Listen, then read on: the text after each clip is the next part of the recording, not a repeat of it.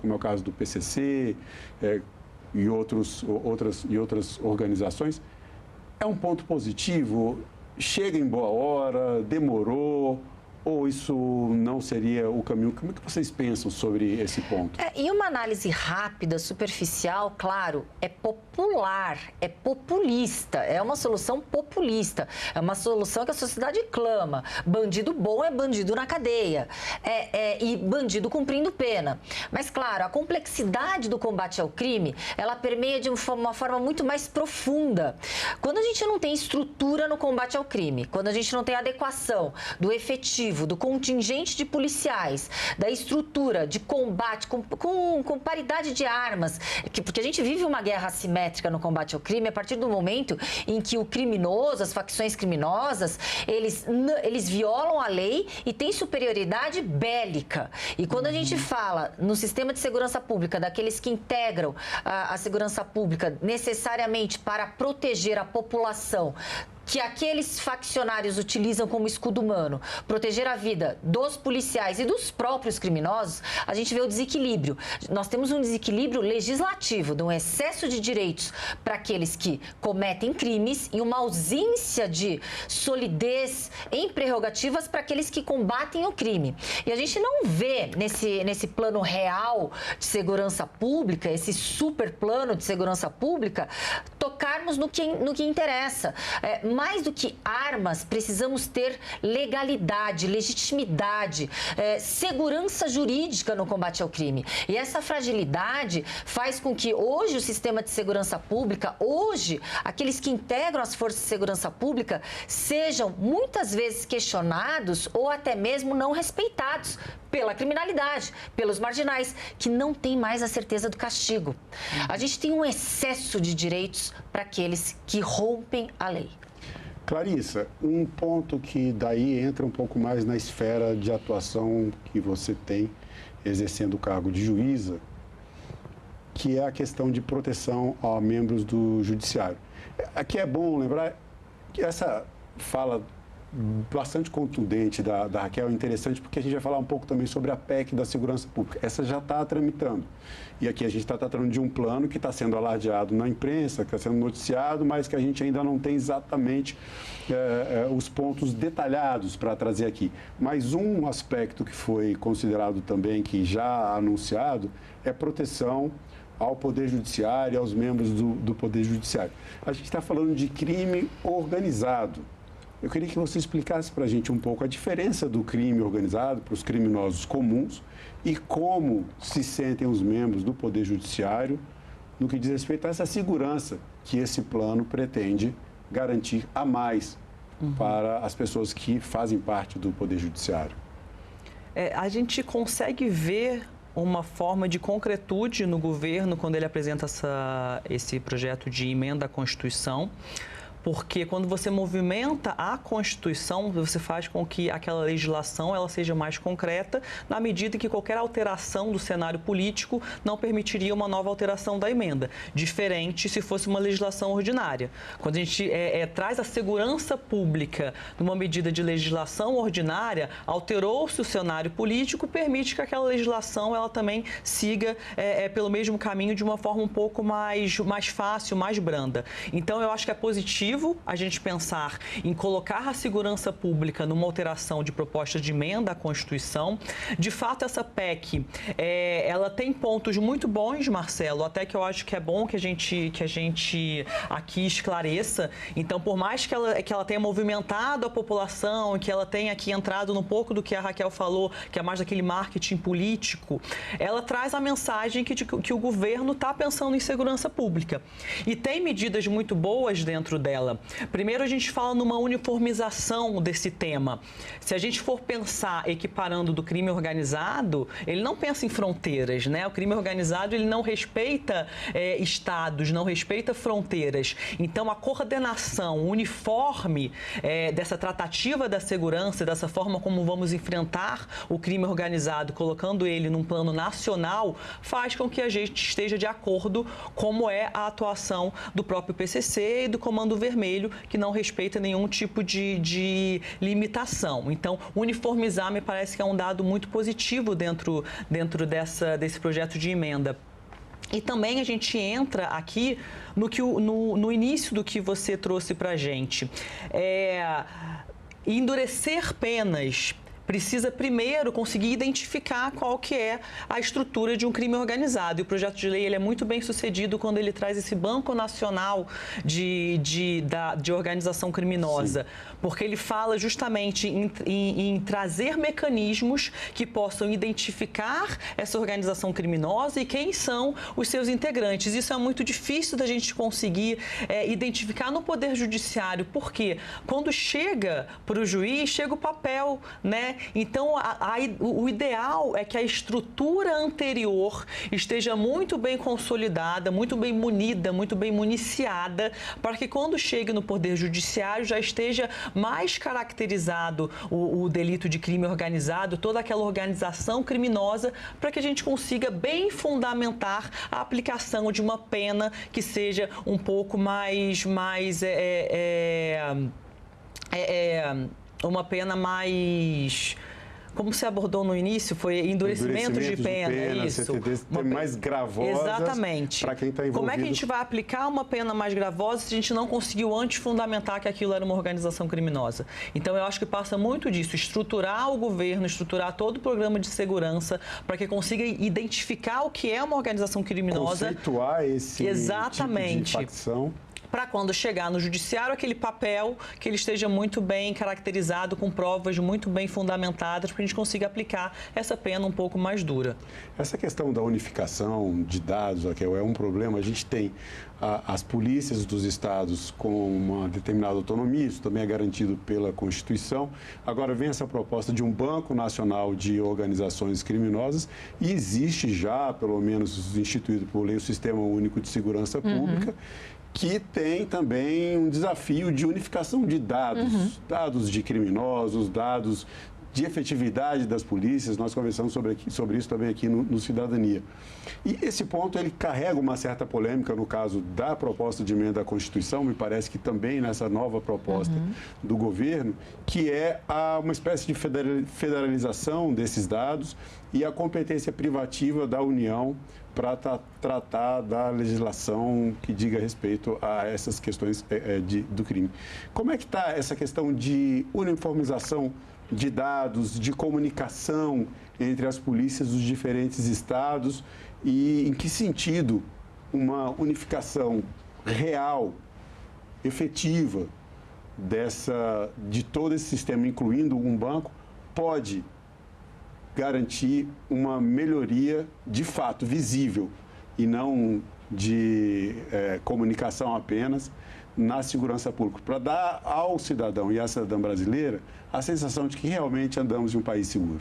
Eu vou repetir aqui o que foi falado pela doutora Clarissa, que temos a legislação e a legislação não é cumprida pelo próprio Ministério da Segurança, da Justiça e Segurança Pública, a partir do momento em que temos a lei 12.850 do crime organizado, a lei do SUSP desde 2018, a 11.343 de 2006, que é a lei de combate ao tráfico de drogas, a lei de antidrogas. Então, temos uma legislação robusta com diretrizes no que deve ser feito em relação pelo governo federal, pelo Ministério da Justiça e Segurança Pública, em relação à uniformização no combate ao crime.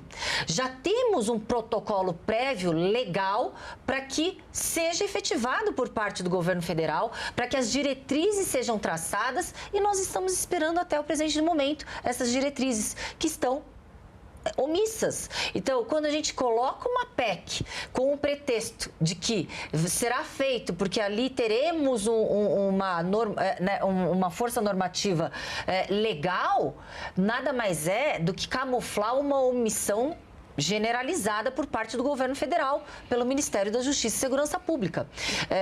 O que a gente não pode deixar é que a autonomia federativa dos estados seja violada. Aliás, sob pena de ser inconstitucional qualquer proposta nesse sentido. É necessário, sim, que o governo federal trace diretrizes e metas óbvio, mas esvaziar a competência das polícias estaduais, não só a polícia militar, como a polícia judiciária, as polícias civis, não é, no meu sentir, o fortalecimento no combate ao crime. A gente sabe o quanto já está sobrecarregada a Polícia Federal, o quanto a Polícia Federal demonstra, através de alguns dados, a ineficiência na contratação do seu efetivo, a ineficiência também por parte de aporte financeiro, de estruturação no combate ao crime, e você sobrecarregar uma instituição já deficitária, não só do seu contingente policial, mas também na sua estrutura de combate ao crime, será que é mesmo fortalecer o combate ao crime ou é esvaziar de forma legal a competência das polícias estaduais, que somam mais do que 80% do combate ao crime organizado, sobrecarregando uma instituição? Porque quando você já sobrecarrega uma instituição já assoberbada, você torna essa instituição ineficiente. Então, a gente já não se respeita as particularidades regionais do combate ao crime em cada estado. Então, eu vejo uma colcha de retalhos completamente atrapalhada, algo que não foi conversado com quem deveria ser chamado, num primeiro momento, à mesa, que é aquele que combate o crime. É aquele que é o escudo permanente entre o crime e a sociedade. No caso, as entidades que representam os policiais, aqueles que são a voz dos policiais, sem serem nomeados de forma política, aqueles que legitimamente representam o combate ao crime. Então, a gente não pode tratar um problema muito sério e complexo dessa forma. Bom, é interessante você trazer isso, porque aqui no Cidadania nós temos justamente esse propósito de trazer esses projetos de lei ou proposta de emenda à Constituição e outros assuntos que sejam de interesse da sociedade brasileira, trazendo as pessoas que fazem parte das questões que estão sendo colocadas. Então, se nós temos um projeto de lei, uma proposta de emenda à Constituição que trata da segurança pública, o Cidadania traz para você, cidadã, para você, cidadão, as pessoas que fazem parte da segurança pública. É claro que aqui na TV Senado nós temos o espaço de fala dos nossos parlamentares, que afinal de contas eles estão aqui para escrever essas leis, discutirem essas leis e tornarem elas políticas públicas, mas nada mais justo do que trazer a sociedade para criar justamente esse ponto de comunicação do Poder Legislativo com a sociedade. Agora, mantendo o assunto de segurança pública, saindo um pouco especificamente do plano real da segurança pública e da proposta de emenda à Constituição 18 de 2025, que é a PEC da segurança pública, vamos falar de um assunto que vocês têm lugar de fala, tanto por participarem desse sistema judiciário, quanto pela própria história de vida e biografia de vocês, que é a questão da violência contra a mulher. Nós estamos gravando essa entrevista no dia 26 de agosto de 2025, agosto que aqui para a gente, nacionalmente, é o Agosto Lilás, justamente para conscientizar a nossa sociedade de um problema gravíssimo que vivemos de violência contra a mulher. E o dia 26 de agosto também é o Dia Internacional da Igualdade Feminina, em alusão à emenda constitucional que, em 1920, garantiu nos Estados Unidos o direito ao voto feminino. Dentro desse contexto de propostas para melhorar a questão da segurança pública, o que vocês veem que há de positivo para melhorar a segurança das mulheres na nossa sociedade e, para além disso, o que precisamos fazer para garantir que vocês, e principalmente as meninas, as crianças, meninas, cresçam em um país, de fato, seguro para as mulheres? Clarissa.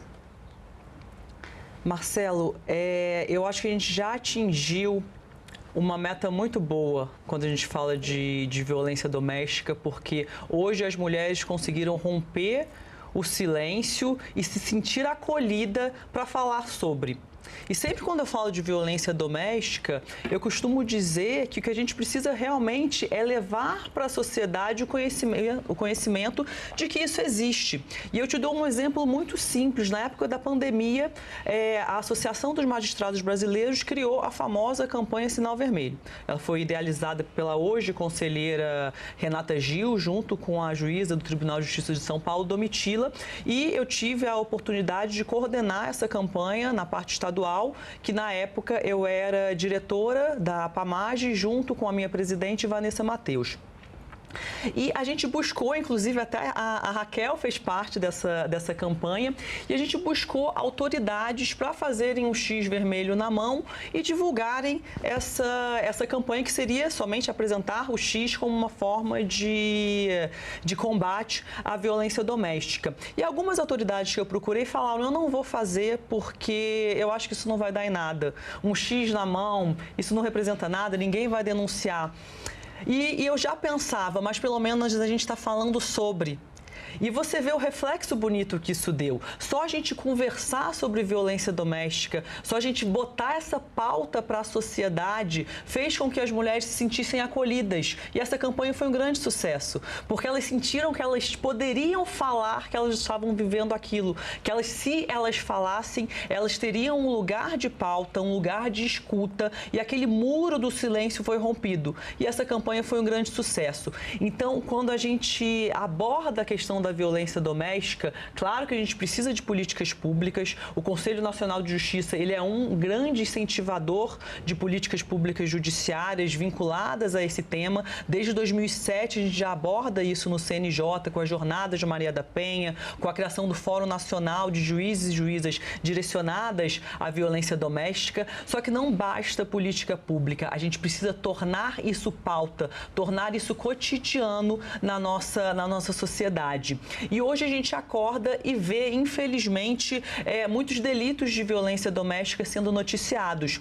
Mas não é porque cresceu o número, mas sim porque hoje a gente vê que isso é uma realidade combatida pelo nosso sistema, que as mulheres vão até o Poder Judiciário, vão até as delegacias e elas se sentem à vontade para falar. Essa é uma mudança cultural importante. Né? Exatamente. Dar voz. Mudar a consciência, mudar a cultura. Para que esse tipo de violência... Acolher, Marcelo, é isso que a gente precisa. E acolher para que esse tipo de violência cesse definitivamente no nosso país. Então, uma pergunta pinga-fogo, essa vai para vocês duas. Eu falei que segurança pública é assunto de cidadania. Raquel, você primeiro, o que é cidadania? Cidadania é uma segurança pública solidificada em que a população realmente se sinta protegida. Clarissa, para você, o que é cidadania? Cidadania é inclusão, é permitir que a sociedade participe de tudo o que acontece no cenário político, no cenário social, que esteja incluída, que esteja firmemente combatente e que possa participar. Bom, eu agradeço mais uma vez Raquel Galinatti, diretora da Associação de Delegados de Polícia do Brasil, e Clarissa Tauch, juíza auxiliar da Corregedoria Nacional de Justiça. Muito obrigado pela participação de vocês no nosso programa. Eu que agradeço. Muito obrigada, eu que agradeço. E eu agradeço também a você que acompanha a programação da TV Senado. Assine o canal da TV Senado no YouTube, ative as notificações e acompanhe toda a produção do Poder Legislativo diretamente da fonte. Na TV Senado, democracia é todo dia.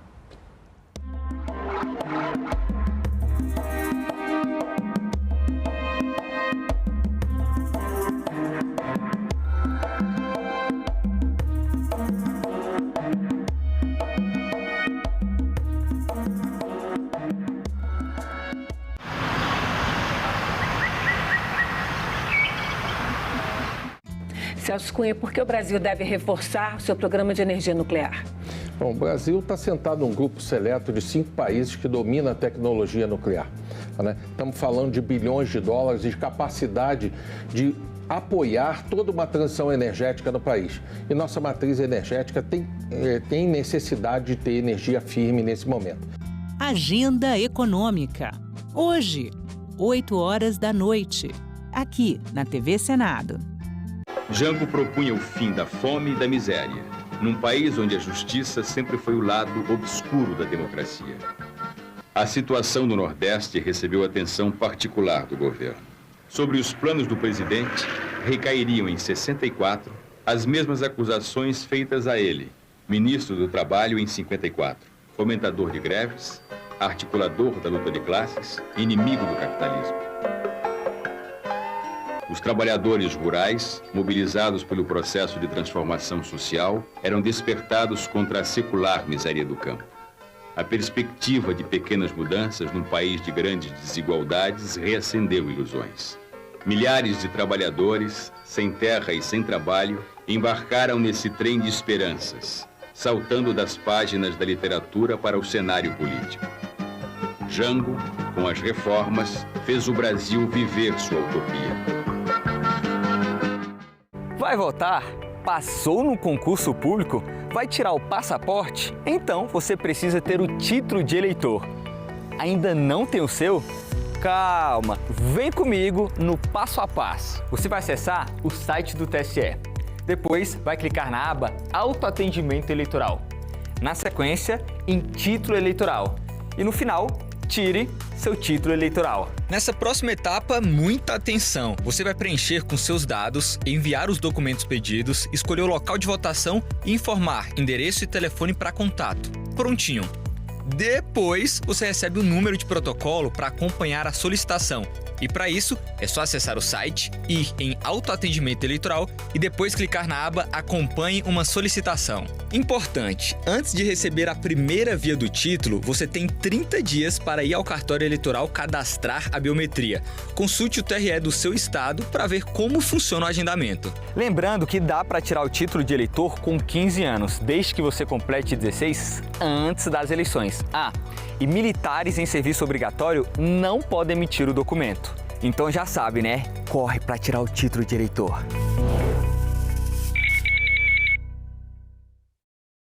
Eu acho que esse xadrez aí geopolítico é que nós precisamos estar muito atentos. A The Economist considerou a soja como uma grande vencedora nessa crise comercial por ter conseguido redirecionar a produção para a China.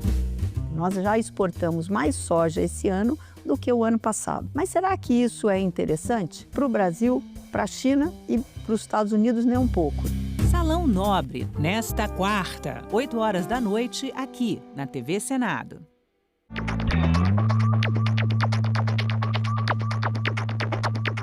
Eu sou Luísa, eu nasci em 1985. Eu já sabia desde muito nova o que eu queria fazer. Eu era uma péssima aluna e, curiosamente, na vida adulta eu virei uma professora. Talvez por ter sido essa aluna com muita dificuldade, eu tenha desenvolvido uma empatia. Sou professora de artes visuais, me especializei em arte e ditadura, por isso que o tema de democracia é muito caro para mim, é muito importante. A democracia sempre foi um valor, um farol que me guiou. Então eu acho que um sistema democrático saudável, fortalecido, ele deve assegurar os mesmos direitos para todos, independente da sua raça, da sua condição de gênero, sexual, da região, das formas de vida, de como vive. Eu sou Luísa e eu nasci com a democracia.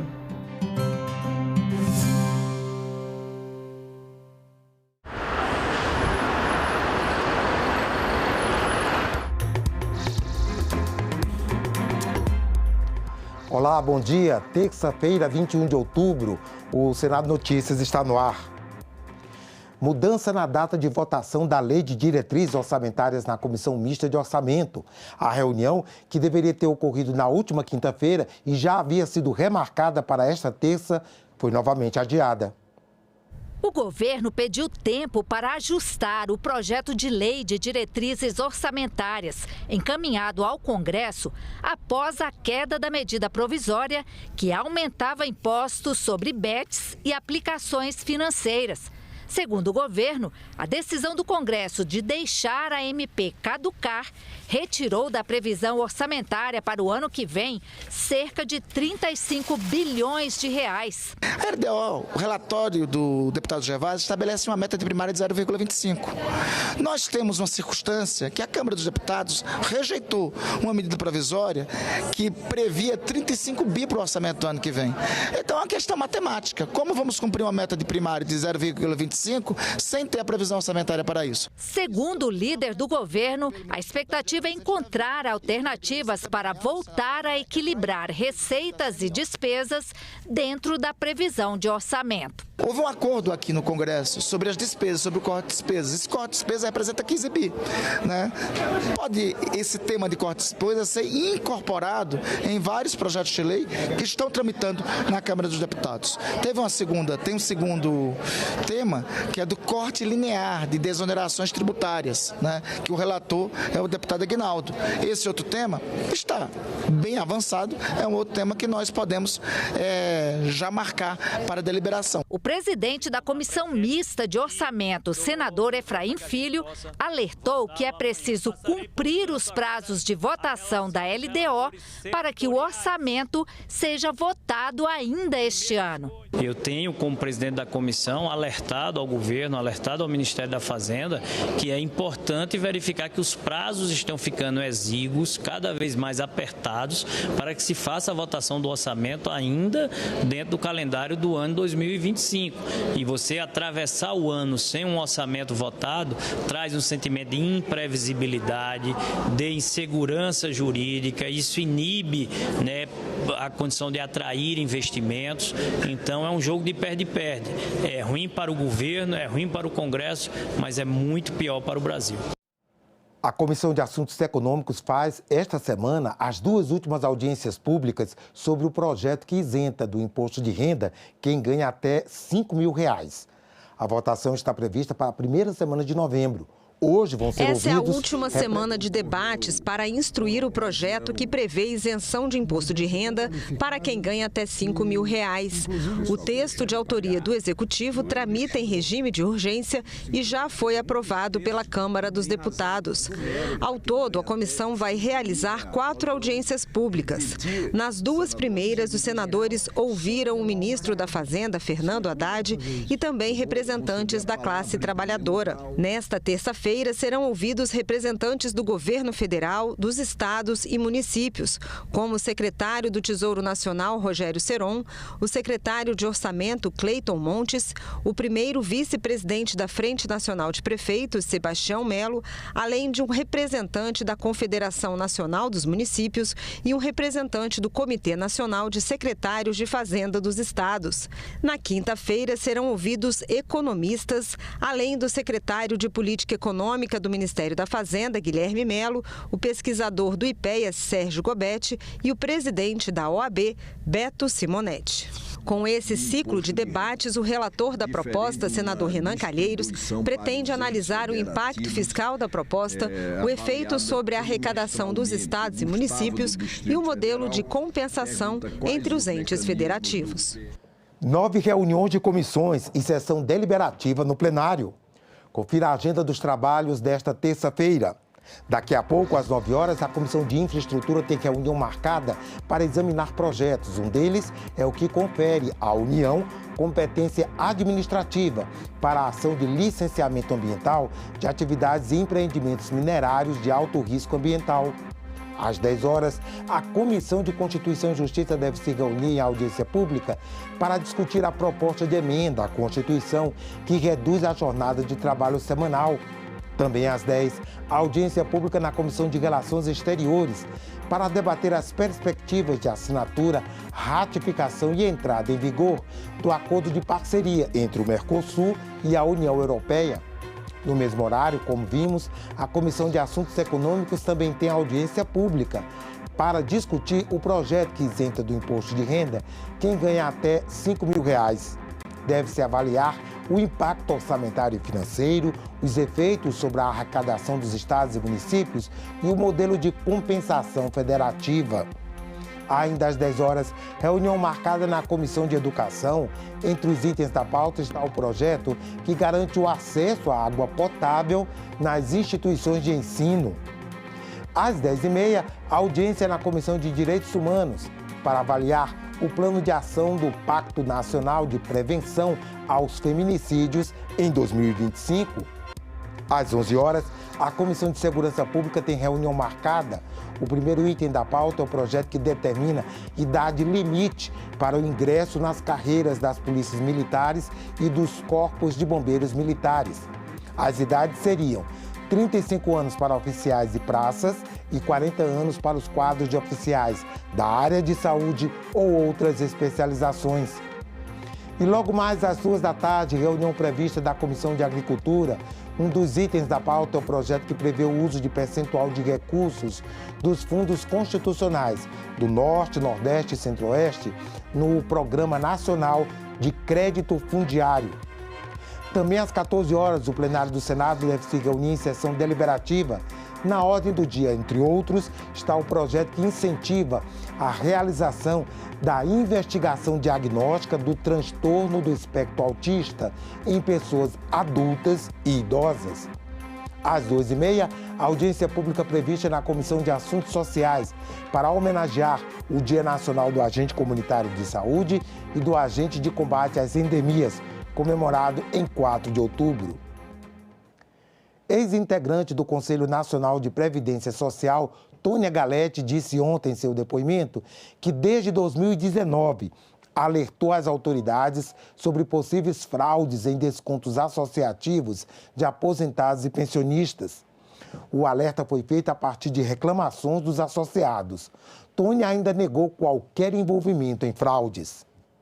A ex-integrante do Conselho Nacional de Previdência Social e assessora jurídica do Sindicato Nacional dos Aposentados, Pensionistas e Idosos, Tônia Andréa Galete, abriu mão da sua fala inicial e foi direto para os questionamentos do relator, deputado Alfredo Gaspar. Tônia diz que desde 2019 alertou autoridades sobre possíveis irregularidades em descontos na folha de pagamento de aposentados e explicou o porquê começou a fazer essas denúncias. Em todos os lugares que eu estive, em todas as oportunidades, podia ser qualquer lugar. Em reunião com o diretor de benefícios, em reunião com o presidente do INSS, em reunião com o Ministério do Trabalho, com o Ministério da Previdência, onde eu tinha oportunidade, eu dizia, olha, como dizia Tancredo Neves, tem jabuti na árvore. Mas eu queria saber exatamente que jabuti era esse que a senhora estava alertando. Então, tudo começou com os sócios reclamando. Não do sindicato, sócios reclamando que estavam sendo abordados por outras entidades. Alguns dizendo, por exemplo, iam lá usar a farmácia, o desconto. Chegava lá, não era mais sócio. Eu falei, como não sou mais sócio? Eu não deixei de ser sócio do Sindinap. Ao ser questionada sobre valores recebidos pela sua família na prestação de serviços advocatícios e na área de tecnologia da informação, Tônia explicou que tem uma vida compatível com seu imposto de renda e negou envolvimento em fraudes. Existe trabalho. O advogado, ele trabalha e recebe. 17 mil processos não são meia dúzia. Eu não cometi fraude, meu pai não cometeu fraude, nenhuma dessas pessoas que o senhor está citando. Porque a gente trabalhou e eu tenho provas robustas. Eu imprimi, Excelência, as 85 mil procurações e trazer para os senhores aqui. Porque vocês estão há meses falando de mim como se eu não trabalhasse. A gente pode falar, isso é uma certa imoralidade, não deveria estar toda a família lá, mas isso não se trata de crime, porque tem trabalho. Quando eu fiz a denúncia no CNPS, em 2023, e já vinha desde 2019 falando isso, para todas as autoridades onde eu tinha oportunidade, eu ia lá e falava. A minha fala seguinte, além do problema, era o seguinte: todas as entidades que são honestas vão ser colocadas no mesmo balaio desses picaretas. E é isso que está acontecendo. E eu volto a dizer aqui, vocês estão aqui me apertando, é que eu sou cascuda, né? Eu dou conta do recado. Mas vocês estão matando o mensageiro. Vocês tiram do cidadão a coragem de denunciar a corrupção. Tônia negou ser amiga pessoal do ex-ministro Carlos Lupe e contestou números apresentados pela Controladoria Geral da União sobre autorização dos associados para descontos. Que de 262 mil contestações, 46 mil associados do Sindinap não reconheceram na auditoria da CGU, não reconheceram a autorização da assinatura. Vamos para a prática. A prática é que no final o Sindinap, arrecadando quase 600 milhões de reais, tem no mínimo 92% de constatação da CGU em uma auditoria e 77% em outra auditoria que não firmaram, não reconheceram a autorização. Qual é a explicação lógica para isso? Eu vou respirar fundo para não ser mal criada com a CGU, né? Respira. Não é verdadeiro, é simples dizer. Também ontem foi ouvido Felipe Macedo Gomes, dirigente da Amar Brasil Clube de Benefícios. Ele preferiu ficar em silêncio na maior parte do depoimento. Disse apenas que era empresário. Amparado por um habeas corpus do Supremo Tribunal Federal, Felipe Macedo Gomes não respondeu às perguntas da CPMI.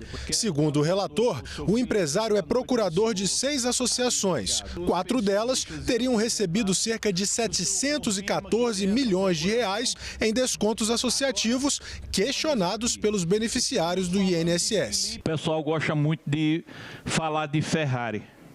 Aí o seu Felipe Macedo Gomes, que está aqui, chefe de 4 das associações que roubaram dinheiro de milhões de aposentados, arrecadando 714 milhões. Tem lá no quadro de carros dele, e eu acho isso de extremo bom gosto, uma Ferrari e 4 Porsches. Coisa de gente rica. A Polícia Federal apreendeu. O relator perguntou se a doação feita por Felipe à campanha do ex-ministro da Previdência, Onyx Lorenzoni, seria uma espécie de propina. O senhor colocou porque quis, o senhor colocou porque pagou propina, ou o senhor colocou porque alguém lhe pediu?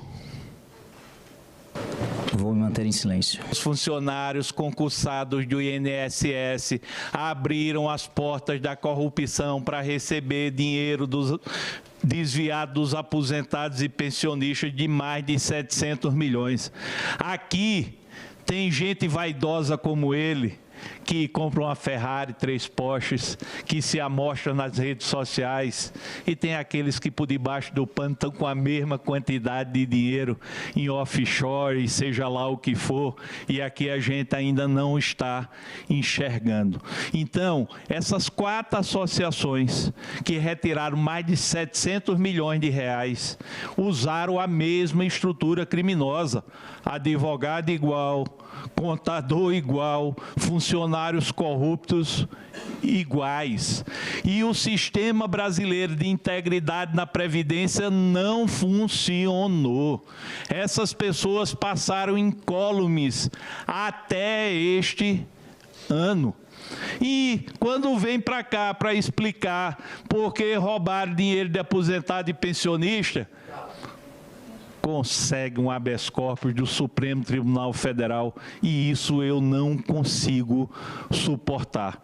Eu tenho repúdio absoluto de um jovem com 35 anos de idade se juntar com mais 3 e meterem a mão com força no dinheiro do povo brasileiro sofrido. Retirarem quase 700 milhões e passar esse tempo todo impune. Chegar aqui e se manter silente enquanto milhares de brasileiros estão presos nos presídios porque roubaram um celular. Olha, esse Brasil não é justo. E não é justo, o povo brasileiro está vendo isso de forma repetitiva. Ninguém aguenta mais impunidade. Se tem alguém que deveria estar preso e na cadeia, se chama Felipe Macedo Gomes. O IBAMA autorizou nesta segunda-feira a pesquisa exploratória de petróleo na margem equatorial, no litoral norte e parte do Nordeste. O presidente do Senado, Davi Alcolumbre, disse que o fato é uma conquista e que o país tem condições de explorar riquezas naturais de forma responsável, com segurança e transparência. Hoje é um dia sonhado pelos amapaenses e pelo Brasil, por que não dizer pelos brasileiros, há mais de uma década. Nós sonhávamos com a possibilidade de pesquisarmos e explorarmos essa riqueza e que, de fato, hoje tivemos a felicidade, num dia histórico, ficará registrado na história do Amapá e do Brasil, a possibilidade de uma luta incansável de vários atores para que este processo se consolidasse no dia de hoje, com a liberação da licença pelo IBAMA, pelo órgão ambiental do Estado brasileiro, para que a Petrobras, uma empresa brasileira, possa pesquisar a riqueza do petróleo na costa do Amapá. É um dia de celebração, é um dia de felicidade, é um dia de felicidade pessoal e, por que não dizer, institucional, de uma luta que nós travamos há muito tempo e que nós acreditávamos que era possível que um dia acontecesse. Pois bem, para a felicidade do Brasil e dos amapaenses, esse dia chegou. Parabéns a todos que lutaram incansavelmente para que esse dia acontecesse. E ele aconteceu. Uso de novas tecnologias na saúde. Quais desafios e que ações são necessárias para o setor?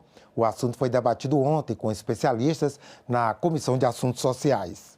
Os sistemas de saúde modernos enfrentam diversos desafios, entre eles, transformar o conhecimento científico em soluções tecnológicas que melhorem a saúde da população e garantam a sustentabilidade do setor. A Comissão de Assuntos Sociais realizou uma audiência pública para debater o assunto no âmbito do Complexo Econômico Industrial da Saúde, que é o conjunto de empresas e instituições que produzem tudo que a saúde precisa para funcionar. Infelizmente, o Brasil a gente depara ainda com uma elevada dependência externa, né, para acesso a produtos essenciais de saúde. Essa é uma realidade, né?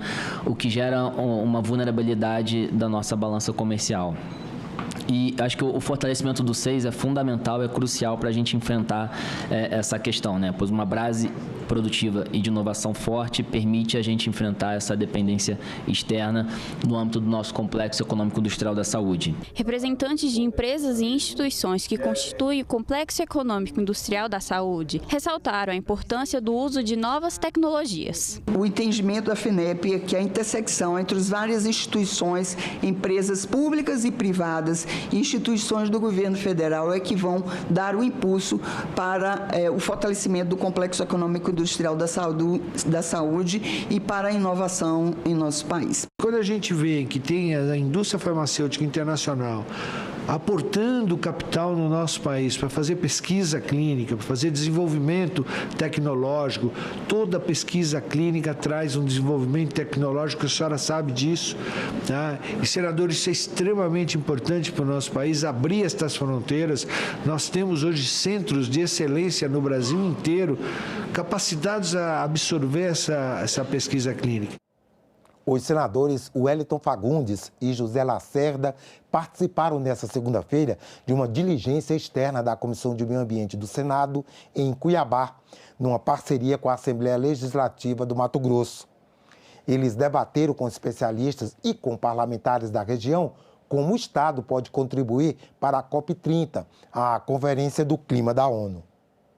A COP30, Conferência da ONU sobre Mudanças Climáticas, que vai acontecer em Belém do Pará no mês de novembro, vai receber a Carta de Mato Grosso, com propostas concretas para o debate global. A formulação desse documento foi debatida com especialistas nesta segunda-feira em Cuiabá, numa audiência da Comissão de Meio Ambiente do Senado, em conjunto com a comissão do mesmo tema na Assembleia Legislativa de Mato Grosso. Às vésperas da COP30, que será realizado em Belém, o tema de Mato Grosso é claro: produzir, preservar e prosperar. Mato Grosso, e por isso o nosso Estado vai levar à conferência uma Carta de Mato Grosso, fruto da audiência pública conjunta entre o Senado e a Assembleia Legislativa, com propostas concretas. Primeiro, um novo pacto pelo uso eficiente da terra.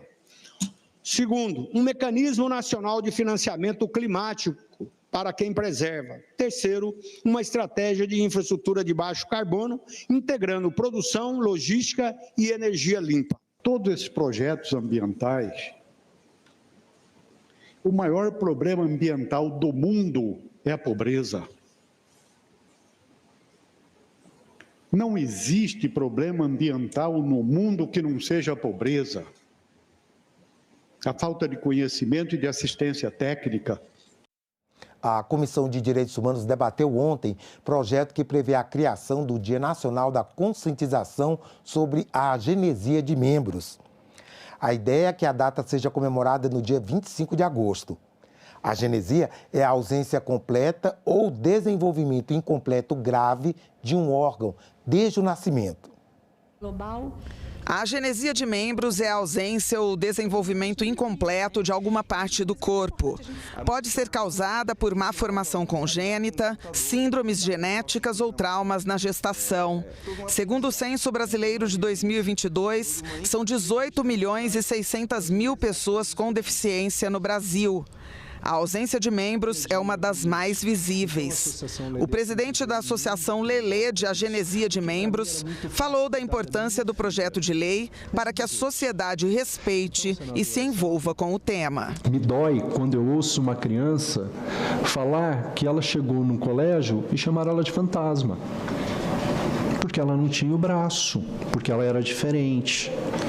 Me dói não ter políticas públicas disso, de orientação, de instrução, de inclusão, de empatia no ser humano.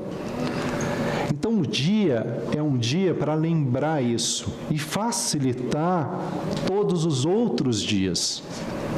Esse é o ponto principal. Não é um dia só, são todos os dias. A Associação Lelê funciona no Distrito Federal e atende em parceria com a UNB. O projeto hoje fabrica próteses para pessoas com agenesia gratuitamente. Isso é possível porque eles desenvolveram técnicas de produção a baixíssimo custo. Cada uma sai entre 50 e 100 reais. Quando uma criança tem um movimento de punho ou de cotovelo, essa alavanca permite que ela abre e feche a mão. Então, a gente usa, inclusive, materiais de fácil aquisição. Linhas de pesca, materiais que são comprados em armarinhos. Então, isso é muito fácil de ser replicado. Mas o resultado final é muito bom. Ele é um resultado adequado para o dia a dia e para o uso. O professor explicou ainda os benefícios do projeto para as pessoas com deficiência. Com esse custo reduzido, a criança também pode crescer com a prótese. Porque as mais convencionais, eu coloco dessa forma, as que são produzidas hoje são extremamente caras, como já foi citado. De custar dezenas de milhares de reais a centenas de milhares de reais, dependendo do modelo. Só que aqui a gente faz isso a um custo extremamente reduzido e funcional. Então a gente pode replicar isso, a gente pode, a cada fase da criança, modificar, crescer com ela. E vocês recebem emendas parlamentares? Senadora, sim, seria um privilégio poder continuar o trabalho por meio desse tipo de ajuda, né, de auxílio. Gente, esse com 100 reais, ele faz tanta coisa. Imagina esse homem com 1 milhão, 2 milhões de emenda parlamentar para desenvolver próteses nos estados. Eu acho que está na hora de a gente rever no Brasil os investimentos públicos, doutor. Uma sessão especial no plenário do Senado homenageou, nesta segunda-feira, os 100 anos da Academia de Ciências Farmacêuticas do Brasil. A cerimônia destacou o papel da instituição na formação de profissionais, no incentivo à pesquisa e na promoção da saúde pública no país. Fundada em 1924 no Rio de Janeiro, a academia reúne 120 membros titulares, entre farmacêuticos, médicos, dentistas e pesquisadores de diversas áreas. É uma das principais sociedades científicas mais antigas do país, com contribuições reconhecidas internacionalmente. Há momentos em que o tempo se curva diante da história e a sessão especial de hoje é um deles. Reunimos-nos para celebrar 100 anos da Academia de Ciências Farmacêuticas do Brasil. A CFB é uma instituição que, ao longo de um século, tem sido guardiã do conhecimento, formadora de profissionais de excelência e defensora incansável da saúde pública e do valor da ciência. Os presidentes eméritos da academia relataram os eventos históricos da instituição, destacando os desafios enfrentados e as etapas de reorganização ao longo dos anos que permitiram a continuidade de suas atividades científicas. Eu passei por um período difícil de recomposição da academia após várias crises econômicas. E hoje ela está jubilante, forte e ativa. Os senhores nos oferecem uma dádiva, comemorar os 100 anos da instituição de nossa academia, neste plenário do Senado. É uma honra para nós todos estarmos aqui. É com imensa satisfação e um sentimento de profundo orgulho que apresento hoje como presidente emérito dessa academia para saudar a todos os presentes. Em nome de todos os acadêmicos, gostaria de expressar mais uma vez nossa sincera gratidão ao excelentíssimo senhor senador Eduardo Gomes pela especial deferência em nos honrar com essa sessão tão especial que marca de forma solene o encerramento das festividades comemorativas do primeiro centenário da CFB. Ogari Pacheco, médico, recebeu recentemente o título de membro honorário da academia, em reconhecimento às suas pesquisas nas áreas da saúde mental e dependência química. Eu sou extremamente feliz porque, mesmo sendo médico, desde cedo envolvido com a indústria farmacêutica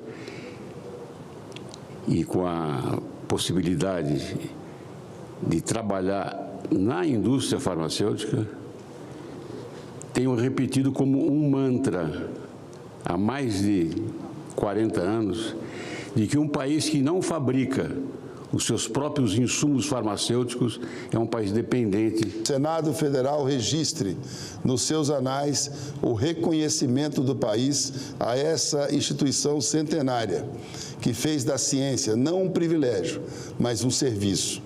E que os próximos 100 anos sejam de ainda mais luz, rigor e compromisso com o Brasil. Viva a Academia de Ciências Farmacêuticas do Brasil. Viva a ciência brasileira. Muito obrigado. Ficamos por aqui. Você pode rever as reportagens desta edição na nossa página na internet, senado.leg.br/TV. Obrigado pela companhia. Continue sintonizado aqui na TV Senado.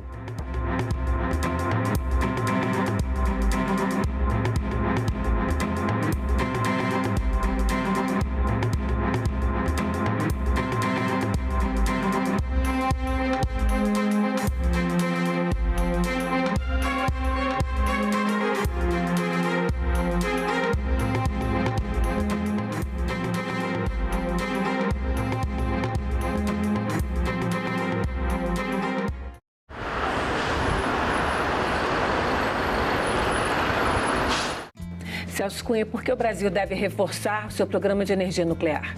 Bom, o Brasil está sentado num grupo seleto de 5 países que dominam a tecnologia nuclear.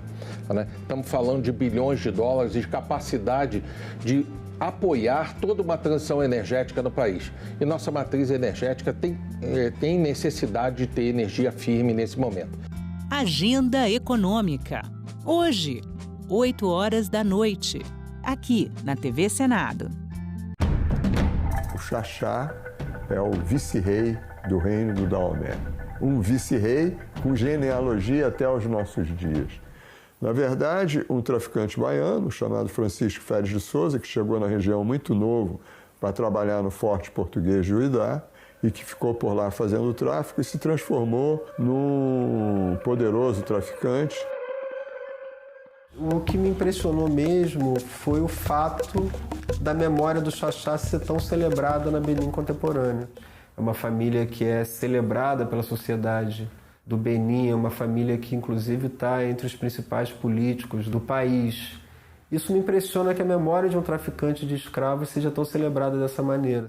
E uma coisa muito interessante é que num quarto anexo à casa onde a família vive, tem um túmulo do Xaxá, com uma bandeira do Brasil.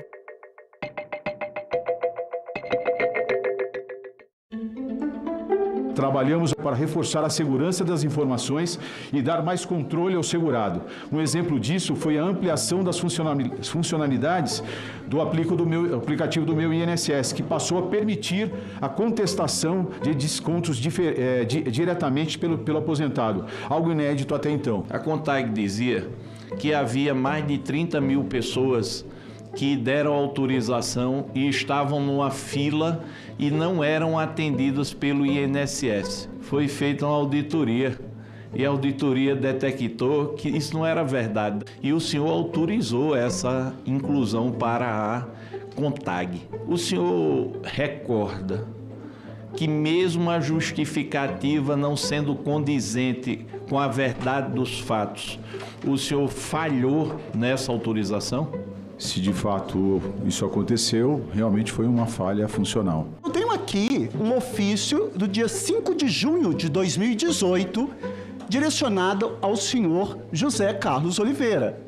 Procedimento preparatório em epígrafe foi instaurado nesta Procuradoria da República a partir de representação efetuada por cidadão narrando a ocorrência de descontos irregulares em seu benefício previdenciário sem consentimento.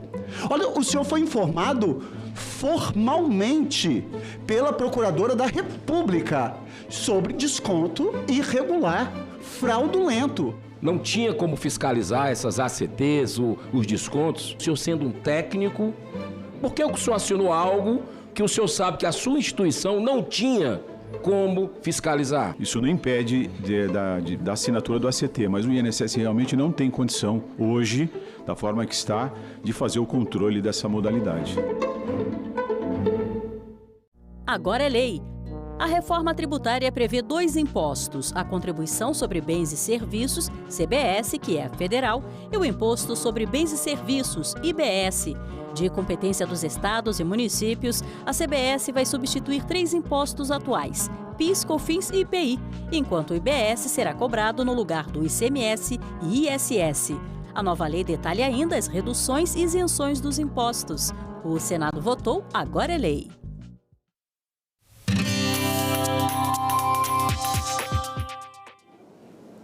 Olá, eu sou a Carla Benevides e está começando mais um programa Argumento. O Senado concedeu pela primeira vez a comanda a governadores pela alfabetização de crianças na idade certa. Essa comenda tem o objetivo de valorizar os estados que mais avançaram na educação infantil.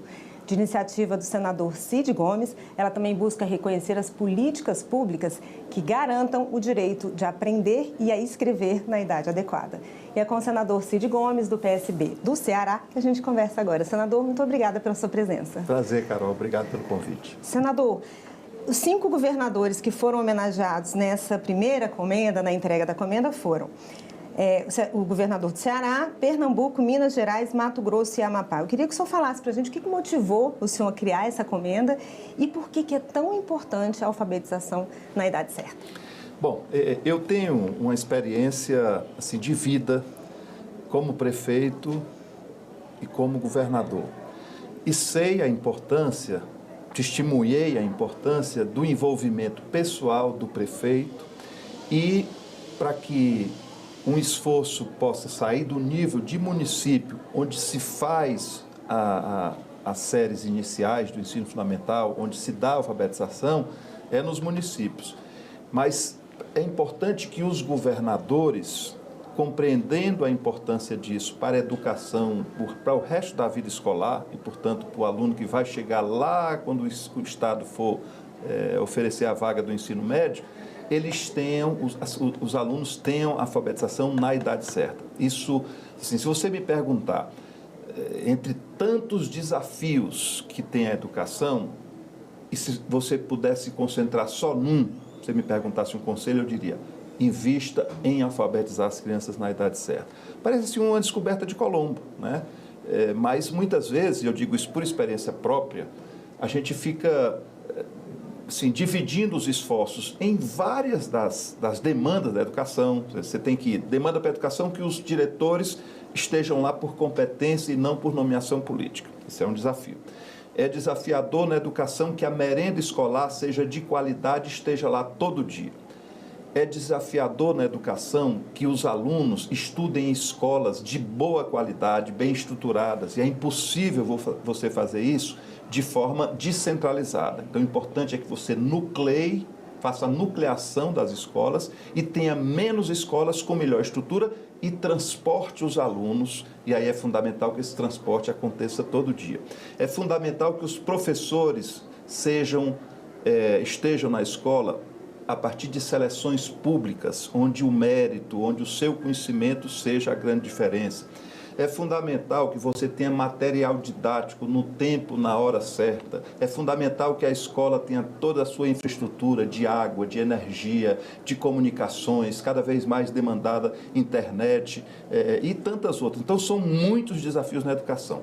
Mas se você me perguntar, se só pudesse fazer uma coisa, o que você faria? Eu carregaria todas as minhas energias no esforço de alfabetizar crianças na idade certa, porque com isso eles conseguem, alfabetizados, conseguem superar, até pela leitura em casa, pela leitura no celular, pela leitura no computador, superar até deficiências que a escola, ao longo do resto da sua vida, não possa dar para ele. Ele vai ter meios de aprender para além da escola, né? E, além do que, quando você faz isso, você envolve a comunidade escolar. E, portanto, para mim é fundamental. Fizemos isso em Sobral.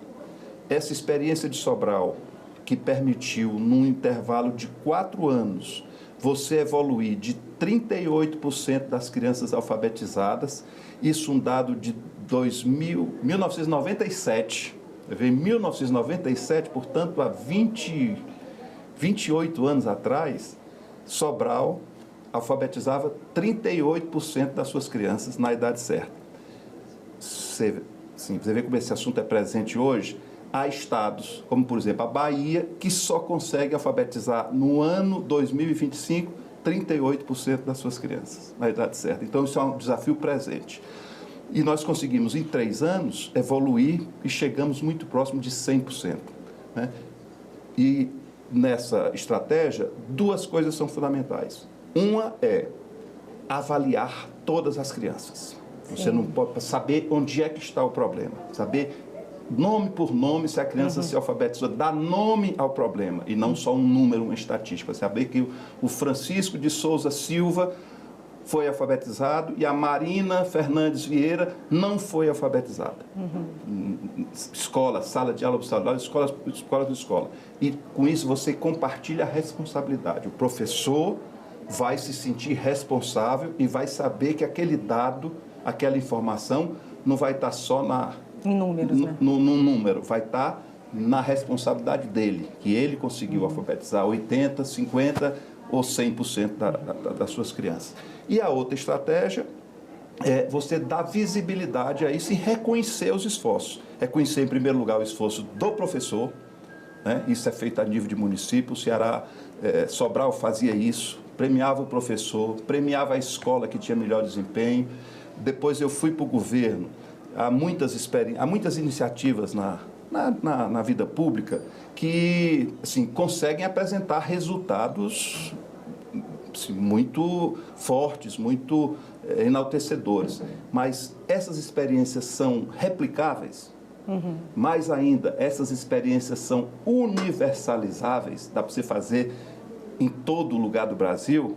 Essa é uma pergunta que, para mim, é fundamental. Porque muitas vezes você fica perdendo energia numa iniciativa que não consegue ser replicada, que não consegue se fazer universal, dado que você tem limites de orçamento e uma série de limitações em outras áreas. Então, essa experiência de Sobral, de alfabetizar na idade certa, índices que se aproximam de 100%, ela foi levada para o Estado através de um pacto que a gente chamou lá de PAIC, Pacto de Alfabetização de Crianças na Idade Certa. Todos os municípios aderiram e o Ceará é hoje, fruto desse esforço e persistência, perseverança, sequência das políticas públicas, o Estado brasileiro que tem o maior percentual de alfabetização. Então, 85% das crianças que são alfabetizadas, paralelo a um momento que há só 38 estados, até mais ricos, que só conseguem alfabetizar 38% das crianças. O Ceará sempre foi destaque na educação, né, senador? A partir dessas iniciativas, porque alfabetizar, é como eu lhe disse, é dar à criança a ferramenta para o resto da sua vida. Né? Muitas vezes você, repito, fica perdendo tempo com uma série de coisas e não consegue alfabetizar, e esse dado é dramático. Repito, há estados no Brasil que não conseguem alfabetizar mais de 60% das crianças. E o que é que está se fazendo na sala de aula que não se consegue alfabetizar? Que a ferramenta básica, como para um pedreiro é a colher, né, como para um eletricista é o alicate, a ferramenta básica para um aluno é a escrita, a leitura e a escrita. Se você não tem isso, você não vai para canto nenhum. Senador... Então, reconhecer... Então, os estados, hoje, muitos aderiram a essa... Hoje, esse modelo está presente em 22 estados brasileiros. O modelo lá, originalmente de Sobral, que depois o Ceará expandiu para o estado todo, está presente em 22 estados brasileiros. E há reconhecimento às escolas, há reconhecimento a professores, há reconhecimento a prefeitos e faltava essa lacuna. Eu repito, o governador não está sob a responsabilidade do governo do estado as séries iniciais do fundamental. Como regra, isso é competência dos municípios. O estado tem ensino médio e, em alguns casos, as séries finais do ensino fundamental. Mas o estado, o governador, a figura do governador, a liderança do governador, atuar no sentido de motivar os prefeitos, de mostrar os meios, né, de apoiar com material didático. Então, a gente procurou fazer uma comissão técnica que se ativesse ao mérito, a um critério claro, definido, claramente definido, antecipadamente definido, que é composta por técnicos do Senado Federal, da Unesco, da Fundação, do Ministério da Educação, da Fundação Roberto Marinho, da Fundação Bem Comum, da Fundação Lema, da Fundação Natura. São 7 instituições respeitadas que fizeram essa avaliação. Então, é óbvio que vale percentual de crianças alfabetizadas. Aí o Ceará se destaca. Primo inter pares, né, como diria meu pai, 85%, o segundo lugar tem 72%. São 13 pontos percentuais a mais que o Ceará consegue na média. Há muitos municípios no Ceará já com 100% de alfabetização, que é óbvio, é o nosso desejo. Mas outros municípios que não têm outros estados e outros governadores que não têm percentuais tão altos, conseguiram, no intervalo em que alguns estão há 2 anos e meio apenas, conseguiram elevar significativamente. Então, o percentual de crescimento foi levado em conta. Uma outra questão que foi levada em conta como critério para a definição desses 5 estados, desses 5 governadores, foi você fazer de forma nivelada, não ter uma diferença entre o estudante branco e o estudante preto, você ter equidade, né? A palavra ficou muito comum e é necessário isso mesmo. E a outra questão é o nível de envolvimento na formação de professores, o engajamento dos estados na formação de professores. O senhor acha que isso vai gerar uma expectativa positiva nos outros governadores, para no futuro eles quererem estarem aqui para competir aí por essa comenda? Essa é uma concorrência saudável, né? Uma concorrência saudável, uma emulação, uma motivação para que os governadores possam se empenhar mais. E, repito, isso depende fundamentalmente do envolvimento pessoal. Não adianta tentar terceirizar, mesmo colocar o secretário ou a secretária de Educação para fazer esse esforço de compartilhamento com os municípios. É importante a presença física, a liderança do governador. Esse é um trabalho que tem que ser feito de forma assim, muito compartilhada, porque envolve desde o mais modesto servidor de uma escola, né, passando por professores, passando por supervisores, passando por diretores escolares, passando por chefes de regionais de educação, passando pelo secretário de Educação, passando por prefeitos. É um trabalho que demanda muito compartilhamento. E só vai dar certo se tiver um envolvimento de cada um dos atores. Para isso é fundamental a liderança, né? E o papel do líder, o papel do governador, da governadora, faz diferença. Com certeza, creio que essa comenda será assim, um estímulo para que, como você bem disse, no ano que vem, alguns possam dizer, eu quero estar nesse meio aí, nesse restrito meio dos 5 governadores que tiveram melhor desempenho na alfabetização das crianças na idade certa, que é o objetivo mais importante da educação. Vou ficar sempre batendo nessa tecla. A gente vê todo mundo dizer, na educação você tem que mandar os oftalmologistas para a escola, o médico que fazer o exame de vista, tem que ter lá o exame de saúde, tem que ter a merenda escolar. Bom, a educação mexe com muitas coisas, mas a mais importante é alfabetizar as crianças na idade certa, porque ali tem toda uma ambiência. Você vê que uma criança nessa faixa etária de 5, 6 anos de idade, 7 anos de idade, eu acho que já vai ficando tarde. Para mim, eu me alfabetizei aos 6. né? Os 5 anos eu fiz a idade certa qual é? Escola. Bom, aí entra nas discussões pedagógicas, dos técnicos, etc, etc. Falo em 3 anos de escola. O nosso programa aqui, e o Ministério da Educação, está focando no 2º ano na escola. E nessa idade, ela tem toda uma abertura que torna muito mais fácil o processo. É diferente você querer alfabetizar uma pessoa que já viveu 20 anos, 30 anos, sem a leitura, e você, esses esforços que se faz no Brasil de alfabetização de adultos, acho que a gente deve dar sempre a oportunidade, mas tem que fechar a torneira, não permitir mais que saiam crianças sem estar alfabetizadas com 7 anos de idade. Esse é o foco do projeto. Senador, nosso tempo é curto, queria agradecer a sua presença aqui e já convidá-lo para voltar para a gente falar de temas tão importantes como a educação. Obrigado, Carol, sempre às ordens. E eu agradeço a você também que nos assistiu. Se você quiser rever essa entrevista, é só entrar no nosso site senado.leg.br/tv ou acessar o nosso canal no YouTube. Obrigada pela sua companhia e até o próximo argumento.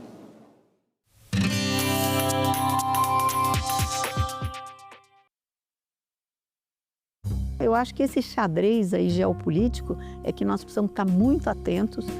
A The Economist considerou a soja como uma grande vencedora nessa crise comercial por ter conseguido redirecionar a produção para a China. Nós já exportamos mais soja esse ano do que o ano passado. Mas será que isso é interessante para o Brasil, para a China e para os Estados Unidos nem um pouco? Salão Nobre, nesta quarta, 20h, aqui na TV Senado. Quando você não tem emprego, você não tem para onde ir, você é obrigada a se manter na violência, que é o que acontece com muita gente.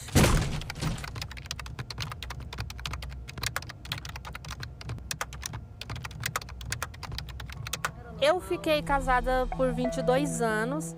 Quando aconteceu de eu denunciar a Maria da Penha, foi quando ele me pegou pelo cabelo, que ele nunca tinha encostado a mão em mim. Assim, tinha tido empurrões, né? Que ele me empurrou uma vez, eu estava grávida da minha filha quando ele me empurrou. Meu ex-marido me acusou de ter um caso com o marido da minha irmã. Qualquer homem que se aproximasse de mim, ou até os amigos que eu, na minha casa, quando ia embora, ele virava e falava: você acha que eu não vi você dando trela para fulano? Que você acaba se afastando dos amigos, da família, você acaba se isolando. A gente se assusta muitas vezes com o feminicídio, mas o feminicídio ele nasce daí. Ele nasce dessas pequenas coisas que vão tomando uma proporção maior. Então, xingamentos, ofensas, essas difamações, não respeitar essa mulher, né, perante terceiros, são um sinal de alerta. Depois que eu passei, que eu fiz o acompanhamento pelos psicólogos e tudo, você acaba entendendo e vendo que se a pessoa não tiver uma ajuda, ela não consegue sair da violência, ela não consegue se libertar. Hoje eu posso falar que a minha vida está maravilhosa, apesar dos altos e baixos, eu tenho paz. O mundo cabe dentro de um museu. É só entrar e deixar a curiosidade te guiar. Pinturas, esculturas, traços e cores que atravessam séculos e que contam histórias. Cada obra é uma janela aberta para outras épocas, outros olhares e outras culturas. A arte não tem tempo, ela vive e está exposta. Museus, onde o passado encontra o presente e inspira o futuro. Visite, descubra, valorize.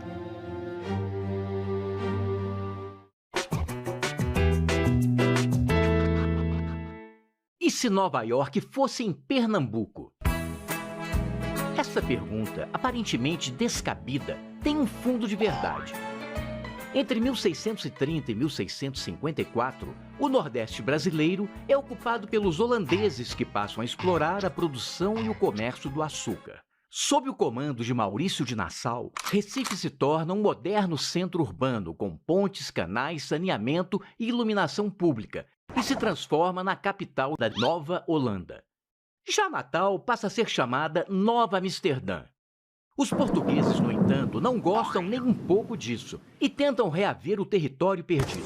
Apoiam, então, a Insurreição Pernambucana, um movimento que acaba expulsando os holandeses do Brasil, marcado pelas famosas Batalhas dos Guararapes. É neste momento que um grupo de moradores de Recife que sofria perseguição religiosa foge num navio e vai parar numa outra colônia holandesa na América do Norte, chamada Nova Amsterdã. Os holandeses não eram, digamos, tão criativos, mas aquela pequena vila se transformaria na cidade mais importante dos Estados Unidos, Nova York. É por isso que se pergunta, se os holandeses não tivessem sido expulsos do Brasil, Recife poderia ser uma cidade como Nova York? Talvez sim, talvez não. É verdade que os portugueses não eram bons negociantes e ainda tiveram que indenizar a Holanda pelas dívidas dos senhores de engenho de Pernambuco. Mas os holandeses também não fizeram um grande negócio e acabaram trocando Nova York pelo Suriname para saldar uma dívida de guerra com a Inglaterra.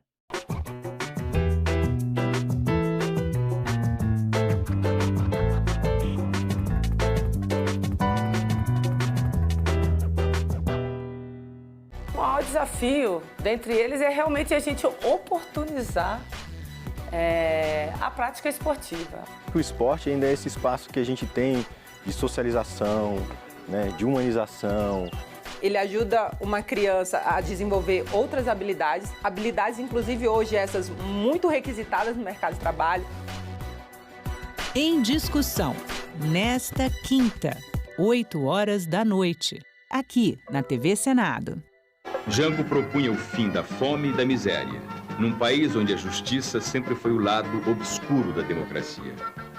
A situação do Nordeste recebeu atenção particular do governo. Sobre os planos do presidente, recairiam em 64 as mesmas acusações feitas a ele, ministro do Trabalho em 54, fomentador de greves, articulador da luta de classes, inimigo do capitalismo.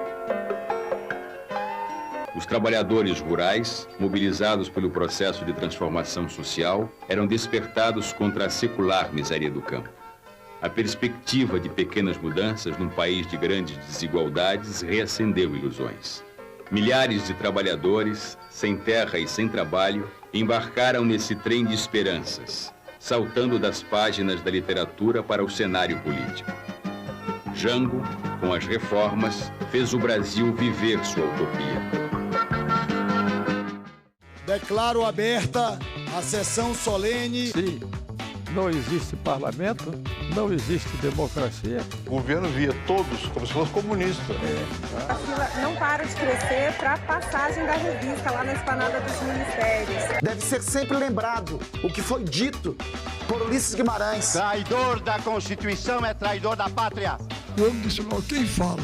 Eu disse Ariano Suassuna.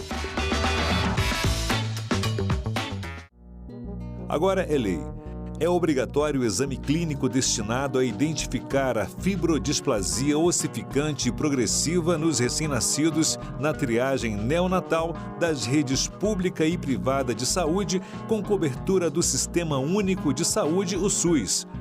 O exame abrange todos os recém-nascidos no âmbito do território nacional. O Senado votou, agora é lei. Como cidadãos, a gente tem deveres e direitos, como ir e vir, por exemplo. Na época das eleições, é nosso direito ter acessibilidade no local de votação. E é dever da Justiça Eleitoral assegurar esse acesso. Atualize seu cadastro e informe sua condição. Vamos exercer a nossa cidadania. Justiça Eleitoral, a justiça da democracia.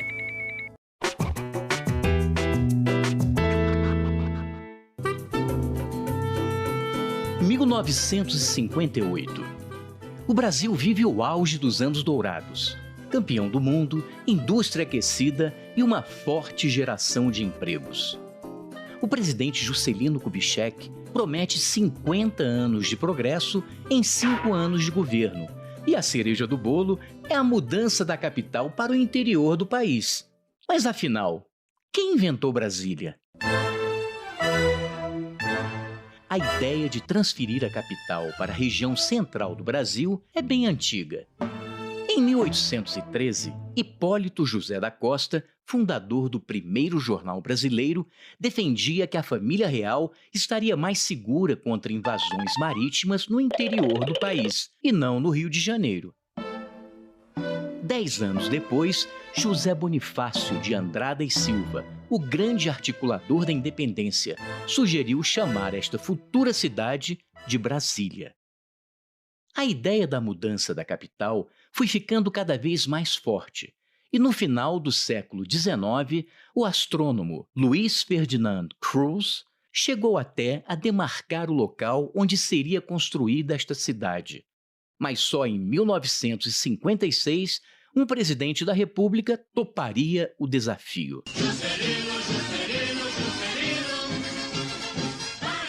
JK sabia que estava mexendo num vespeiro. As elites econômicas não queriam trocar o litoral pelo interior, e as reações começaram a aparecer.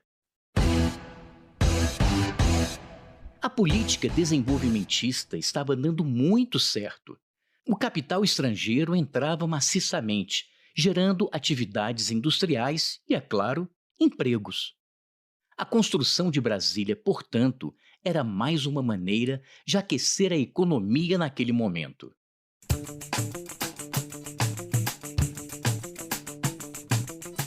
Sem se intimidar, o presidente montou uma equipe respeitável para construir Brasília. O arquiteto Oscar Niemeyer e o urbanista Lúcio Costa fizeram um projeto ousado e moderno para a época. Superquadras com prédios baixos, muito espaço e muito verde. Além disso, pessoas de diferentes classes econômicas poderiam viver lado a lado e estudar em uma mesma escola. Mas nem tudo saiu como planejado. As condições de trabalho eram precárias, os salários baixos, e muitos trabalhadores que ergueram a cidade, também chamados de candangos, tiveram que voltar para seus estados, pois não havia moradia para todo mundo. Os que ficaram foram para as cidades satélites na periferia, ainda sem nenhuma estrutura habitacional e sanitária. Brasília demorou cerca de 40 meses para ser construída e foi inaugurada em 21 de abril de 1960. Mais do que sede do governo, tornou-se uma cidade com vida própria, com seus problemas e virtudes, e impulsionou o desenvolvimento econômico do centro-oeste brasileiro.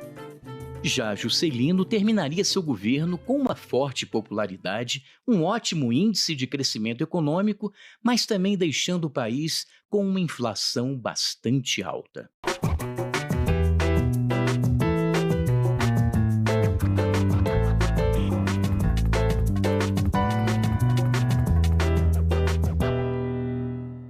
Parlamento Amazônico define estratégias para a COP30. Cidades mais arborizadas é o que desejam população e deputados. Prevenção do câncer, um mascote visitou o Senado para chamar a atenção. E uma mostra em Florianópolis, migrantes e refugiados, contem com a gente. Tudo isso no Parlamento Brasil. Parlamento Brasil, toda sexta, 8 horas da noite, aqui na TV Senado.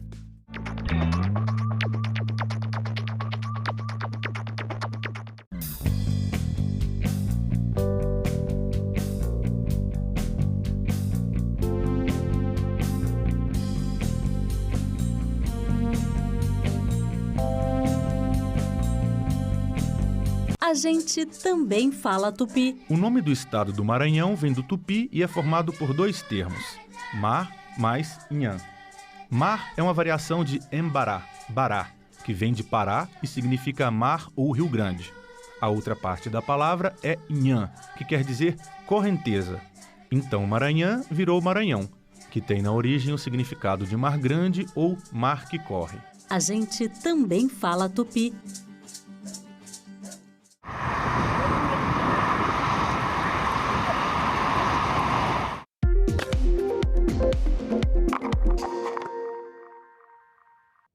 Alagoas volta a registrar a menor taxa de desemprego da história, segundo um relatório divulgado pelo IBGE em agosto desse ano.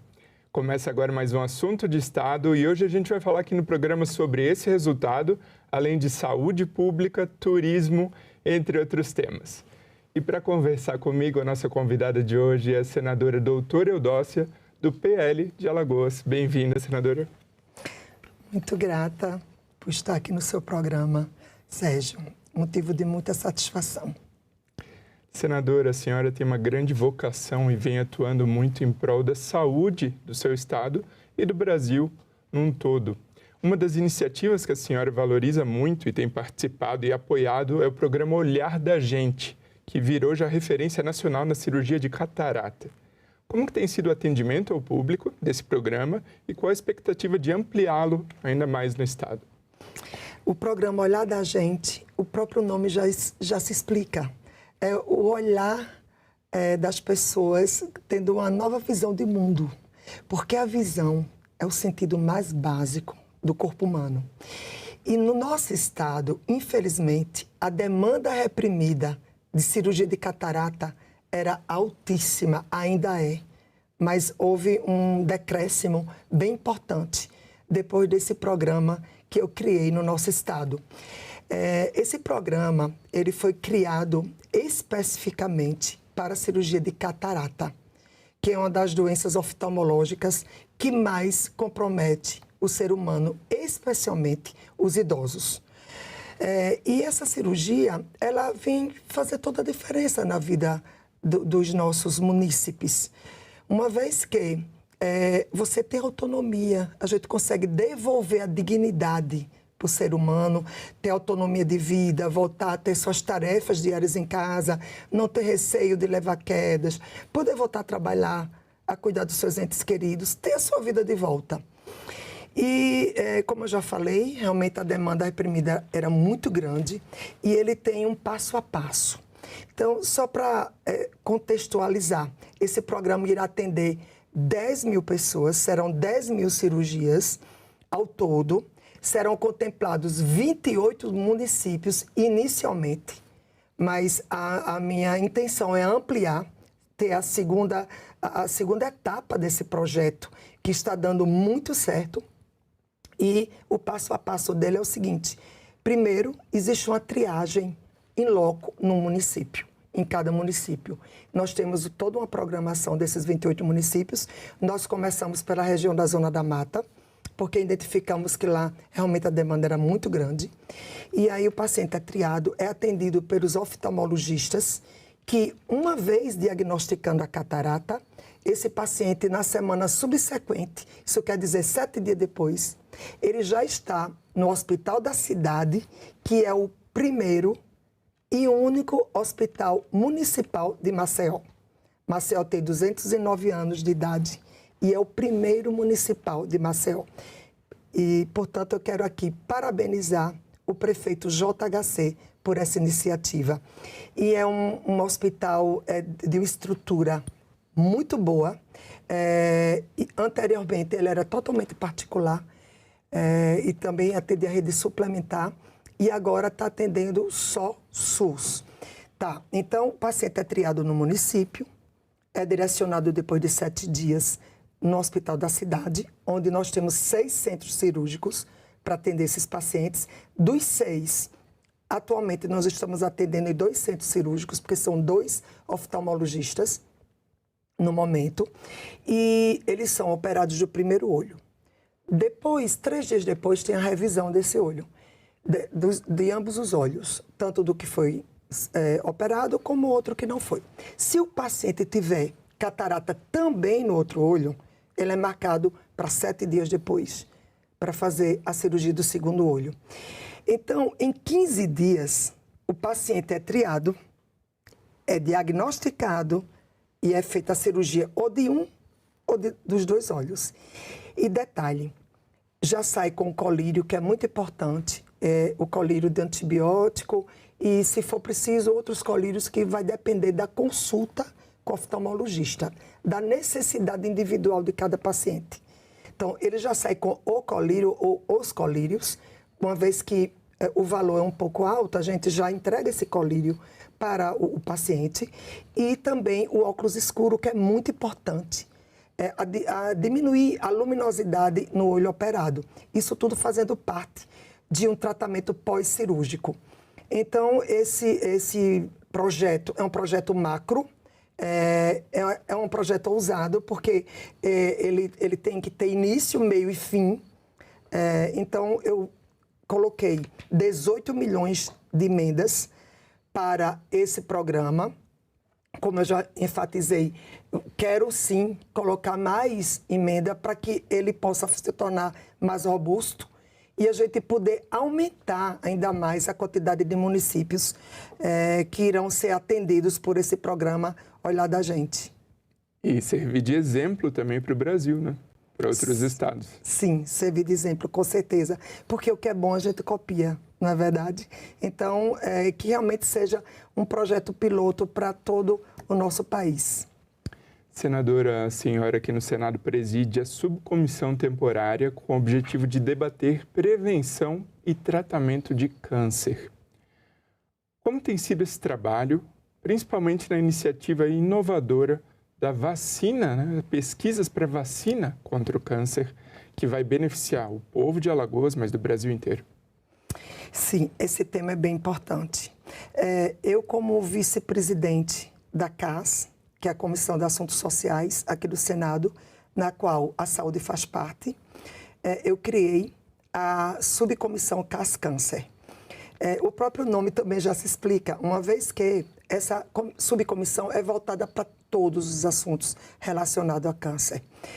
E não poderia ser diferente, além de nós fomentarmos as informações sobre o diagnóstico precoce, através de campanhas, através de orientar os pacientes a procurar rotineiramente as unidades básicas de saúde, procurarem os consultórios médicos, porque o câncer, quanto mais diagnosticado precocemente, mais cura tem. Então, aquela questão de saber que tem câncer e já ser decretado a morte, isso não existe mais. Nós avançamos muito na medicina. Então, a CAS Câncer, ela veio para isso, para orientar as pessoas a ter o autocuidado, para que cada vez mais tenhamos o diagnóstico precoce.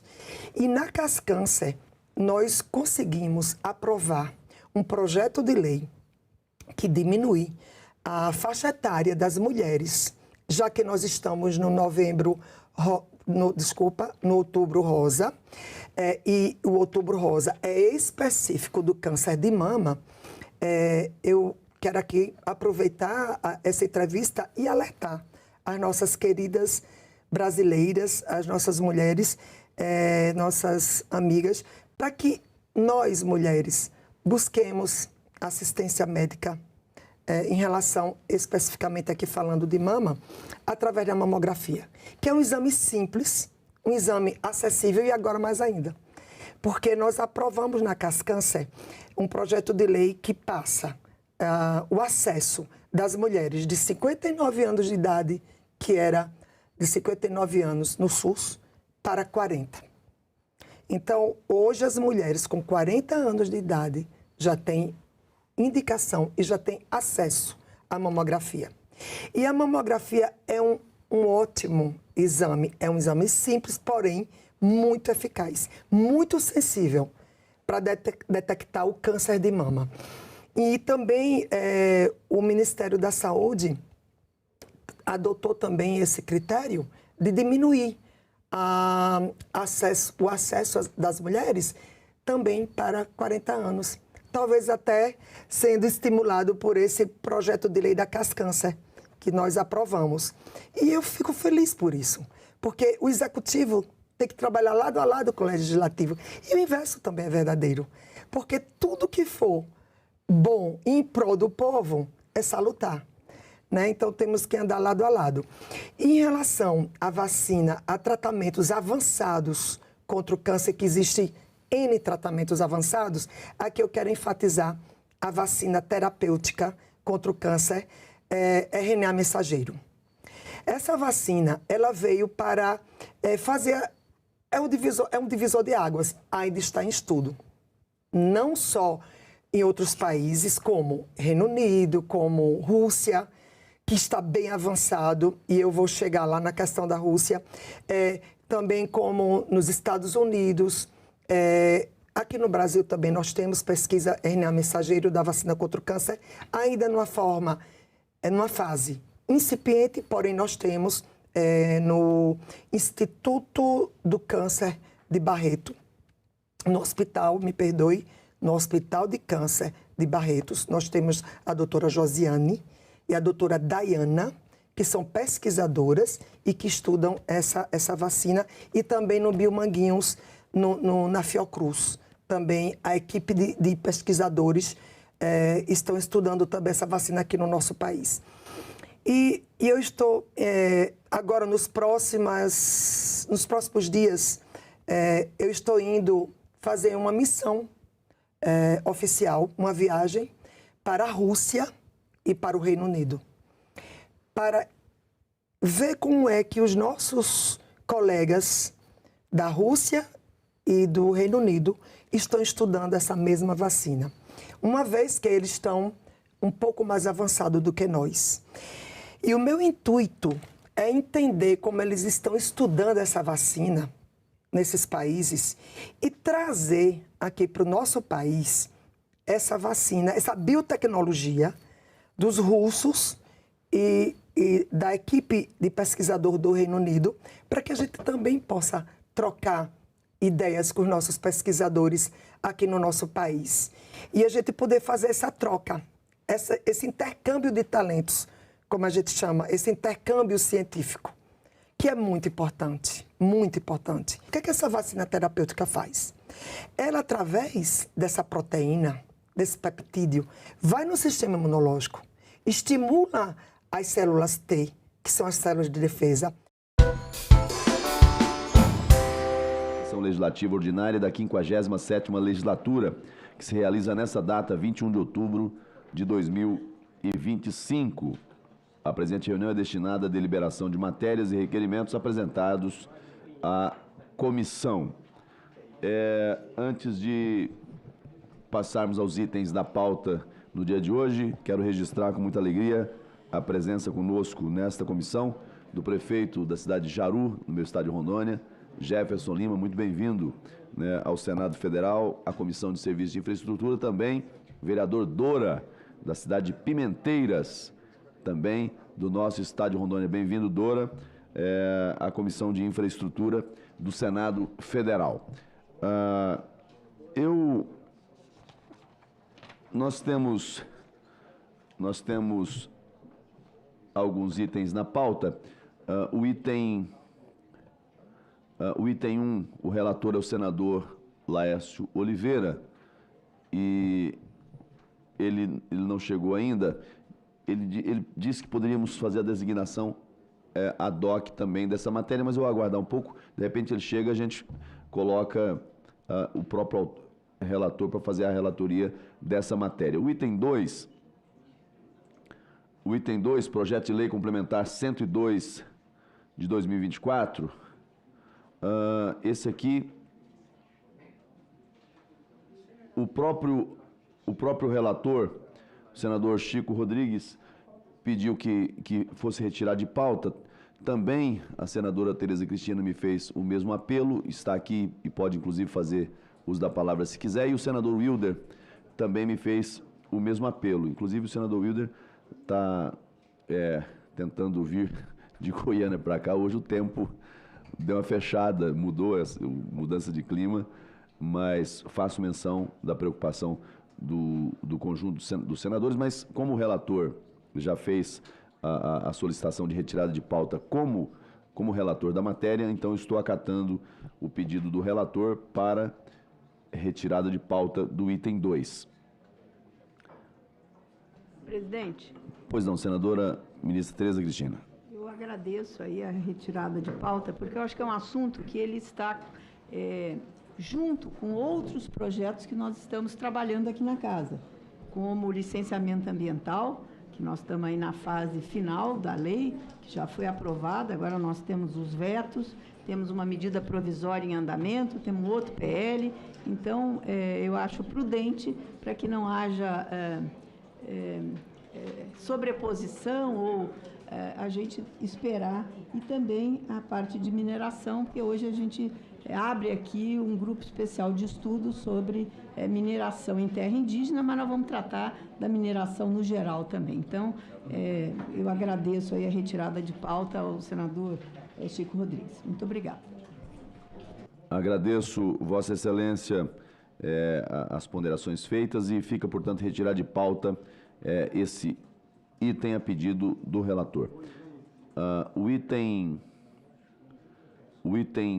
3 é o item que trata do projeto de decreto legislativo 319 de 2025.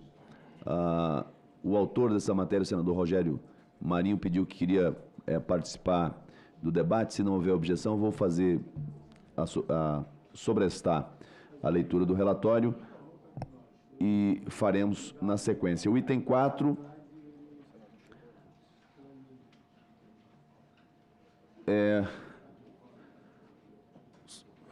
senador.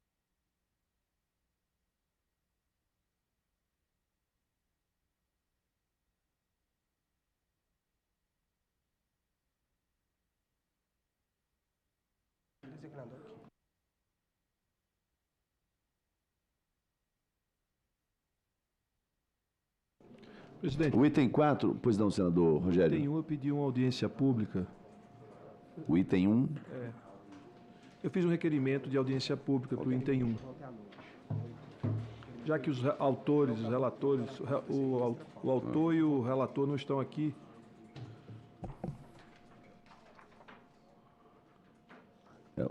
O item 1 é da relatoria do senador Laércio, e eu acabei deixando ele para a sequência, porque ele não chegou ainda. O senador Espiridião Amin também gostaria de se manifestar sobre esse projeto, dada a autoria da matéria.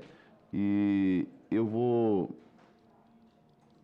aguardar um pouco mais, senador Rogério. Fica sobrestada a apreciação, porque, de qualquer forma, é depois de esgotada as matérias da ordem do dia, a votação do relatório. Para ver se o senador Espiridião Amin chega e a gente tenta fazer aqui o entendimento para o encaminhamento dessa matéria.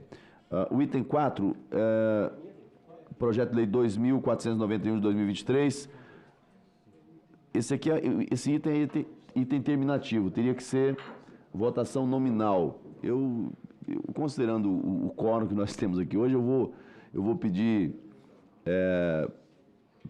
perdão à comissão para sobrestar essa matéria para uma próxima reunião, considerando o quórum, e é exigido para esse tipo de matéria a votação nominal.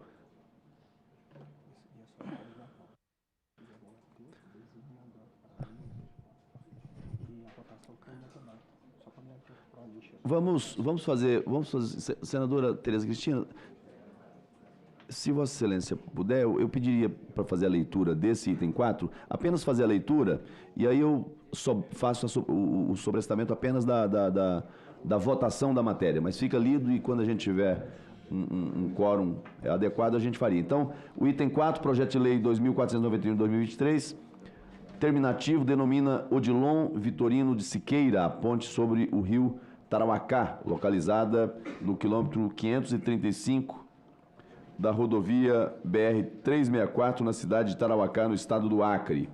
Autoria Câmara dos Deputados, relatoria do senador Chico Rodrigues, relatório pela aprovação. Faça a designação como relatora ad hoc, senadora Tereza Cristina, para a leitura do voto. Muito obrigada, presidente, senador Marcos Rogério. Então, eu vou direto à análise do voto. Nos termos do disposto no inciso 1º do artigo 104 do Regimento Interno do Senado Federal, compete a este colegiado opinar sobre proposições que versem, entre outros temas, sobre transportes terrestres, a exemplo da proposição em debate. Ainda segundo essa mesma norma, conforme estabelecido nos artigos 49, inciso 1 e 91, parágrafo 1º, inciso 4º, foi confiada à CI a competência para decidir terminativamente sobre o projeto, razão pela qual lhe cumpre apreciar o seu mérito. Ademais, em razão do caráter exclusivo do exame da matéria, compete subsidiariamente a esse colegiado em substituição à Comissão de Constituição, Justiça e Cidadania, pronunciar-se também acerca dos aspectos constitucionais jurídicos, em especial no que diz respeito à técnica legislativa e regimentais da proposição. Quanto à constitucionalidade formal do projeto, consideramos atendidos os aspectos relacionados à competência legislativa da União, as atribuições do Congresso Nacional, artigo 48, caput da Constituição Federal, e a legitimidade da iniciativa parlamentar, neste caso, ampla e não reservada, artigo 61, caput da Constituição Federal, bem como ao meio adequado para a veiculação da matéria. Verificado o atendimento aos requisitos constitucionais formais, parecem igualmente atendidos os requisitos constitucionais materiais, de forma que não se observam na proposição vícios relacionados à constitucionalidade da matéria. Tampouco foram observadas falhas de natureza regimental. A atribuição supletiva de nomes à infraestrutura constantes do Sistema Federal de Viação é regulada pela Lei nº 6.682, de 27 de agosto de 1979, que dispõe sobre a denominação de estações terminais, obras de arte ou trechos de via do Sistema Nacional de Transporte. No que concerne à juridicidade, a proposta observa os preceitos da mencionada lei, especialmente aquele encartado no artigo 2º, que propugna que homenagens como a hora em exame devem ser instituídas por lei especial, devendo a honraria designar fato histórico ou nome de pessoa falecida que haja prestado relevante serviço à nação ou à humanidade. De outra sorte, a iniciativa encontra amparo na Lei 6.454, de 24 de outubro de 77, que dispõe sobre a denominação de logradouros, obras, serviços e monumentos públicos e veda, em todo o território nacional, a atribuição de nome de pessoa viva, ou que tenha se notabilizado pela defesa ou exploração de mão de obra escrava em qualquer modalidade, a bem público pertencente à União ou às pessoas jurídicas de administração indireta. Registre-se, em adição, no que concerne à técnica legislativa, que o texto do projeto se encontra igualmente de acordo com as normas estabelecidas pela Lei Complementar número 95, de 26 de fevereiro de 98, que dispõe sobre a elaboração, a redação, a alteração e a consolidação das leis. No que diz respeito ao mérito, reconhecemos a importância do projeto.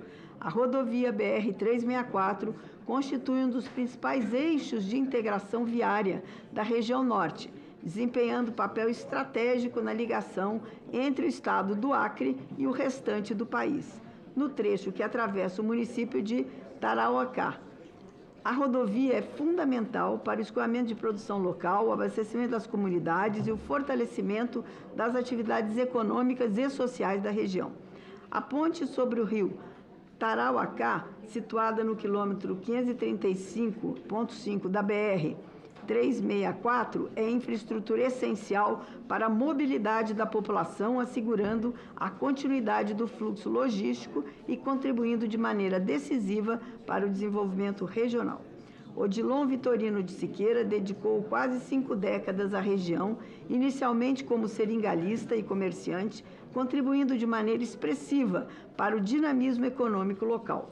Sua destacada atuação no setor produtivo foi acompanhada de relevante participação política. Exerceu o mandato de vereador entre 63 e 67, inclusive como vice-presidente da Câmara Municipal, e ocupou o cargo de prefeito de Tarauacá entre 1986 e 1989.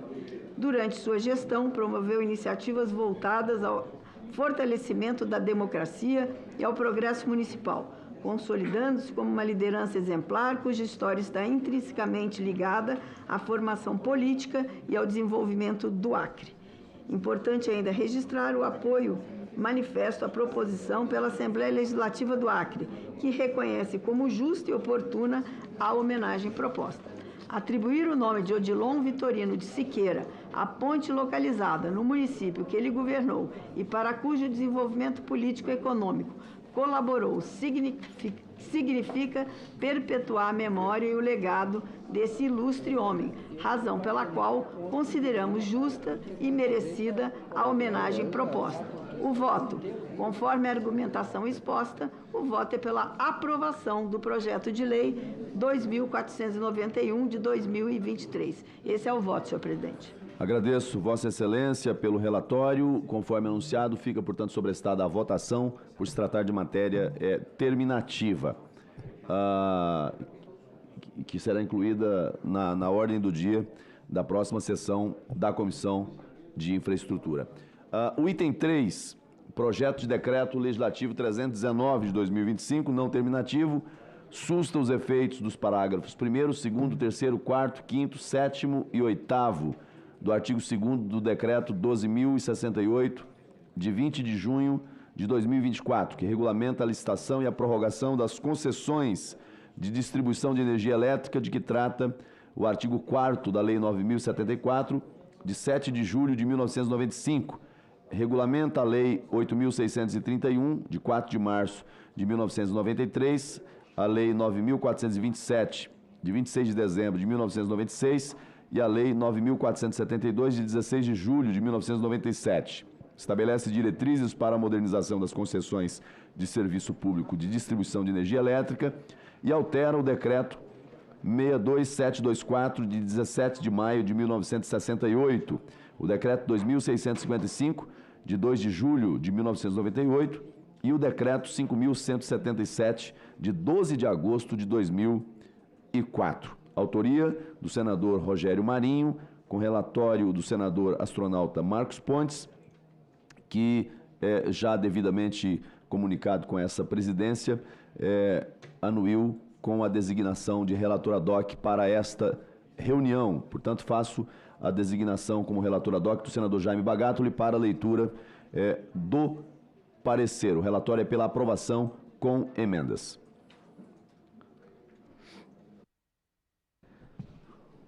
Obrigado, presidente. Eu quero ir direto à análise aí. Compete à Comissão de Infraestrutura, nos termos do artigo 104 do Regimento Interno do Senado Federal, opinar sobre proposições que tratam de transportes de terra, mar e ar, obras públicas em geral, minas, recursos geológicos, serviços de telecomunicações, parcerias públicos-privadas e agências reguladoras pertinentes e outros assuntos correlatos. Há, portanto, a aderência das competências da CI ao tema tratado pela proposição e análise. O artigo 21(12), a linha B da Constituição Federal, atribui à União a responsabilidade pela exploração, direta ou mediante delegação, autorização, concessão ou permissão, aos serviços e instalações de energia elétrica. Nesse contexto, a prerrogativa de deliberar sobre a prorrogação dos contratos de concessão pertence ao poder concedente, isto é, à própria União. Tal atendimento é corroborado pelo parágrafo 3º do artigo 4º da Lei nº 9.074, de 1995, que expressamente dispõe que a renovação das concessões de distribuição de energia elétrica poderá ocorrer a critério do poder concedente, nas condições estabelecidas no contrato. Contudo, o artigo 49, 5º da Constituição Federal estabelece como competência do Congresso Nacional a sua sustação de atos normativos do Poder Executivo que os orbitem do Poder Regulamentar e dos limites de 74, quarto da Constituição Federal, não podem seus termos ir além do que prevê a lei, sob pena de invasão de competência do Poder Legislativo e violação de cláusula pétrea da separação dos poderes, artigo 60, parágrafo 4º, 3º da Constituição Federal.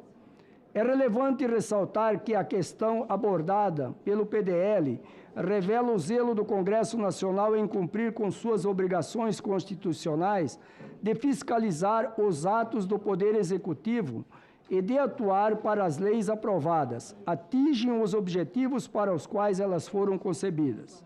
a Lei número 8.987 de 1995, que institui o regime de concessão e permissão da prestação de serviços públicos, estabelece em seu artigo 6º que serviço adequado é o que satisfaz as condições de regularidade, continuidade, eficiência, segurança, atualidade, generalidade, cortesia em sua prestação e modicidade das tarifas.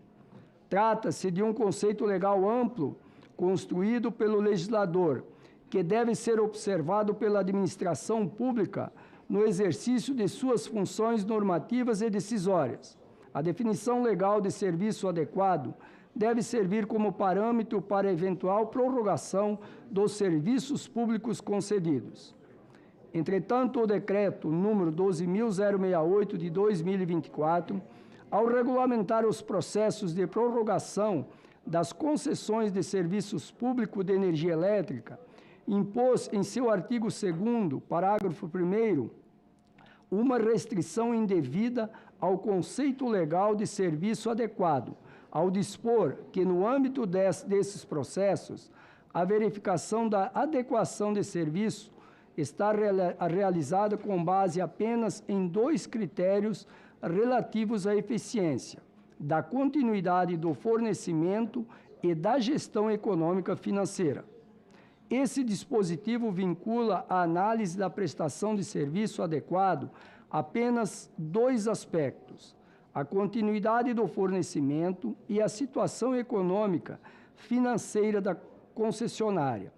Ao fazer isso, o decreto ignora os demais elementos que integram o conceito legal definido da Lei número 8.987 de 1995.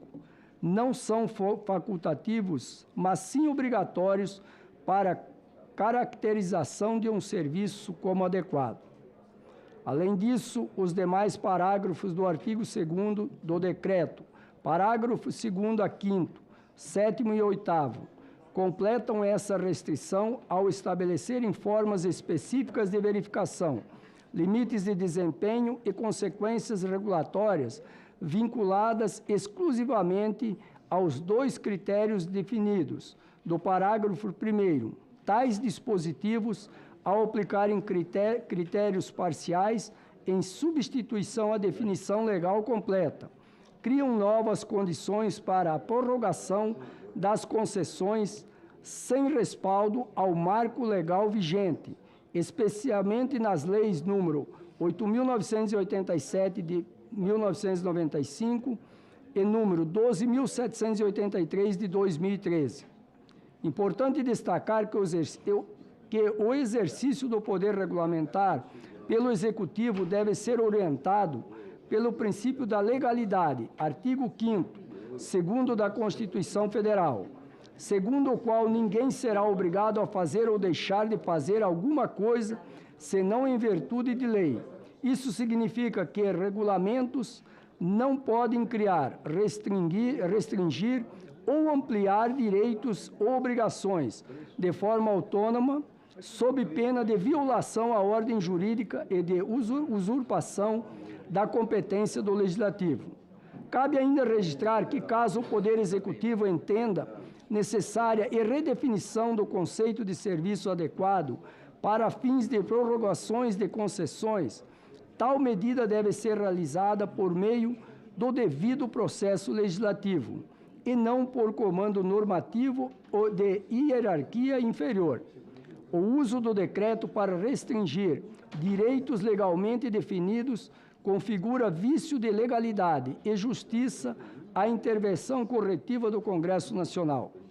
Diante do exposto, verifica-se que o parágrafo 1º, 2º, 3º, 4º, 5º, 7º e 8º do artigo 2º do decreto número 12.068 de 2024 exorbitam do poder regulamentar ao restringirem de forma indevida o conceito legal de serviços adequado previsto da Lei número 8.987 de 1995.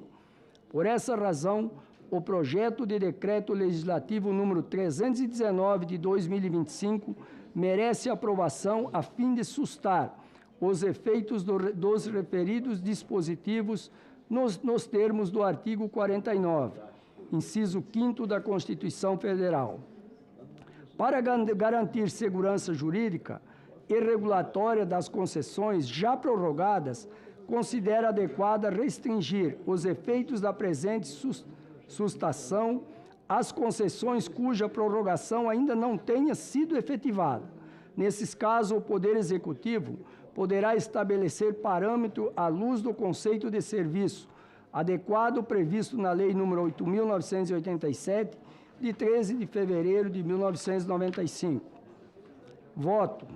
Diante do exposto, nos pronunciamos pela aprovação do projeto do Decreto Legislativo número 319 de 2025, com a seguinte emenda. As emendas, senhor presidente, estão disponíveis na internet.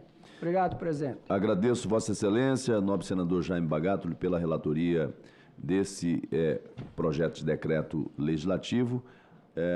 A matéria está em discussão. Senadora Tereza Cristina, Vossa Excelência tem a palavra para discutir. Obrigada, senhor presidente. Eu acho que hoje pautar esse PDL, apresentado aí pelo líder Rogério Marinho, que foi muito discutido durante a tramitação, inclusive o Poder Executivo promoveu a prorrogação de algumas distribuidoras. Eu acho que passou da hora, né? Então, esse serviço adequado, isso tem que estar muito claro nas concessões. Hoje nós temos... Eu sou pela privatização, né? Eu sou a favor da privatização de vários serviços, mas a privatização ela tem que trazer junto com ela a qualidade do serviço. E nós precisamos ter como cobrar essa qualidade, cobrar essa eficiência das prestadoras de serviço. Principalmente, que a gente tem visto aí no Brasil, as de energia elétrica. Alguns estados sofrendo com isso. Olha o que passou São Paulo. A gente tem memória curta. Há 2 anos atrás, quando tiveram lá aqueles temporais, a empresa ficou com vários bairros desligados porque não tinha gente suficiente. Eu não estou aqui falando mal de uma ou de outra. Eu estou dizendo que as concessões, para que elas sejam... No Brasil, nós precisamos de muitas concessões serem feitas, a iniciativa privada participar cada vez mais, e a gente vê bons exemplos, mas as agências têm que poder cobrar.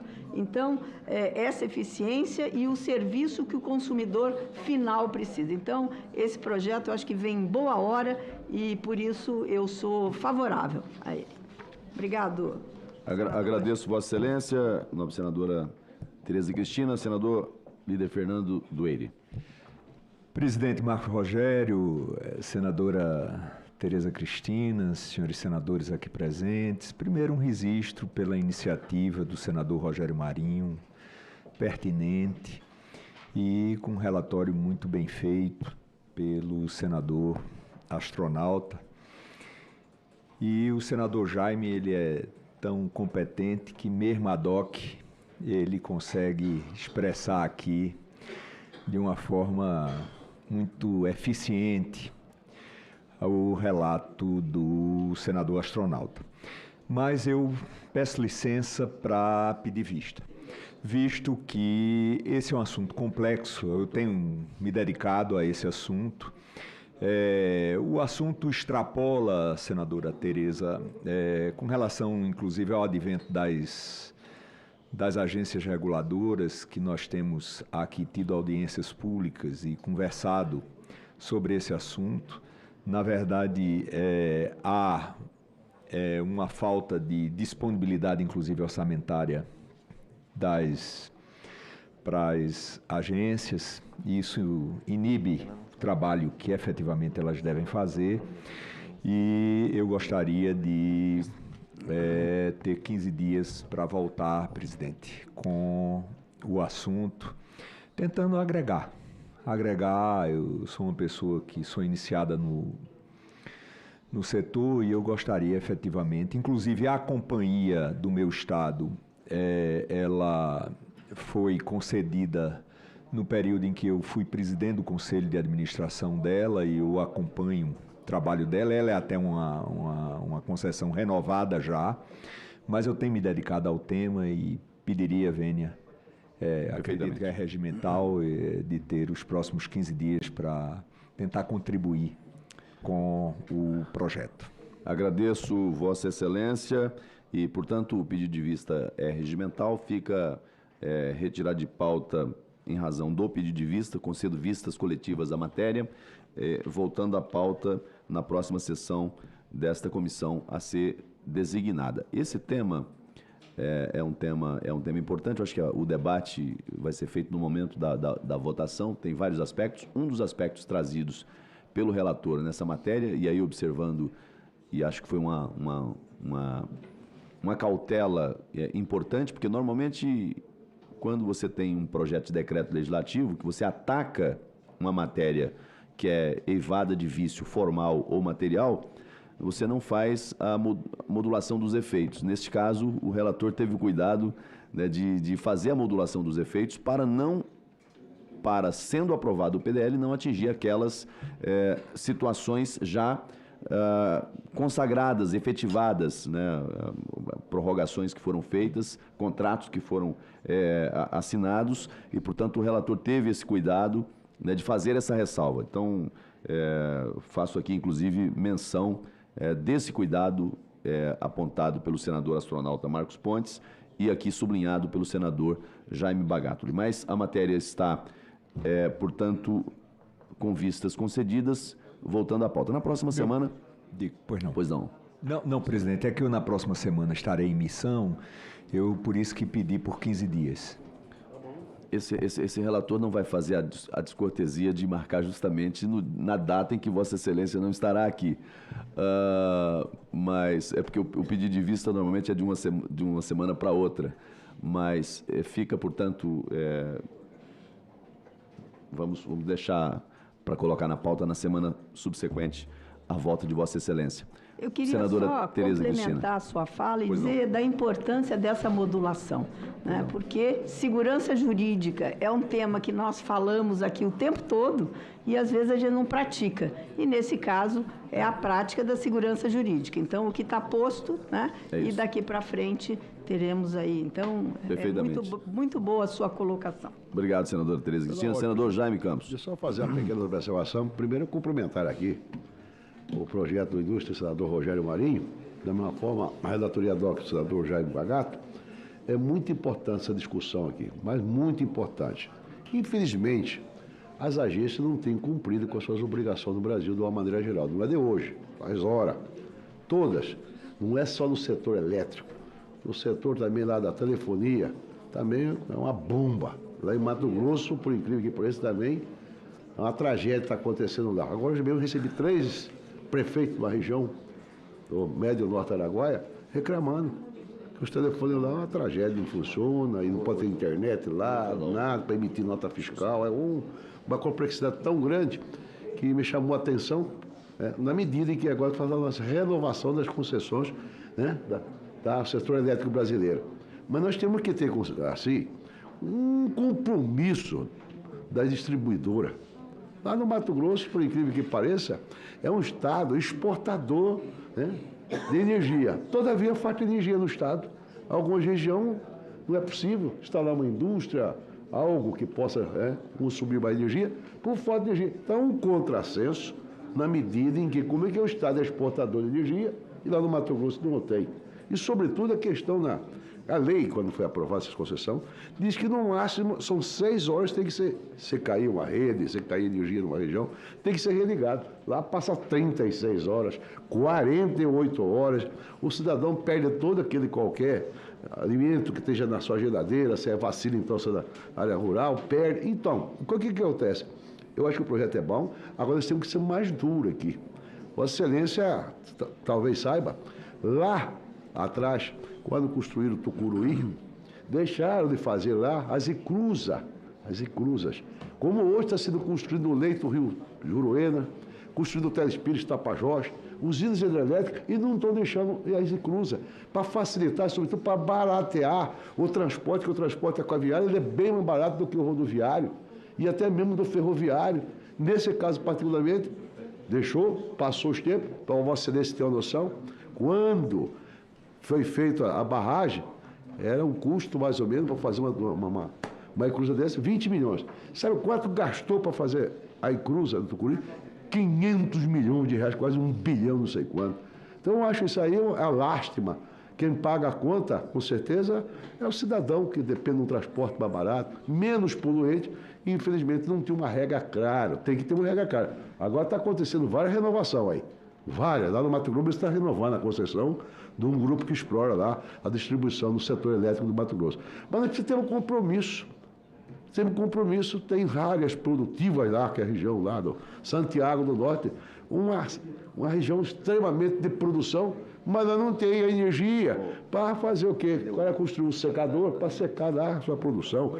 Já não tem a estrada, muito precária. Então, presidente, eu acho louvável, meritório. Agora, as agências no Brasil têm que cobrar mais. Agora melhorou, parece, o número de técnicos que foi contratado pela Agência Nacional de Mineração também, que além de estavam ganhando muito menos do que outras agências, infelizmente não tinha gente para atuar. Ou seja, o fiscal para ir cobrar. Por isso existe inúmeros, muitas vezes, de degradação de o impacto orçamentário e financeiro, os efeitos sobre a arrecadação dos estados e municípios e o modelo de compensação federativa. Eu tenho a satisfação de convidar para tomar parte à mesa o senhor Paulo Caliendo, que é consultor tributário da Confederação Nacional dos Municípios. Nos dê a honra. Bom dia. Tudo bem? Por favor.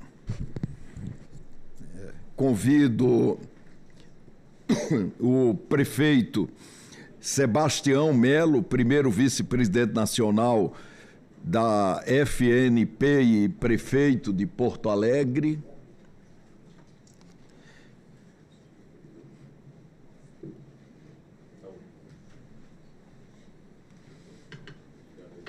Prefeito, uma honra grande. Convido o senhor André Horta Melo, diretor institucional da Concefaz.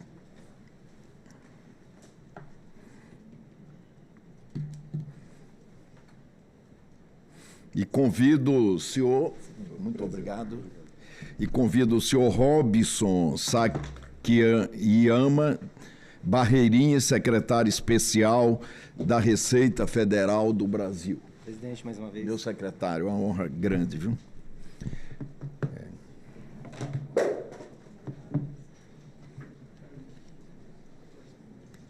Antes de passar a palavra aos nossos convidados, comunico que esta reunião será interativa, transmitida ao vivo e aberta à participação dos interessados por meio do portal E-Cidadania na internet, no endereço senado.leg.br/e-cidadania ou pelo telefone 0800 061 2211.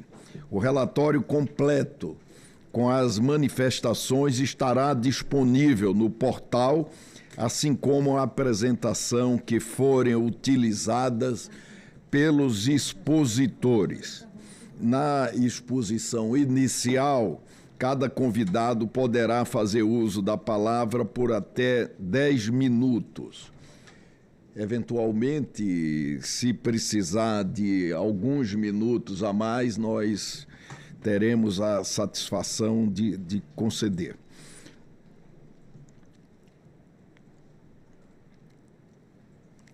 Ao fim das exposições, a palavra será concedida aos parlamentares inscritos para fazerem suas perguntas ou comentários. Eu tenho a satisfação de conceder a palavra ao senhor Paulo Caliendo, que, como disse, queria repetir, é consultor tributário da Confederação Nacional dos Municípios. Bem, um bom dia a todos e a todas. Faço o cumprimento em nome do senador Renan Calheiros, presidente dessa sessão, a todos que estão presentes aqui. E vou ser bastante breve em relação à minha apresentação. Ela tenta verificar, de modo geral, senhor senador, o impacto que essa proposta de reforma tem em relação ao imposto sobre a renda, e já desde antemão digo que não há oposição da Confederação Nacional dos Municípios à proposta, mas há uma solicitação, uma requisição de ajuste em relação a um ponto essencial no equilíbrio federativo e no federalismo fiscal, e que deveria ser motivo de atenção muito importante pelas perdas que podem ser provocadas aos municípios. Portanto, esse projeto de lei,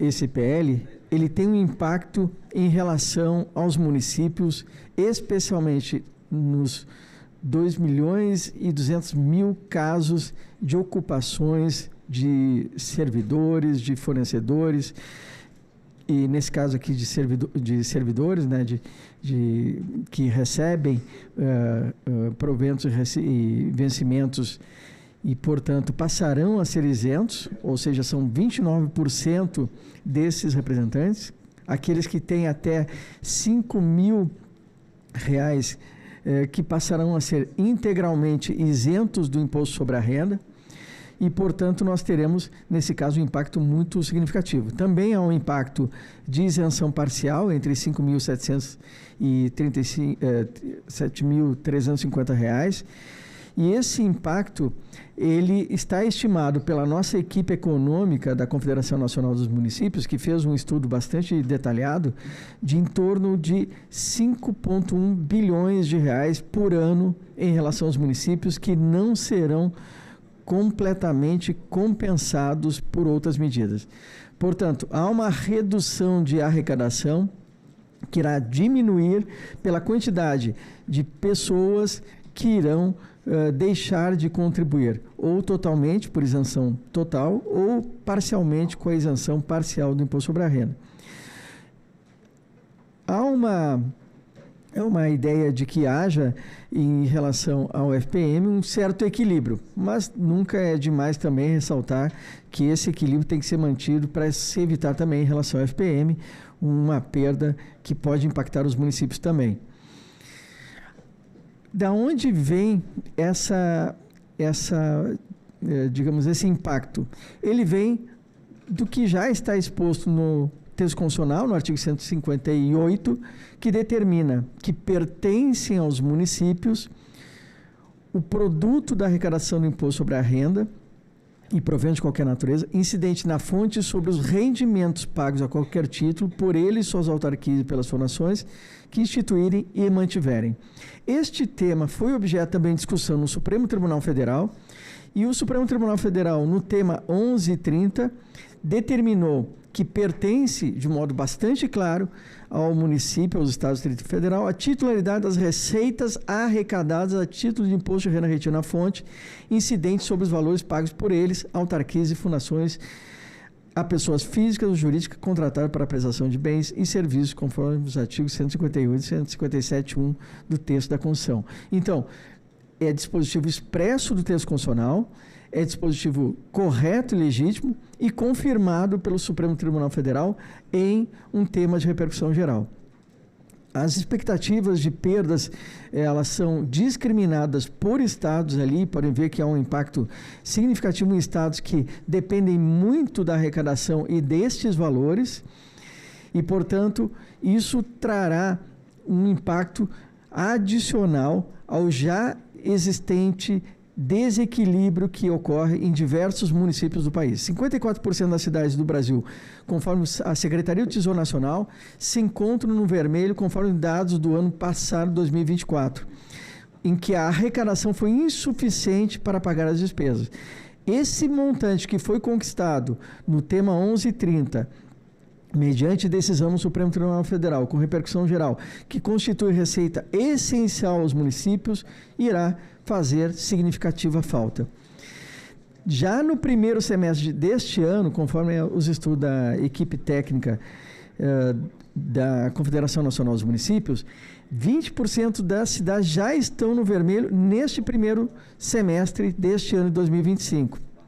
E, portanto, a consequência que se impõe é óbvia, que é a necessidade de corte de gastos, contenção de gastos públicos por parte dos municípios, redução de investimentos que se somam em torno de menos 29% dos municípios, contenção da máquina pública e, portanto, já sem essa alteração, a situação é bastante dramática em relação aos municípios.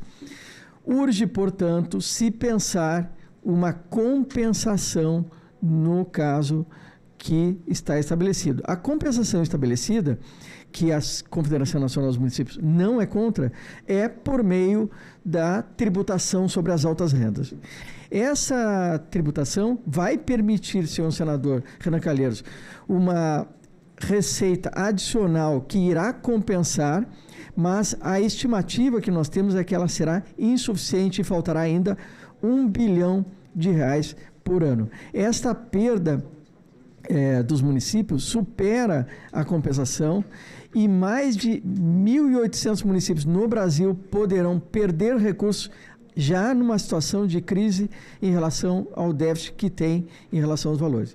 Portanto, de novo, senhores senadores e senadoras, todos presentes, a Confederação Nacional dos Municípios não é contra a reforma do Imposto sobre a Renda.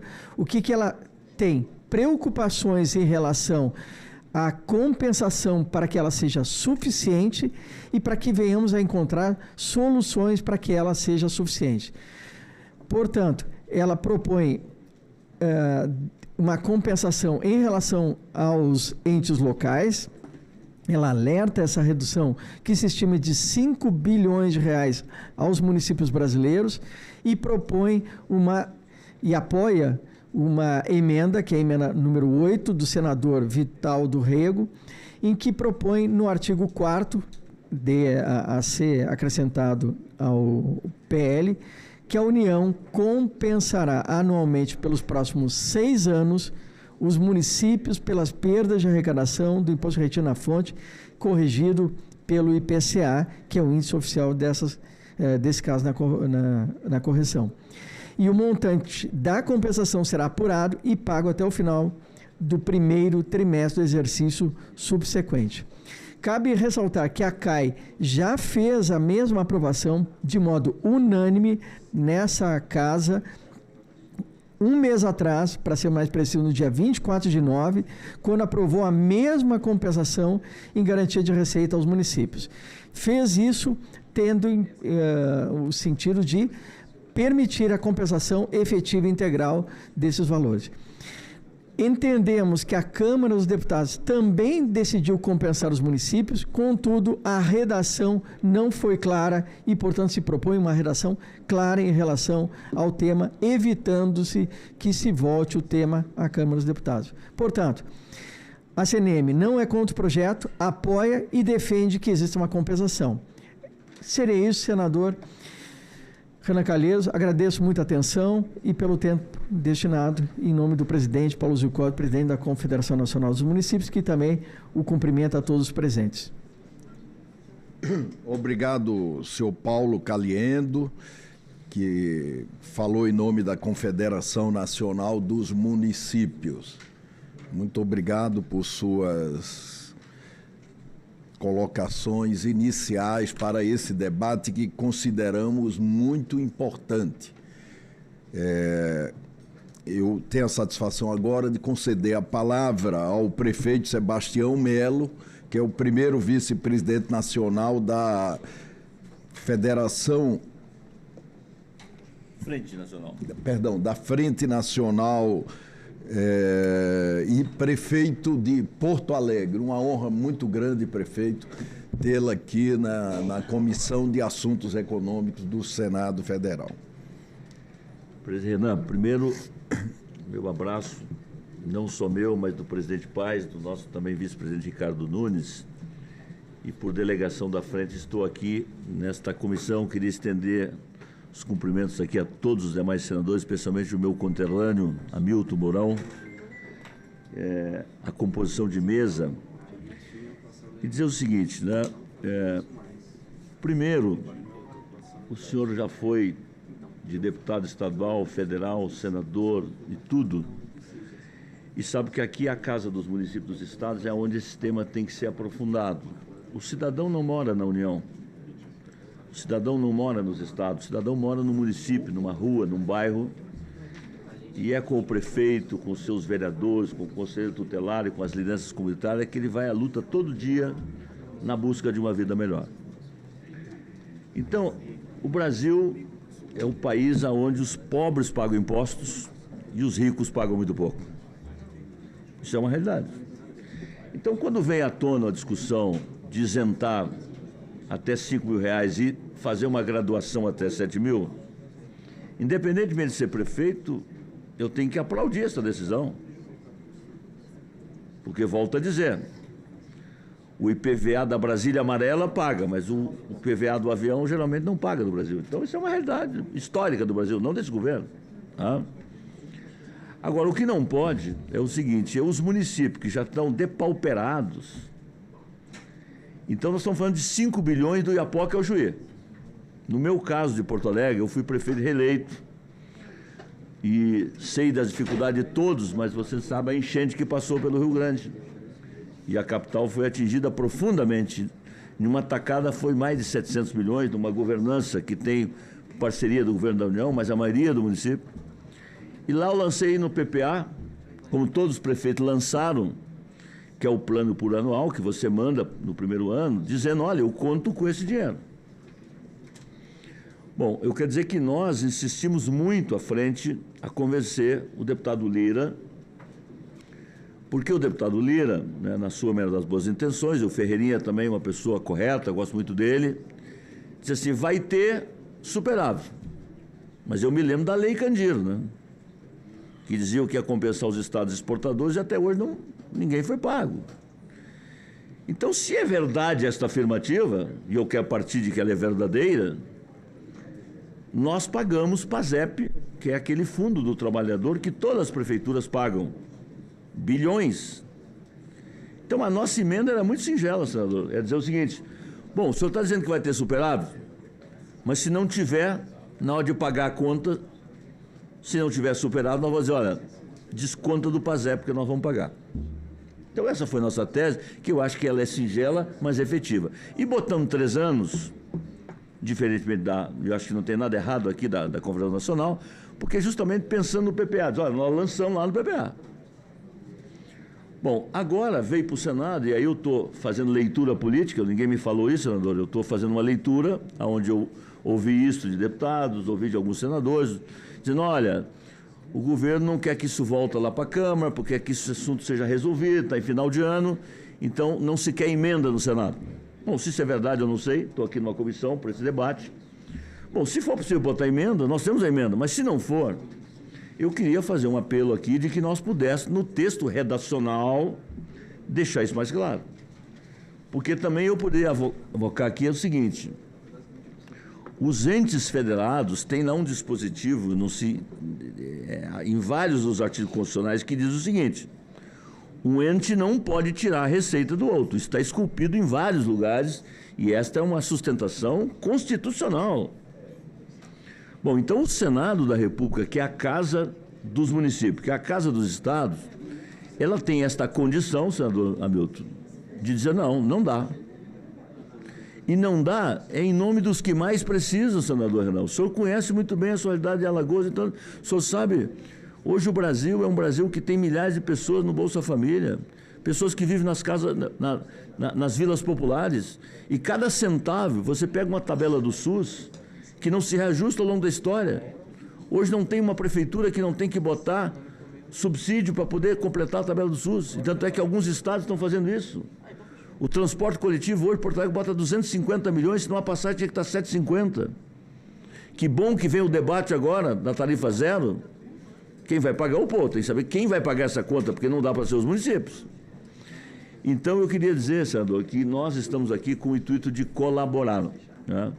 Ninguém é doido de ser contra uma matéria dessa que chega tardiamente. Mas o que nós não podemos é, por um lado, ganhar o cidadão, mas esse mesmo cidadão que vai ganhar é o que precisa da assistência social, precisa do acolhimento do morador de rua, precisa da tabela do SUS, precisa do transporte coletivo, e esse dinheiro vai fazer falta no caixa das prefeituras. Então, eu estou aqui em nome, né, e aqui a convergência das duas entidades, né, porque nós tivemos, sim, divergência na reforma tributária, acho que está um pouco alinhado agora, né, meu caríssimo, né? Mas eu quero dizer assim, aqui nós convergimos, ou seja, as emendas podem ser diferentes, mas a causa é a mesma, ou seja, nós não queremos perda. Agora, também, por fim, eu queria dizer o seguinte, por que o fundo não resolve esse problema, o aumento? Porque, dizer, olha, então eu vou aumentar o fundo de participação do município. Isso vale para cidades pequenas. Mas o fundo de participação dos municípios nas cidades médias e grandes é bem pequenininho. Então, se eu for por esse caminho, eu não resolvo esse tema. Então, gratidão aqui por nos acolher. Estamos aqui à disposição para esse debate. Cumprimentar o trabalho do Senado, que tem muito, né, é uma casa que tem dado grandes demonstrações ao longo da sua história de equilíbrio, né, fazer esse equilíbrio, né, das representações federativas, e eu não espero outro caminho de vocês, que é o bom senso, e cada um conhece o Brasil mais do que o prefeito de Porto Alegre, e com certeza vão dar um bom destino para esse tema. Muito obrigado. Tá? Muito obrigado, prefeito, por sua colocação inicial. E eu tenho a satisfação de conceder a palavra ao senhor André Horta Melo, que é diretor institucional do CONCEFAZ, que é o Comitê Nacional dos Secretários de Fazenda. Muito obrigado. Com a palavra, André. Senador Renan, presidente, muito obrigado pela oportunidade de participar, uma grande honra do CONCEFAZ. Recebo o abraço do presidente Flávio César, que também é presidente do Comitê Gestor, presidente do CONCEFAZ, do Comitê Gestor do IBS. Dizer que da importância desse momento da gente estar discutindo uma das reformas mais esperadas pelos cidadãos brasileiros e pelos técnicos em geral. Saudar aqui o Paulo, da CNM, prefeito Sebastião, meu amigo secretário Barreirinhas. Secretário Barreirinhas, como eu, um técnico. E a reforma do imposto de renda é no imposto de renda que se exercita efetivamente a progressividade. Você exercita a progressividade em tributos patrimoniais, mas os tributos patrimoniais não têm uma fiscalidade que toque as questões de Estado, como tem o imposto sobre a renda. Então, esse momento é muito importante da gente estar reformando o imposto sobre a renda.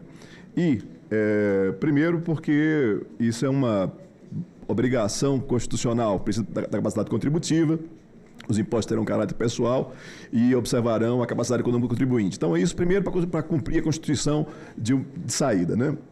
Segundo, que nesse projeto retorna, depois de mais ou menos 30 anos, a tributação dos dividendos, da distribuição dos dividendos para a pessoa física. Essa exceção brasileira, ela finda com esse projeto de forma muito louvável para nós, porque é um país desigual e é justamente na tributação dos dividendos onde é mais fácil exercitar a redução de desigualdades, e isso estava lacunoso no nosso sistema tributário. Então, essa constituição, essa participação e essa volta da tributação sobre a distribuição de dividendos é vital e é central nesse projeto. Esse diálogo ele foi interditado várias vezes, presidente, pela alegação, por exemplo, da tributação da alíquota nominal de 34% da pessoa jurídica. Primeiro que os países tributam na jurídica e na física, né? E segundo que, pelo Observatório Tributário Europeu, a alíquota efetiva do imposto de renda na PJ brasileira não chega nem à metade desses 34. Isso comparando lucro real com lucro real. Se a gente incluir aí lucro presumido e lucro e simples nacional, isso cairia mais ainda. Então, esse volume não se justifica. E segundo, mais importante, esse ano, presidente, a editora Contracorrente lançou uma obra que eu acho que é uma das mais importantes do estudo da tributação brasileira, chamada Solidariedade Fiscal. É importante para o Brasil e para o resto do mundo, porque afinal todos os países aí estão nessa análise comparativa internacional da tributação.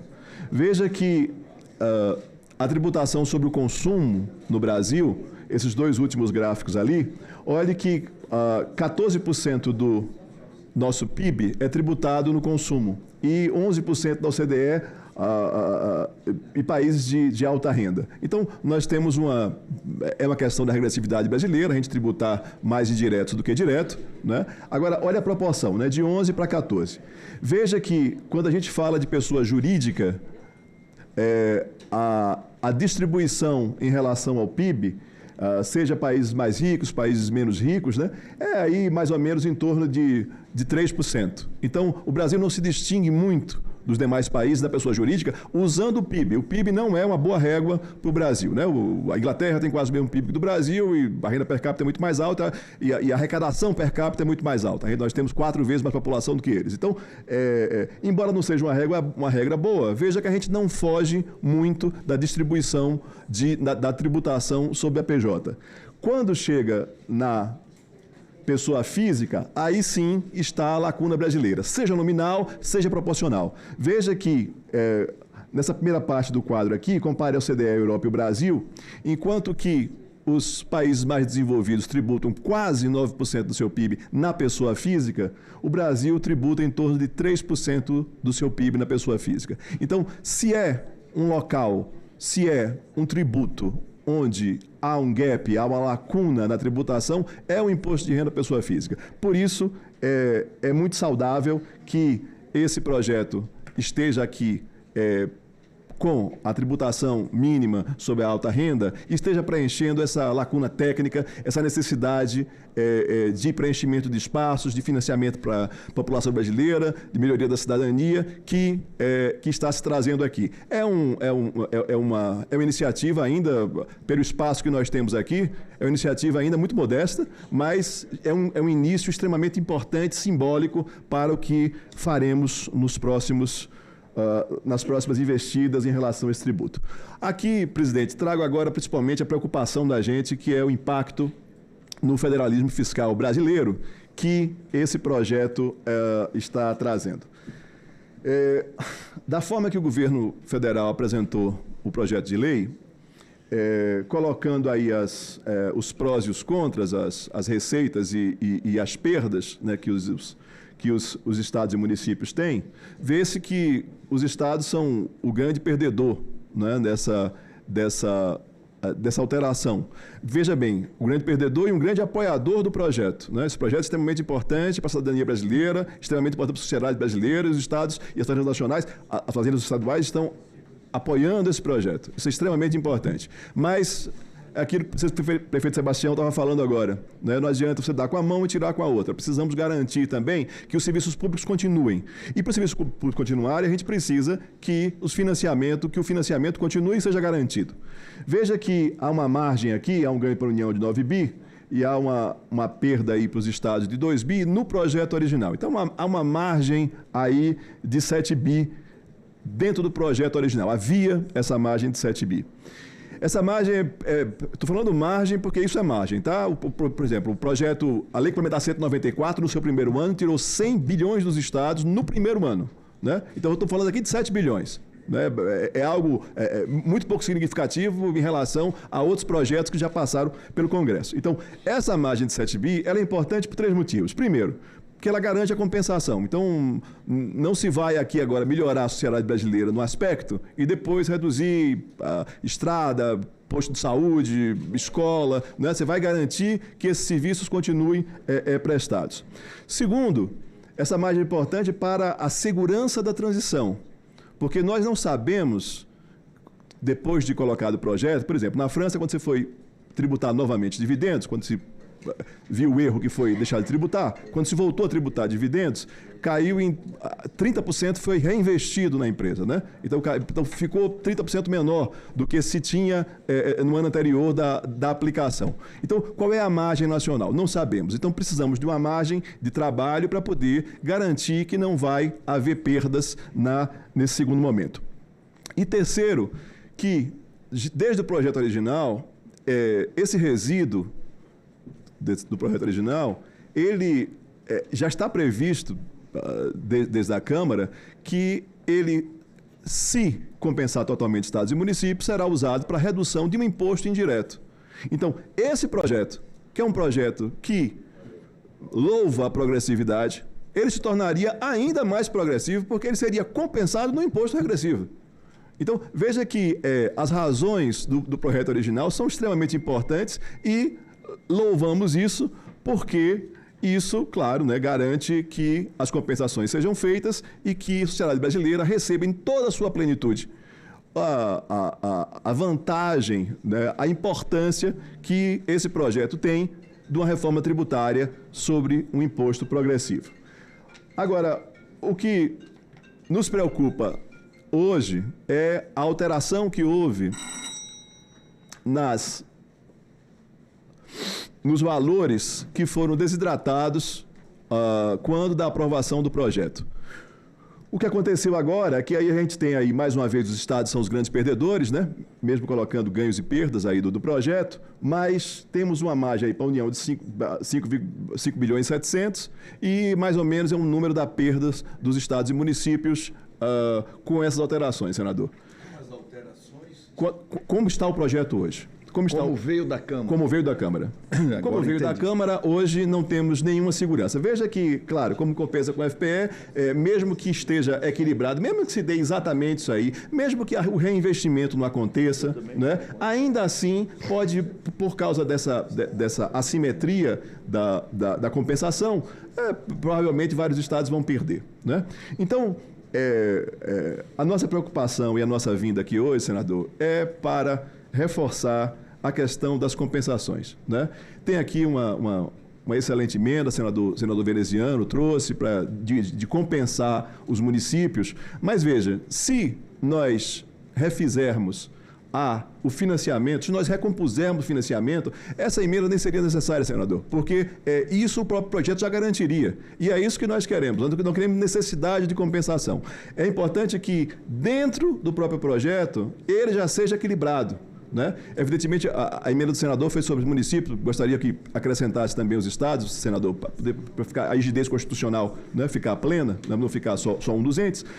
Vamos apresentar a emenda nesse sentido, mas o senhor sabe, senador Renan, que houve a retirada de fundos de FIAGRO, houve a discussão de se entraria ou não BETS. Então, há outras fontes de financiamento que podem retornar, garantir a segurança, a importância e o financiamento desse projeto. Então, para que todos fiquemos de mão dada na sociedade brasileira, para esse momento tão importante que é a reforma do imposto de renda, nós gostaríamos aqui hoje de pedir a Vossa Excelência que recompusesse da forma que o senhor achar mais técnica esse financiamento para que esse projeto possa apresentar e entregar, que a gente possa entregar à sociedade brasileira uma evolução como nós queremos do financiamento público e do próprio interesse público. Muito obrigado, senador. Muito obrigado. E conceda a palavra ao secretário especial da Receita Federal do Brasil, senhor Robson Barreirinhas. Muito obrigado, presidente. Secretário. Muito obrigado, é um prazer estar aqui novamente, presidente, participando desse debate. Uma saudação especial aos componentes da mesa, senhores senadores, presidente Jacques Wagner, senador venezianos, todos aqui presentes. E parabenizá-lo também, presidente, pela formação dessa mesa. O senhor compôs a mesa com parceiros, com amigos, Hoje nós passamos no Brasil por um momento de fortalecimento do federalismo de compensação por conta da reforma tributária do consumo. Todas as entidades aqui nesta mesa são parceiras nesse esforço. A CMN, Confederação Nacional dos Municípios, a Frente dos Prefeitos, o CONCEFAS, aqui representado pelo amigo Horta, todos aqui participam da regulamentação da reforma tributária, com debates riquíssimos, que demandam um alinhamento necessário para que essa regulamentação trate do IVA uniformemente no Brasil. Todos aqui estão à mesa conversando para a implementação da reforma tributária como nunca antes se viu no Brasil, esse tipo de cooperação. E não há por que ser diferente aqui na reforma tributária, na reforma da renda. Me parece que nós estamos em conformidade no sentido de que não pode haver perda nem para a União, nem para estados, nem para municípios. E nesse contexto que eu gostaria de colocar alguns dados aqui para contextualizar esse debate. É importante dizer que essa reforma da renda ela é um resgate em favor da população brasileira. É importante lembrar que a tabela do imposto de renda ela ficou sem correção de 2015 a 2022. Uma defasagem de quase 60% da tabela do imposto de renda. Se a tabela do imposto de renda fosse atualizada anualmente, como foi no período anterior de 2015, nós não estaríamos tendo essa discussão aqui. Não teria essa discussão. Se a tabela tivesse sido corrigida nesse período, estados e municípios não iam dizer, olha, não corrija a tabela do imposto de renda que eu vou perder. Nunca se alegou isso. O que nós estamos fazendo nesse momento é uma correção forte, sim, mais equilibrada, beneficiando as pessoas mais pobres do Brasil, equilibrando com a arrecadação do andar de cima, para fazer um resgate desse período todo. Então, veja que é um resgate desse passado aqui. Então, nesse sentido, não há que se falar em prejuízo para estados e municípios. Há que se falar em um reequilíbrio da tributação em favor da população brasileira. Isso é importante que a gente coloque aqui. Não estou subestimando a necessidade de manter o equilíbrio fiscal de estados e municípios e a gente chega lá. Mas é importante termos claro essa premissa. Não vamos deixar de beneficiar a população brasileira por conta de não levar em consideração esse resgate necessário desses 7 anos sem correção da tabela do imposto de renda. Um outro ponto importante de destacar é que a União, estados e municípios são parceiros do imposto de renda, somos sócios do imposto de renda. O imposto de renda não é da União, para bem e para mal. Nos anos anteriores, presidente, nós fizemos um resgate da base tributária brasileira. Nós começamos a tributar, por exemplo, investimentos em paraísos fiscais, em offshores. Nós passamos a tributar o rendimento nos paraísos dentro do Brasil, que eram aqueles fundos familiares. No ano passado, com isso, nós arrecadamos 30 bilhões de reais de imposto de renda. Metade disso foi para estado e município. Então, os municípios receberam 7 bilhões e meio a mais de imposto de renda via fundo de participação dos municípios. Estados receberam 7 bilhões e meio a mais de imposto de renda por conta dessa medida de resgate que foi feita no passado. Nós afastamos um regramento que havia de subvenção de custeio, aprovado aqui no Congresso Nacional. Nós tínhamos um gasto de tributo tributário de aproximadamente 35 bilhões por ano com essa subvenção de custeio. Pela DIRB, a declaração feita pelos próprios beneficiários, o uso desse gasto tributário no ano passado foi de apenas 5 bilhões. Ou seja, nós temos uma economia de gasto tributário em termos de imposto de renda em torno de 30 bilhões.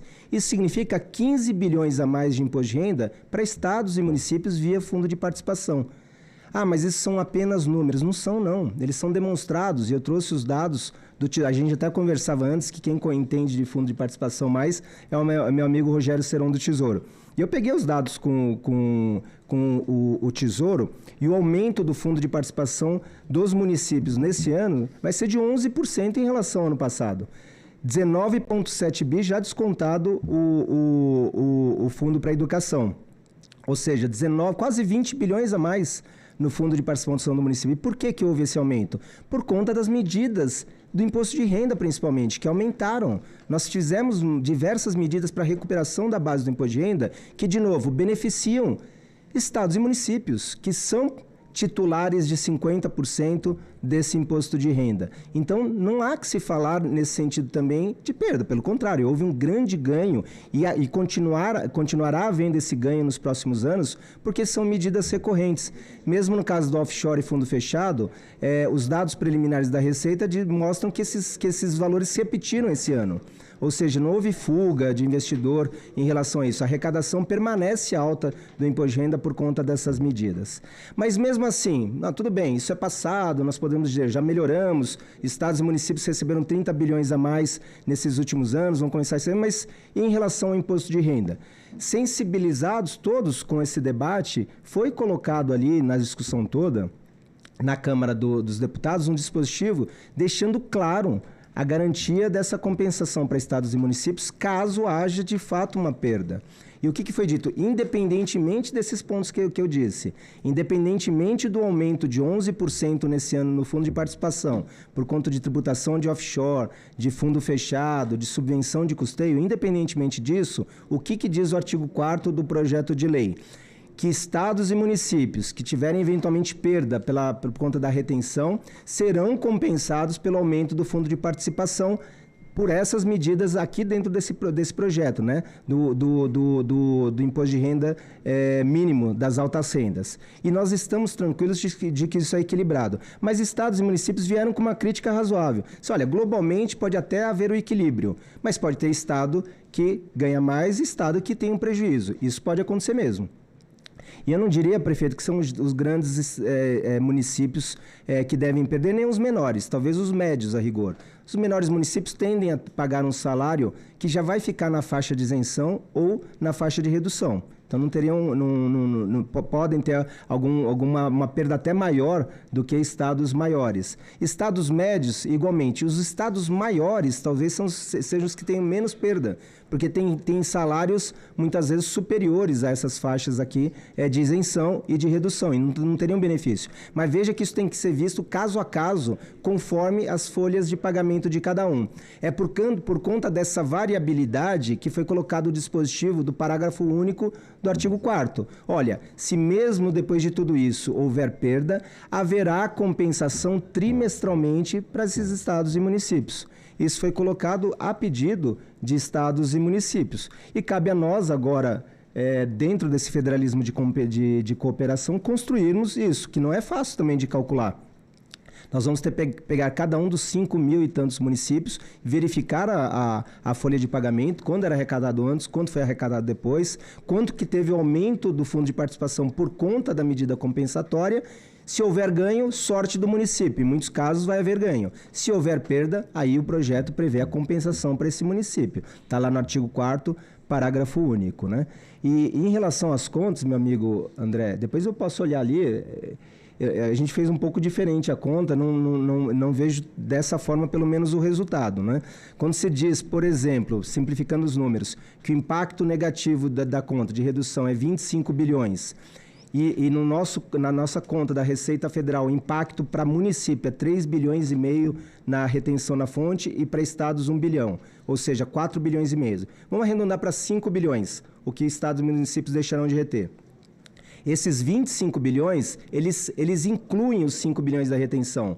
Significa dizer que, a rigor, vai ter 20 bilhões a menos de entrada de imposto de renda via DARF da União e menos 5 bilhões de arrecadação na retenção na fonte.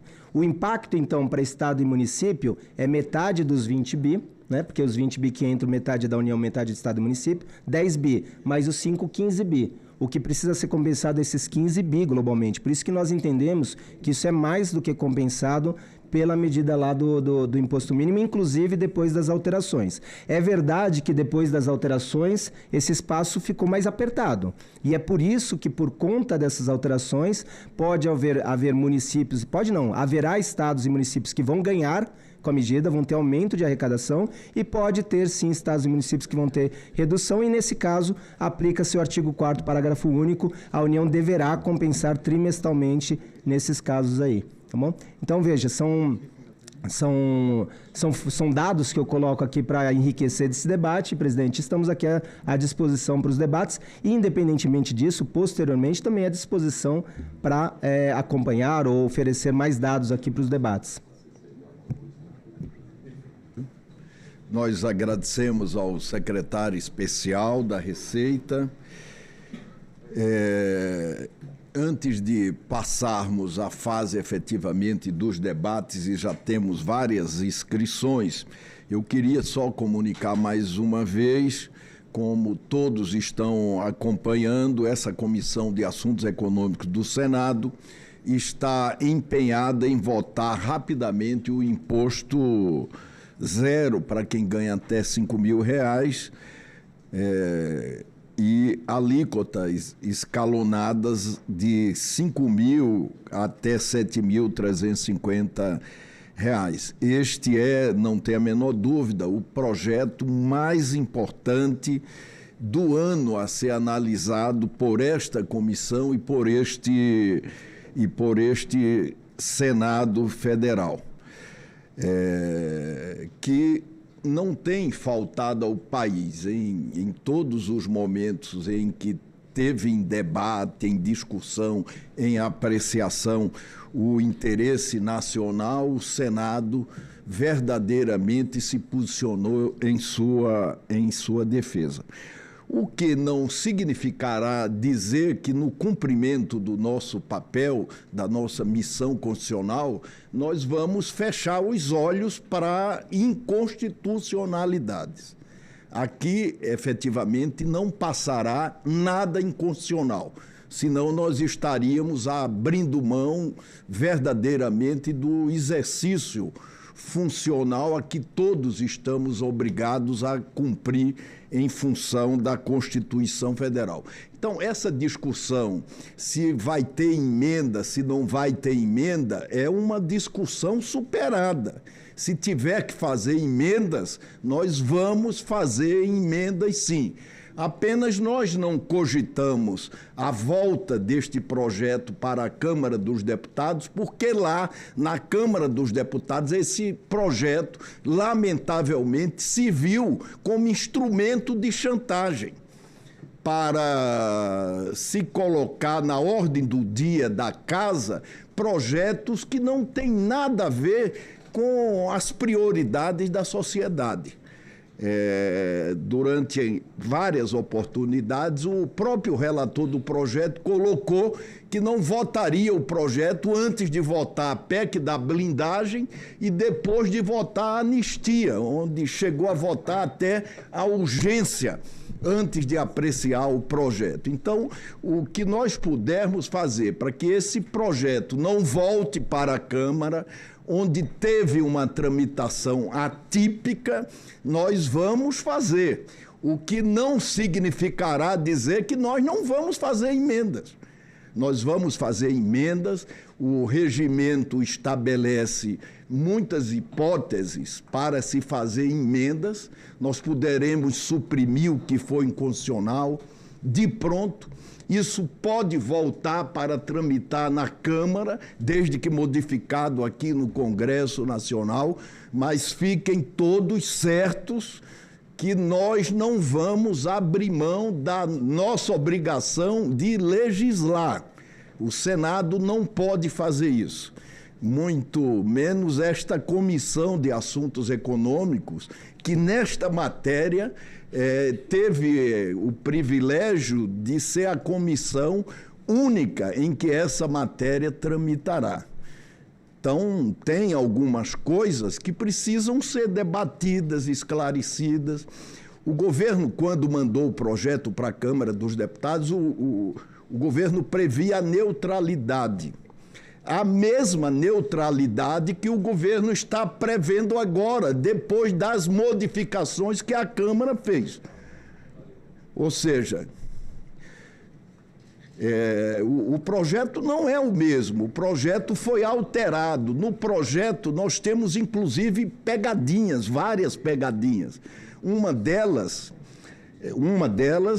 é que o relator alterou a questão da distribuição de lucros que são remetidos ao exterior, trazendo para o debate de uma isenção de imposto de renda da pessoa física aspectos, não é, do imposto de renda de pessoa jurídica. E mais, com relação aos dividendos, à distribuição de dividendos, o relator estabeleceu uma regra que é uma pegadinha. Os dividendos que serão registrados até dezembro de 2025, eles poderão ser recebidos com isenção até dezembro de 2028. O que significará dizer que nós vamos ter no próximo ano, dividendos que pagarão imposto de renda e dividendos que serão isentos do pagamento de imposto de renda. O relator também, em várias entrevistas, ele disse que não permitiria que houvesse uma elevação das alíquotas das BETs. Isso não tem nada a ver com esse projeto, isso estava sendo tratado na medida provisória 1303. Mesmo assim, vários setores, como LCI, LCA, CRA, CRE, FIAGROS, foram blindados.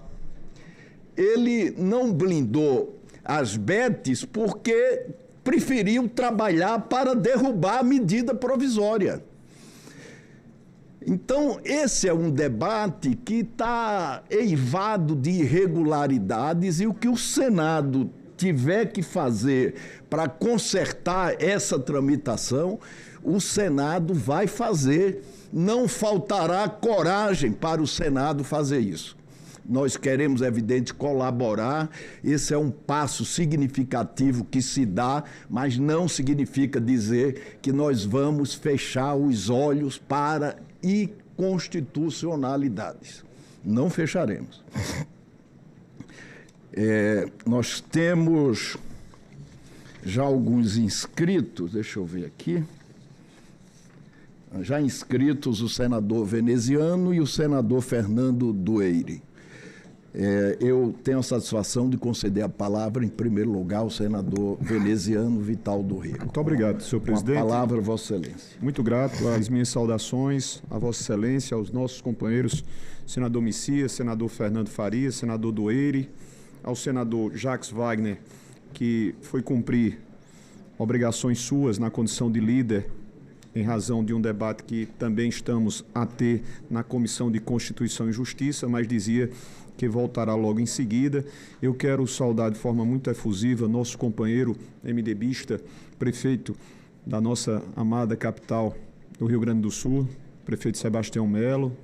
O saúdo, saudar ao nosso representante, Dr. Paulo Caliendo, que aqui fala pelos mais de 5.500 municípios brasileiros, falando pelo nosso presidente Paulo Zilkowski. Quero cumprimentar o meu secretário, Robson Barreirinhas, figura muito presta, até mesmo em horas e em dias que não deveria. Eu o incomodei esse final de semana, fiquei morto de vergonha, mas enfim, quero aqui fazer o registro da sua prontidão e das suas atenções, cumprimentar o doutor André Horta.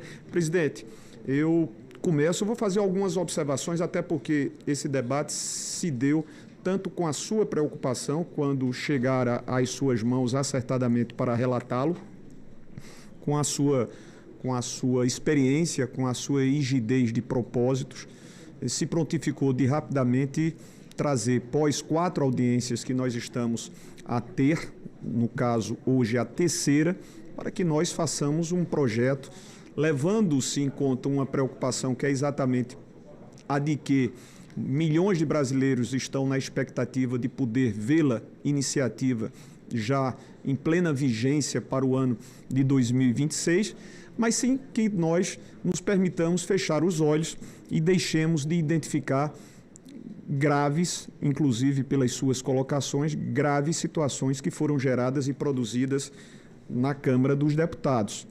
E aí, quando Vossa Excelência faz menções de que o Senado Federal não se furtará às suas obrigações constitucionais, até mesmo quando essas sejam a de fazer retificações, eu mais uma vez quero aplaudi-lo, porque recentemente nós corrigimos um erro crasso, um absurdo, uma indecorosa iniciativa que os parlamentares, colegas nossos, que têm todo o nosso respeito, mas que promoveram, que foi exatamente a mencionada PEC da blindagem, e que aqui nós tivemos a postura de imediatamente e à unanimidade sepultá-la, porque não tinha cabimento algum.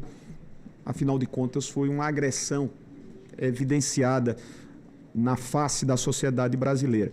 Quando chegou a matéria a nossa apreciação, presidente Renan Calheiros, eu recebi por parte da Confederação Nacional dos Municípios. Eu tenho uma relação muito forte com o municipalismo do nosso estado, como todos nós aqui o fazemos em cada uma das nossas unidades. E lá na Paraíba não é diferente. E havia essa preocupação E eu perguntava por que eu não estaria a apresentar, porque nunca haveria de fazê-lo, algo que não tivesse uma consistência, onde não estivesse um fundamento.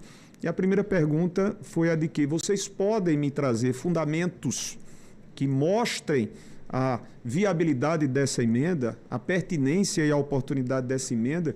E a FAMUP, através da Confederação Nacional dos Municípios, trouxeram-nos números que mostram exatamente possíveis prejuízos que estarão a se abater sobre a realidade dos municípios. O doutor André faz boa menção para que nós pudéssemos, e aí o presidente relator haverá de, inclusive, incluir, sem que necessariamente façamos esse aditamento à nossa emenda. Então, há uma comprovação. A mim me parece que o meu secretário querido Robson Barreirinhas não desconhece que há, sim. E aí eu quero discordar do meu secretário, porque quando ele menciona, durante esses últimos anos, houve iniciativas tomadas pela União que terminaram por beneficiar estados e municípios, eu não levo nessa linha, porque o que nós vimos, e aí as nossas menções congratulatórias às iniciativas, e aqui estiveram Vossa Senhoria e o ministro Haddad a demonstrar essa vontade de fazer correções, entre as quais a dos gastos tributários, que é outra excrescência que acontece em nosso país. Mas quando Vossa Senhoria fala sobre os 30 bilhões que foram compartilhados, 15 bilhões com estados e municípios, eu não vejo como ganho. Eu vejo que durante muitos anos nós não tínhamos o acesso àquilo que nos era devido. Então não é um ganho. Você está consertando o passado. E também não vejo como desconhecer que uma realidade com a qual nós estamos, na prática, lidando, possa ser dita assim: olha, nós já tivemos esses ganhos, vamos deixar de observar essas perdas. Não, porque obrigações os municípios já passaram a ter com a realidade atual e que será possivelmente outra, possivelmente e sob um aspecto negativo a partir de 2026. Está entendendo, presidente Renan? Essa é uma preocupação. Aqui nenhum de nós, claro que nenhum de nós em sã consciência desconhece que a iniciativa do presidente Lula, do governo, que é a de produzir um pouco mais de justiça tributária num Brasil de 500 anos de injustiças, é mais do que acertada, mesmo que tardiamente. São mais de 20 milhões de brasileiros que passarão a ter a oportunidade de pagar menos ou de não pagar quando passaram muitas e muitas décadas pagando por outros afortunados e abastados. Essa é a correção e essa é a sensibilidade que o presidente Lula, através da sua equipe, teve quando apresentou um projeto que dormitou durante 7 meses. Eu não concebo um apelo tão grande que esse projeto tem, presidente Renan, e só a sua sensibilidade de identificar e a sua autoridade de dizer que se viu esse projeto para outros fins, nas mãos de alguns agentes políticos que estavam na Câmara dos Deputados, para que se passasse 6 meses, 7 meses, 7 meses. Será matéria para em 2 meses, 3 meses, no máximo, já ter chegado aqui ao Senado Federal, de tão consistente o fundamento e o seu objetivo. Então, a minha preocupação ao apresentar a emenda foi a de que nós, de maneira taxativa e não na dependência de superávit do governo federal, ao identificarmos perdas possíveis para municípios e estados, tenhamos essa recomposição. Simplesmente penso aí. A sua consultoria, presidente, é que haverá de identificar se ela é uma proposta redacional que evitaria, portanto, novas apreciações, quem sabe mais tempo à Câmara e para aqueles que desejam utilizar destes meios para outros fins, mas penso que redacionalmente nós faríamos esse apontamento para deixarmos bastante evidenciado. Houve prejuízos, edificados e comprovados prejuízos, isso não está na dependência se o governo federal vier a ter superávit. Garantir-se-á que municípios e que estados não percam. Essa é a nossa preocupação e foi por essa razão que modestamente apresentamos essa sugestão. Ademais, eu quero saudar a todos os expositores que trouxeram claramente que há possíveis perdas, mas isso não justifica que não levemos adiante um projeto maior que objetiva garantir a milhões de brasileiros aquilo que eles merecem há muito tempo, que é essa isenção até os R$5.000 e gradativamente aos 7.350. Obrigado, presidente Renan. Nós estamos tendo a participação de muitos internautas que estão mandando perguntas que eventualmente podem ser respondidas por qualquer um dos que participam desse debate. O Giovanni, de São Paulo, pergunta quais os impactos financeiros e fiscais previstos no PL 1087/2025 sobre estados e municípios e como vai se dar a compensação. É exatamente esse o debate que nós estamos levando a efeito hoje aqui. A Mariana de São Paulo, há estimativas oficiais sobre possíveis perdas ou ganho de receitas decorrentes da proposta. O Rogério, do Rio Grande do Sul, se a arrecadação ficasse mais com estados e municípios, isso não estimularia desenvolvimento regional, em vez de punir quem produz. O Charles, de Pernambuco, pergunta qual o impacto nos municípios pequenos, dependentes exclusivamente do Fundo de Participação dos Municípios e do ICMS, uma vez que não conseguem a arrecadação própria efetiva. E da Matilde, do Distrito Federal, aqui do Distrito Federal, diz que municípios que cumprem seu papel nas políticas públicas de saúde, meio ambiente e educação devem ter prioridade. Pergunta, eu tenho a satisfação de conceder a palavra ao senador Fernando Doeire. Com a palavra, Vossa Excelência. Presidente Renan, senhores senadores aqui presentes, uma referência especial a todos que estão na mesa. Há uma preocupação nossa que já foi apresentada. Aliás, o senador Renan Calheiros, ele foi pleno na sua exposição ao concluir o espaço que cada um dos convidados tiveram para falar. Ele, inclusive, foi tão pleno que contemplou a todos nós que aqui estamos.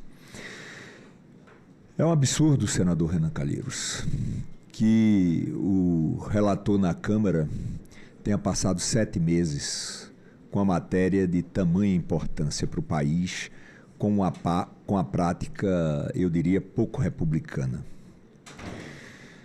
Ele faltou ao Brasil e aos brasileiros. Mas queria aqui também puxar um pouco a conversa, o depoimento, a narrativa, a iniciativa do senador veneziano, porque nós, políticos que representamos a Federação Brasileira, que estamos no Congresso Nacional e no Senado, nós temos uma responsabilidade muito grande com a cadeia federativa. E visitamos, não só recebemos os prefeitos, mas visitamos os prefeitos nas mais diferentes regiões, municípios pequenos, médios e municípios grandes. O que ocorre é que as responsabilidades são imensas, as competências são muito grandes. E o que lastreia, o que pode lastrear um gestor municipal, por exemplo, é muito pouco, secretário, para tamanho desafio. Só indo lá, convivendo, participando, ouvindo, aprendendo, é que a gente precisa ter uma plena consciência de que a inversão de prioridades, ela é urgente. O que aconteceu foi uma recomposição. O que chega aqui atrasado e que o senador Renan Calheiros diz com muita propriedade é uma atualização, e o senhor falou isso. A recomposição é uma atualização. Mas há, clara, uma depressão para municípios e para o Estado, como falou o doutor Horta, alguns estados, que precisam desses recursos para sobreviver. É lá onde vive gente. É onde lá as coisas acontecem. E nós não podemos silenciar diante disso. Por isso eu subscrevo a emenda do senador veneziano e me abasteço de animação com o que eu vi do senador Renan Calheiros, presidente desta comissão e relator desta matéria aqui no Senado. Portanto, senador Renan, eu me sinto abastecido com o que o senhor falou, o senhor foi muito pleno e agradeço o espaço de ter podido aqui me manifestar. Tá, agradecemos ao senador Fernando Doeire. Eu concedo a palavra ao senador Messias de Jesus. Com a palavra, Vossa Excelência. Presidente Renan, quero cumprimentar a Vossa Excelência e todos os membros da mesa. Presidente Renan, ninguém no Senado Federal ou no Brasil, quem lhe conhece, sabe da sua correção e da sua capacidade de fazer um projeto aqui, ouvindo a todos e fazer com que ele ande o mais rápido possível para não prejudicar a população brasileira. Todos nós aqui somos sabedores, como já disse, da sua correção e da sua capacidade. Não tenho dúvida que o projeto está sobre boas mãos, tanto nesta comissão quanto sob sua relatoria. Mas eu ouvi aqui algumas questões. Eu ouvi o secretário Robson, Dr. Robson, falar que houve um acréscimo, se não me engano, cerca de 15% sobre o fundo de participação dos municípios e dos estados, é isso? 12%. E eu não consigo entender por que os prefeitos e governadores estão reclamando tanto de queda de arrecadação, de queda de transferência do fundo de participação dos municípios para os municípios. Pelo menos alguns prefeitos no meu estado têm me reclamado bastante dessa queda de arrecadação, da queda de transferência, não de arrecadação, queda de transferência do FPM para os municípios. Eu queria fazer uma pergunta ao doutor André, se o senhor tiver conhecimento, quais as regiões do Brasil que mais perdem com o imposto, com esse projeto? Quais as regiões do Brasil que mais perdem? Os municípios e estados, como eu já disse, reclamam sempre da queda do FPM e do FPE. E aqui eu quero fazer um apelo a todos os senadores, em especial o senador Renan Calheiros, que mesmo que a gente tenha que devolver o projeto para a Câmara, mas que a gente possa fazer uma lei enxuta para que os municípios, porque a gente pode estar aqui ajudando cerca de 20 mil ou 20 milhões de brasileiros com o FPM, ou melhor, com o imposto de renda até 5 mil reais, mas ao mesmo tempo nós poderemos estar prejudicando outros milhões com a queda de arrecadação nos municípios, em especial, eu imagino, na região norte e na região nordeste do Brasil.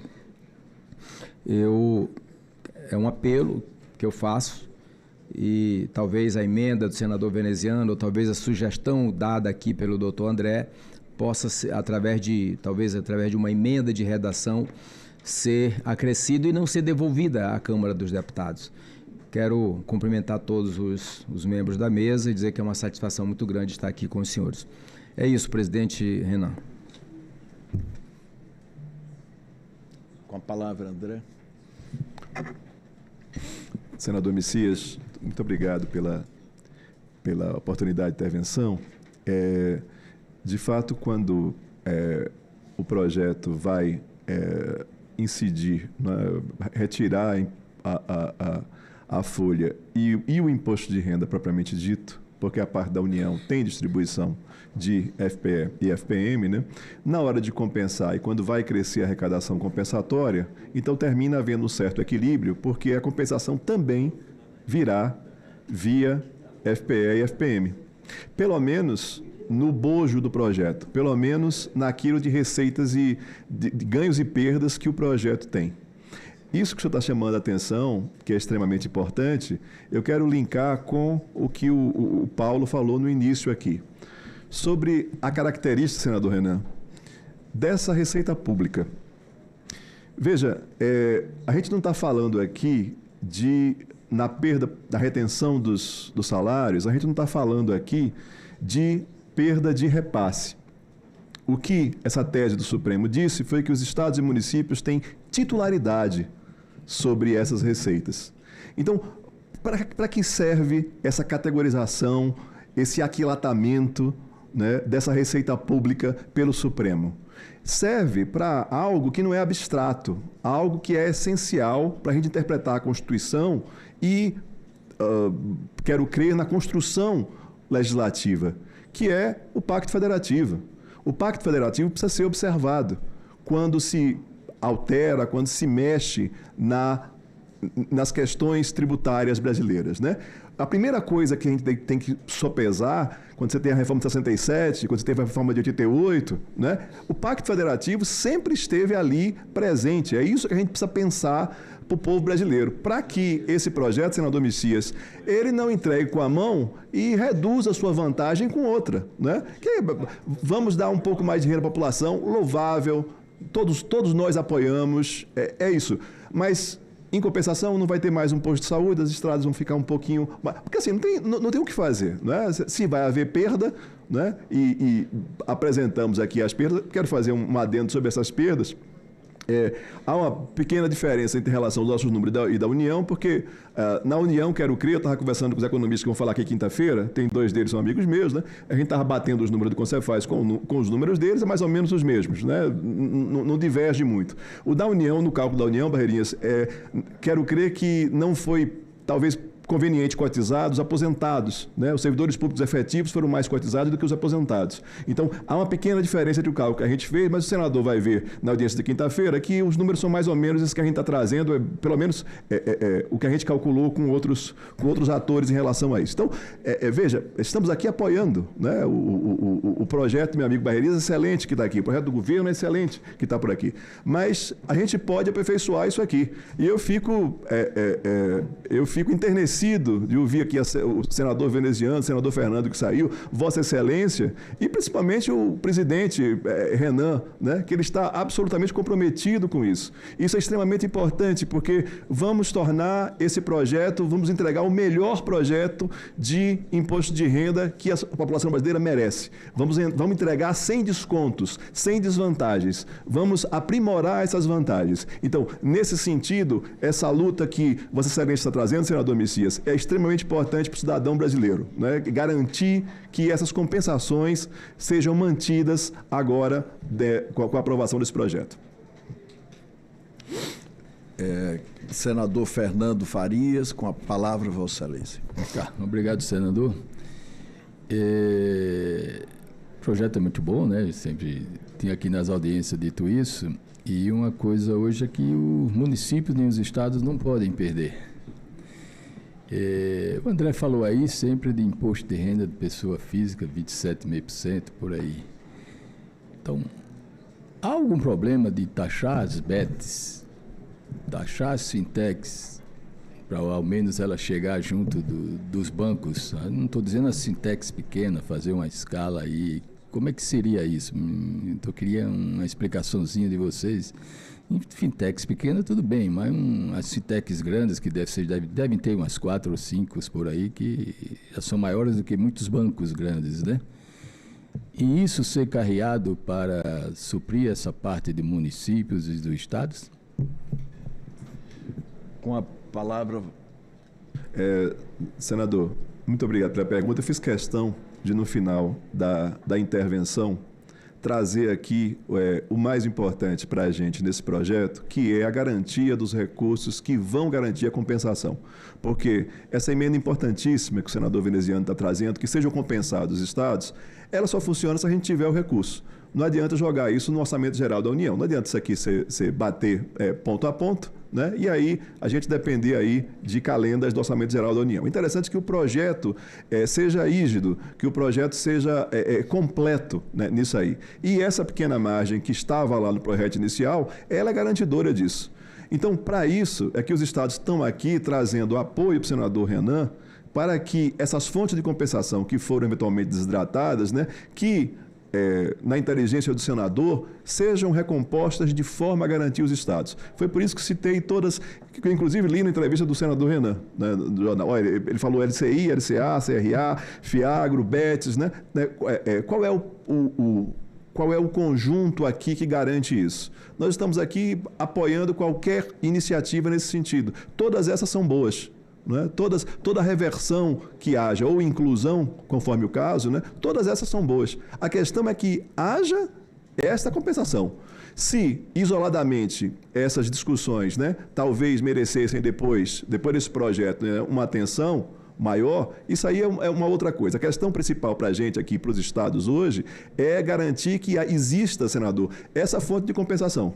Porque se não houver a fonte, a gente não adianta falar em compensação depois, porque não tem o recurso, né, suficiente, que não foi garantido no próprio bojo do projeto. Isso é que é importante, que o próprio bojo do projeto já traga isso. Ainda que seja no formato que o senador Renan está propondo, né, que olha, que não, vai para lá para poder aprovar logo, a sociedade brasileira não pode esperar, mas nós podemos depois alterar, enviar. Aí aqui a inteligência do Senado vai saber fazer isso da melhor forma, né? E, senador, aproveitar a oportunidade aqui, porque esse pedido do senador veneziano te fez, é um pedido formal, tá? Um pedido formal que inclui os estados na emenda número 8, se não me engano, da compensação. Obrigado, senador. Paulo, com a palavra. Muito obrigado, senador Renan Calheiros. Eu pedi a palavra para auxiliar na correta e legítima preocupação do senador Messias, mas também para me somar ao que foi mencionado pelo ilustre André Horta Mello e ao nosso estimado secretário Barreirinhas. O secretário Barreirinhas muito bem colocou que nós estamos num momento muito importante do federalismo fiscal brasileiro, com a reforma tributária, com os 3 níveis da federação, os 3 entes alinhados na construção de um federalismo cooperativo, que é uma conquista histórica e constitucional do Brasil, com lealdade federativa, integração.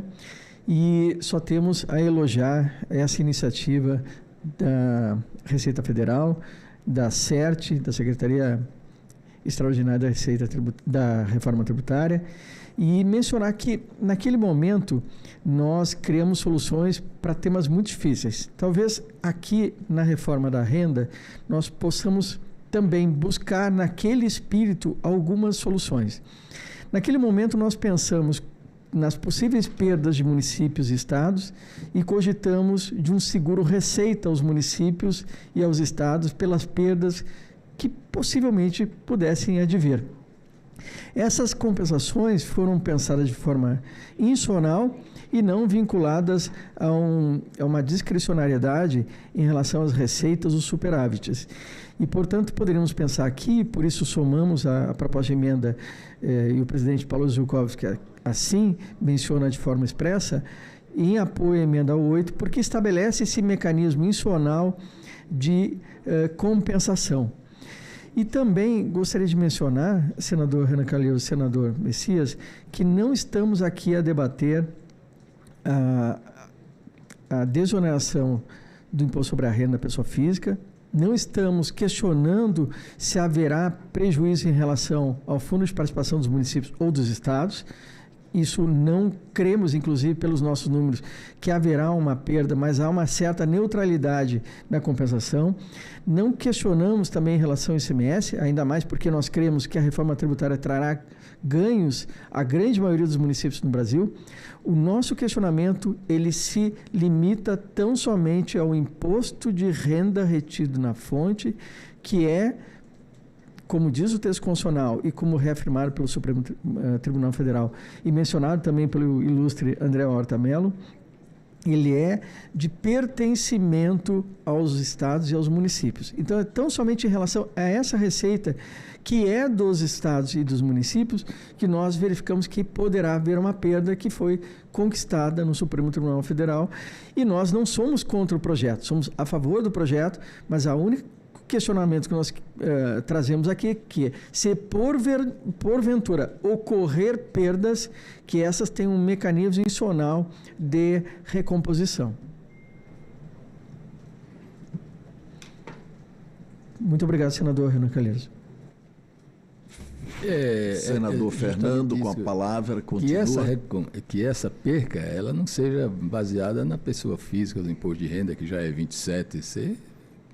Eu queria saber se pode pegar uma BET que é 18, passar para 27, para 30, que o mundo todo taxa mais do que a gente. Então, é possível fazer isso? Logo, precisa emenda? Ou como é que puxa isso? Posso falar? Posso falar, senador? Pode. Essa decisão, na verdade, é daqui do Congresso, né? Claro. O Congresso vai decidir isso aqui, né? Claro. Se pode, o valor, é um valor contra outro valor, né? Se pode vir tranquilamente, isso pode vir tranquilamente de outro valor, senador. Não é? Mas é uma decisão daqui do Congresso, do senhor relator, né? É que as blindagens, elas foram postas no projeto sem as devidas compensações. Todas, sem exceção. É isso que, do ponto de vista da tramitação do projeto, que cria muita dificuldade. Então, porque caracteriza inconstitucionalidades, várias. Só me chamou a atenção que é imposto de renda contra imposto de renda, então taxar mais imposto de renda, não taxar mais o imposto de renda da pessoa física, taxar outras coisas, né? Para recompor o que o município possa perder.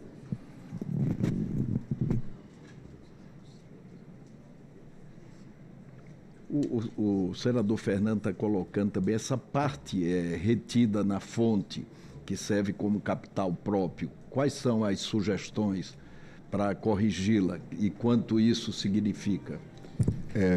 Senador, quero reafirmar, primeiro, o apoio dos estados a essa grande reforma, a importância social, importância para a cidadania, né? Isso é extremamente importante. Estava aqui frisando o grau, a hierarquia, a categoria de titularidade dos estados e municípios para dizer que a importância que isso tem para o Pacto Federativo, porque isso é cotizado na hora que o Congresso vai analisar o Pacto Federativo, né?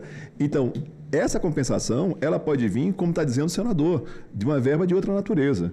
Uma verba de outra natureza pode vir a compensar isso aqui, né? Agora, de fato, aquilo que é específico de folha, talvez aí era criar realmente uma planilha, Barreirinhas, isso aí, não sei se vocês pensaram nisso, era criar uma planilha para você ver o que foi que teve de perda em 2005, quanto perdeu cada estado e quanto município e pagar diretamente, né?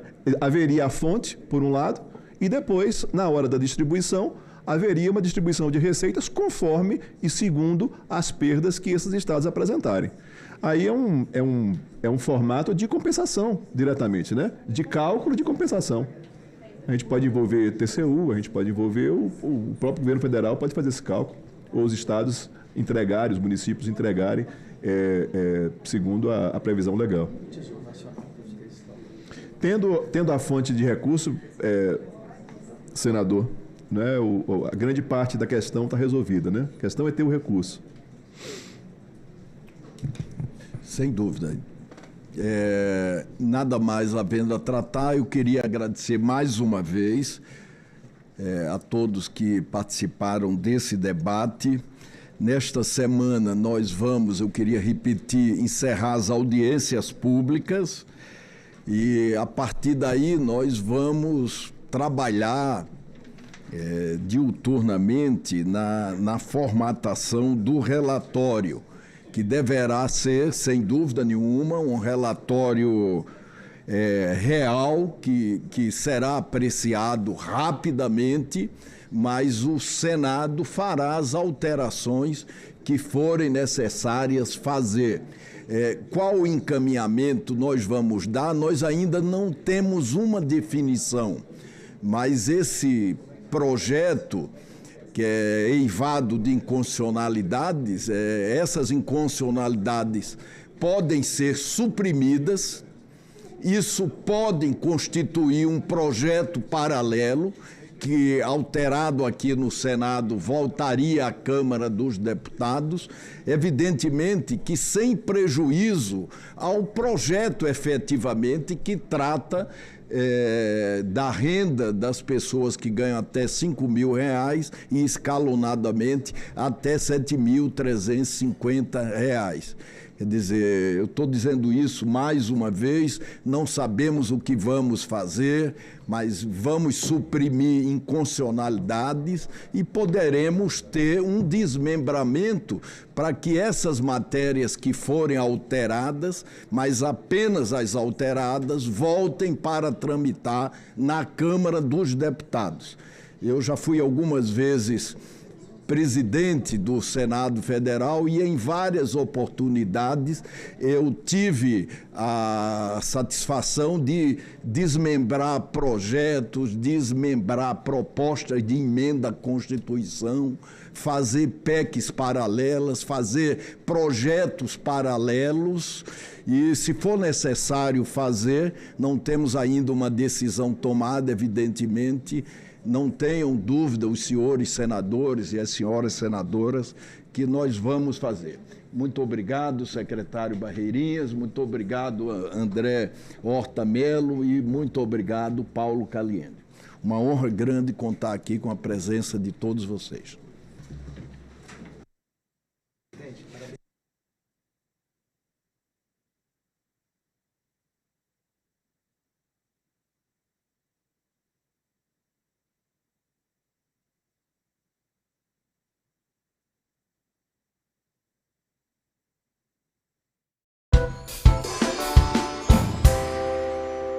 Se ela tinha capacidade intelecto-volitiva de entender que aquela era um brinquedo e não é arma, ela, claro que ela falava que ela não, para ela era uma arma.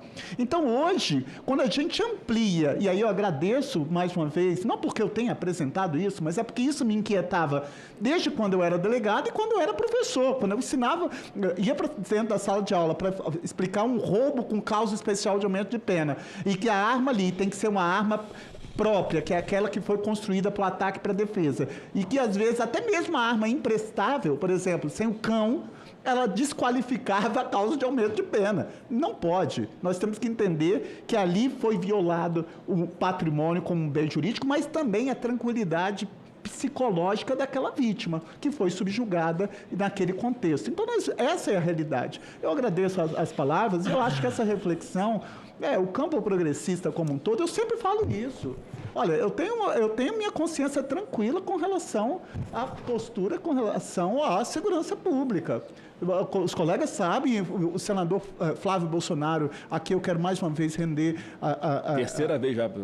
Mas sim, mas porque, poxa, teve a sensibilidade de aprovar o período de internação. Olha, eu sei que esse é um tema extremamente complicado dentro de um campo progressista, em que você não pode debater esse tipo. Não, eu tenho que tratar igualmente os iguais à medida que eles se desigualem. Eu não posso achar razoável que uma mãe que perdeu uma filha, que foi vítima de estupro, um homicídio qualificado, teve ocultação de cadáver, o rapaz que praticou foi 17 anos de idade, ele vai ficar no máximo internado 3 anos. Isso não é razoável. Então a gente tem que correr. É claro que eu tenho total interesse em que haja políticas públicas para tirar o jovem da criminalidade, para que ele não entre, para que ele não seja cooptado pelas milícias, mas se uma vez ele tiver o livre-arbítrio de assim o fazer, e ele, dependendo da gravidade do ato infracional que ele praticar, ele tem que ter de acordo com a reprovabilidade da lesividade que ele praticou. Então, hoje, mais uma vez, essa Comissão de Segurança Pública está corrigindo um ponto que é de fundamental importância, porque todo legislador, às vezes, fica nos gabinetes, nos órgãos superiores, e eles fazem uma interpretação literalmente gramatical e falando, arma de fogo. Era arma de fogo? Não se sustenta a causa de aumento de pena. Hoje, corrigimos. Arma de fogo, simulacro de arma ou qualquer instrumento capaz de atemorizar a vítima, incide o aumento de pena, incide a pena maior. Parabéns por ter acolhido, não porque eu tenha feito, mas porque o senhor está corrigindo um comportamento extremamente injusto, porque não é razoável. Eu pegava a vítima e falava, mas ela não é arma de fogo. E outra coisa, você tem outros pontos, às vezes o cara simula que está com uma arma com o dedo, e a vítima vai falar o quê? Ela vai saber que o que está embaixo da blusa dele não é uma arma, é o dedo? Então a gente tem que entender o seguinte, qual foi a intenção dele? Foi subjugar a vítima? Foi tirar a condição dela para que ela não tivesse o livre-arbítrio e aí ele despojar do patrimônio? Então impõe-se o aumento de pena. Obrigado mais uma vez e parabéns, senador Flávio Bolsonaro. quarta vez. Obrigado, senador Contarato, parabéns ao relator, porque tem um ponto importante nessa discussão, que além de... E Vossa Excelência começa o seu relatório falando sobre esse precedente do STJ, que é horroroso, ao entender que um traficante de drogas, quando usa uma arma de fogo para garantir a sua atividade criminosa de traficar drogas, esse crime ele é absorvido pelo tráfico de drogas, o crime de porte ilegal de armas é absorvido pelo tráfico de drogas, é um equívoco gigantesco. Estamos tratando de crimes violentos. E outro ponto importante que a gente corrige nesse projeto é criminalizar a atividade criminosa, criminalizar a pessoa que usa um simulacro para cometer um assalto, ou um tráfico de drogas, ou enfim, qualquer outro tipo de crime. Porque tem uma vertente no campo progressista, inclusive, que prefere criminalizar o instrumento. É proibir a venda de arminha de brinquedo, proibir a venda em loja de simulacros. Eu acho que esse é um caminho completamente ineficaz, porque a pessoa que compra aquilo, que não vai usar para um fim criminoso, não tem problema nenhum. Agora, a pessoa que usa, nós estamos na lei garantindo que ela vai ter, sim, um aumento da sua pena em função de estar usando esse simulacro ou esse brinquedo, sei lá o que for, que ele utilize. Então, não havendo mais quem queira discutir... Só me permite mais uma complementação, porque o senhor falou uma coisa que é importantíssima. Por exemplo, eu tinha muitas hipóteses em que eu estava, por exemplo, apurando um homicídio por disparo de arma de fogo. Na hora do interrogatório, eu perguntava, quando você adquiriu a arma? 6 meses atrás. Onde a arma estava hoje quando você acordou? Em cima do guarda-roupa. E aí você fez o quê? Peguei a arma. E a arma foi para onde? Fiquei andando, até encontrou a vítima e resolveu ali, discutiu e matou. Ali você tem momentos consumativos de crimes diferentes. Então eu indiciava por porte de arma, mais o homicídio qualificado que ele praticou em concurso material, por força do 69, quando a gente, mediante mais de uma ação ou omissão, pratica 2 ou mais crimes idênticos ou não, aplica-se a pena cumulativamente. Então, acho que essa forma de você também, da autoridade, inquirir, você configura o momento consumativo do crime de porte de arma antes. Então, por exemplo, você está lá num local de tráfico de entorpecente, mas que tem a arma, esse crime já se consumou e é um crime permanente, porque enquanto que ele está portando a arma, assim como a droga, o estado flagrancial se protege no tempo passível de autuação em flagrante. Então, agora eu acho um absurdo falar que no crime de homicídio por disparo de arma de fogo, o porte de arma fica absolvido pelo homicídio. Não, são momentos consumativos diferentes. Ele tinha desígnios autônomos, é a autonomia de desígnios que ele tinha. Antes, ele já tinha cometido o crime de porte de arma. Se depois ele resolve praticar um homicídio utilizando a arma, é outra coisa. Ele vai responder pelo homicídio, mais o porte. Só fazendo esse parênteses que eu também concordo. Se Vossa Excelência fosse magistrado, sua decisão seria reformada hoje pelos tribunais superiores, né, por causa desse entendimento equivocado no nosso ponto de vista. Perfeito. Não havendo mais quem queira discutir, encerra a discussão. A votação será simbólica. Em votação, o relatório apresentado. Os senadores que concordam permaneçam como se encontram.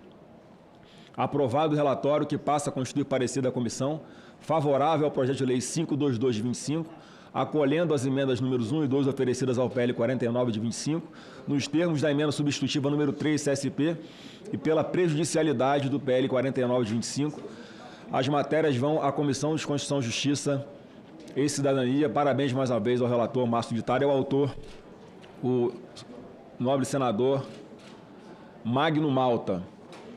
Vamos aqui ao último projeto da pauta, de relatoria do senador Hamilton Mourão. Bem-vindo, senador. A mim, só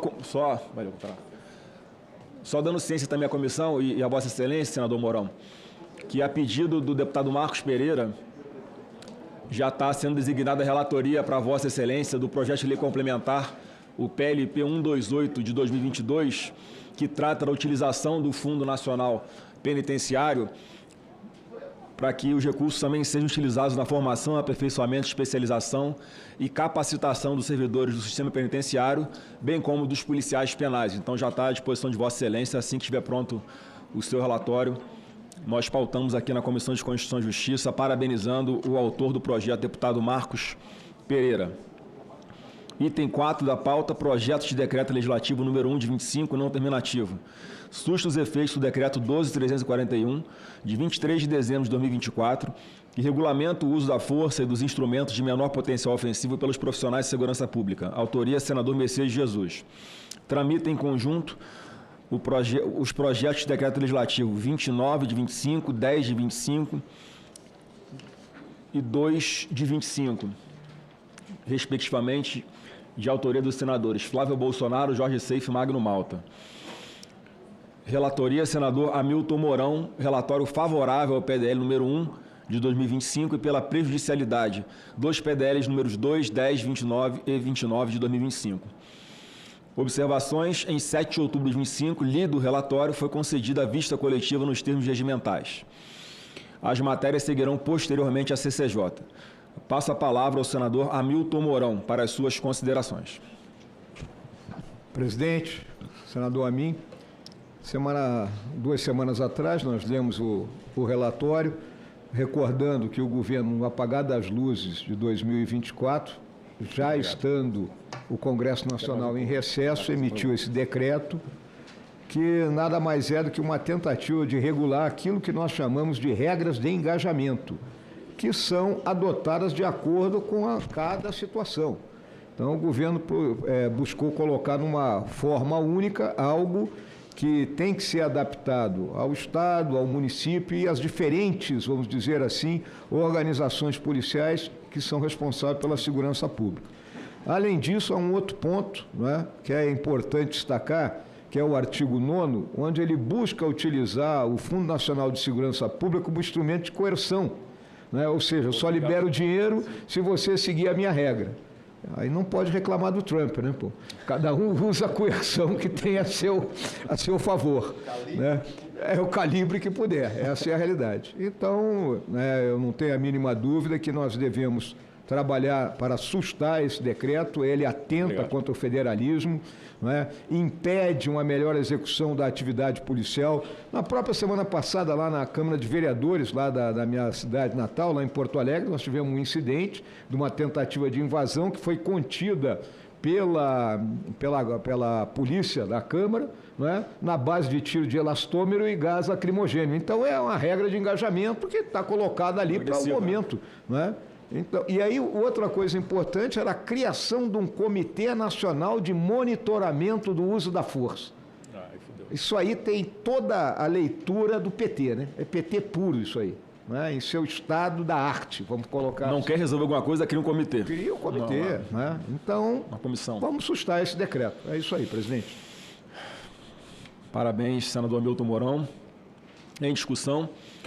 Não havendo quem queira discutir, encerra a discussão. A votação será simbólica. Em votação, o relatório apresentado. Os senadores que concordam permaneçam como se encontram. Aprovado o relatório, que passa a constituir parecer da comissão, favorável ao projeto de decreto legislativo número 1 de 25 e pela prejudicialidade dos projetos de decreto legislativo números 2, 10 e 29 de 2025. As matérias vão à Comissão de Constituição e Justiça. Só antes de encerrar a nossa reunião de hoje, quero só fazer um registro de um fato lamentável que aconteceu ontem aqui em Brasília. Nota de pesar pelo falecimento do Isaac. O falecimento do jovem Isaac Augusto de Brito Vilhena de Moraes, de apenas 16 anos em Brasília, impõe ao Parlamento, e semana passada, impõe ao Parlamento e à sociedade o dever de revisitar temas sensíveis como a maioridade penal e o tempo de internação de menores infratores. Só para contextualizar, esse menor ele tinha acabado de ser solto, estava com liberdade provisória, por ter cometido o crime de tráfico de drogas, e pouquíssimo tempo depois ele já comete um homicídio. A atual legislação, a Lei 8.069 de 90, o ECA, estabelece limite máximo de 3 anos para internação, independentemente da gravidade do ato infracional. Tal limite, concebido há mais de 3 décadas, mostra-se hoje desproporcional frente à complexidade dos crimes contemporâneos. O PL 216919, de minha autoria, propõe ampliar o tempo de internação para permitir processos mais longos de reeducação e reduzir a reincidência. Já o PL 1473 de 2025, de minha relatoria e de autoria do senador Fabiano Contarato, busca ajustar a responsabilização penal e o tratamento dos crimes graves cometidos por adolescentes, atualizando o Código Penal e o ECA em favor da segurança coletiva. Considerando que o ordenamento jurídico já reconhece a capacidade eleitoral aos 16 anos, é coerente que se reexamine a impunidade penal na mesma faixa etária, com salvaguardas constitucionais e foco em medidas proporcionais e ressocializadoras. A memória de Isaac deve servir de ponto de inflexão para um debate responsável, não de vingança, mas de responsabilidade, coerência e justiça social. E vejam que isso não é aqui a nossa nota de pesar em memória aí ao Isaac, e não é algo que a gente está fazendo no calor da emoção, porque há várias décadas esse é um problema que a gente vai empurrando com a barriga, o Congresso acaba não se posicionando, nós vamos buscando alternativas para ampliar o tempo de internação dos menores, dar um tratamento mais próximo possível, como se fosse um adulto, e a realidade é que eles se escudam na sua idade cronológica para cometer esse tipo de crime. O mesmo artifício é usado por organizações criminosas quando tentam responsabilizar menores de idade por crimes que eles, maiores de idade, arquitetaram. Pelo menos, eu não sei qual foi o ano exato daquele caso bárbaro de assassinato da Liana Friedenbach e do seu namorado, né, pelo Champinha e outros menores de idade. Sempre que a gente aprova algum projeto, ou apresenta algum projeto, ou discute redução da maioridade penal, quem é contra traz exatamente esse falso argumento de que a gente não pode discutir determinada matéria em função do calor da emoção, do impacto que a sociedade está enfrentando, de revolta perante mais um crime bárbaro cometido por menor de idade. Então, não é algo novo e não é algo que, enquanto nós não enfrentarmos, a sociedade vai continuar cobrando do Congresso Nacional algo no sentido de que caminhe para a efetivação de punição de adolescentes que cometem crimes que chocam a sociedade sempre que eles cometem. Isso vem acontecendo nas últimas décadas. Né, senador Hamilton Mourão, quer fazer uso da palavra? Só para complementar, senador Flávio Bolsonaro, a gente estava até tratando há pouco de assunto similar aqui. Sim. Né? E esse caso é bem emblemático porque o rapaz aí, o Isaac, aluno do Colégio Militar de Brasília, morador ali da 112, o pai dele é um coronel veterinário, estava na quadra jogando voleibol com um amigo e chegaram esses marginais, garotos, roubaram o celular do rapaz e o rapaz, talvez pelo seu porte físico, achou que podia encarar. E o sujeito enfia-lhe uma faca e o mata. E se continuar a ser observada a legislação da forma como se encontra hoje, ele vai estar livre daqui a pouco e a família que perdeu o filho vai chorar o resto da vida isso aí. Não é a vingança, mas é a justiça. A justiça tem que ser feita. Vingança é outro tipo de justiça que vem acontecendo no nosso país. Só sabe qual é. Obrigado, senador Mourão. Senador Amin. Eu só queria lembrar aquele projeto em que houve a primeira e muito eloquente convergência do seu ponto de vista com o do senador Fabiano Contarato, ele abriu uma luz nisso aí. Sim. Ou seja, o tipo de crime proíbe que seja aplicada a literalidade do... Faltam 3 meses para ele completar 18 anos, solta. Ali já se vislumbra um prolongamento desse prazo de contenção, do menor em face da natureza do crime. É aquele, eu lembrei até naquela ocasião, é o preceito de Santo Agostinho, pune-se o pecado, muito mais do que o pecador. O pecador é um agente, pode ser até uma pessoa, um de nós aqui que possa ser levado a isso. Mas o pecado é que força, obriga a que a gente procure uma solução não apenas intimidatória, mas também de prazo de reeducação, de realinhamento, de redirecionamento de quem o praticou. Mas é o crime que tem que ser, a natureza do crime, do delito, é que tem que orientar a política, no caso, penitenciária. Então, eu acho que se este caminho for trilhado por nós repetidas e reiteradas vezes, Eu acho que isso produzirá um bom efeito e, como estaremos sempre lastreados por um fato, o fato é o grande argumento que vai viabilizar essa sequência lógica de procedimento. Obrigado, senador Amin. Veja que países reconhecidos como desenvolvidos, muitos deles na legislação penal, sequer têm uma idade cronológica, né? Se a pessoa tem capacidade de compreender o que estava fazendo, ela vai ser responsabilizada por isso. Eu acho que é o mundo ideal, mas na impossibilidade aqui de avançarmos na redução da maioridade, pelo menos a partir dos 16 anos de idade, esse caminho que Vossa Excelência coloca no projeto de lei que nós discutimos aqui, que é a possibilidade de até 10 anos de internação de um menor, porque dependendo do crime é pouco ainda. Como o senhor falou, se tivesse cometido o crime com 17 anos, 11 meses e 29 dias de vida, ao invés de pegar 30 anos de cadeia, o cara pode pegar no máximo 10, se for aprovado esse nosso projeto de lei. Aqui minha assessoria me socorre dizendo do caso do assassinato da Eliana Friedenbach e do seu namorado, foi em 2003, portanto há 22 anos que esse crime chocou, né, o Brasil e o mundo, e até hoje a gente ainda está aqui discutindo se reduz ou não reduz a maioridade penal. Então, obrigado aí pela presença de todos, declaro encerrada essa sessão, desejando uma boa semana a todos.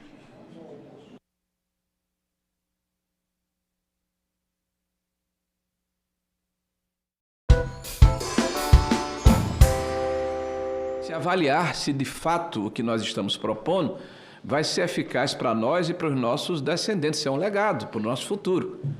Então não estou aqui, eminente senador Paulo Paim, fechando portas, mas estou fazendo a minha parte de proferir um alerta de que existem exemplos, como foi proferido pelo senhor Clemente e pelos que me antecederam, em vários lugares do mundo, para o bem e para o mal. E que existem fatores que têm que ser observados, até porque a conjuntura econômica que nós passamos hoje, se por um lado o governo comemora uma melhoria no mercado de trabalho, por outro lado nós temos a maior taxa de juros do mundo, perdemos para a Turquia, e é o mesmo governo. Se por um lado nós comemoramos o fato de que nós temos um número recorde de pessoas que hoje recebem recursos de projetos sociais do governo, se estima mais de 90 milhões de pessoas, por outro lado nós tivemos um aporte de mais de 27 novos impostos em pouco mais de 2 anos e 10 meses. Então, que modelo de país nós queremos? De que forma nós vamos trabalhar para que no futuro os nossos filhos, e eu tenho 4 filhos, né, vão se inserir nesse mercado de trabalho e vão ter a tranquilidade, a capacidade e a condição de proverem as suas famílias e imaginarem um futuro para elas. Então, eu tenho muito receio de palavras de ordem, mas eu tenho assim um respeito muito grande a dados, a números e a comparações empíricas, em função não apenas da realidade de outros países, mas sobretudo da realidade do nosso país. Mas é evidente que nós podemos trazer essas experiências para cotejar com o nosso. Então, agradeço a oportunidade, peço vênia aos palestrantes por ter interferido um pouco aqui na ordem dos trabalhos, mas como expliquei ao senador Paulo Paim, eu pertenço aqui a 8 comissões diferentes e está havendo uma votação e uma discussão na segurança pública. Desejo boa sorte e vou participar efetivamente desse debate. Agradeço. Tudo bem, senador Rogério Marinho deixou claro o seu ponto de vista e achei interessante que ele coloca que ele não é contra o debate e nem a proposta, mas tem que aprofundar e vamos aprofundar.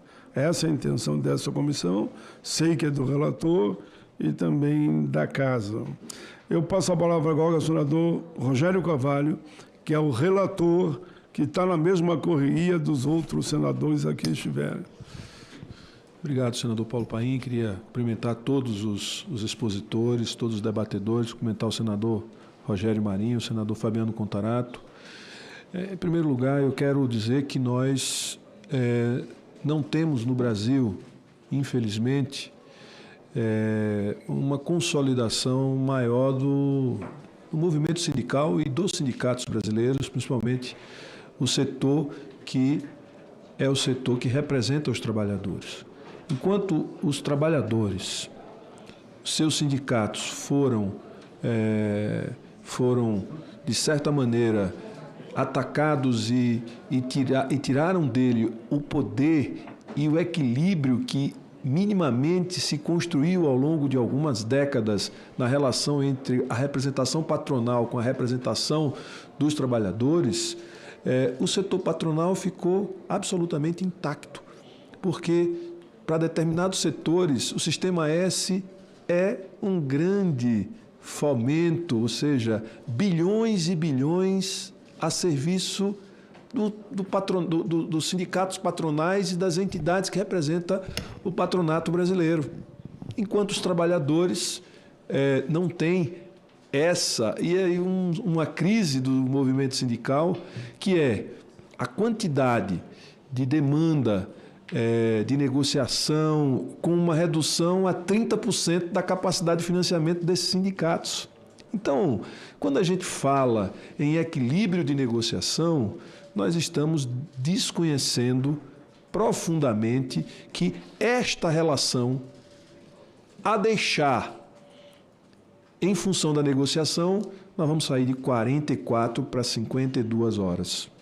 E não vai haver redução de jornada de trabalho, vai haver aumento da jornada de trabalho pela racionalidade, pela lógica defendida aqui da livre negociação. Nós não temos nem equilíbrio. Hoje não existe equilíbrio de forças entre quem representa os trabalhadores e quem representa o setor patronal. Não existe equilíbrio de forças. Se não existe equilíbrio de forças, é uma premissa que eu julgo um tanto quanto despropositada para garantir que esse debate flua, que é deixar a critério da negociação entre as partes. Então, dito isso, vamos para a segunda parte dessa discussão. A segunda parte é que nós estamos falando de uma sociedade em que existe os senhores, historicamente, os senhores escravagistas, os senhores do capital, e que nosso movimento sindical e os nossos trabalhadores,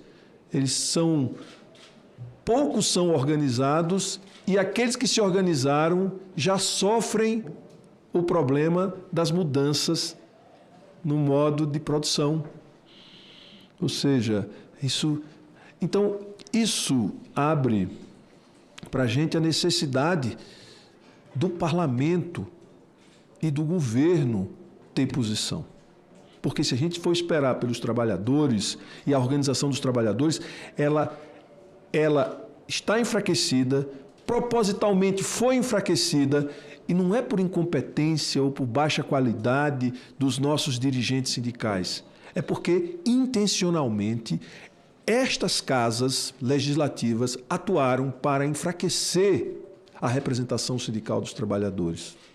E enfraquecer na correlação de força entre patrão e empregado a posição dos trabalhadores para diminuir o seu poder de negociação e, como eu disse, teríamos 52 horas e não 48. Percebe? Então, diante disso, eu acho que nós estamos agora numa tentativa destas casas fazerem o que foi feito. Se a gente for analisar, a redução de jornada em 1945, quando foi para a CLT, e 42, eu acho que quando foi definida que era de 8 horas e 48 horas semanais, foi uma iniciativa por clamor do governo. Em 88 foi na Constituinte. E agora só vai acontecer redução de jornada se as vozes de alguns aqui, que representa a voz que não chega e que não faz parte do lobby e que não tem força para influenciar movimentos aqui dentro, que essas vozes, através de alguns parlamentares ou de muitos parlamentares, consigam emplacar esta mudança de novo. Caso contrário, não vai haver redução de jornada no Brasil. É só uma tese que não se materializará, porque não há base para dizer que ela vai se materializar, certo? Na prática é isso, ou seja, se quer não realizar, se não quer reduzir a jornada, diz que tem que ser na negociação. É uma forma suave de dizer, essa discussão não nos interessa, vamos deixar que as partes negociem. Só tem uma parte. A outra parte que influencia nisso, que pode ter força nisso, é o parlamento e o governo.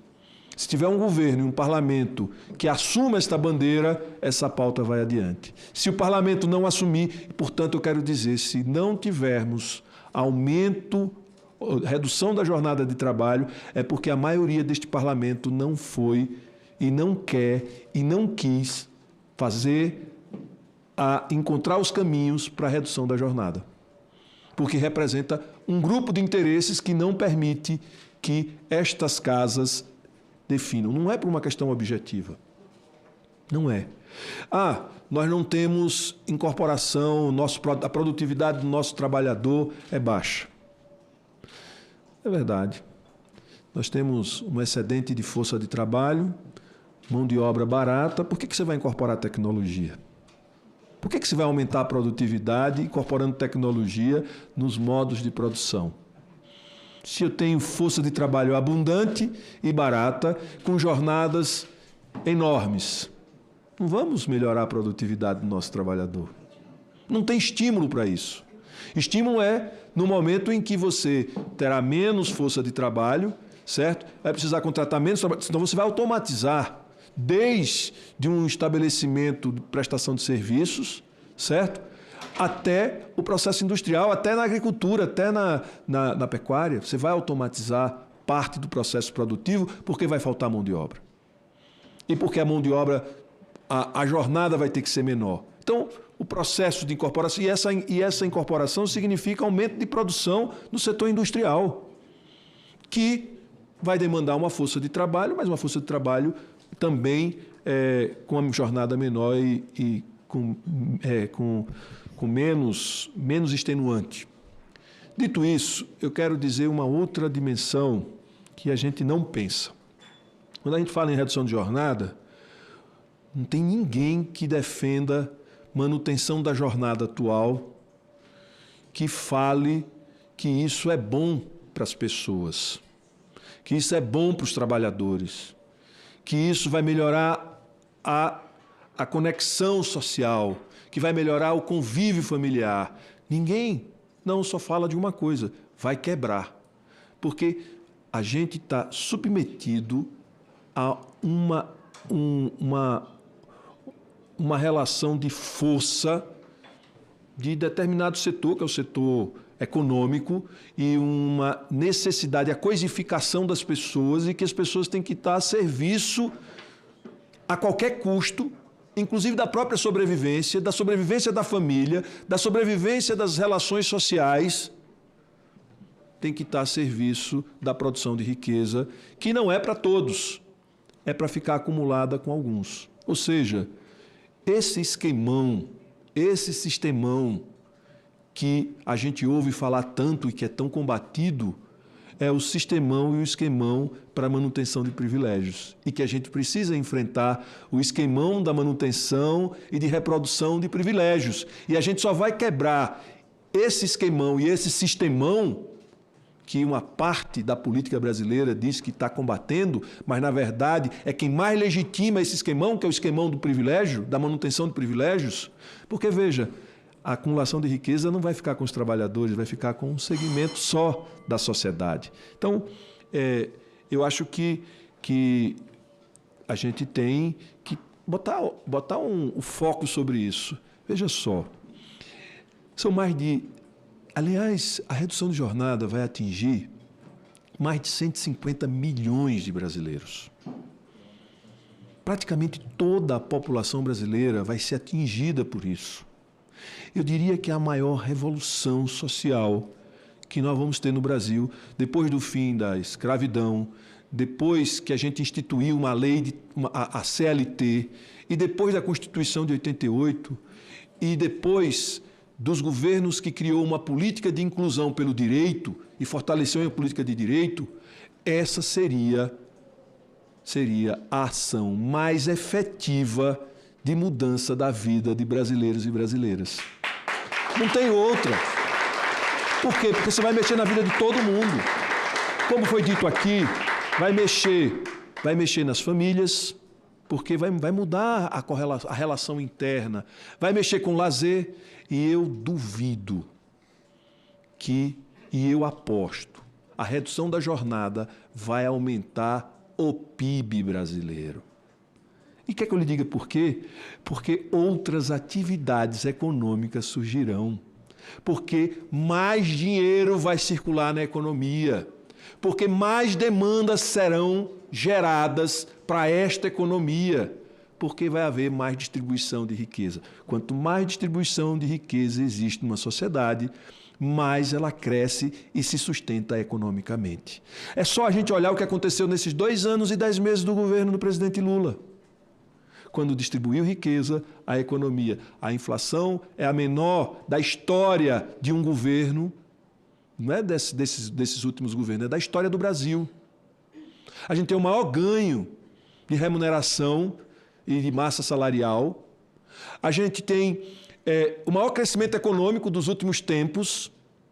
Sabe por quê? Porque teve distribuição consistente de renda. Agora, você imagine, redução da jornada de forma escalonada, ao longo do tempo. Isso tudo está aberto para a gente discutir, mas a gente precisa reduzir a jornada pelo bem do Brasil, pelo bem dos brasileiros, pelo bem da nossa sociedade, que se pretende ser civilizada. Por isso, senador Paulo Paim, o senhor como autor, quero dizer que este é um grande legado que o senhor deixa como grande parlamentar que Vossa Excelência é, e eu fico muito feliz de ser o relator desta matéria que, na minha humilde visão, tem um impacto que vai para além das relações econômicas que o tempo todo a gente tenta restringir. Não é uma relação econômica que está em discussão, é o modelo de sociedade que a gente acredita, é o modelo de relações familiares que a gente acredita,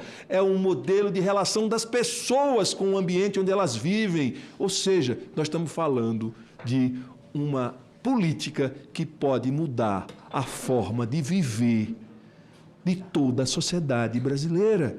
Isso é extraordinário. A gente só não pode ter medo de ir atrás do extraordinário. Eu já fiquei tão contaminado por esse debate, e hoje eu estou absolutamente convencido do caráter extraordinário que tem essa política, porque ela mexe com toda a estrutura da sociedade brasileira. Parabéns, presidente, e vamos à luta fazer essa mudança que o Brasil, o povo brasileiro, precisa. Parabéns, Vossa Excelência, relator. Relator Rogério Carvalho, que fez um belo relatório, e a exposição que aqui fez agora mostrou que é um estudioso do tema e por isso que fala com tanta segurança. Então, parabéns a Vossa Excelência. Tenho muito orgulho de poder dizer, lá no meu Rio Grande, onde eu participo dos debates, que o seu relatório ficou impecável. Obrigado. Parabéns. O senador Contarato está escrito, eu apenas pergunto para ele, só faltam 2, mas falaria um, se Vossa Excelência concordar, em seguida Vossa Excelência. Ou se prefere agora, vai falar agora. O senador Contarato é muito compreensivo. Às vezes, na política, a gente fala, depois de um grande orador, eu não quero falar, não. Quero falar depois, com o intervalo, que foi o Rogério Carvalho. Mas Vossa Excelência não encabulou, não. É com o senhor. Vamos lá. 10 minutos com mais 5, se necessário. Senhor presidente, eu quero parabenizar Vossa Excelência pela autoria desse projeto, parabenizar os convidados, ao passo que parabenizo também o senador Rogério Carvalho pela relatoria. Não posso deixar de registrar aqui a minha satisfação pela atuação do vereador Rick Azevedo, parabéns a Érica Hilton. Mas eu queria fazer aqui algumas considerações que eu reputo importantes. E tudo que eu estou falando aqui é parte da Constituição Federal. O artigo 1º da Constituição Federal, no inciso 3º, ele estabelece que um dos fundamentos da República Federativa do Brasil é promover a dignidade da pessoa humana. Aí ele vai além.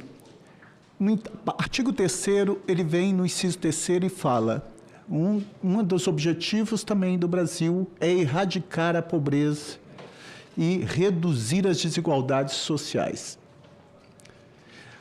Aí ele continua.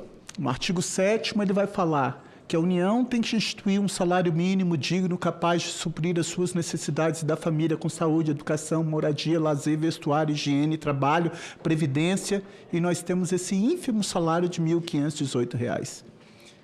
E para complementar, no artigo 5º, ele fala que todos somos iguais perante a lei. O que me assusta, porque aqui essa casa, a Casa Legislativa, seja a Câmara dos Deputados ou o Senado, é uma casa que sistematicamente fecha as portas para a classe trabalhadora. É uma casa que, infelizmente, é com dor que eu falo isso, criminaliza a pobreza. É uma casa que diferencia um trabalhador terceirizado de um efetivo e de um comissionado. Eu lembro que quando eu tomei posse aqui, os funcionários terceirizados eram submetidos ao detector de metal, os outros não. Naquele momento, essa casa criminaliza a pobreza, criminaliza os mais pobres. O elevador não podia usar.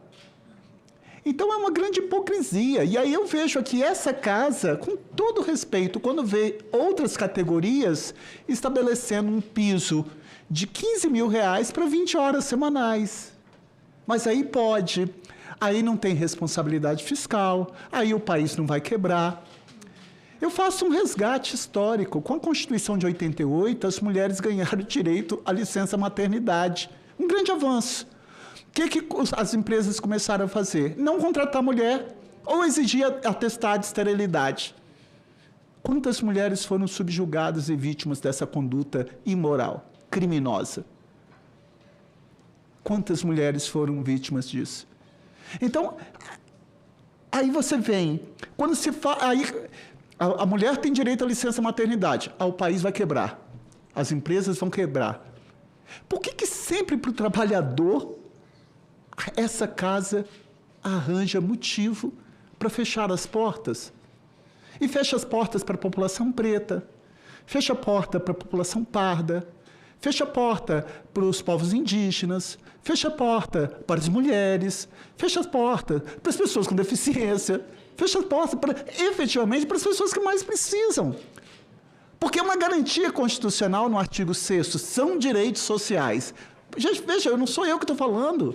Foi o legislador constituinte desde o dia 5 de outubro de 88. São direitos sociais. Direito à educação, saúde, moradia, lazer e assim sucessivamente. Mas na hora que é para falar sobre direito de trabalhador, aí não temos. Não, nós temos que ver, porque tem que ter cautela, porque as empresas, isso vai gerar emprego. Eu não tenho dúvida que isso vai gerar. O mundo caminha para isso. Aliás,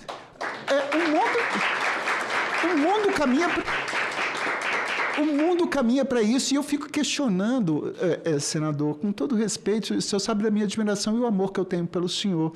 Às vezes eu fico assim num momento reflexivo e falo assim, meu Deus, a vida da gente, nós temos 24 horas no dia. Quantas horas que eu tiro para o meu lazer, para o meu prazer? Quantas horas que eu tiro para estar com meus filhos, que são a razão da minha vida? Quantas horas que eu tiro para estar com minha família? Quantas horas que eu tiro para comemorar meu aniversário? Nós aprovamos, com a ajuda do senhor, o piso da enfermagem. As pessoas estavam ganhando um salário mínimo com 2, 3 vínculos. Não tinha sábado, domingo, feriado, final de semana, Natal, Ano Novo, nem nada.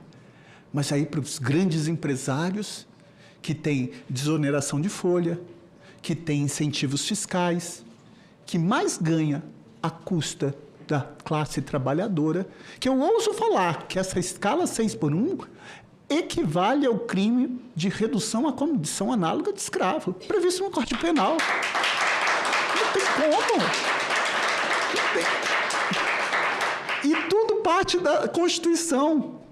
Fundamentos da República Federativa do Brasil, promover a dignidade da pessoa humana. Que dignidade da pessoa humana com um trabalhador com 44 horas semanais, trabalhando 6 vezes, 6x1? Que dignidade é essa? Qual o tempo que ele vai ter para a família? Qual o tempo que ele vai ter para lidar? E outra coisa, eu queria fazer um desafio aos nossos colegas. Viva com R$ 1.518. Viva com R$ 1.518. Sem ter direito a um plano de saúde, sem ter direito a nada. Aí fala assim, veio a reforma trabalhista com discurso, vamos alavancar a economia, gerar emprego e renda. E foi a pior coisa que aconteceu, vilipendiou direitos dos trabalhadores. Quando eu ando muito de Uber, toda vez eu pergunto, o motorista está lá. Aí eu fico olhando, outro dia eu peguei uma motorista grávida, eu falei, coitada dessa mulher, quando ela ganhar neném, o Estado tem que ser um Estado grande, com E maiúsculo, porque, do contrário, ela vai estar ali subjugada, sem nenhum direito que lhe assegura. E aí vem com a precarização da relação trabalhista, vem com a reforma da Previdência, e cada vez o abismo existente entre os milhões de pobres e a concentração de riqueza na mão de tão poucos fica cada vez maior. E aí, na hora que esse Congresso é chamado, é instado a taxar betes, bilionários, banqueiros, fala, não pode. Gente, isso é hipocrisia. Tem um samba que diz, deixa a máscara cair, que eu quero ver você sorrindo. Ponha fé no seu olhar, que o amanhã será bem-vindo. É preciso provocar a queda das instituições que compõem o Estado, a queda de máscaras das instituições. Entre elas, essa casa. Porque falar que o Congresso representa o povo está longe de ser uma realidade.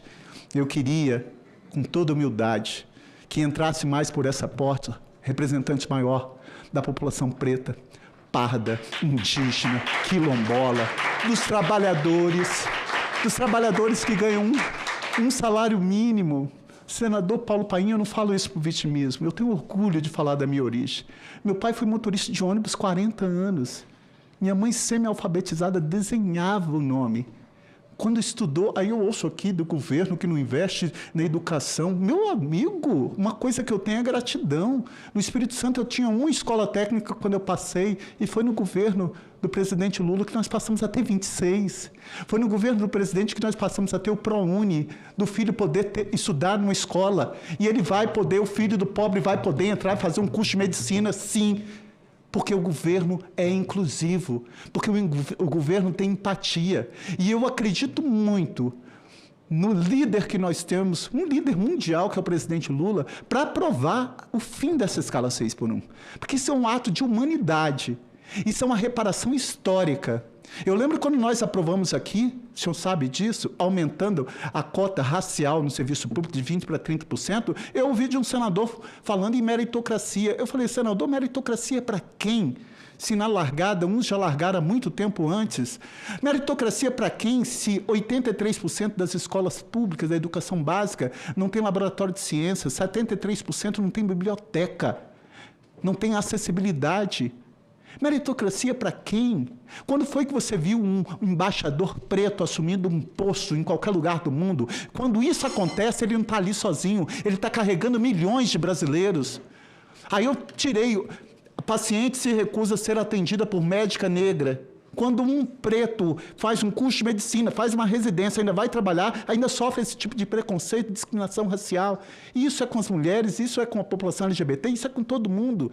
E essa casa aqui, na hora que é para enfrentar temas sobre direito do trabalhador, não temos que ter responsabilidade. É claro que nós temos. Nós temos responsabilidade com a espinha dorsal do Estado Democrático de Direito, que se chama Constituição da República Federativa do Brasil, que determina que todo trabalhador tem direito a um salário digno de acordo com a extensão e complexidade, que determina que o salário tem que ser digno, capaz de suprir as suas necessidades da família com saúde, educação, moradia, lazer, vestuário, higiene, previdência, que tem direito à dignidade da pessoa humana.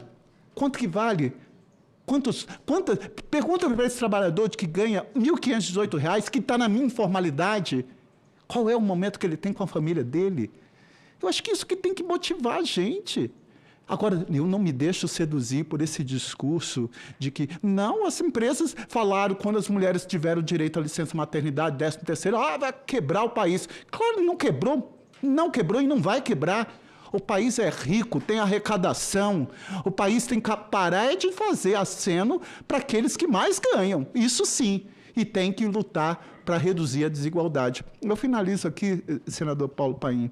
Eu acho que eu sou muito emotivo em relação às minhas convicções, porque eu acho que o que me move estar na política, o senhor sabe, é a empatia, é a capacidade de me colocar na dor do outro. E sempre que eu ando no Uber, sempre que eu vejo um motorista de ônibus, que eu lembro do meu pai, sempre que eu vejo uma trabalhadora, sempre que eu vejo uma pessoa em situação de rua, eu falo, meu Deus, o que eu posso fazer? O que eu posso fazer para dar dignidade a essa população? É isso que me move estar na política. E, às vezes, essa redução da escala, da famigerada escala 6x1, eu lembro muito de um poema do Mário Quintana, que vai falar do tempo. E que, por isso que eu acho que a gente tem que ter uma boa dosagem disso. Quando ele foi muito sábio quando ele diz: a vida são deveres que nós trouxemos para fazer em casa. Quando se vê, já são 6 horas. Quando se vê, já é sexta-feira. Quando se vê, já é Natal. Quando se vê, já terminou o ano. Quando se vê, já não sabemos mais por onde andam os nossos amigos. Quando se vê, perdemos o amor da nossa vida. Quando se vê, já passaram 50 anos.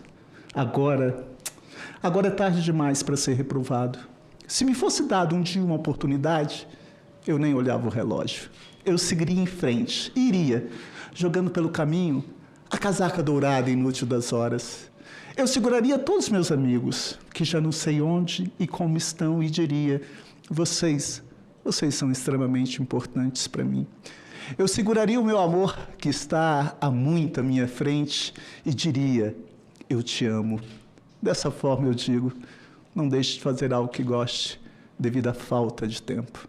Não deixe de estar com quem você ame, por puro medo de ser feliz. A única falta que será desse tempo, que infelizmente não voltará mais. O que depender de mim, eu vou estar lutando com toda a minha força para acabar com essa famigerada escala 6x1. E não tem discurso nenhum que vai me convencer do contrário. Obrigado, senhor presidente. Muito bem. Esse foi o grande Contarato. Sabe quando ele falou ali da redução...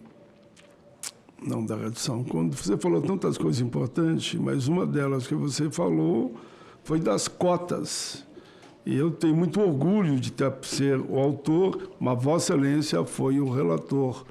Cotas abre portas. E quando eu disse que tinha falado de um grande jogador, agora falou um outro grande jogador, a quem eu faço questão de dar também as minhas palmas. Esse é o Contarato. O Contarato tem que sair, mas ele fez questão de pedir, gentilmente ele pediu que ele queria tirar uma foto conosco aqui com a mesa, e eu convido ele nesse momento, então, e depois nós vamos para os últimos 2. Aqui, seu Contarato. Seguindo a sua orientação aqui.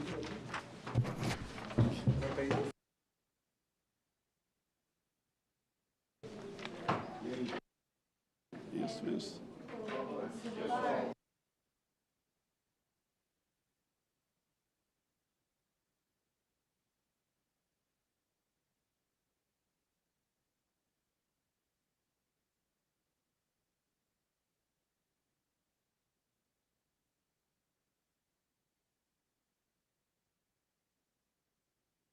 Vamos tocar.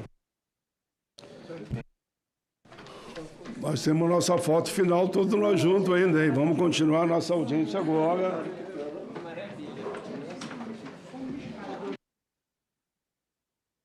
Passo a palavra para esse grande líder, Rique Azevedo, vereador da Câmara Municipal do Rio de Janeiro e fundador do movimento Vida Além do Trabalho. Eu tenho que ir lá, tá? Eu sei disso. Claro. Senão eu teria deixado. Muito boa tarde. Agradeço ao senador Paim pelo convite.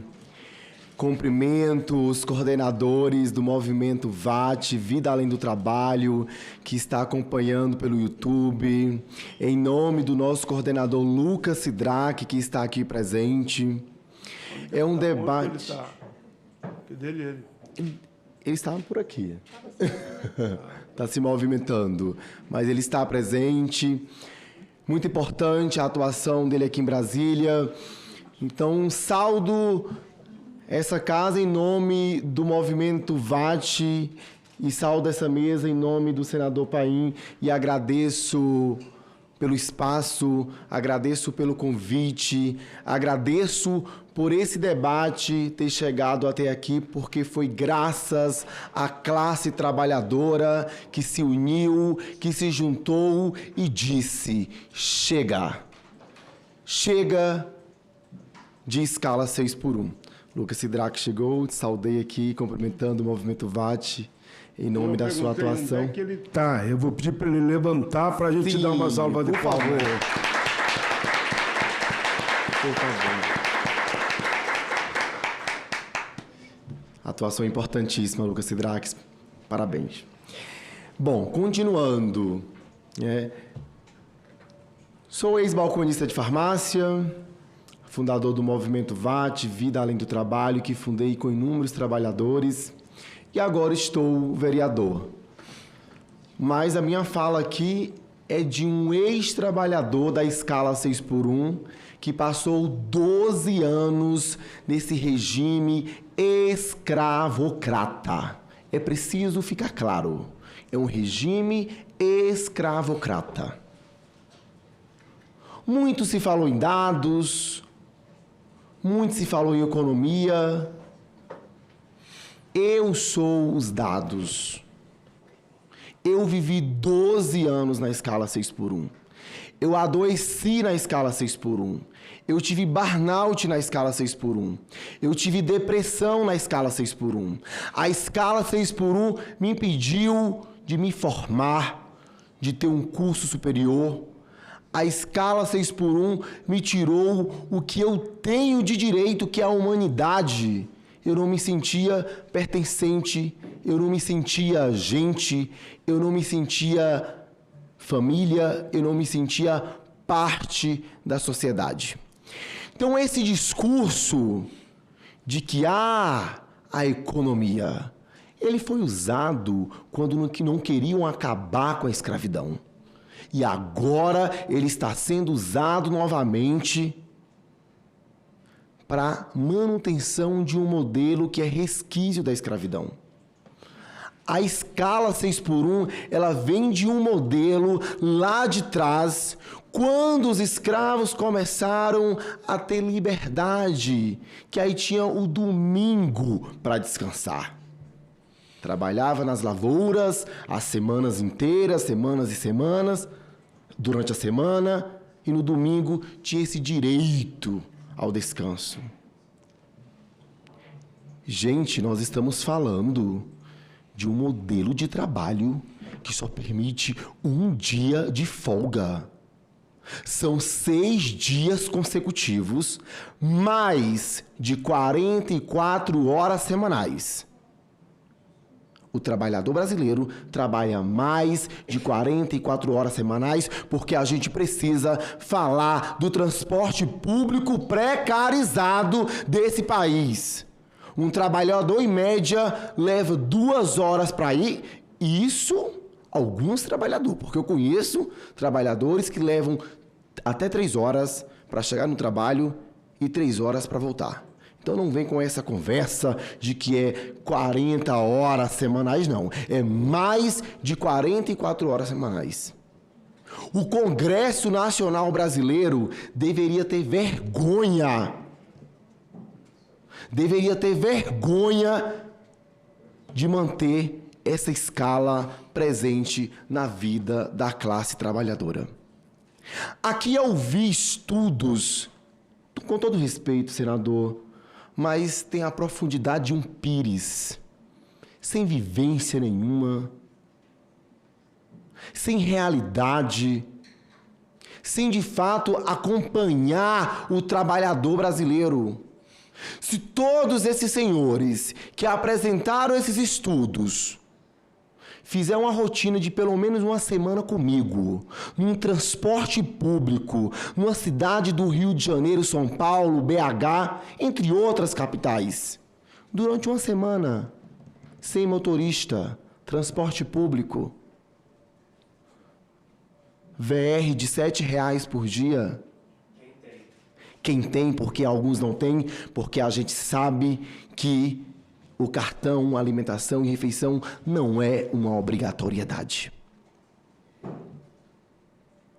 Aí eu poderia levar a sério esses dados. Eu não posso, senador Paim, eu não posso levar a sério o que foi colocado aqui, o que eu ouvi aqui, colocando a economia em um lugar e colocando a classe trabalhadora em outro lugar, como se a economia conseguisse sobreviver sem a classe trabalhadora. Que discurso é esse? De onde que essas pessoas estão tirando isso? Que a economia vai sobreviver sem a classe trabalhadora saudável, sem a classe trabalhadora tendo o direito à vida além do trabalho. Que discurso é esse? De onde que essas pessoas estão tirando isso? Que mundo essas pessoas estão vivendo? Só em 2024 tivemos 470 mil afastamentos por doenças ocupacionais. Nós estamos falando de um número bastante expressivo. De onde que essas pessoas estão tirando que a economia vai sobreviver com as pessoas adoecendo, com as pessoas tirando a própria vida? Nós estamos falando de um país que as pessoas estão se matando porque não aguentam mais a jornada de trabalho excessiva. Não aguentam mais trabalhar 6 dias consecutivos para apenas um dia de folga, mais de 44 horas semanais, um salário mínimo de R$ 1.518. Quando desconta, fica 1.300 e pouco. Como que essas pessoas estão achando que a economia vai suportar? A economia já está colapsando. Muito se falou aqui de que vai faltar mão de obra. Não, não vai faltar mão de obra. Já está faltando mão de obra. Está faltando mão de obra porque as pessoas não estão aceitando esse modelo de trabalho que é a manutenção da escravidão nesse país. A escala 6x1 infringe os direitos humanos. A escala 6x1 tira a vida do trabalhador e da trabalhadora. Nós estamos falando de pessoas que não conseguem sequer ter um almoço em família. E aí muitos aqui pregam também a favor da família. Que raio de família é essa?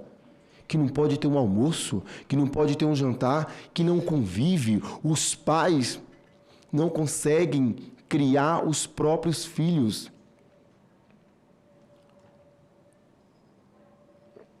Então, senador, o que eu venho fazer aqui hoje, nessa audiência, é trazer um recado bastante incisivo.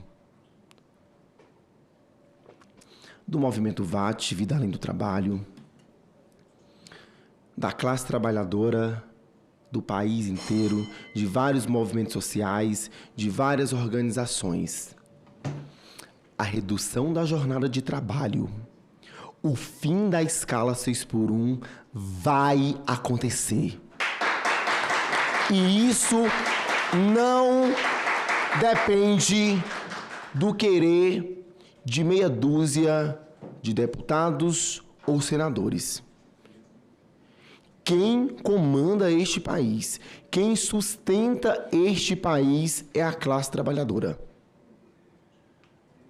Quem acorda 4 horas da manhã para que este país esteja de portas abertas é a classe trabalhadora.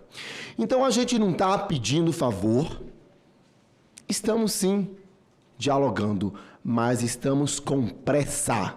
Não queremos calma, precisamos de pressa, porque as pessoas estão morrendo e a economia não pode estar acima da vida das pessoas, porque se as pessoas não têm condições saudáveis, não têm economia. Se as pessoas não têm força para trabalhar, não têm economia. O que nós estamos vendo aqui, não só nessa audiência, Mas todo o discurso econômico que sempre vem que vai quebrar o país, como foi usado no 13º, na férias remunerada, como foi usado também quando foi para conseguir o direito da carteira assinada para as empregadas domésticas.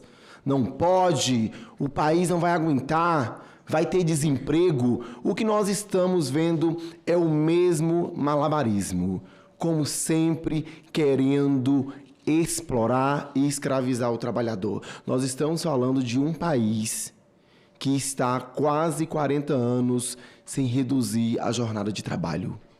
Quase 40 anos. Alguém nessa sala consegue me citar qual foi a última conquista dessa casa, do Congresso Nacional, para a classe trabalhadora? Alguém consegue me citar? A última conquista da Casa do Povo para a classe trabalhadora, para o povo. Não tem. Porque o Congresso Nacional Brasileiro está longe de ser a casa do povo. E não adianta o senhor Hugo Mota contratar publicidade, não adianta as turminhas ficar fazendo malabarismo retórico, porque nós estamos organizados. Temos uma ferramenta a nosso favor, a internet. E a internet está sabendo que o fim da escala 6x1 não aconteceu ainda, porque parlamentares estão travando a PEC que põe fim nessa jornada de trabalho desumana. Nessa jornada que é incompatível com a realidade humana. E para finalizar, eu quero dizer e quero deixar registrado, ano que vem temos eleições e o movimento VAT, Vida Além do Trabalho, vai fazer questão de expor o rosto de um por um que está contra essa proposta que é sobre vida, que é sobre humanidade, que é sobre o direito de poder ter tempo para viver a própria vida. É sobre vida além do trabalho. E a redução da jornada de trabalho, o fim da escala 6x1, vai acontecer, custe o que custar. Muito obrigado. Muito bem, meus parabéns, Rick Azevedo, vereador da Câmara Municipal do Rio de Janeiro e fundador do movimento Além do Trabalho. Para mim aqui está uma alegria, viu? É senadores fazendo belos discursos, sindicalistas e o companheiro vereador aqui, né? Vereador do Rio de Janeiro, falando aqui em nome não só dos vereadores, falando em nome de deputados, senadores, vereadores, sindicalistas que têm compromisso com essa causa, ou seja, com o direito dos trabalhadores. Eu fico feliz de perceber que esse movimento começou e não vai parar, como você colocou muito bem. Não vamos. Oxalá o ano que vem, eu não estou achando que vai aprovar esse ano, não, mas o ano que, digo nas duas casas, mas o ano que vem, que é ano eleitoral, tem tudo para ser aprovado definitivamente. Eu sei que cada um de nós vai dizer, nós temos pressa, claro que temos pressa, mas nem sempre a nossa pressa é a pressa que nós conseguimos emplacar aqui dentro. Eu tenho muita esperança com os debates que vamos fazer ainda esse ano, e votando, quem sabe, lá na Câmara ou aqui, e quem sabe o ano que vem a gente aprove definitivamente a redução de jornada. Eu fui constituinte, eu estou aqui desde a constituinte. E lá na Constituinte era 48. Nós aprovamos 44. Nós queríamos 40. Mas nem sempre dá tudo aquilo que a gente quer. Mas faz parte da democracia. Mas vamos lá. A nossa última convidada, ela é muito preparada, posso dizer assim. Ela vem aqui e arrasa sempre, viu? A senhora Sirlene Luiza Zimmermann, procuradora do Trabalho, coordenadora nacional da Coordenaria Nacional de Defesa do Meio Ambiente, do Trabalho e da Saúde do Trabalhador e da Trabalhadora. Por favor, aí está com a senhora a palavra. Bom dia, boa tarde. tarde já a todas as pessoas. Acho que não está funcionando. Vai ter que ligar tudo aqui.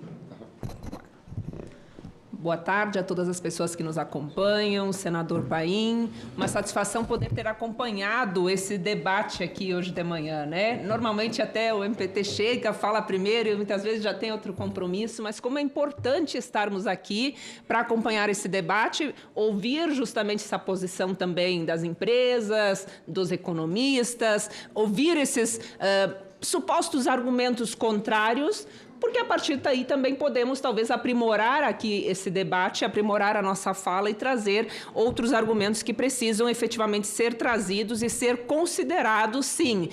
A gente até entende que o tempo do Congresso não é o tempo da pressa, né, que o Rick tanto pede aqui, mas está muito atrasado, exatamente.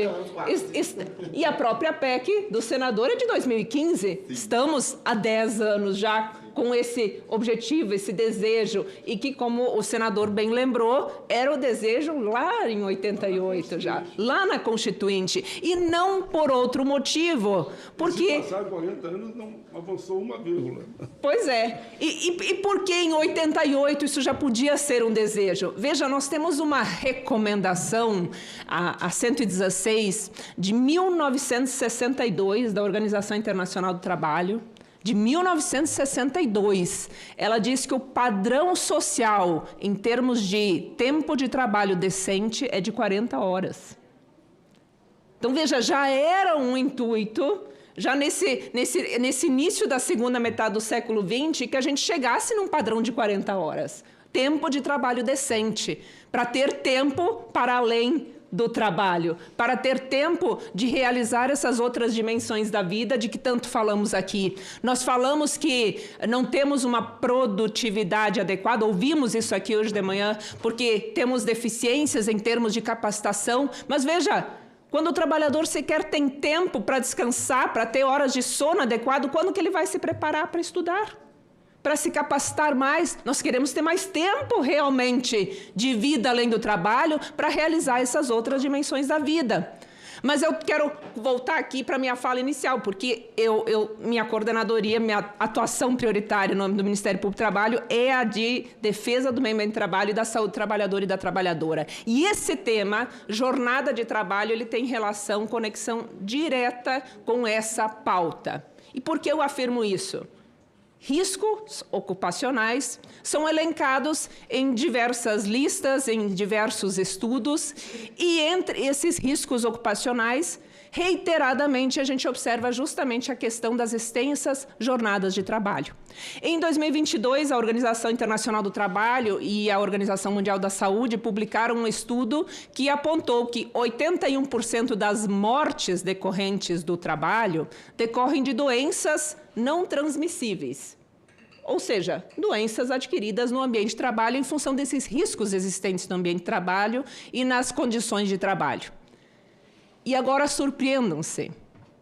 O risco apontado como o maior gerador de adoecimentos e mortes de trabalhadores e trabalhadoras são as extensas jornadas de trabalho. E aí eu costumo fazer um desafio. Quem já viu uma comunicação de acidente de trabalho, a famosa CAT, apontando como agente causador do acidente ou da doença a jornada de trabalho? Não se reconhece que isso adoece e que isso mata. Mas de que forma mata? Doenças cardíacas, acidentes vasculares cerebrais, transtornos mentais, todos associados às extensas jornadas de trabalho. A lista de doenças relacionadas ao trabalho do Ministério da Saúde, que foi publicada e atualizada no final de 2023, depois de mais de 20 anos também, ela trouxe as jornadas de trabalho como um agente de risco relacionado a diversas doenças. Dentre elas, transtornos mentais, doenças cardiovasculares, doenças metabólicas e até câncer. Acidentes do trabalho, agora vamos falar de acidentes traumáticos. O acidente de trabalho, aquele em que o trabalhador eventualmente venha a amputar um membro, venha a perder a vida, às vezes é sugado por uma máquina, acontecem também em jornadas extenuantes, em trabalhadores submetidos a jornadas extensas de trabalho. Um levantamento feito pelo Repórter Brasil, no início desse ano, apontou que das 20 categorias que têm os maiores índices de acidentes de trabalho no Brasil, 12 delas são aquelas que estão entre as jornadas mais extenuantes, mais excessivas. E eu vou falar só de 3 delas aqui, para a gente entender do que a gente está falando. Motoristas profissionais. É uma dessas categorias. Se nós olharmos o Observatório de Saúde e Segurança no Trabalho no Brasil, nós vemos que a categoria que mais morre no trabalho são os motoristas profissionais. Em termos notificados, estamos falando de trabalho formal. Por quê? Porque estão submetidos a extensas jornadas de trabalho. Porque se admite, e isso se admitiu, o Rick perguntou o que conseguimos em termos de avanços. Não conseguimos, mas conseguimos retrocessos. Porque se admitiu para esses motoristas negociação coletiva para estender a jornada até 12 horas por dia. E quando querem que estudem, quando querem que estejam com as famílias, quando querem que descansem para efetivamente cumprir a sua jornada de forma adequada. Hoje esses motoristas profissionais são vítimas do trabalho, morrem no trabalho. Porque tem que trabalhar submetidos a jornadas de 10, 12 horas de trabalho. Ou seja, muito mais ainda do que esse cenário que estamos defendendo aqui, a redução. Um outro setor, alimentadores de linha de produção. São vítimas de acidentes. Mas que linha de produção é essa? Vou dar um exemplo aqui de uma categoria, trabalhadores de frigoríficos. Jornadas normalmente extensas, ritmos intensos de trabalho, num setor em que normalmente, em função do próprio ambiente frio, você já tem uma redução de maleabilidade daqueles membros superiores e você tem, nesse cenário, adoecimentos psíquicos e os acidentes também na linha de produção, muitas vezes com amputações, muitas vezes com adoecimentos que levam a essa redução da capacidade para o trabalho. E eu vou trazer um terceiro setor, elencado dentre esses que mais se acidentam no trabalho e que têm extensas jornadas de trabalho, profissionais da saúde. E aí muitos vão me dizer, não, mas eles trabalham em plantões, 24/72, 12/36. A maioria deles tem outro vínculo nas supostas 36 ou 72 horas de trabalho. Se não, outros 2 vínculos. Isso interessa à sociedade brasileira? Interessa que o atendimento dos profissionais de saúde sejam feito por profissionais cansados, exaustos? Isso interessa ao paciente? Imaginemos nós indo a um atendimento sabendo que esse profissional virou à noite. E agora ele tem que me furar aqui, fazer um procedimento médico, mas ele virou à noite. Ah, não, mas ele virou à noite, mas ele teve na noite anterior outro plantão. Ele está virando 2 noites, 3 noites. E é claro, os acidentes acontecem. Então, saúde e segurança do trabalho é uma questão diretamente relacionada ao debate aqui. Redução da jornada de trabalho, tempo de trabalho decente é uma questão diretamente relacionada à saúde e segurança do trabalho. E aí veja o que a reforma trabalhista nos trouxe. Falaram tanto de negociação coletiva aqui hoje de manhã. O que se disse? Negociação coletiva, livre, ampla. Mas se disse o seguinte: jornada de trabalho não tem nada a ver com saúde e segurança do trabalho. Então pode-se negociar livremente. Se fosse para reduzir a jornada, não estaria nem escrito. Não estaria nem escrito. Se disse isso, que era para autorizar o incremento das jornadas, a implementação dessas jornadas em plantões, o elastecimento dessas jornadas de trabalho, mas que impactam diretamente nesse cenário de adoecimento e de acidentes que eu trouxe aqui para vocês. O outro ponto que a gente precisa falar aqui já foi tão debatido e eu acho que o Rick trouxe perfeitamente. É bom para a classe trabalhadora. Reduzir a jornada é bom para a classe trabalhadora. Quando nós ouvimos no âmbito do MPT argumentos do tipo, e isso não é incomum, mas o trabalhador gosta de fazer hora extra. Ele não gosta de fazer hora extra, ele gosta de ganhar bem, ter renda digna.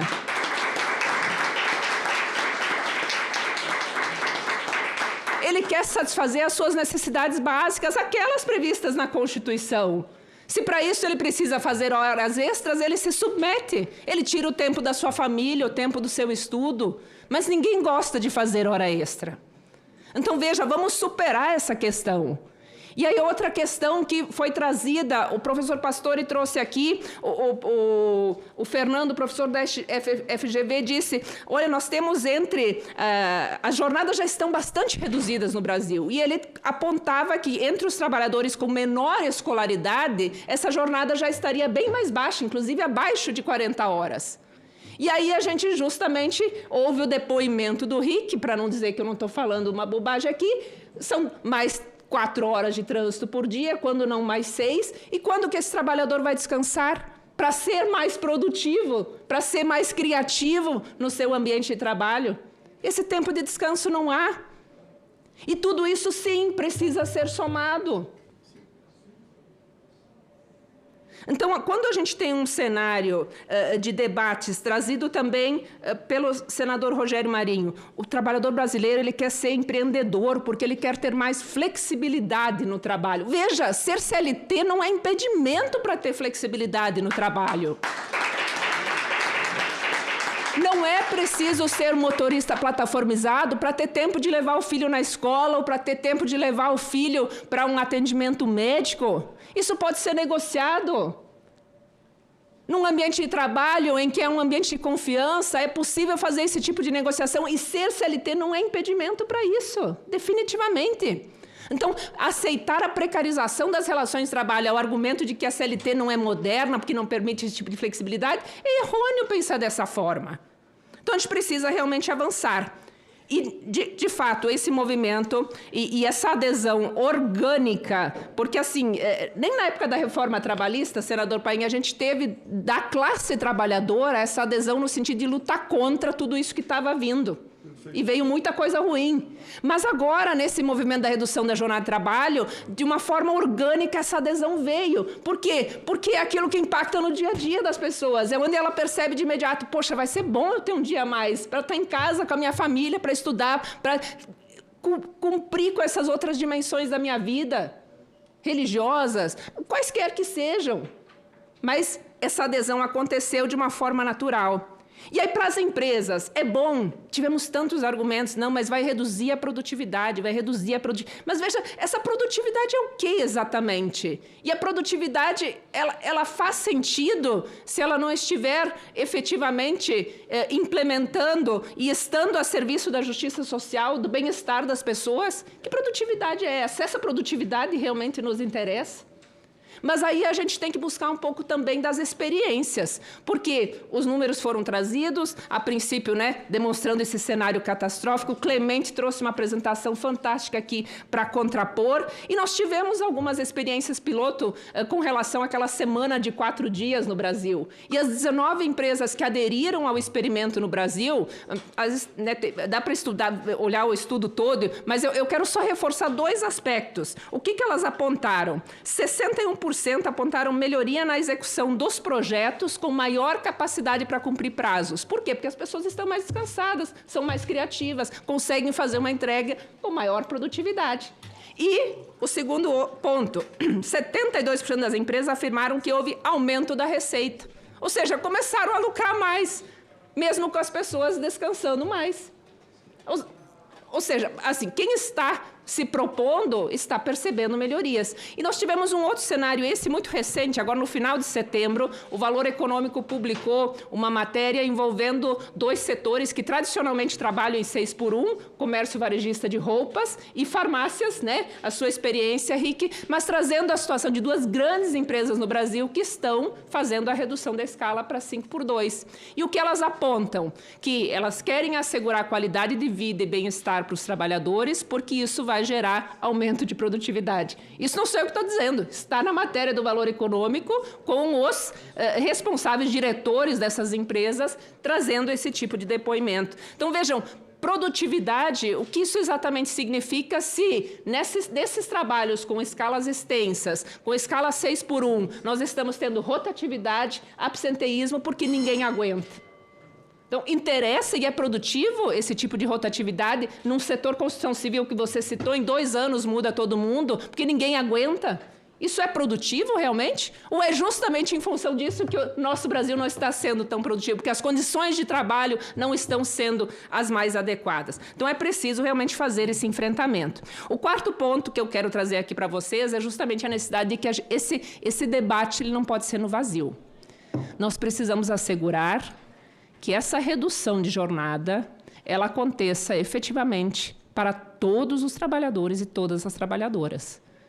O artigo 7º da nossa Constituição, ele fala em todos os trabalhadores urbanos e rurais. Ele não fala em empregados, seletistas e empregados. Então, nós precisamos assegurar que, efetivamente, não se utilizem essas formas de contrato precárias para deixar de cumprir os direitos sociais previstos no artigo 7º da Constituição e assegurados para todos os trabalhadores e todas as trabalhadoras. Em algum momento, alguém desvirtuou isso e justamente começou a implementar essas relações e esses contratos precários com o objetivo de fugir do artigo 7º. Mas em que momento o Constituinte disse que ele era só para os empregados, só para os seletistas? Então, nós precisamos fazer esse enfrentamento de forma muito séria, sob pena de estarmos fazendo esse debate no vazio. Se nós aprovarmos essa PEC e nós não tivermos mais seletistas e entendermos que não se aplica para as outras relações de trabalho, fizemos um debate no vazio. E não podemos assegurar isso. Então, é enfrentar, sim, essa pejotização, esse empreendedorismo que supostamente os trabalhadores querem ter. Ser empreendedor para trabalhar 24 horas por dia, 7 dias por semana, sem direito a férias, 13º, horas extras, limitação de jornada, com certeza não é o desejo de nenhuma pessoa com sua mentalidade ali num cenário de sanidade. Evidentemente. Então, esse enfrentamento precisa ser feito e assegurar isso efetivamente para todos os trabalhadores é algo necessário e não é um favor do Estado, não é uma concessão econômica, é algo que efetivamente a gente vai fazer para garantir essa melhoria das condições sociais, que é o objetivo maior, está escrito no caput do 7º da Constituição também. São esses direitos, além de outros, que visem a melhoria das condições sociais dos trabalhadores e das trabalhadoras. Conseguimos alguns desses direitos por meio de negociação coletiva? Sim, conseguimos. Há muitos sindicatos com excelentes exemplos, mas nós temos que concordar que os sindicatos estão enfraquecidos. O senador Rogério Carvalho muito bem nos trouxe essa realidade. Não adianta compararmos a realidade sindical brasileira com a realidade sindical da Europa ou dos Estados Unidos. Nós estamos em outro cenário, as forças estão muito díspares. Então, nós não vamos alcançar essa melhoria das condições sociais, senão com a adesão também desta casa. Sim, que precisa ser do povo. Precisamos recuperar isso a essa luta. Então, esse debate precisa acontecer e esse avanço precisa acontecer. E, por último, eu quero enfrentar especificamente 3 pontos que me chamaram muita atenção no pedido dessas audiências públicas. Porque o senador Rogério Marinho fez o pedido, e 3 pontos me chamaram muita atenção. Se disse o seguinte, que países que reduziram significativamente a jornada de trabalho o fizeram em contextos de alta produtividade, maior formalidade e robustez institucional, e que essa não seria a realidade brasileira. Veja, alta rotatividade, já enfrentamos aqui em vários momentos, mas alta rotatividade, produtividade em si, não é um atributo exclusivo da força de trabalho. É, sim, um resultado de escolhas estratégicas, de escolhas organizacionais, e tudo isso precisa ser levado em conta. Produzir bens de alto valor agregado, produzir tecnologia, produzir inovação, claro que isso gera maior riqueza por hora trabalhada. No Brasil, nós produzimos commodities. Então, nós queremos realmente fazer esse tipo de comparação? Então, essa alta produtividade, ela precisa ser considerada nesse cenário distinto que nós vivemos no Brasil também. Mas, ainda assim, nós temos uma produtividade extremamente significativa, considerando o cenário brasileiro, e podemos, sim, com a redução da jornada, incrementar essa produtividade, como vários aqui já falaram. O professor Pastore disse, não é possível criar empregos por lei. Durante os debates da reforma trabalhista, o que mais se ouvia nessa Casa Legislativa é que a reforma precisava ser feita, os direitos precisavam ser reduzidos para criar 10 milhões de empregos. Era o que se dizia, não era? Estou aqui mentindo? Não estou. E agora se diz que por lei não é possível criar empregos. Então, o discurso está de acordo com o momento histórico. Se é justamente, o senador Fabiano Contarato nos diz isso, se é para defender a classe trabalhadora, aí não tem espaço, não tem tempo, não dá para discutir. Então, veja, podemos sim melhorar as condições de trabalho e, com isso, melhorar a produtividade, melhorar a renda e melhorar, sim, as condições sociais do povo brasileiro. Mas quero enfrentar os dois últimos argumentos. Maior formalidade. Não estamos num cenário de formalidade das relações de trabalho suficiente no Brasil para permitir essa redução da jornada. Mas, veja, isso foi sendo permitido justamente a partir da reforma. E essas precarizações foram sendo toleradas e hoje está em discussão e todos deveriam estar protestando na frente do STF para dizer para o tema 1389 que a pejotização não vai ser aceita, que isso é precarizar as relações de trabalho, que isso é, sim, reduzir a formalidade, e é isso que a gente precisa enfrentar quando eu dizia na minha fala anterior de que a gente precisa assegurar isso para todos os trabalhadores e todas as trabalhadoras. E, por último, robustez institucional. Veja, o enfrentamento que tem sido feito com relações às instituições que defendem as relações de trabalho, o mundo do trabalho, a Justiça do Trabalho, o Ministério Público do Trabalho, o Ministério do Trabalho, sempre no sentido de enfraquecer essas instituições. Elas precisam sim ser robustas, e elas querem ser robustas, querem estar aqui para cumprir a sua missão constitucional. Inclusive, a partir da sua atuação, elas podem enfrentar justamente a concorrência desleal, impedindo que essas relações precarizadas gerem essa concorrência desleal. Então, elas precisam ser instituições robustas e estão aí para ser. Temos 900 auditores fiscais do trabalho para serem nomeados. Precisamos mais, porque não vamos ainda suprir toda a demanda que a gente precisa. Mas, sem essas instituições robustas, efetivamente, a gente não vai ter relações de trabalho saudáveis. E é isso que a gente precisa, efetivamente, assegurar. E a gente está num cenário em que esse debate acaba também se conectando com outro, que é o decorrente da decisão do STF na ação direta de inconstitucionalidade por omissão 73, que trata da regulamentação da proteção do trabalho frente à automação, que está lá no artigo 7º da Constituição.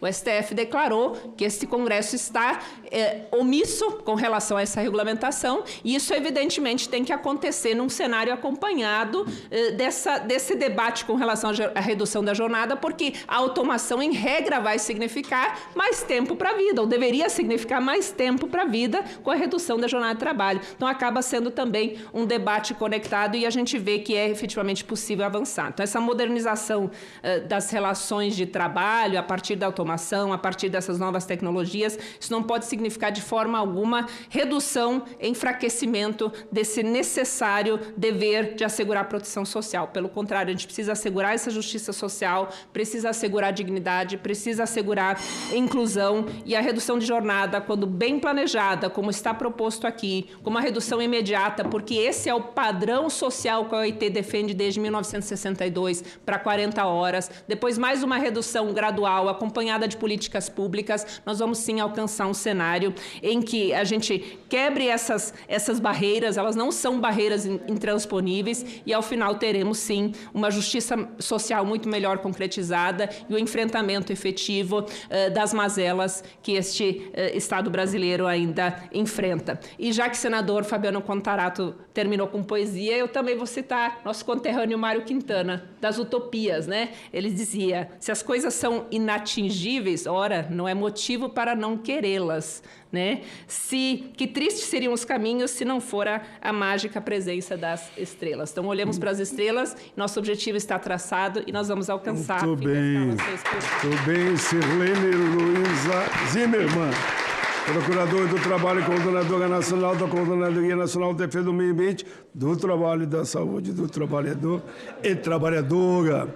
Eu estou acelerando, pessoal, porque 2 horas eu tenho que estar na tribuna, lá no plenário. E ainda queremos encerrar agora rapidamente. Todos falaram no mínimo 20 minutos, que usaram a palavra, e isso foi bom, porque aprofundamos o debate. Mas eu queria aqui deixar uma recomendação somente. Esse movimento, com as redes sociais, sindicatos, federações, confederações, sociedade civil, todos estão trabalhando. Mas o outro dia eu falei e vou falar de novo. Você que está aí no teu município, você que aí que está no teu estado, Organize uma atividade na Câmara de Vereadores, no seu sindicato, na Assembleia Legislativa. Eu aprovei algumas dezenas de leis aqui. E todas que aprovei foi com muita mobilização. Naquele tempo, que eu venho de outros tempos, eu não tinha tanta rede social como vocês. Felizmente tem, era muito mais difícil. O que eu fazia? Eu visitava os 27 estados. Em cada estado eu fazia uma atividade na Assembleia. E trazia de lá uma carta daquele estado pela aprovação da lei. E foram tantas leis que ontem eu estava fazendo um relatório no plenário, alguém disse, pô, mas você vai até 5, 6 da tarde. Aí começou as duas fazendo um pequeno relatório. Mas dá certo, pessoal. O sindicato nós temos em todos os municípios do país. O sindicato que está me ouvindo, organiza, chama os sindicatos do município e faça uma atividade lá. Coloque nas redes sociais, faça na Assembleia esse movimento de pressão nos 3 senadores. Nós somos só 3. Pressione os senadores de cada estado. E a pressão é democrática, legítima e justa. Todo mundo sabe que eu trato a todos com o maior respeito. Na Constituinte, se tivemos muito sucesso, fizemos uma Constituição cidadã onde a maioria não era de esquerda, não. Mas porque com muito diálogo e muita pressão aqui dentro e lá fora. E isso deu certo. Alguém poderia dizer para mim, pô, mas nós gostaríamos tanto que aprovasse esse ano a PEC definitivamente. Mas vamos lembrar que nós temos 1 ano e meio para terminar, 1 mês e meio para terminar o ano. Nós temos 1 mês e meio. E nós temos também, nesse 1 mês e meio, 3 dias por semana aqui dentro. Então, nós sabemos que é possível aprovar. Eu sei que muita gente vai dizer, pô, pai, a gente tinha que aprovar amanhã. Eu também gostaria. Quem não gostaria de aprovar amanhã?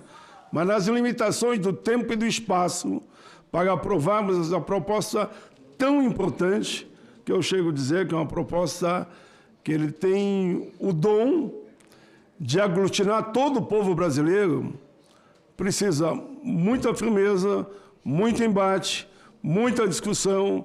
É possível? É, mas com grande mobilização. Eu queria cumprimentar todas as centrais sindicais que estão aqui hoje, estão participando de todos os eventos. Queria cumprimentar todos os sindicatos pelo número de correspondência que eles mandam aqui para nós. Queria cumprimentar todas as federações, cada um no seu limite e no espaço, que estão abraçando também essa caminhada. E quero cumprimentar aqueles também que estão fazendo abaixo-assinado nas portas de fábrica. Eu já recebi aqui milhões de assinaturas, que é para mim entregar para o presidente do Senado, e, dentro do possível, claro, na Câmara, estão fazendo igual. É muitas assinaturas. Então, a nossa gente está trabalhando para conseguir que seja realidade o fim da escala 6x1. Eu aprendi na vida a ser sempre um otimista. Se aprovei o Estatuto do Idoso, da igualdade racial da pessoa com deficiência, política de cota no serviço público, política de cota nas universidades, salário mínimo de inflação. Quando eu viajei o Brasil, eu botei a inflação o dobro do PIB, porque eu sabia que eu tinha que negociar ali na frente, e deixei depois só o PIB como um bom sindicalista, e vocês aqui me ensinaram. Por isso, pessoal, eu queria que a gente saísse daqui convencido que é possível, mas com grande mobilização. Não dá para acreditar que somente se um setor tocando vai acontecer. Me perguntaram, vai ter mais audiência pública? Alguém me disse, não, vamos votar já semana que vem. Aqui tudo tem que ser medido, pessoal. Estou falando quem tem 40 anos aqui dentro. Votar semana que vem para perder? É o momento exato a semana que vem? Ué, que tudo bem, vamos fazer mais uma audiência pública, e daí? O bom é nós aprovar, oxalá, que no Senado esse ano. Mas tem que conhecer a casa e conhecer como fazer para que as coisas, de fato, andem. Eu aprendi muito aqui dentro. Acho que está na hora de ir para casa, né? Tem uma campanha que eu já disse, fica, Paim. Eu digo, fica em casa, Paim, porque está na hora de ver os netos e bisnetos já. É tempo também. Tem que ter vida além do trabalho, e não só aqui dentro, né? Mas Mas, enfim, pessoal, eu estou muito feliz por a presença de vocês aqui. Cumprimento a todos os painelistas, um melhor que o outro. Que bom que os empresários vêm dar os seus argumentos. Isso é bom. Faz com que a gente se contraponha com os argumentos que nós entendemos fundamentais, como foi colocado aqui por vocês, pelos deputados nossos que estiveram aqui também. Nossos senadores, deputados, na outra vez tivemos 3 ou 4 deputados, além da Érica. Quem é que lembra o nome dos deputados que já estiveram aqui nessa comissão? A Érica, Reginaldo, Daiane, Carol, estiveram aqui debatendo a mesma posição. Isso é bom. Eu me comprometi um dia lá na Câmara também, mas não tem jeito, viu? Até agora não consegui. Olha que é só atravessar de um vidro para o outro. Mas eu quero encerrar dando uma grande salva de palma à classe trabalhadora do campo e da cidade, da área pública e da área privada.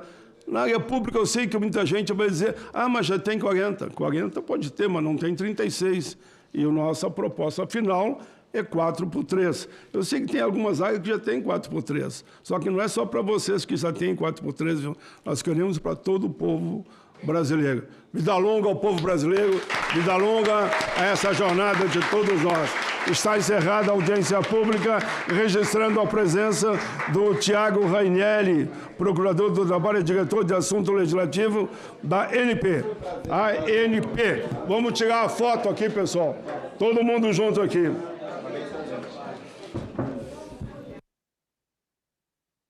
Traga, por favor. Tem espaço para todos.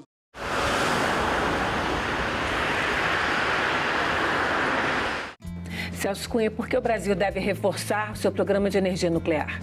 Bom, o Brasil está sentado num grupo seleto de 5 países que dominam a tecnologia nuclear.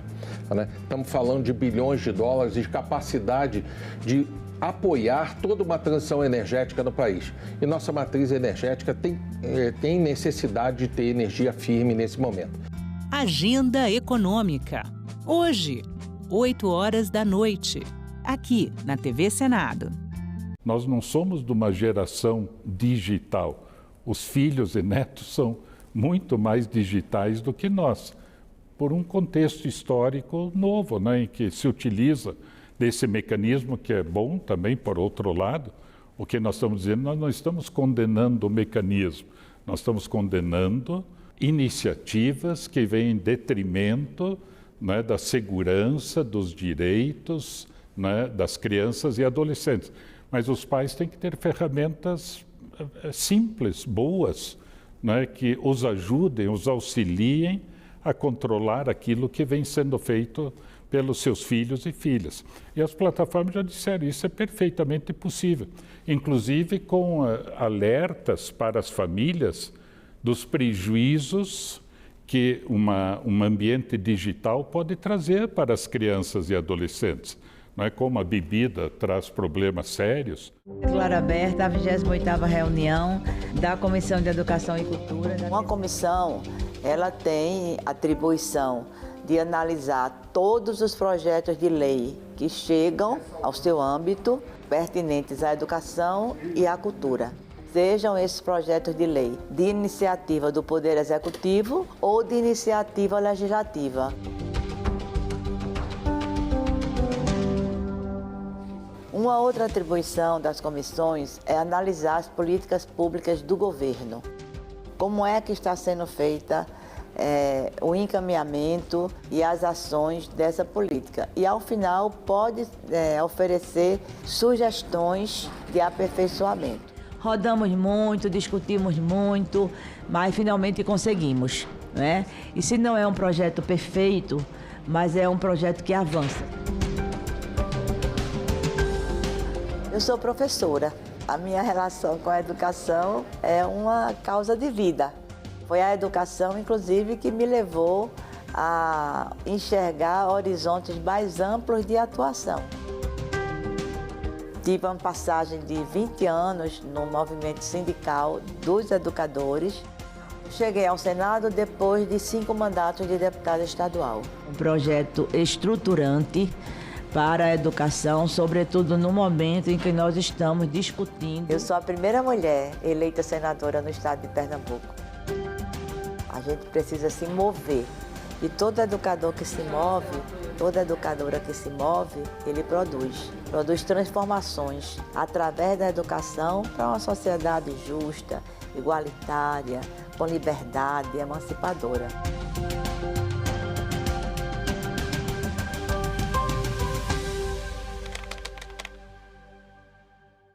Eu acho que esse xadrez aí geopolítico é que nós precisamos estar muito atentos. A The Economist considerou a soja como uma grande vencedora nessa crise comercial por ter conseguido redirecionar a produção para a China. Nós já exportamos mais soja esse ano do que o ano passado. Mas será que isso é interessante para o Brasil, para a China e para os Estados Unidos nem um pouco? Salão Nobre, nesta quarta, 20h, aqui na TV Senado. O mundo cabe dentro de um museu. É só entrar e deixar a curiosidade te guiar. Tradições, saberes e costumes que mantêm viva a essência de um povo. O museu é esse espaço que celebra as raízes, valoriza as diferenças e fortalece o que nos conecta como humanidade. Conhecer nossa história é descobrir o que nos torna únicos. Museus, onde o passado encontra o presente e inspira o futuro. Visite, descubra, valorize.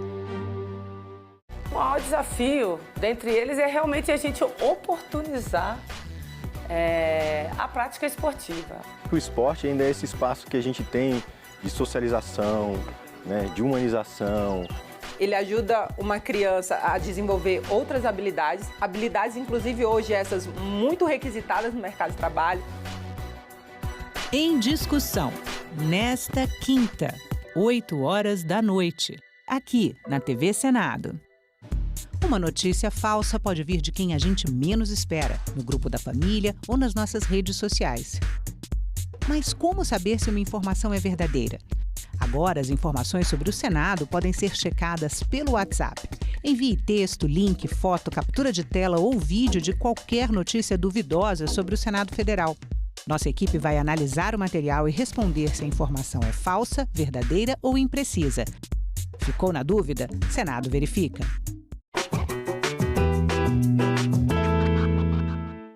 A primeira rádio brasileira foi a Rádio Sociedade, fundada em 1923 pelo médico e escritor Edgar Roquete Pinto, num galpão improvisado no centro do Rio de Janeiro. Os primeiros programas eram feitos pelo próprio Roquete Pinto e seus amigos da Academia Brasileira de Ciências, que tocavam músicas, recitavam poesias e comentavam as notícias do dia. Mas as pessoas logo perceberam que o rádio era também um forte instrumento político. Assim como Hitler na Alemanha, Mussolini na Itália e Roosevelt nos Estados Unidos, Getúlio Vargas usava o rádio como propaganda de seu governo. Em 1936, os aparelhos de rádio podiam ser comprados facilmente nas lojas, e o comércio descobria nos anúncios um meio fantástico para vender seus produtos. Copa do Mundo, notícias da guerra, tudo era transmitido pelas ondas do rádio. Os programas de auditório da Rádio Nacional, uma empresa privada, eram campeões de audiência e os artistas mais famosos passavam por lá. Nós somos as cantoras do rádio, levamos a vida a cantar. Diante de tamanho sucesso, o presidente Vargas estatizou a rádio, mas deixou a publicidade correr solta e investir na programação. Na sua casa tem barata, não vou lá. Na sua casa tem mosquito, não vou lá. Quem sabe o mal que se esconde nos corações humanos?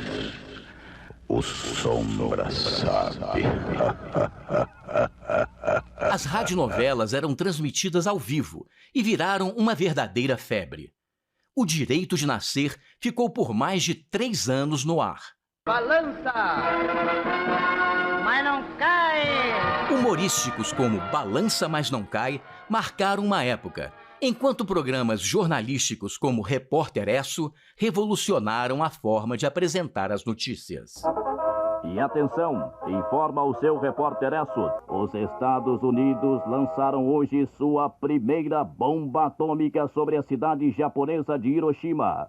O surgimento de novas mídias, como a televisão e a internet, incorporariam diversos programas nascidos no rádio, que mesmo entrando em declínio, se reinventou e continua mais vivo do que nunca.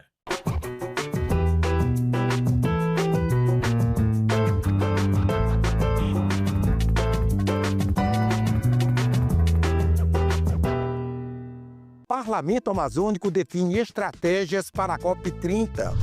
Cidades mais arborizadas é o que desejam população e deputados.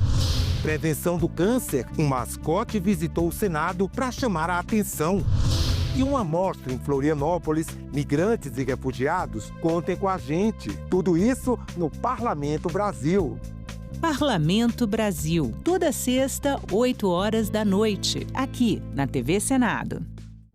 Agora é lei. Foi aprovada a legislação federal que proíbe o uso de celulares e demais dispositivos eletrônicos em escolas públicas e privadas de todo o Brasil.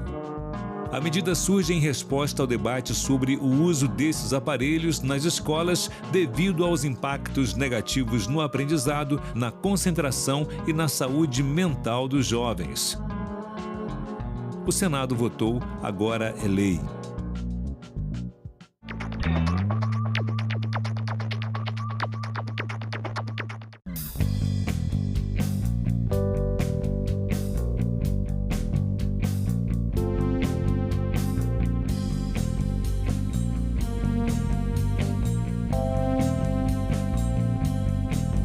A gente também fala tupi. O nome do estado do Maranhão vem do tupi e é formado por dois termos, mar mais inhã.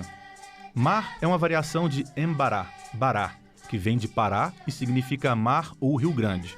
A outra parte da palavra é inhã, que quer dizer correnteza. Então Maranhão virou Maranhão, que tem na origem o significado de mar grande ou mar que corre. A gente também fala tupi.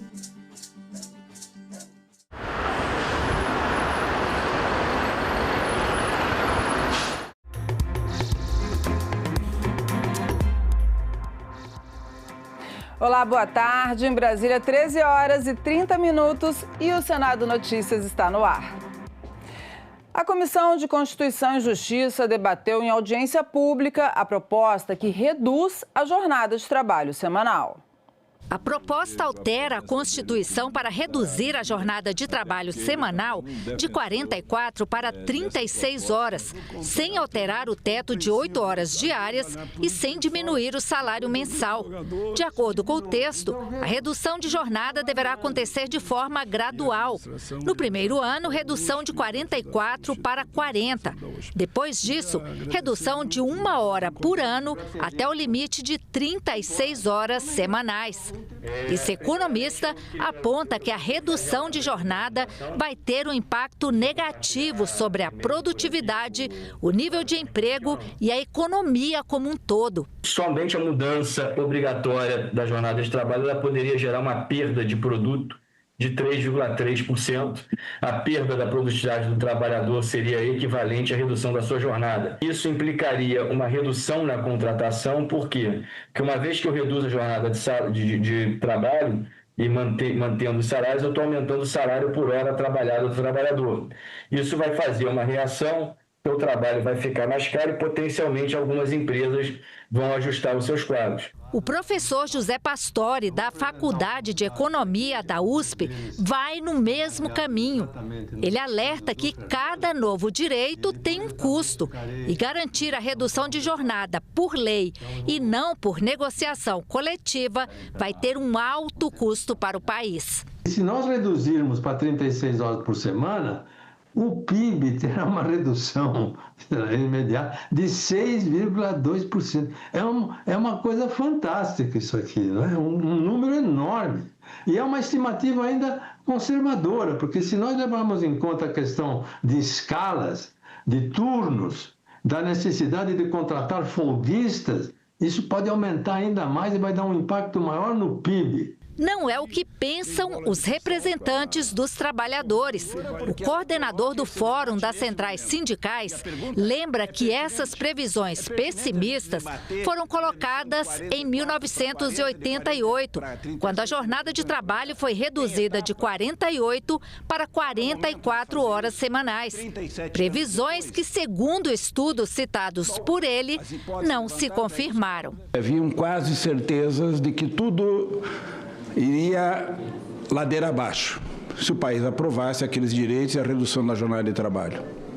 A inflação cresceria, o desemprego aumentaria, a informalidade se expandiria, a inflação teria uma pressão grande. A deputada Érica Hilton, do PSOL de São Paulo, autora de uma proposta que vai na mesma linha da proposta do deputado Paulo Paim, defende que a vida e o bem-estar do trabalhador devem estar à frente do debate. É possível sim avançar e que traremos inclusive benefícios aos cofres públicos. Quando nós olhamos, por exemplo, para questões previdenciárias, por INSS, os números exorbitantes gastos em questões de adoecimento do trabalho por conta da saúde emocional são bilhões de reais que voltam aos cofres públicos. A sociedade brasileira, a classe trabalhadora brasileira está esgotada, exaurida, cansada, sem perspectiva de vida e de futuro, está vendo o trabalho consumir a sua dignidade, a sua vida, e isto não pode ser desprezado. No mundo inteiro isso ocorre com o aumento da produtividade. E eu vi aqui um exemplo sobre a Henry Ford. Ora, a Henry Ford foi um setor específico da indústria americana que privilegiou a automação, que diminuiu o número de trabalhadores para ter um ganho maior na produtividade. Não sei se é esse o efeito que nós queremos. Diminuir empregos, ou o número de empregos que vão ser oferecidos à sociedade. Crescimento econômico é um fator também que necessariamente impacta, tá, na diminuição da jornada de trabalho.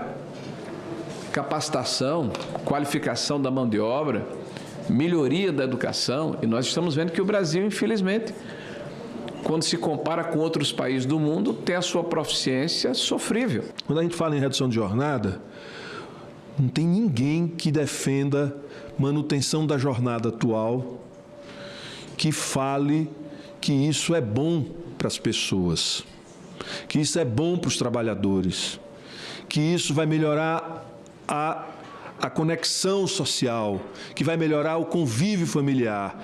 Ninguém não só fala de uma coisa, vai quebrar. Porque a gente está submetido a uma relação de força de determinado setor, que é o setor econômico, e uma necessidade, a coisificação das pessoas, e que as pessoas têm que estar a serviço a qualquer custo, inclusive da própria sobrevivência, da sobrevivência da família, da sobrevivência das relações sociais, tem que estar a serviço da produção de riqueza, que não é para todos, é para ficar acumulada com alguns. E a Comissão de Relações Exteriores debateu hoje o acordo de parceria entre Mercosul e União Europeia. As negociações foram finalizadas no fim do ano passado e agora falta assinatura.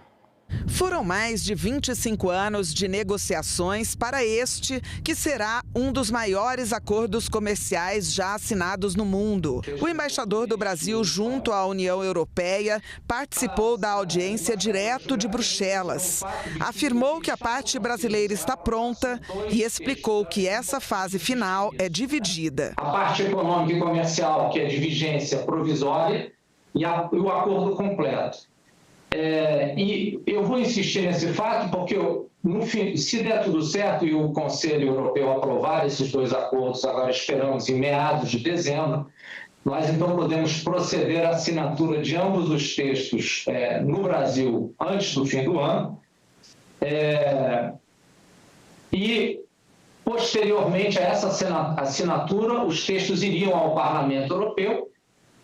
Sendo aprovado pelo Parlamento Europeu, o acordo econômico e comercial ele pode entrar em vigor pouco tempo depois. 15 dos 27 países que compõem a União Europeia precisam aprovar o acordo, representando pelo menos 65% da população total.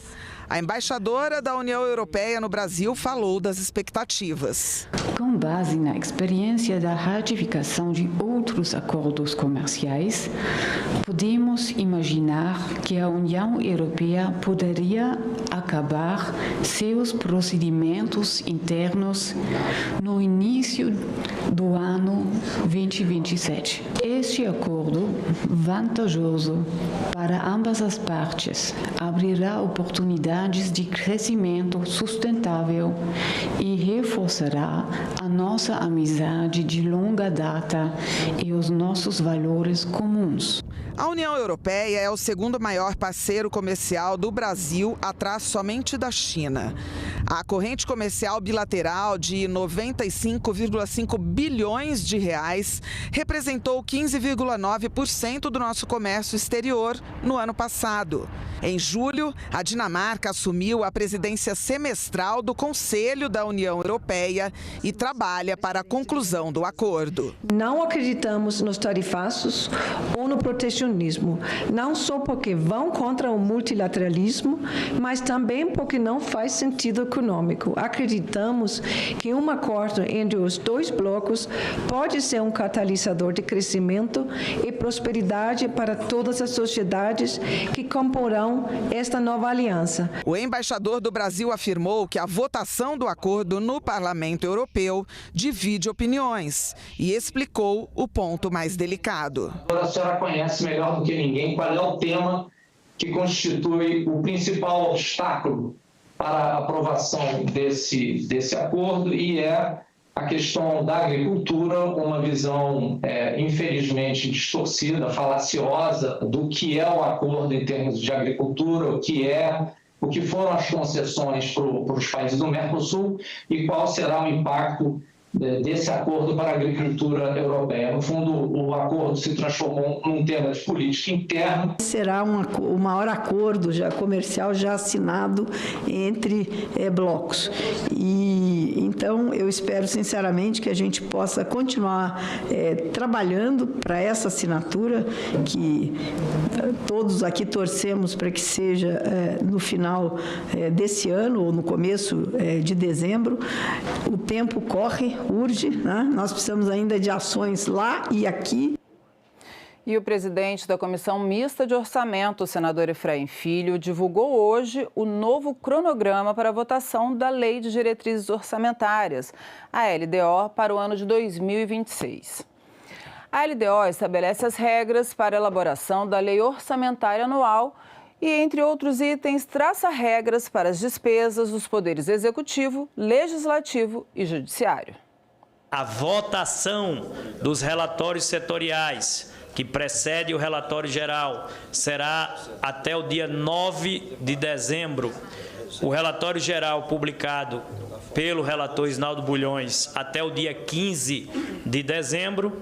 Votação na CMO no dia 16 de dezembro e votação no Congresso Nacional, tá certo, em previsão do dia 18 de dezembro, para que até o dia 22 de dezembro, que é a data final do calendário da sessão legislativa desse ano, a gente possa avançar. Então, esse cronograma sendo cumprido à risca e à íntegra, teremos a votação do orçamento prevista para o dia 18 de dezembro, já praticamente, né, na última sessão do Congresso Nacional. Esperamos, e tendo uma folga aí de 3 dias até o dia 22, que é quando se encerram os trabalhos legislativos. A CMO tem sido diligente e cumprindo sua missão para que a gente consiga entregar aquilo que o Brasil espera, que é um orçamento com previsibilidade, porque governo que gasta com responsabilidade transmite confiança.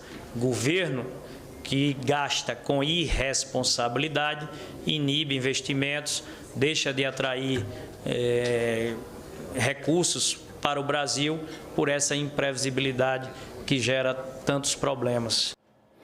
E confira agora a agenda dos trabalhos desta terça-feira. Daqui a pouco, às 14h, tem reunião prevista da Comissão de Agricultura. Um dos itens da pauta é o projeto que prevê o uso de percentual de recursos dos fundos constitucionais do Norte, Nordeste e Centro-Oeste no Programa Nacional de Crédito Fundiário.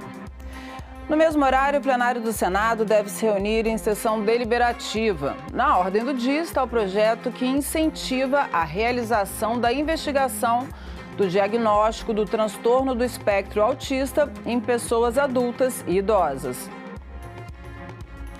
Às 2h30, audiência pública prevista na Comissão de Assuntos Sociais para homenagear o Dia Nacional do Agente Comunitário de Saúde e do Agente de Combate às Endemias, comemorado em 4 de outubro.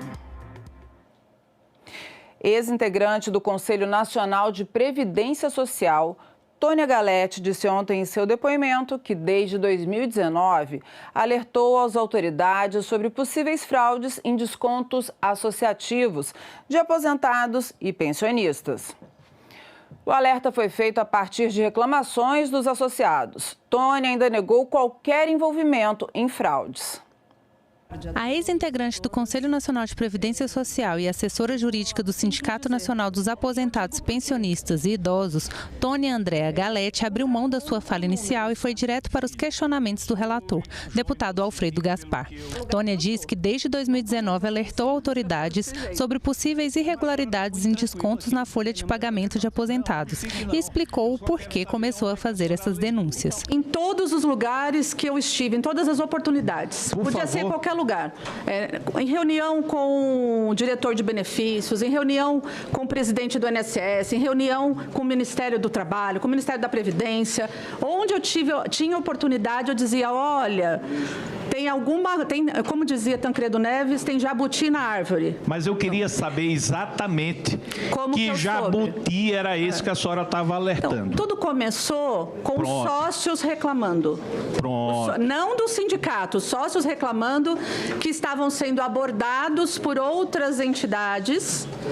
Alguns dizendo, por exemplo, iam lá usar a farmácia, o desconto. Chegava lá, não era mais sócio. Eu falei, como não sou mais sócio? Eu não deixei de ser sócio do Sindinap. Ao ser questionada sobre valores recebidos pela sua família na prestação de serviços advocatícios e na área de tecnologia da informação, Tônia explicou que tem uma vida compatível com seu imposto de renda e negou envolvimento em fraudes. Existe trabalho.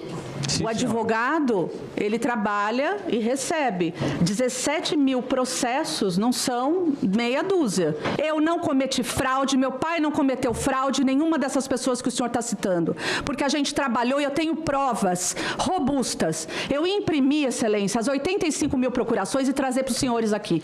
Porque vocês estão há meses falando de mim como se eu não trabalhasse. A gente pode falar, isso é uma certa imoralidade, não deveria estar toda a família lá, mas isso não se trata de crime, porque tem trabalho.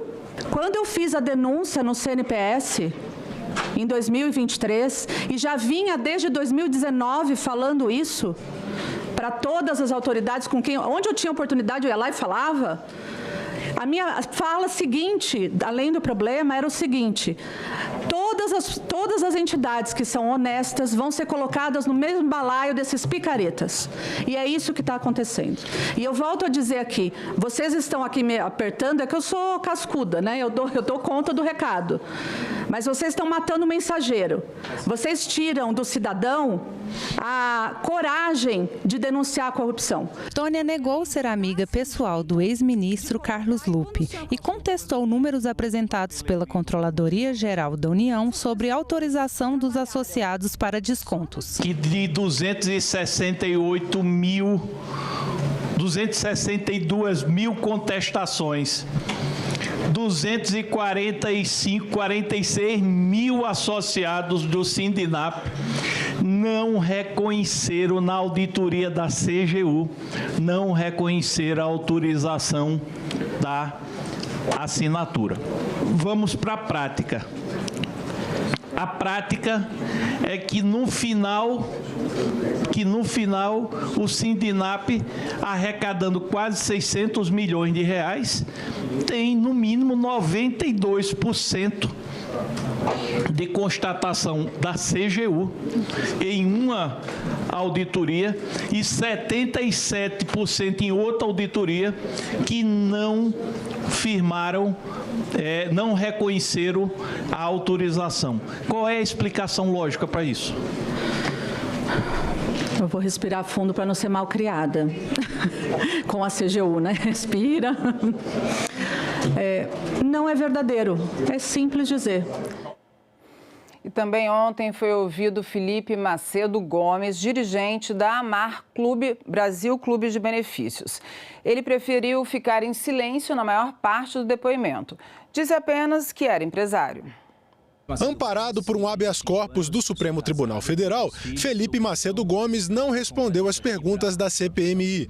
Segundo o relator, o empresário é procurador de 6 associações. 4 delas teriam recebido cerca de 714 milhões de reais em descontos associativos questionados pelos beneficiários do INSS. O pessoal gosta muito de falar de Ferrari. Aí o seu Felipe Macedo Gomes, que está aqui, chefe de 4 das associações que roubaram dinheiro de milhões de aposentados, arrecadando 714 milhões. Tem lá no quadro de carros dele, e eu acho isso de extremo bom gosto, uma Ferrari e 4 Porsches. Coisa de gente rica. A Polícia Federal apreendeu. O relator perguntou se a doação feita por Felipe à campanha do ex-ministro da Previdência, Onyx Lorenzoni, seria uma espécie de propina. O senhor colocou porque quis, o senhor colocou porque pagou propina, ou o senhor colocou porque alguém lhe pediu? Vou me manter em silêncio. Os funcionários concursados do INSS abriram as portas da corrupção para receber dinheiro desviado dos aposentados e pensionistas de mais de 700 milhões. Aqui tem gente vaidosa como ele, que compra uma Ferrari, 3 Porsches, que se amostra nas redes sociais, e tem aqueles que por debaixo do pano estão com a mesma quantidade de dinheiro em offshore, seja lá o que for, e aqui a gente ainda não está enxergando. Então, essas 4 associações que retiraram mais de 700 milhões de reais, usaram a mesma estrutura criminosa, advogado igual, contador igual, funcionários corruptos iguais. E o sistema brasileiro de integridade na Previdência não funcionou. Essas pessoas passaram incólumes até este ano.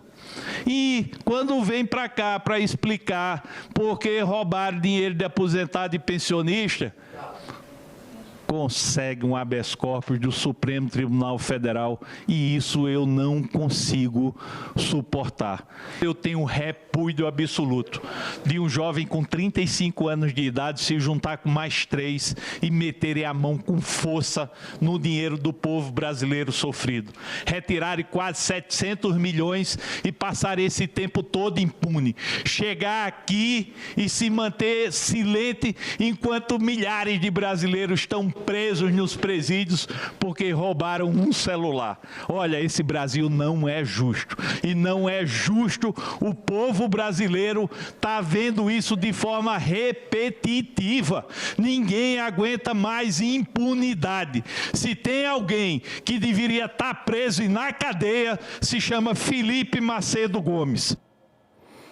E o IBAMA autorizou nesta segunda-feira pesquisa exploratória de petróleo na margem equatorial, no litoral norte e de parte do Nordeste.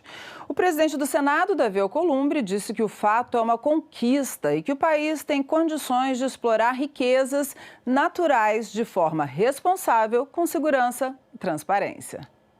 Hoje é um dia sonhado pelos amapaenses e pelo Brasil, por que não dizer pelos brasileiros, há mais de uma década.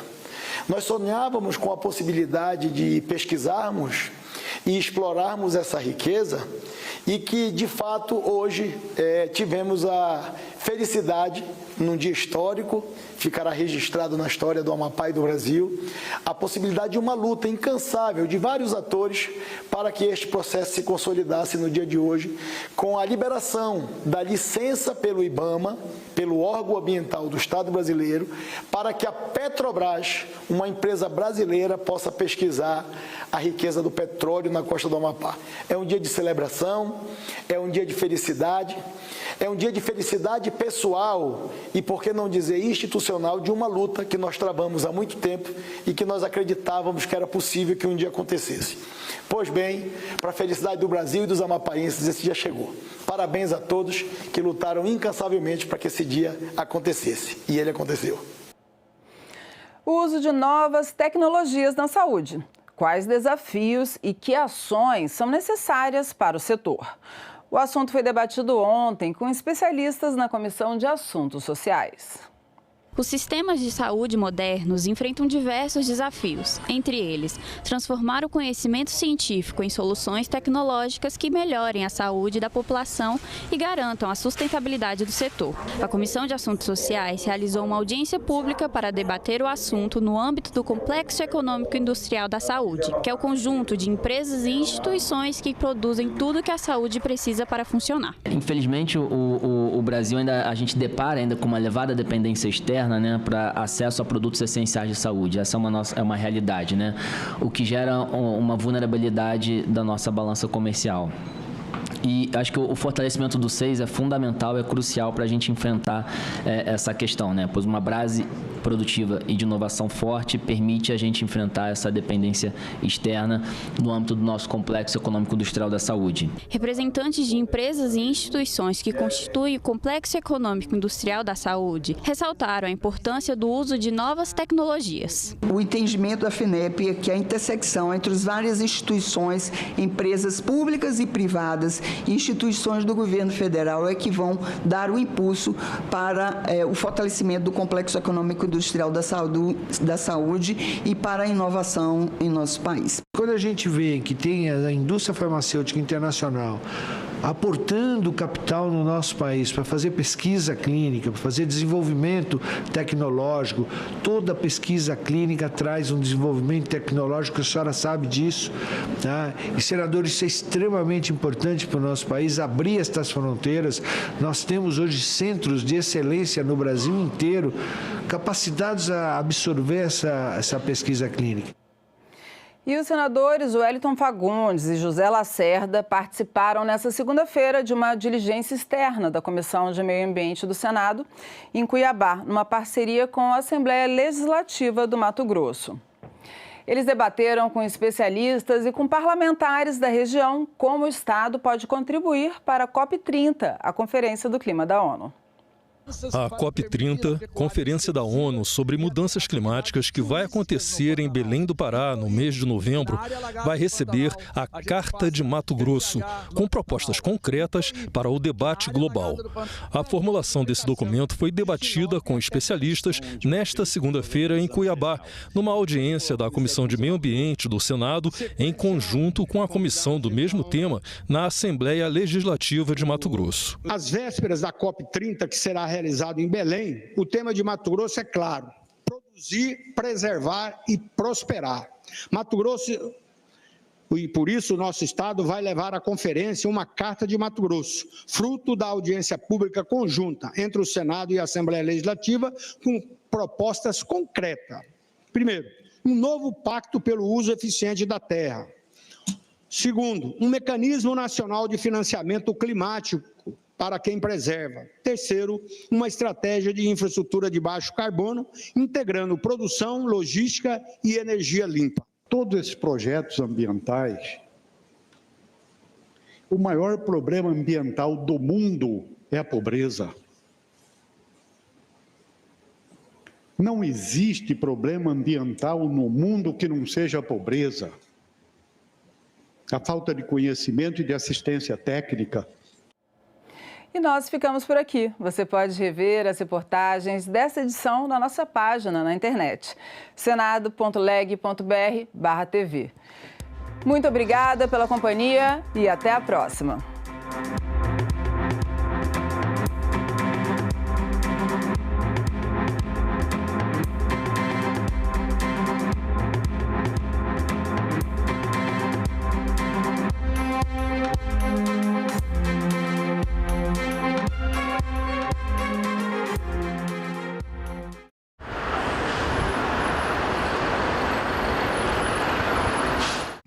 Celso Cunha, por que o Brasil deve reforçar o seu programa de energia nuclear?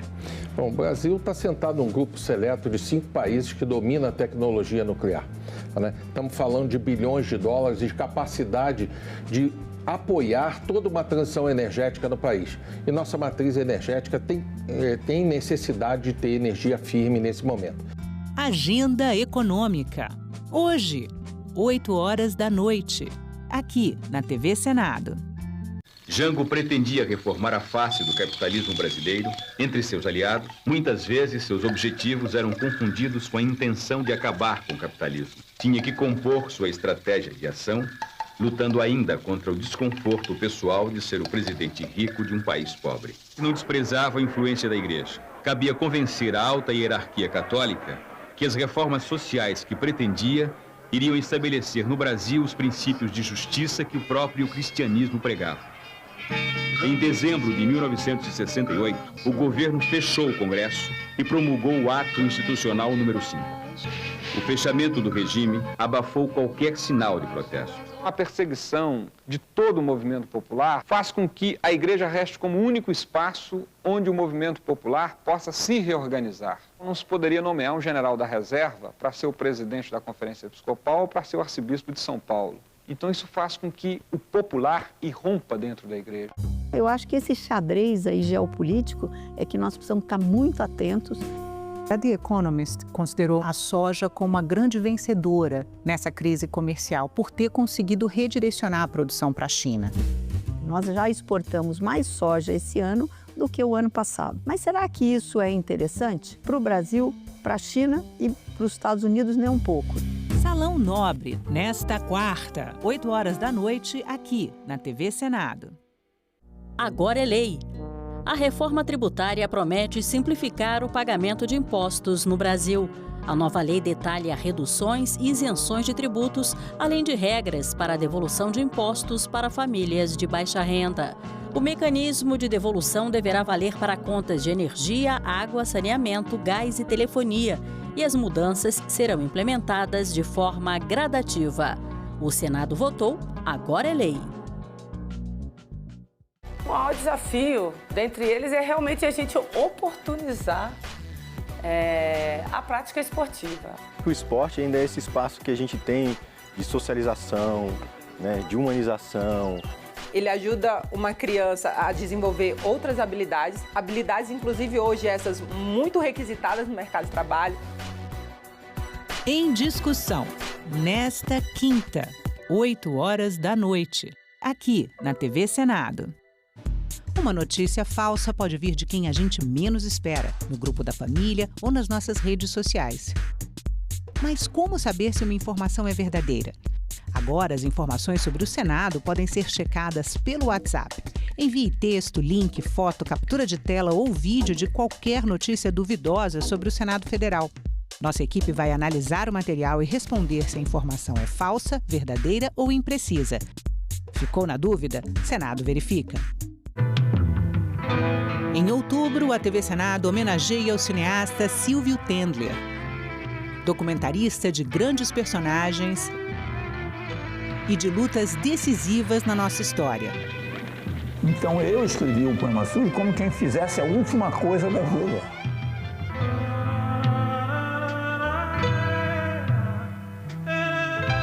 Mostra Silvio Tendler, todo sábado às 9 horas da noite. Parlamento Amazônico define estratégias para a COP30. Cidades mais arborizadas é o que desejam população e deputados. Prevenção do câncer, um mascote visitou o Senado para chamar a atenção. E uma mostra em Florianópolis, migrantes e refugiados, contem com a gente. Tudo isso no Parlamento Brasil.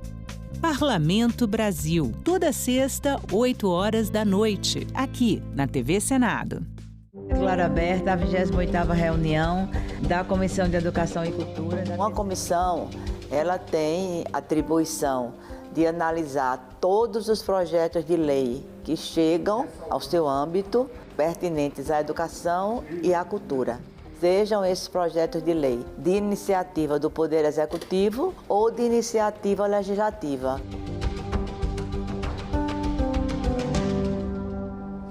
Uma outra atribuição das comissões é analisar as políticas públicas do governo. Como é que está sendo feita o encaminhamento e as ações dessa política. E, ao final, pode oferecer sugestões de aperfeiçoamento. Rodamos muito, discutimos muito, mas finalmente conseguimos, né? E se não é um projeto perfeito, mas é um projeto que avança. Eu sou professora. A minha relação com a educação é uma causa de vida. Foi a educação, inclusive, que me levou a enxergar horizontes mais amplos de atuação. Tive uma passagem de 20 anos no movimento sindical dos educadores. Cheguei ao Senado depois de 5 mandatos de deputada estadual. Um projeto estruturante para a educação, sobretudo no momento em que nós estamos discutindo. Eu sou a primeira mulher eleita senadora no estado de Pernambuco. A gente precisa se mover. E todo educador que se move, toda educadora que se move, ele produz transformações através da educação para uma sociedade justa, igualitária, com liberdade, emancipadora.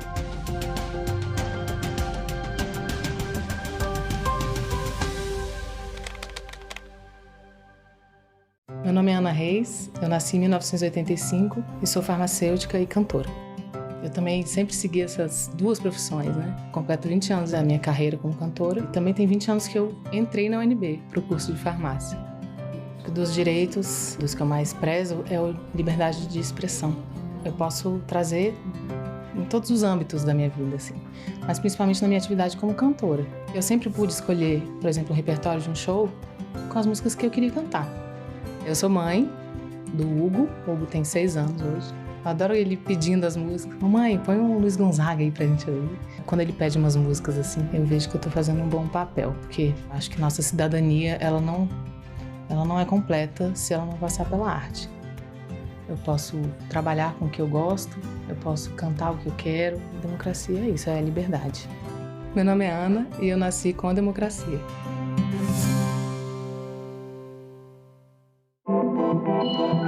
O site do Senado agora mostra projetos de lei em linguagem simplificada.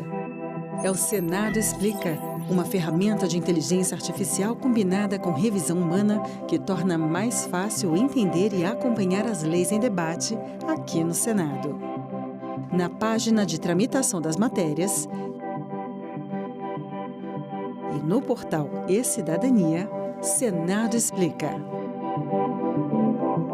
Tem muitas mulheres que acham que a violência é só um soco, um puxão de cabelo, não. Ela se mostra de várias formas.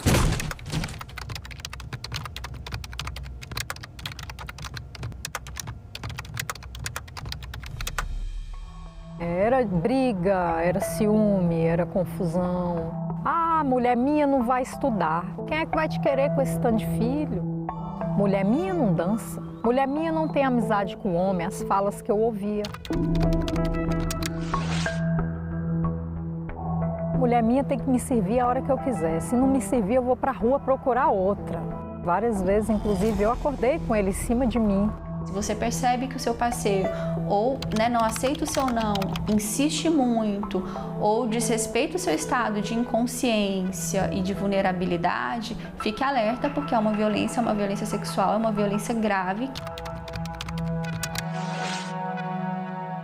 No início eu achava ser normal, só que chegou um determinado ponto que eu falei, isso não é normal.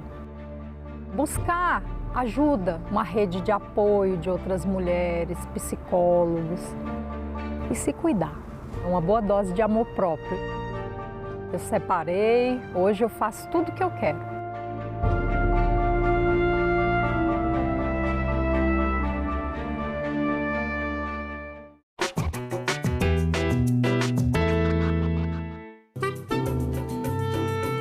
Em 1958. O Brasil vive o auge dos anos dourados. Campeão do mundo, indústria aquecida e uma forte geração de empregos. O presidente Juscelino Kubitschek promete 50 anos de progresso em 5 anos de governo, E a cereja do bolo é a mudança da capital para o interior do país. Mas afinal, quem inventou Brasília? A ideia de transferir a capital para a região central do Brasil é bem antiga. Em 1813, Hipólito José da Costa, fundador do primeiro jornal brasileiro, defendia que a família real estaria mais segura contra invasões marítimas no interior do país, e não no Rio de Janeiro. 10 anos depois, José Bonifácio de Andrada e Silva, o grande articulador da independência, sugeriu chamar esta futura cidade de Brasília. A ideia da mudança da capital foi ficando cada vez mais forte, e no final do século XIX, o astrônomo Luiz Ferdinand Cruz chegou até a demarcar o local onde seria construída esta cidade. Mas só em 1956, um presidente da República toparia o desafio.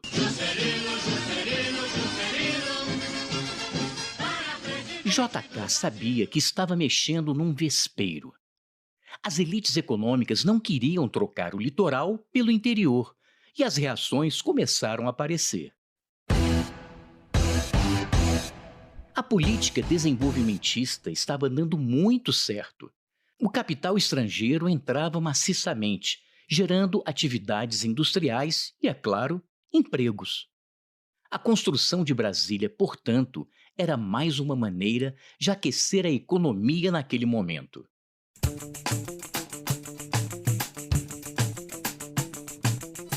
Sem se intimidar, o presidente montou uma equipe respeitável para construir Brasília.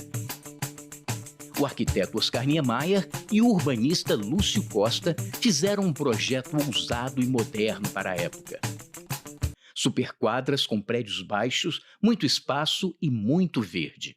Além disso, pessoas de diferentes classes econômicas poderiam viver lado a lado e estudar em uma mesma escola. Mas nem tudo saiu como planejado. As condições de trabalho eram precárias, os salários baixos, e muitos trabalhadores que ergueram a cidade, também chamados de candangos, tiveram que voltar para seus estados, pois não havia moradia para todo mundo. Os que ficaram foram para as cidades satélites na periferia, ainda sem nenhuma estrutura habitacional e sanitária. Brasília demorou cerca de 40 meses para ser construída e foi inaugurada em 21 de abril de 1960. Mais do que sede do governo, tornou-se uma cidade com vida própria, com seus problemas e virtudes, e impulsionou o desenvolvimento econômico do centro-oeste brasileiro. Já Juscelino terminaria seu governo com uma forte popularidade, um ótimo índice de crescimento econômico, mas também deixando o país com uma inflação bastante alta.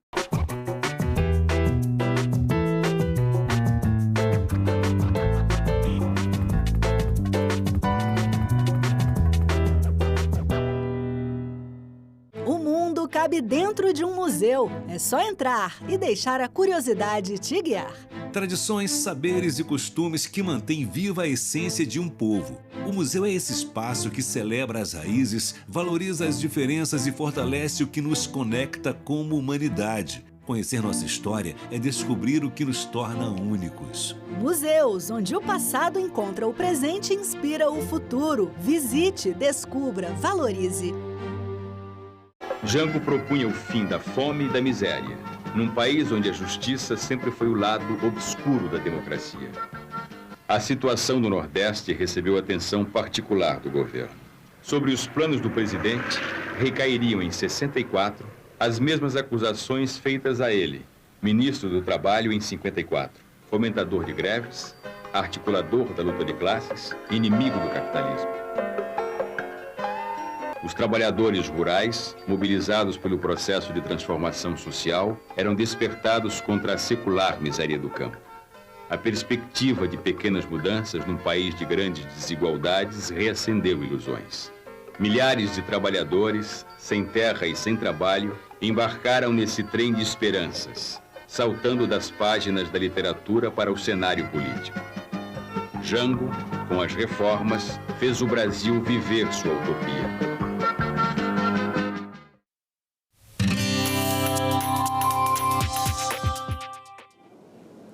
Olá, eu sou a Carla Benevides e está começando mais um programa Argumento. O Senado concedeu pela primeira vez a comanda a governadores pela alfabetização de crianças na idade certa.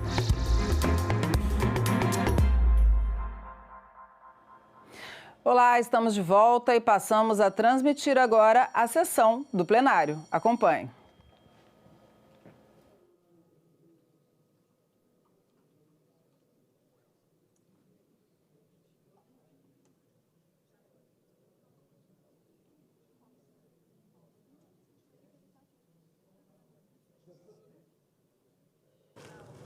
Sessão deliberativa ordinária, dia 21/10/2025. A número regimental. Declaro aberta a sessão. Sob a proteção de Deus, iniciamos os nossos trabalhos. As senadoras e senadores poderão se inscrever para o uso da palavra por meio do aplicativo Senado Digital, por lista de inscrição que se encontra sobre a mesa, ou por intermédio dos totens disponibilizados na casa.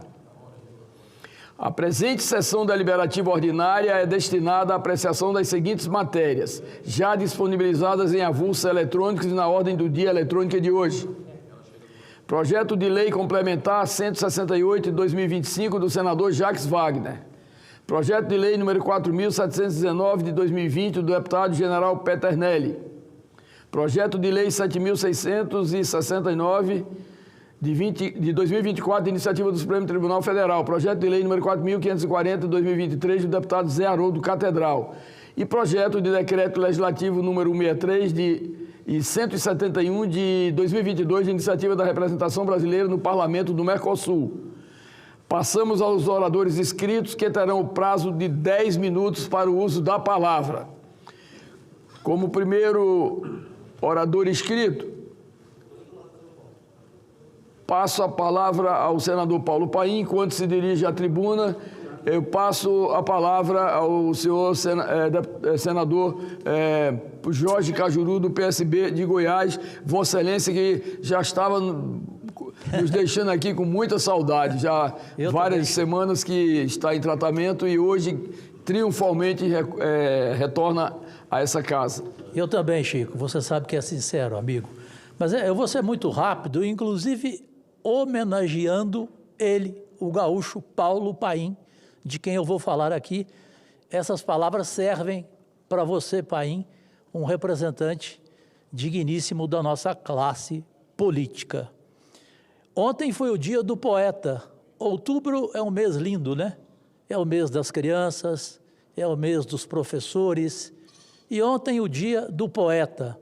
Eu me lembrei, Paim, não sei se você se lembra dessa época. Lá em Porto Alegre, o Paulo Roberto Falcão tinha um hotel. Lembra? Lembra?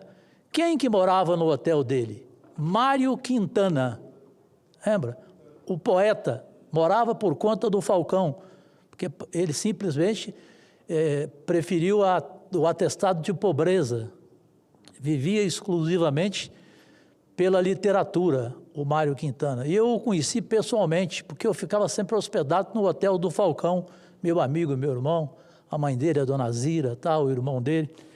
Então, só nesse dia, Chico, aproveitando aqui com todos os meus irmãos que eu estou revendo aqui, Gerão, Isalci, a mim, sempre brincando comigo, porque ele vai ver o Goiás ainda reerguer, mas o Mário Quintana, Paim, ele falava poeminho do contra.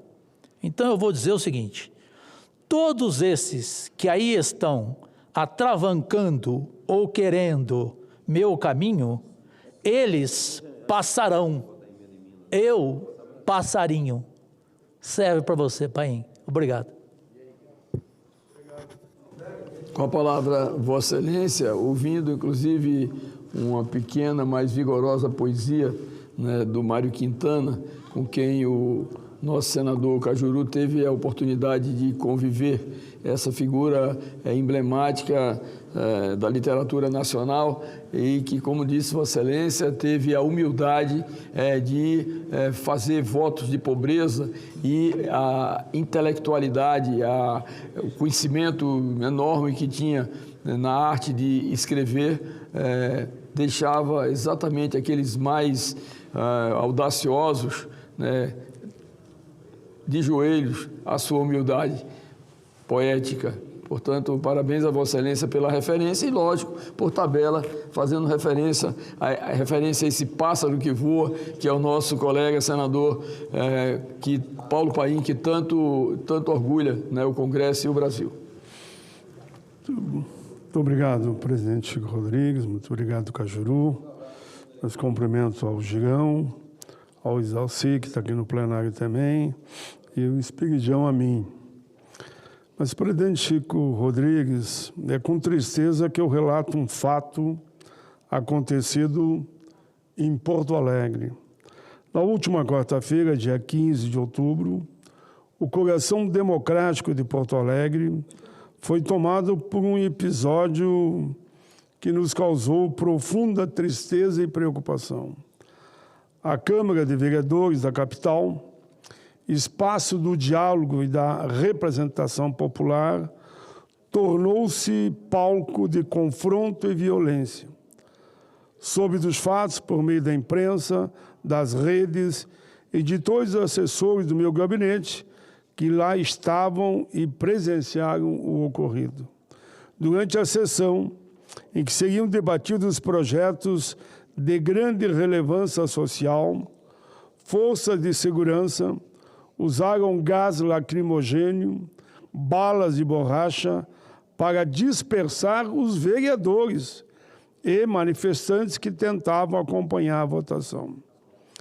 Entre os feridos estavam representantes eleitos e cidadãos que exerciam de forma legítima e pacífica o direito à participação popular. A vereadora Atena Roveda precisou de atendimento médico após ser atingida por spray de pimenta, estilhaços de bomba e balas de borracha. O deputado Miguel Rosseto, meu amigo pessoal, foi atingido por 2 balas de borracha nas costas. Os vereadores Giovanni Culau, Eric Denil, Grace Oliveira, Natasha Ferreira também apresentaram ferimentos que receberam pancadas, tiros durante o ocorrido. Manifesto minha solidariedade aos parlamentares e trabalhadores atingidos. É uma violência sem precedentes. Isso é inaceitável, não podemos admitir. Por isso, senhoras e senhores, Porto Alegre, que sempre foi símbolo de democracia participativa, nesse dia chorou. Foi berço, ali, Porto Alegre, foi berço do orçamento participativo, referência de gestão pública aberta à escuta da população. Ver essa cidade associada a cenas como essa causa grande indignação em todo o povo gaúcho. Não é esse o caminho que desejamos. Ressalto que nenhum debate público pode ocorrer à custa da exclusão, da violência contra quem dele deveria participar. Quando o povo é impedido de ocupar a casa que o representa, a democracia perde a sua razão de ser.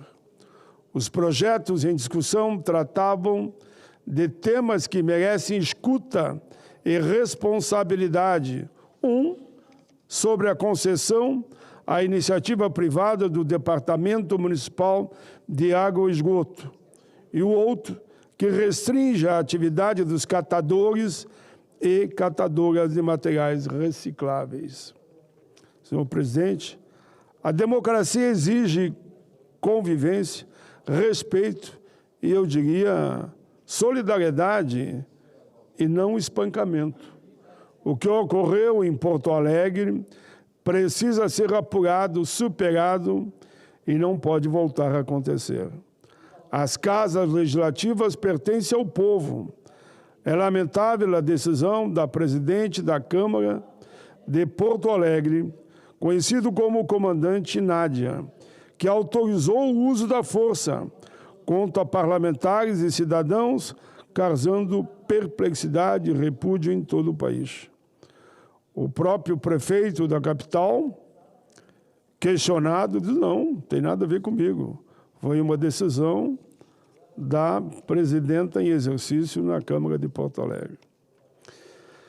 Afirmo que fique claro em qualquer tempo, em qualquer lugar: violência não, democracia sempre. Presidente, se me permitir, ainda complemento que quero falar um pouquinho atravessando as fronteiras, mas eu digo que direitos humanos não têm fronteira.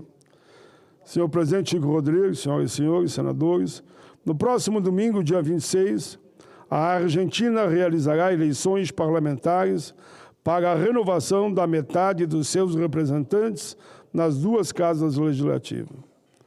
É um momento decisivo para o país vizinho, com impacto direto sobre toda a América Latina. Os trabalhadores e trabalhadoras, seus sindicatos e entidades representativas estão se mobilizando para eleger parlamentares comprometidos com as causas do povo. A valorização do trabalho dos estudantes, dos aposentados, o fortalecimento do serviço público, o apoio a profissionais liberais e aos pequenos empreendedores e, por que não dizer, a todos os empreendedores. Quero manifestar minha solidariedade às entidades sindicais e outras da Argentina que se articulam no Fórum para a Defesa do Derrocho, do Trabalho e da Justiça Social. Um espaço plural e democrático de diálogo entre o mundo organizado, a academia e a sociedade civil. Essa iniciativa é exemplo de resistência e compromisso com a justiça social. Vivemos um momento sensível para a Argentina.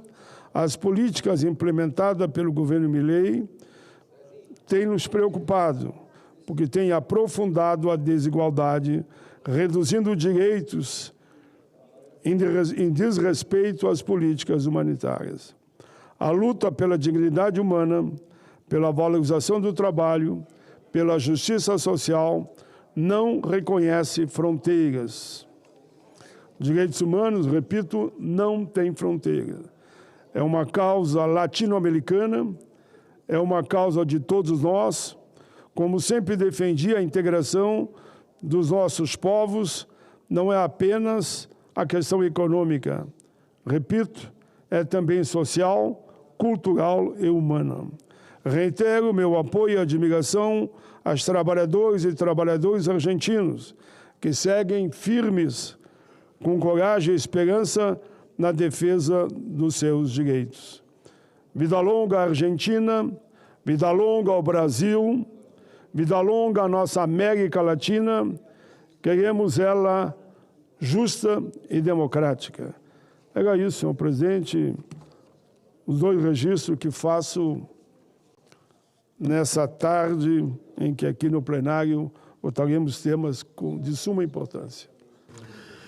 Parabéns, Vossa Excelência, pelos dois comentários, inclusive aqui de uma forma muito clara, Vossa Excelência se mostrou estarrecido com o ocorrido na Câmara Municipal de Porto Alegre.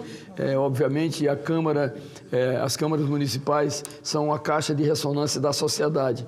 Eu que tive a oportunidade de começar a minha vida política como vereador na capital do meu estado, Boa Vista, Roraima, a gente sabe que é exatamente a partir das discussões que começam no Parlamento Mirim, como carinhosamente são chamadas as câmaras municipais, ali é um cenáculo de discussões onde praticamente começa a vida das pessoas, né? Ali um dos primeiros passos são dados, até porque a vida do Estado brasileiro começa nos municípios, né? E os parlamentares mirins, os vereadores e as vereadoras têm todo o direito de receber as demandas, fazer seus planejamentos. Hoje, com o orçamento participativo, é uma forma de você potencializar as demandas reprimidas dos municípios, seja de um pequeno município a um município como São Paulo, né? E, portanto, um clima de conflito que aconteceu em Porto Alegre deve ser evitado em todas as mais de 5.500 câmaras de vereadores do Brasil. Então, é um alerta que Vossa Excelência faz e nós concordamos plenamente com a manifestação de Vossa Excelência, porque, na verdade, não pode deixar se expandir esses desentendimentos que em nada constrói para a nossa democracia. Eu gostaria também, presidente, Vossa Excelência tocou en passant aqui com relação à situação da Argentina. A Argentina, que é um país, um belo país, né? Não fora a disputa ferrenha do futebol entre Brasil e Argentina, mas somos países irmãos, né? Eu acho que é um país que engrandece a América Latina com as suas potencialidades, com a sua economia, com o seu povo alegre, enfim. E nós também desejamos que a Argentina seja um país que se recupere. Nós já tivemos em situações dificílimas no nosso país também, mas esse é o ciclo da vida. A vida é do ser humano e, obviamente, por consequência, a vida das nações. Portanto, temos o mesmo desejo que Vossa Excelência. Antes de chamar, parabéns a Vossa Excelência pelos comentários. Antes de chamar o próximo orador inscrito, que é o senador Eduardo Girão, do Novo do Ceará, eu gostaria apenas também de fazer um registro aqui, com relação a essa cobrança de bagagens de mão pelas empresas aéreas. Ora, se não bastasse essas passagens absurdamente caras no mundo, praticamente as passagens mais caras nas linhas aéreas no mundo são no Brasil. Para você ter uma ideia, para você ir no meu estado e voltar, em torno de R$5.000, uma passagem de ida e volta, né? Brasília, Boa Vista, Brasília. Pois bem, você sai hoje do Amazonas, vai para os Estados Unidos, retorna com menos de R$3.000. Tem alguma coisa errada nessa equação, né? Portanto, os benefícios que são dados, a diminuição dos impostos cobrados para os combustíveis, tudo isso já justificaria uma redução de preço de passagens. E, se não bastasse esses preços astronômicos, as empresas ainda inventaram essa nova modalidade de cobrança, o que praticamente está sendo jogado por terra. A própria TAM já anunciou que houve um equívoco, que houve um erro, na verdade, no alinhamento de novos preços para quem vai com a sua malazinha de mão. Portanto, vamos ficar vigilantes aqui no Congresso exatamente para que essas situações, cada vez mais de cobrança e pressão à população brasileira, elas sejam realmente eliminadas, gente. Isso é um absurdo. Nós deixamos aqui o recado aos dirigentes dessas, principalmente as 3 maiores empresas nacionais, a TAM, a Gol e a Azul, que isso é um absurdo. Quando a empresa faz aquele compartimento ali em cima, exatamente é para levar um número de bagagem mínimo, e é o que o passageiro comum faz. Portanto, deixo esse registro e essa observação aqui que estão clamando todos os brasileiros ao nos procurarem.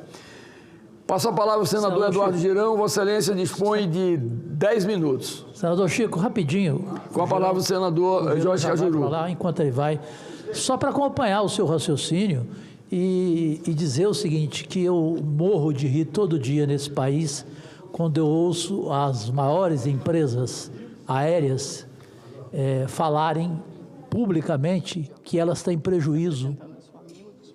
Eu fico numa tristeza, presidente. Eu até coloco à disposição parte do meu salário, a TAM, a Gol, as empresas aéreas desse país. Eu dou 50% do meu salário para elas. Eu morro de tristeza, o tanto que elas estão realmente em situação financeira difícil, num país em que a passagem aérea, como você colocou muito bem, é exorbitante. Pois é, a ironia de Vossa Excelência cabe de uma forma muito clara nessa questão hoje das empresas aéreas brasileiras reclamarem que tem prejuízos sobre prejuízos e as passagens cada vez mais caras. Portanto, parabéns a Vossa Excelência também pelo reforço na nossa fala. Eu passo a palavra pela ordem. O senhor senador Esperidião Amin, que eu estou vendo que ele está aí com uma turma que representa o futuro desse país e ele deverá fazer algum comentário. Exatamente, presidente. Queria agradecer ao senador Girão, que concordou, e a Vossa Excelência. Nós estamos recebendo aqui 19 vereadores mirins de Balneário Camboriú.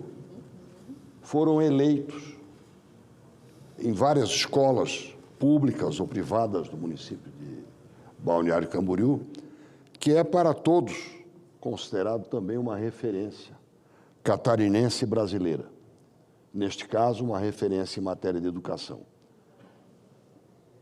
Por sorte, temos aqui entre nós também o deputado estadual Antídio Lunelli, da nossa querida Jaraguá do Sul,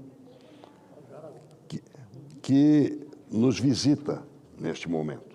Jaraguá do Sul, que é uma cidade que nos dá muito orgulho a catarinenses e brasileiros, pelo peso econômico, pelo seu espírito comunitário extraordinário, que contribui para a segurança, para a geração de emprego, para uma educação exemplar, para um sistema de saúde muito particular. E segundo o senador Cajuru Nasser, que é especialista no assunto, que forneceu ao Brasil o grande técnico Felipe Luiz, que ele diz que vai ser técnico da seleção brasileira. Isso é para Jaraguá. Agora, para Balneário Camboriú, nós estamos falando do futuro. Aqui estão junto com os professores. Eu, infelizmente, não tomei nota dos nomes. Vereadores. Vereadora? Vereadora...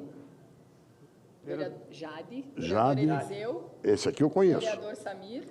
Vereador Samir. Vereador Eliseu Pereira. O vereador Eliseu Pereira, que eu conheço de outros carnavais e de outras temporadas.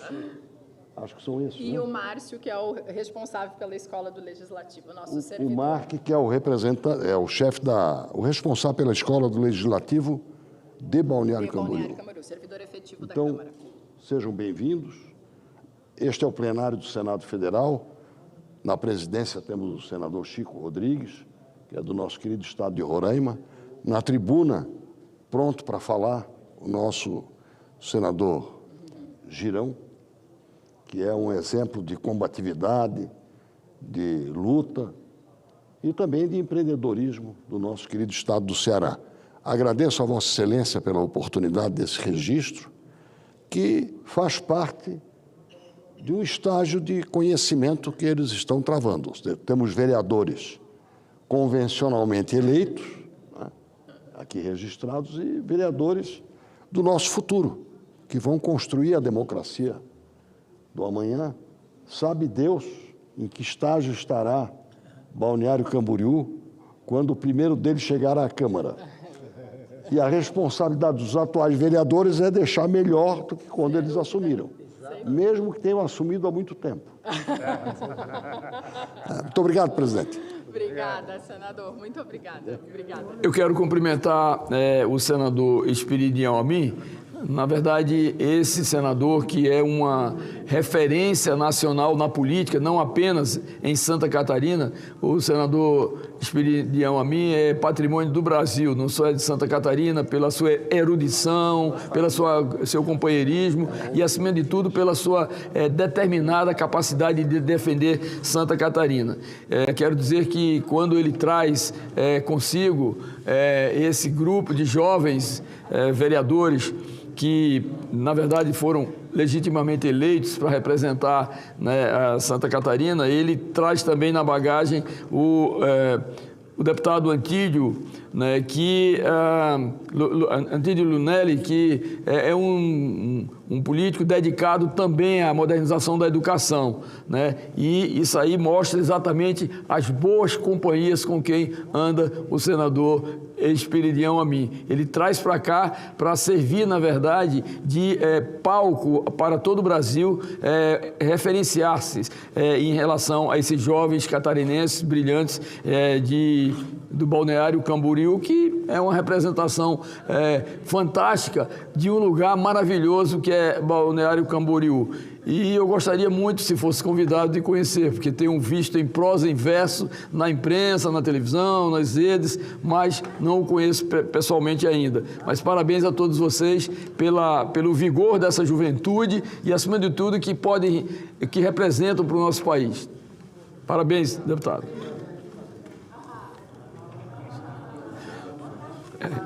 Eu gostaria de dizer também, apenas para passar a palavra para o nobre senador Eduardo Girão, ao senador Cajuru, que eu também sou, como Vossa Excelência, um grande defensor que o Felipe Luiz, catarinense de Jaraguá do Sul, possa ser realmente um dia o treinador da seleção brasileira.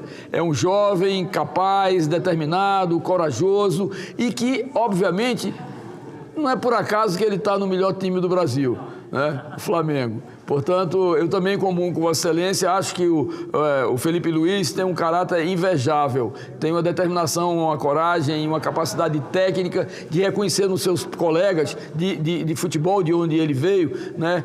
Com toda humildade, mas com toda determinação, mostrar exatamente que o profissional tem que ser exatamente aquilo que é dentro e fora do campo. Parabéns, Vossa Excelência. Pela ordem, rapidamente aqui, antes de entrar... Pela ordem, Vossa Excelência tem a palavra. Antes do senhor conceder a minha palavra, em primeiro lugar, saudar a essa turma boa, ciceroneada pelo grande senador Esperidião Amin, que eu acho que poderia receber dessa presidência, quem sabe a gente fazer um requerimento conjunto, para ser um embaixador aqui também do Senado Federal, porque ele é o cicerone de mão cheia, a alegria com que ele apresenta essa casa para os catarinenses e para também pessoas de outros estados que nos visitam, é algo realmente de encantar qualquer um. Sejam bem-vindos, né, os vereadores mirins, os vereadores que estão aqui, os professores, todos que participam desse projeto. Senhor presidente, já que o senhor falou ali em Jaraguá do Sul, tá valendo meu tempo ainda não, deixa o meu tempo aí. Mas é porque é o seguinte, viu, prefeito? O senador Cajuru, que também é uma referência para a gente em várias áreas, inclusive no esporte brasileiro, no jornalismo e tudo, ele lembrou, eu não sabia, que o Felipe Luiz, que eu tenho uma admiração enorme pelo técnico Felipe Luiz do Flamengo, que ele é de Jaraguá do Sul. Eu não sabia disso, foi informação desse nosso colega aqui. E eu digo, presidente Chico Rodrigues, eu sei que sou torcedor do Flamengo também, apesar de ser pernambucano, mas gosta muito do futebol do Rio, que o Felipe Luiz foi talvez o primeiro técnico a assim surgir com essa famigerada... Talvez não, foi. Essa tragédia humanitária que está acontecendo por causa de aposta. Que está acabando com o futebol, que está acabando com família, né? Nós aqui votamos contra naquele momento. E o Felipe Luiz teve a coragem, e ele fala com mais ainda legitimidade, porque está dentro do esporte, está dentro da atividade, de se rebelar contra isso. Porque ele está vendo os torcedores se endividar, né, senador Cajuru? E eu admiro muito. Eu só não quero desejar tanta sorte para ele, senador Chico, me perdoe, porque ele vai jogar contra o Fortaleza lá no sábado, no Castelão, e deixa para desejar sorte para ele depois do jogo, que o Fortaleza ainda respira por aparelhos, mas ainda tem expectativas, se Deus quiser. Agora, vamos começar. Presidente. A palavra, Vossa Excelência dispõe de 10 minutos. Muitíssimo obrigado, senhor presidente. Eu tenho falado aqui, senadora Damares, senador Exalci, senador Cajuru, os demais senadoras e senadoras que estão nos ouvindo, nos assistindo dos seus gabinetes. Eu tenho falado aqui, brasileiras e brasileiros, para vocês, que a crise do Brasil, que está colocando o nosso país de joelhos, o cidadão de bem de joelhos, não é uma crise econômica. Existe, mas não é a principal. Não é uma crise política. Existe, mas não é a fundamental. Não é uma crise social também, embora exista muita injustiça no nosso país. Mas sabe qual é a grande crise que o Brasil vive? É a crise moral, a crise de valores. E eu vou trazer para vocês aqui um fato que vem da cúpula da Corte Suprema do Brasil, que escancara isso para quem não quer ver. Porque o exemplo tem que vir de cima. Hoje, por omissão dessa casa do Senado Federal, quem está mandando no Brasil e desmandando ao arrepio da lei são alguns ministros do STF, desrespeitando, inclusive, o parlamento brasileiro. Hoje nós temos um regime que é governo Lula, com alguns ministros do STF. Um regime que flerta com ditaduras, que passa a mão na cabeça de terroristas. O Brasil nunca foi disso. Mas o governo Lula conseguiu colocar, junto com alguns ministros do STF, o Brasil nessa vala, inclusive de violador contumaz de direitos humanos, como nós temos um ministro sancionado globalmente, que é Alexandre de Moraes. Mas eu não esperava, senador Cajuru, algo diferente. A gente sempre tem que ter crença no ser humano, claro. E eu acredito na capacidade de reflexão, de transformação. Mas eu não esperava nada diferente da atitude covarde que teve o ministro Barroso, presidente do Supremo Tribunal Federal até a semana passada, que escolheu encerrar sua carreira de 12 anos naquele tribunal, infelizmente, eminentemente político, ideológico, com um final melancólico. Eu diria até, senhoras e senhores, um final macabro, que deixou o Brasil inteiro em polvorosa, porque o Brasil é pró-vida. Na sexta-feira à noite, no apagar das luzes, ele conseguiu superar, inclusive, o lamentável procedimento da Rosa Weber, que, como relatora da DPF 442, optou por sujar suas mãos com sangue do assassinato de crianças indefesas, gerando sequelas. É a ciência que diz isso. Várias universidades do mundo, revistas científicas, devastando também a vida das mulheres, porque é isso que o aborto faz. Barroso fez pior ainda do que a ministra Rosa Weber. Ele, em seu último dia, de forma monocrática, concedeu, em caráter liminar, uma medida cautelar, atendendo duas outras à DPF, senadora Damares, uma causa da sua vida. A 989 de 2022 e a 1207 de 2025, ele deu uma canetada geral pró-morte. Cabe destacar que o ministro já havia atuado como advogado em causas ligadas ao tema, o que compromete a sua imparcialidade. O ministro Barroso chegou a dar palestra pró-drogas, pró-aborto, lá nos Estados Unidos, antes de ser ministro do Supremo, falando em defesa da legalização do aborto e da legalização das drogas. Ele não poderia jamais, se não tivesse a certeza da impunidade dessa casa, que também está de joelhos, ele não poderia jamais votar nisso. Ele deveria ter se declarado impedido, suspeito, porque ele já tem posição. E não fica por isso aí não, senador Cajuru. Ele deu entrevistas também ao longo desse processo, chegando ao ponto de dizer o seguinte: se o homem engravidasse, isso já estaria resolvido antes de votar. E ele deixa para fazer no último dia isso. Isso é uma afronta a valores e princípios de um povo de bem. Deixemos a ideologia de lado, ali é toga, ali tem uma liturgia. Eu entrei com pedido de impeachment dele. Aqui, 2 anos atrás, o senhor assinou também. Muitos colegas. exatamente trazendo fatos, documentos sobre essa parcialidade dele sobre o tema, por ter votado, e outros casos também. Mas ambas as iniciativas, essa da DPF 989 de 2022 e 1207 de 2025, querem que enfermeiros e técnicos de enfermagem possam auxiliar livremente nos procedimentos de aborto que não são punidos pelo Código Penal, principalmente nos casos de estupro. Com isso, os órgãos públicos ficam impedidos de impor obstáculo ao aborto em qualquer fase gestacional. É banho de sangue que se quer. Banho de sangue com inocentes. Graças a Deus, os outros ministros reagiram. Parabéns aos outros ministros, que foram lá e deixaram praticamente o voto do Barroso isolado nessa questão dos enfermeiros poderem fazer aborto.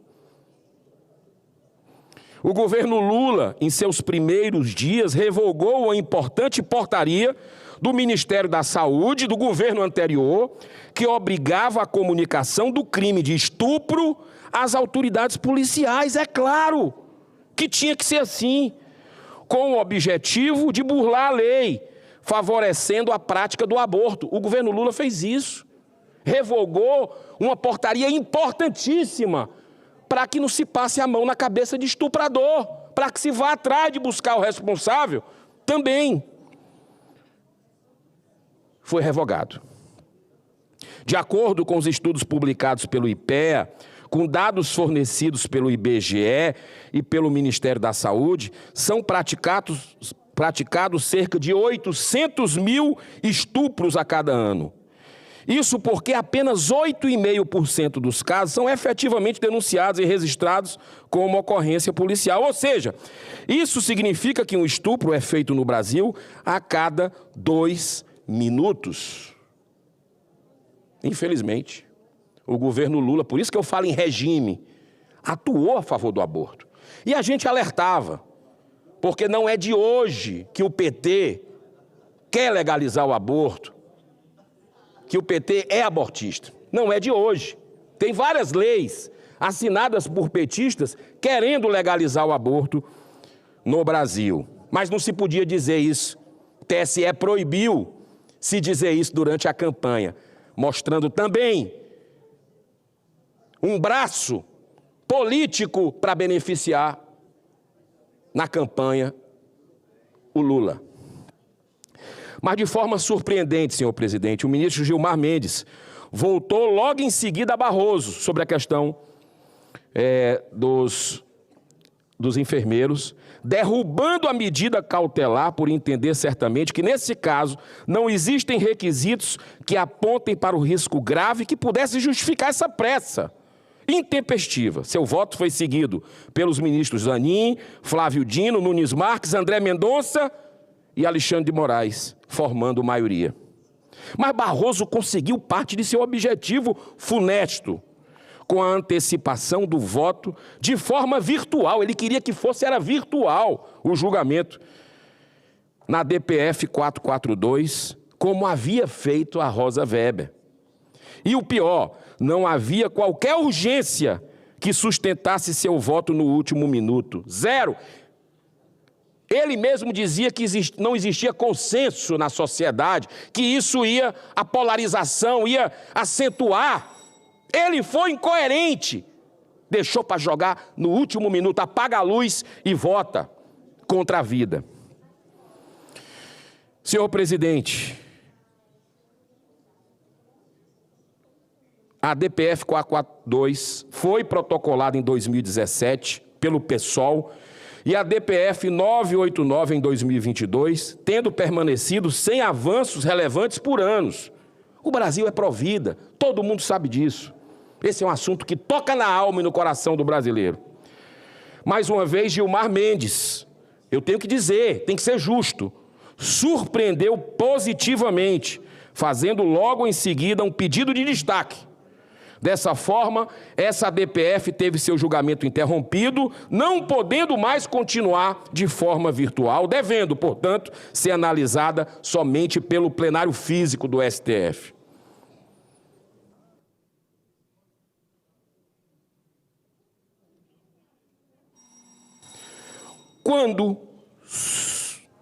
quando que vai julgar? Senadora Damares, só Deus sabe. Por isso é fundamental manter a mobilização dos movimentos pró-vida mais do que nunca nesse momento delicado, dramático dessa causa que é dos brasileiros. Eu concedo à parte, se o senhor permite, senhor presidente, a senadora Damares Alves, presidente da Comissão de Direitos Humanos da Casa Revisora da República do Senado. Damares, obviamente, tem uma contribuição enorme a fazer o seu pronunciamento. Com a palavra, Vossa Excelência. Obrigada, presidente. Senador Girão, a matéria do Congresso é, mais uma vez, o STF usurpando competência do Congresso Nacional. Até quando? Mas eu queria chamar a atenção, senador, é lamentável o que aconteceu, mas não foi surpresa. O ministro Barroso, ele é militante da causa da maconha e da causa do aborto. Ele não sairia de lá sem fazer isto. Engana-se quem nesta casa cai no conto de alguns candidatos ao Supremo dizendo que quando chegam lá, que vestem a toga, eles serão imparciais. Que isso sirva de lição para o próximo que será sabatinado nessa casa. Porque quando eles chegam lá, eles continuam a militância, nem que seja na última hora, no último dia. Já liberou a maconha, ele precisava liberar o aborto. É compromisso dele com a pauta que o levou lá. É compromisso dele com os grupos que o financiaram até agora. Então, não é surpresa, mas que nós que vamos aprovar o próximo ministro, possamos nos lembrar que toga não faz milagre. Toga não muda caráter, toga não muda personalidade. Deus te abençoe, senador. Amém. Uma parte, senador Girão. Claro, se o presidente permitir, com muita honra, senador. Palavra, Vossa Excelência, senador Jorge Cajuru. Obrigado, presidente Chico. Eu, lembrando Voltaire, eu não vou, em hipótese alguma, entrar aqui no campo da discórdia contigo, porque nós temos quase 8 anos de relacionamento e nunca tivemos senão um desentendimento. Eu defenderei as suas palavras, o seu direito de dizê-las até a morte, como dizia Voltaire, mesmo que eu discorde delas. Eu não vou entrar na questão do seu pronunciamento, eu vou respeitá-lo. Só vou lembrar, porque você estava junto comigo, e eu não vou esquecer, quem não tem gratidão não tem caráter. Você me acompanhou na luta, e ficou junto comigo em 2019, senadora Damares, onde bolsonaristas do bem, como a senhora, por exemplo,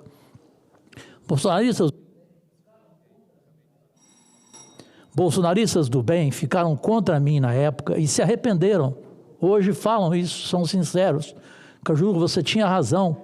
Eu tentei, infelizmente fiquei sozinho, levei uma surra, tomei uma multa de R$70 mil, que, aliás, quem me emprestou dinheiro para pagar, parte foi o Girão, parte foi o senador Oreovisto, eu já os paguei, para ficar bem claro. Mas, enfim, eu apanhei sozinho, porque eu queria a CPI da toga, a CPI do Judiciário. Aí a senadora Damares está dizendo, é verdade, está se lembrando. Então, na época, a gente poderia estar discutindo, hoje aqui, uma outra situação. Se tivesse havido uma CPI independente na época, uma CPI dura, para entrar em quaisquer assuntos, em todos os que você tocou na tribuna, em outros tantos, a questão do judiciário, tudo. Então, eu só queria fazer essa observação. Eu vou sair daqui com essa tristeza, porque fiquei sozinho nessa luta, apanhei sozinho, não estou preocupado com o que perdi financeiramente, isso é bobagem na vida.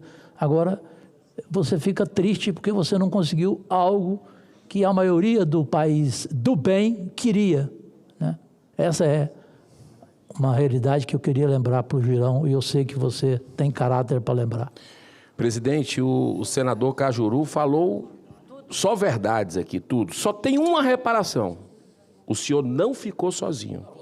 Nós estamos ao seu lado até hoje, denunciando, pedindo aqui impeachment.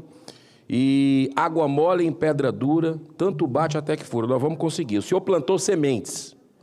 Nós plantamos juntos. Essas sementes serão colhidas.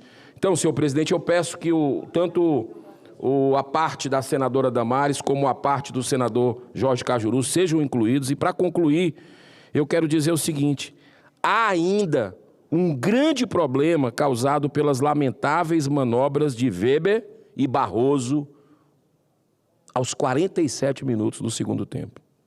Os votos favoráveis ao aborto de ambos possivelmente deverão ser mantidos quando o julgamento for retomado no plenário físico. Ou seja, nem Flávio Dino e nem o próximo ministro que vai ocupar a vaga de Barroso, deve ser sabatinado dentro de pouco tempo aqui, poderão votar. Olha a gravidade disso. Tirar o direito dos ministros novos de votar, de participar. O correto seria desconsiderar esses 2 votos virtuais. Estamos estudando medidas aqui com os nossos consultores, assessores, para entrarmos, porque isso é justo, que esses votos virtuais de um assunto tão grave, em respeito à dignidade da vida humana, não sejam considerados votos virtuais. Digo isso porque, graças a Deus, a ciência evolui a favor da vida, senhor presidente. Essa evolução pesou na revisão feita pela Suprema Corte de Justiça dos Estados Unidos em 2023, ao revogar uma decisão equivocada tomada há 50 anos, num caso polêmico, Roe versus Wade, que acabou legalizando o aborto naquele país a partir de uma fraude, diga-se de passagem, depois confirmada. A DPF 442 é uma aberração jurídica. Eu só tenho que pedir desculpa aos meus colegas, né, porque já me excedi, mas se o senhor puder me dar mais 1 minuto com o consentimento deles, eu concluo definitivamente aqui o discurso. Me desculpa. Obrigado. A DPF 442 é uma aberração jurídica, ela não deveria nem ser recebida por 2 razões. Em primeiro lugar, porque fere o artigo 5º da Constituição Federal, cláusula pétrea, que garante a inviolabilidade do direito à vida. Em segundo lugar, porque cabe ao Congresso Nacional a prerrogativa de legislar, que jamais deveria ser invadida pelo STF, que tem como principal responsabilidade guardar a Constituição. E o Congresso, senhor presidente, e o Congresso Nacional, que vem legislando sim, nunca se omitiu em sintonia com mais de 80% da população que é contra a legalização do aborto. Semana passada mesmo nós aprovamos vários projetos pró-vida nas comissões. Para todos os movimentos pró-vida, as 2 vidas importam. A da criança, que tem garantido o seu direito de viver, e o da mãe, que deixa de sofrer sequelas emocionais, psicológicas, mentais e até físicas, sem falar nas espirituais. Eu tenho um projeto, inclusive, que já foi aprovado por unanimidade pelos meus colegas aqui, que é o Dia do Nascituro, né? O Dia do Nascituro, dia 8 de outubro, já está só a Câmara votar para virar lei.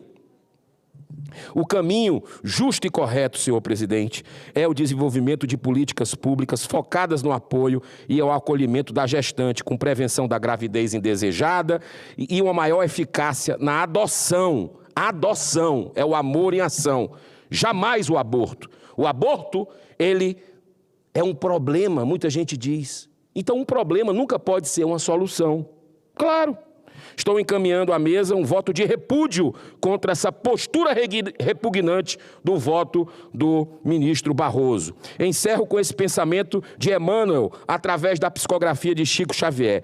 Triunfar não significa avançar sem erros ou falhas, mas sim reconhecer que, apesar disso, é preciso seguir adiante, confiando na justiça divina que a todos nos observa e retribuirá a cada um segundo suas próprias obras, sejam quais forem os obstáculos, prossegue em frente, estendendo o bem. É aquela coisa da lei da semeadura, da lei de ação e reação, né? Da lei de causa e efeito. Tudo que você planta, você colhe. Presidente, muito obrigado pela tolerância. Está aqui o símbolo, ó.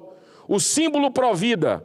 Símbolo Provida é esse bebê com 11 semanas de gestação, cabe aqui na palma da minha mão, fígado formado, os rins, está aqui, é o símbolo de que o Barroso, ministro Barroso, foi lá e votou pela morte, pela possibilidade de assassinar essas crianças. Que Deus abençoe o Brasil, que possamos reverter esses votos que foram virtuais. E isso exige debate com a sociedade profundo. Muito obrigado, senhor presidente. Muito obrigado, senhoras senadoras, senhores senadores e brasileiros que nos assistem. Seja bem-vindo, senador Cleitinho, mais uma vez.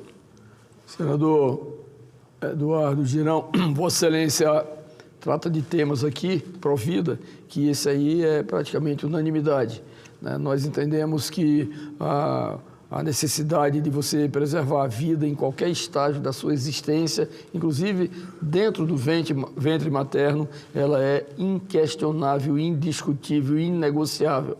Portanto, parabéns a Vossa Excelência, que deixa um grito de alerta para todos os senhores e senhoras senadores e senadoras, mas, acima de tudo, mostrando essa defesa que você faz de uma forma muito permanente a partir aqui deste cenáculo da Câmara Alta do país. Presente para o senhor. Muito obrigado aqui. Vossa Excelência deixa como uma referência também para cada um de nós, para que tenha e amplie cada vez mais essa consciência. Continuando a lista de oradores inscritos, passa a palavra ao senador Jorge Cajuru, do PSB de Goiás. Vossa Excelência dispõe de 10 minutos. Chico, querido, meu amigo, meu irmão, você sabe que eu estou em recuperação ainda e... Vossa Excelência tem toda a minha questão da voz, eu não consigo falar 10 minutos. Essa é a realidade, por isso que hoje eu preferi a parte, porque eu não posso voltar sem falar, é minha marca. Mas é apenas, vai passar isso, né? Claro. O meu patrão eterno teve o mesmo problema com a voz, Silvio Santos, então eu passo sem problema nenhum a palavra ao próximo orador inscrito. Obrigado. Continuando a lista de oradores inscritos e pela gentileza do nobre senador Jorge Cajuru, passo a palavra ao senador Espiridião Amin. Vossa Excelência pede para passar, passo a palavra ao senador Isalci Lucas. Vossa Excelência dispõe de 10 minutos.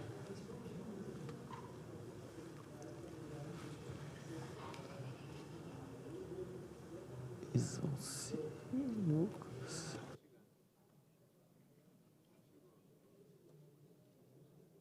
Senhor presidente, senhoras e senhores senadores e senadoras, presidente, aprovamos hoje na Comissão Mista do Orçamento um parecer relatado pelo nosso querido senador Amin sobre a questão da devolução dos aposentados e pensionistas do roubo que foi feito aí durante todo esse período já de alguns anos. Então, o relatório do senador Amin colocou, inclusive, para que o recurso recuperado depois não entre, evidentemente, no Tesouro, que entre realmente no próprio INSS para poder repor parte do que foi desviado, que foi roubado, né?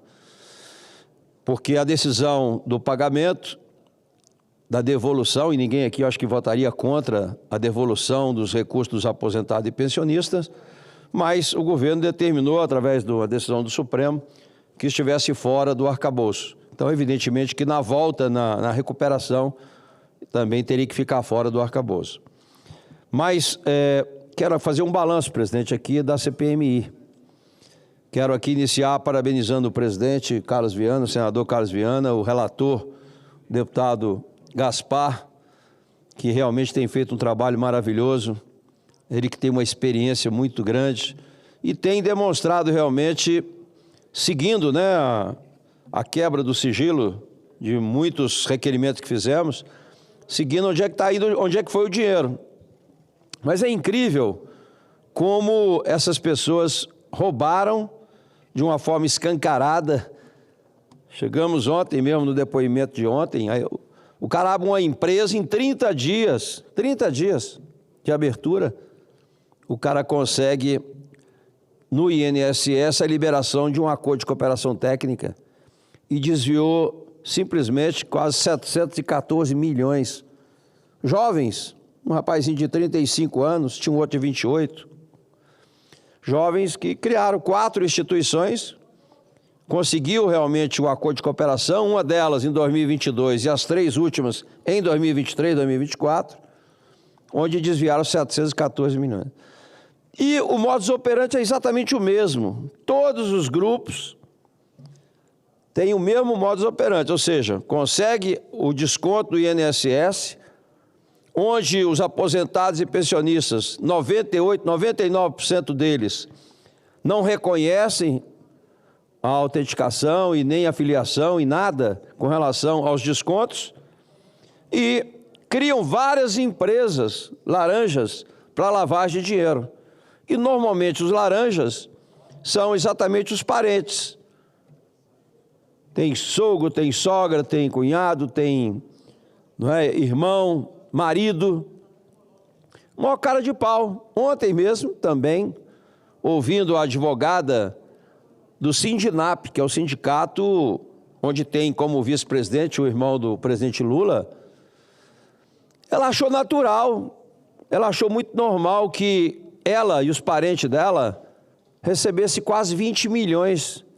Ah, mas nós trabalhamos. Ok, trabalhou, mas não seria no sindicato onde o pai dela foi presidente, faleceu e entrou Milton Cavallo, que atualmente ele é o presidente, onde teve agora o próprio ministro André Mendonça fez um bloqueio de 389 milhões numa busca e apreensão da Polícia Federal. Mas o incrível é que essas empresas, o sindicato, o Sindinap, que é do vice-presidente, o irmão do presidente Lula, a CONTAG e a CONAFÉ, as três maiores instituições que roubaram o dinheiro dos aposentados, sequer estavam sendo processados pela AGU, pela CGU. E qual é o argumento agora? Só foi possível agora essa operação graças à instalação da CPMI. Porque existe uma lei de 2014, que no seu artigo 39 proíbe qualquer relação com o poder público, seja convênio, seja contratos, quando tem um parente até segundo grau. E a CONTAG tem como presidente o irmão do primeiro secretário da Câmara, Carlos Veras. O presidente é irmão dele. E o irmão do Lula é o vice-presidente do Sindinap. Então, nenhuma das duas instituições poderia sequer ter assinado o acordo de cooperação técnica.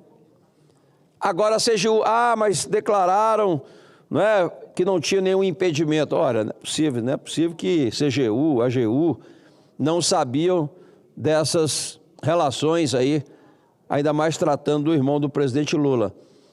Aí sim, então fizeram agora a busca e apreensão, onde tinha diversos carros de luxo, que isso aí é moda, todas as instituições utilizaram esse recurso comprando 10, 20, ontem mesmo foram mais de 20 carros, Mercedes, Porsche, Cadillac,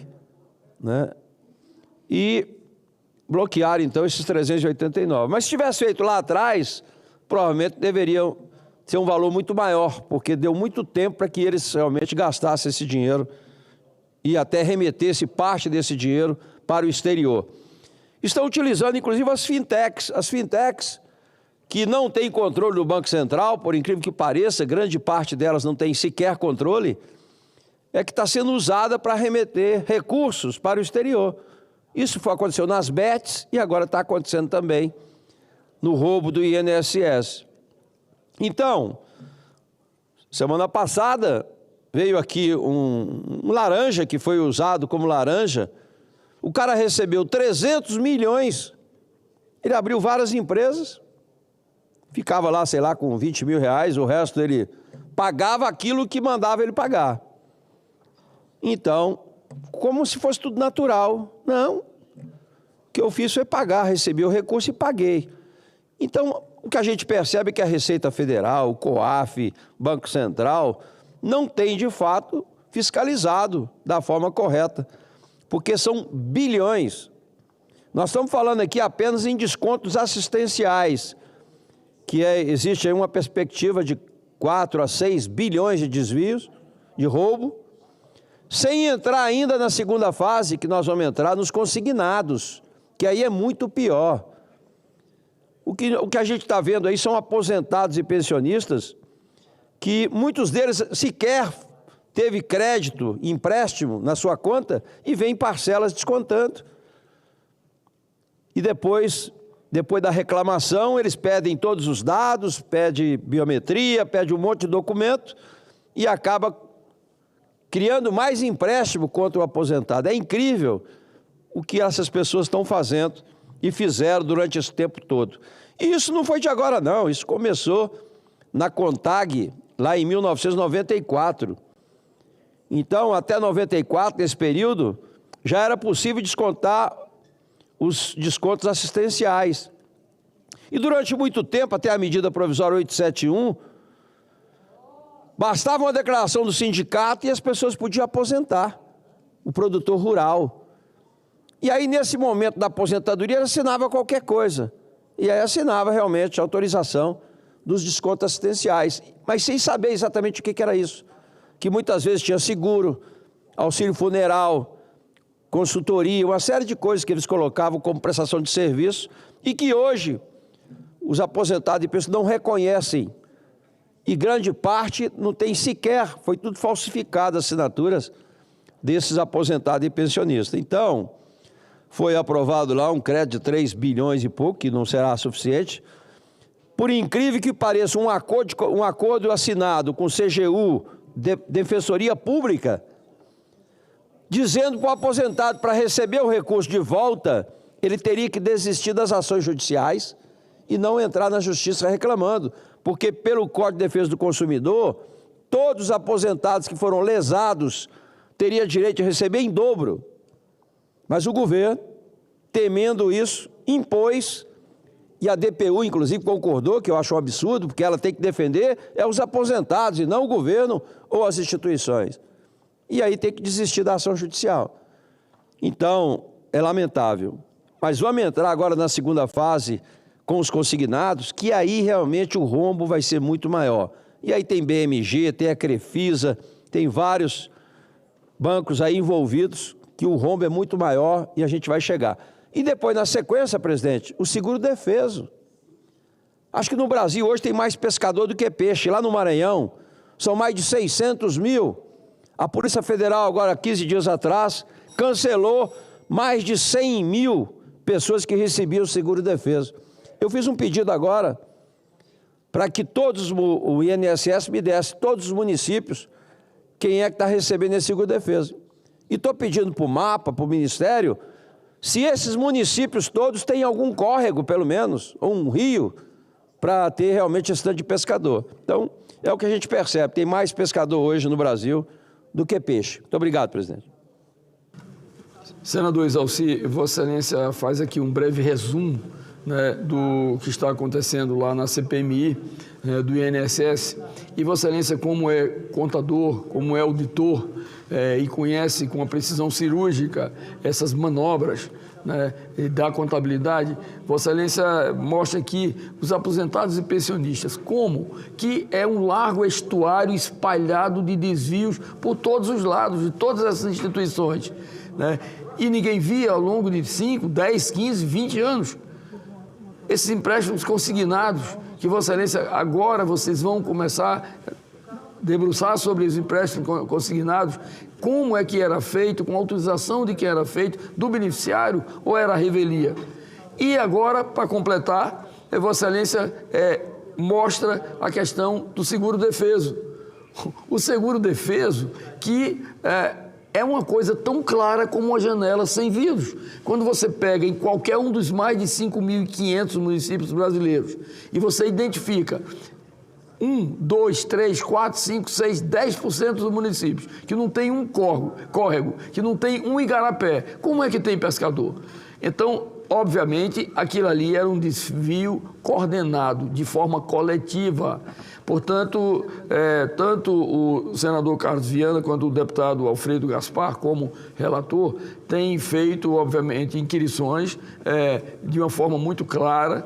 Logicamente que ninguém está aqui apoiando os excessos, porque os excessos eles deixam turva as avaliações, mas realmente é alguma coisa inominável. porque a gente viu mais de 6 bilhões de reais ao longo de mais de 20 anos, de forma sistêmica, sendo desviados e nenhum governo viu realmente como era o modus operandi. Portanto, um dia chegaria aos autores. E Vossa Excelência está ali na comissão, a gente tem participado, acompanhado as perguntas inteligentes e oportunas de Vossa Excelência, até para ajudar a esclarecer para a população brasileira. Quem? Você vai falar? Pô, mas eu mando. Quem fala?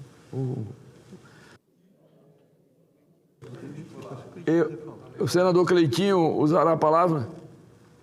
Não está escrito, mas... Tá, então será escrito aqui e Vossa Excelência dispõe de 10 minutos. Senhor presidente, muito obrigado.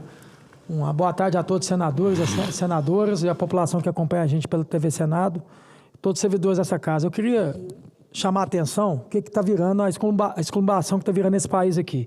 Dino julga Dino. Vocês viram isso aqui que está acontecendo? Como é que a gente vai levar um país desse a sério aqui, gente? Essa questão aqui, ó. Dino julga Dino. Ministro vai julgar o próprio caso sobre possíveis crimes de sua gestão no Maranhão. É a mesma coisa que eu virar presidente aqui da Comissão de Ética aqui, vir uma ação minha e eu mesmo me julgar. Que exclamação que virou esse país aqui, gente? O que virou o STF? E aí agora está vendo a questão do Barroso, que já pediu para sair, e o Lula já pode indicar mais um novo ministro. Vamos lembrar aqui, desde 2023, quando o Lula entrou, o Lula já indicou um advogado pessoal, o Lula já indicou o próprio Flávio Dino, que é um amigo pessoal, e agora estão falando que pode ser o Messias também, que é um aliado pessoal. Aí, gente, vamos falar a verdade aqui. Qual que é a possibilidade de vir uma ação a favor do governo ou contra o governo, que seja contra ou a favor, desses ministros julgarem contra o Lula? Vamos falar a verdade. Eu sempre falo aqui, não é de hoje que eu venho falando aqui. Primeiro que eu acho que a indicação não deveria vir de um presidente da República. O Bolsonaro indicou, o Temer já indicou, tem um projeto seu aqui, não tem, Cajuru? Não deveria ser indicação do presidente da República. Devia ser uma lista tríplice, que seja o STJ, a OAB, a própria PGR, o Conselho Nacional de Justiça, fizesse uma lista tríplice, mandasse aqui para o Senado e nós, senadores, sabatinava e pegava e indicava para o presidente. Gente, os poderes são independentes. Os poderes dessa forma não ficam independentes. Qual é a possibilidade de vir uma ação contra o governo Lula? Uma ação contra o Lula e cair na mão a relatoria do Flávio Dino, ou do próprio Messias agora, ou do advogado pessoal que tirou o Lula da cadeia. Vocês podem estar de brincadeira um negócio desse aqui. Não tem jeito de levar um país desse a sério aqui. Mas é porque se fosse o Bolsonaro, você estava calado. Gente, quem me conhece aqui, me acompanha, tem hora que até o pessoal da direita fica chateado comigo. Eu tento ser o cara aqui mais justo e menos hipócrita e menos demagogo. Se fosse o Bolsonaro indicando o advogado pessoal dele, se fosse para me sabatinar aqui, eu votaria contra. E mostrava meu voto aqui. A minha diferença é essa. Sou um cara que respeita o Bolsonaro, sou grato ao Bolsonaro, por resto da minha vida serei sempre grato a ele. Tenho o maior carinho, o maior respeito por ele aqui. Defendo a honra dele, que tem 3 anos. Mas se fosse o Bolsonaro indicando um advogado pessoal dele aqui, ou um amigo pessoal, eu me levantava aqui e falava assim, não voto a favor. Não existe isso. É a mesma coisa eu virar presidente da República aqui e depois vir indicar um amigo meu. Indicar um advogado pessoal meu. Eu tenho um irmão meu aí que é advogado, né, que tem todo o saber notório que fala, pegar e indicar um irmão meu para ser ministro do STF. Gente, não existe uma coisa dessa, não. Até onde a população brasileira precisa acordar. A população brasileira precisa alertar. O próprio presidente aqui do Senado, que é o Davi aqui, se posicionar. Você está virando, não tem condição uma situação dessa, não, gente. O que está virando esse país aqui? Aí vem agora, acabei de mostrar para vocês aqui, uma matéria aqui, do Flávio Dino, ele mesmo se julgando. Ele mesmo vai se julgar. Qual que é a possibilidade dele se incriminar? Me conta. Ele vai pegar e falar assim, não, eu errei. Qual que é a possibilidade, gente? Vamos levar esse país mais a sério aqui. Eu não sou o paladino da justiça, não sou o dono da verdade, não, longe disso. Eu não sou o salvador da pátria, não, tenho meus defeitos, meus pecados, como todos nós temos. Como todos os seres humanos que estão aqui na Terra que têm. Mas a gente precisa ser mais sério aqui dentro dessa situação. Os 3 poderes precisam ser mais sérios. Tanto o poder legislativo, o poder judiciário, o poder executivo. A gente precisa levar esse país mais a sério. A gente precisa começar a dar bom exemplo para a sociedade. A sociedade, o que vai... Eu sempre vi isso, eu vim para cá e continuo vendo isso. Isso precisa acabar. A gente precisa dar um basta numa situação dessa. O próprio ministro julgando ele mesmo. Aonde que a gente vai parar com isso? Eu faço uma pergunta aqui para quem está aqui, para quem está me acompanhando aqui agora, qual que é a possibilidade do Fladino pegar uma ação contra ele julgar essa ação agora e falar que está errado? Vocês acham mesmo que o Fladino vai fazer isso, gente? E aí eu estou errado? Ah, não, porque você é contra o Fladino. Não sou não. Já vi aqui a situação do Fladino falando com a questão das emendas, PIX, eu apoiando o Fladino. Uma coisa que eu busco que você quer é justo. Não existe isso não, gente. Precisa acabar com isso. Uma parte, senador. Fica à vontade, Cajuru. Eu vou ser rápido para não te interromper. Amigo, exemplo, Cleitinho, de Minas Gerais, só para te contar, porque eu não sei se você sabe integralmente, o Girão sabe. O projeto meu está aí. Está aí. Você, com certeza, assim como o Girão na época, você iria aplaudi-lo de pé e me ajudar. Qual que é o projeto? Acabaria com a decisão monocrática do presidente da República escolher o nome para o Supremo Tribunal Federal, ok? Ele não teria mais direito. Seria escolhido por um Conselho Nacional, formado por homens de probo jurídico, por homens reconhecidos, que fariam a lista tríplice, e essa lista viria para cá, e na sabatina geral, o Senado decidiria o nome do novo ministro do Supremo Tribunal Federal, projeto do senador Cajuru. E para concluir, idade mínima para ser ministro, 35 anos, como Toffoli? Não, 55 anos. Tempo de mandato, 10 anos. Gente, o sujeito que for contra esse projeto meu, é porque ele é contra o país. Então é isso que me desanima. É por isso que eu vou embora daqui. Entendeu?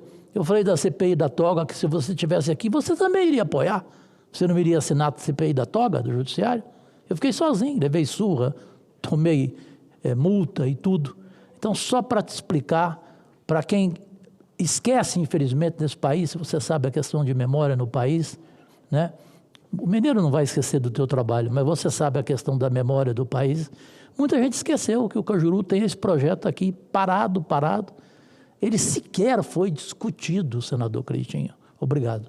Cleitinho, se você Fica me permite vontade, uma parte, a gente precisa debater, isso é extremamente importante, que a gente vai fazer mais uma nova indicação que dentro do Senado vai sabatinar aqui, e nós teremos a responsabilidade de colocar mais um ministro dentro da corte aqui, que vai impactar a vida de todo brasileiro. Você não viu o que o ministro Barroso foi julgar agora, semana passada? Você pode até falar sobre isso, Girão, que é uma pauta sua. Ele ficou para poder julgar, para depois sair. Quer dizer, vai impactar a vida de milhares de brasileiros. Sobre a questão do aborto, eu subi essa tribuna há pouco tempo. Eu acho que o senhor estava vindo para cá, talvez não tenha visto. Eu falei exatamente sobre a atitude covarde do ministro Barroso, que já tinha um pré-julgamento sobre isso há muito tempo, né? Inclusive foi o Jorge Soros, a Open Society, o bilionário Jorge Soros, que convidou, antes dele ser ministro, para fazer palestra pró-aborto e pró-maconha.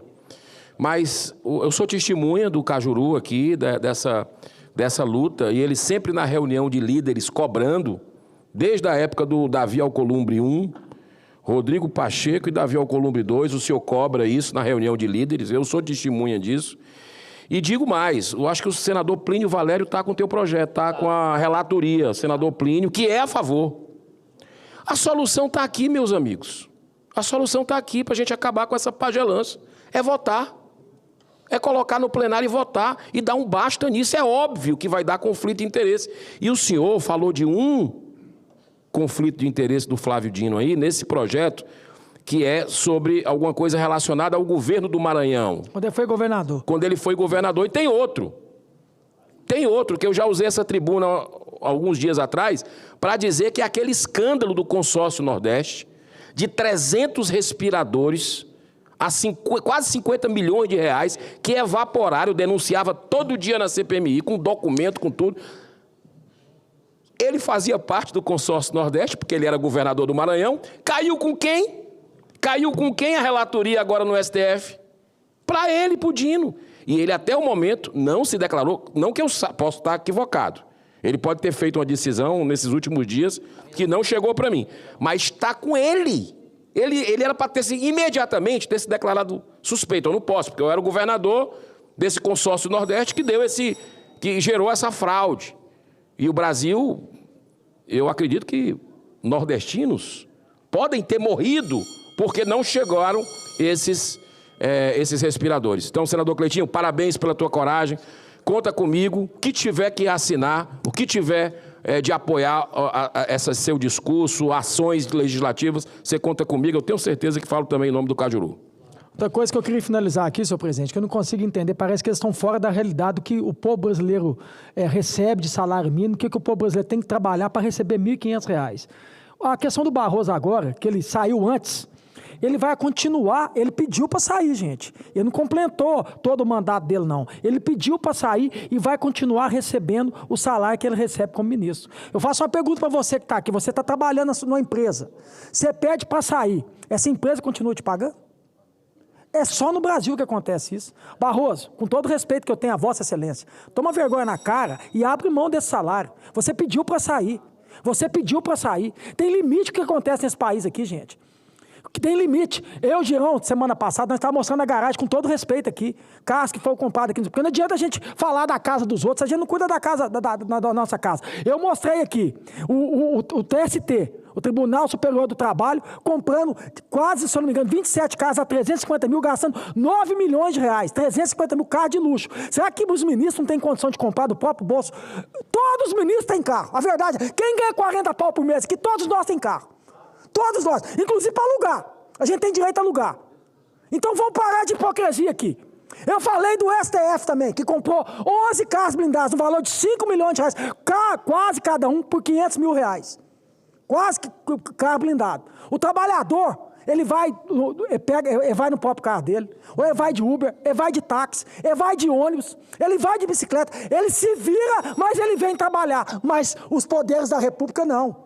Tem que ter carro blindado, tem que ter carro de 350 mil, 400 mil reais. O ministro que pede para sair tem que continuar recebendo 40 pau por mês. O ministro, toma vergonha na cara e fala assim, eu vou abrir mão, eu pedi para sair.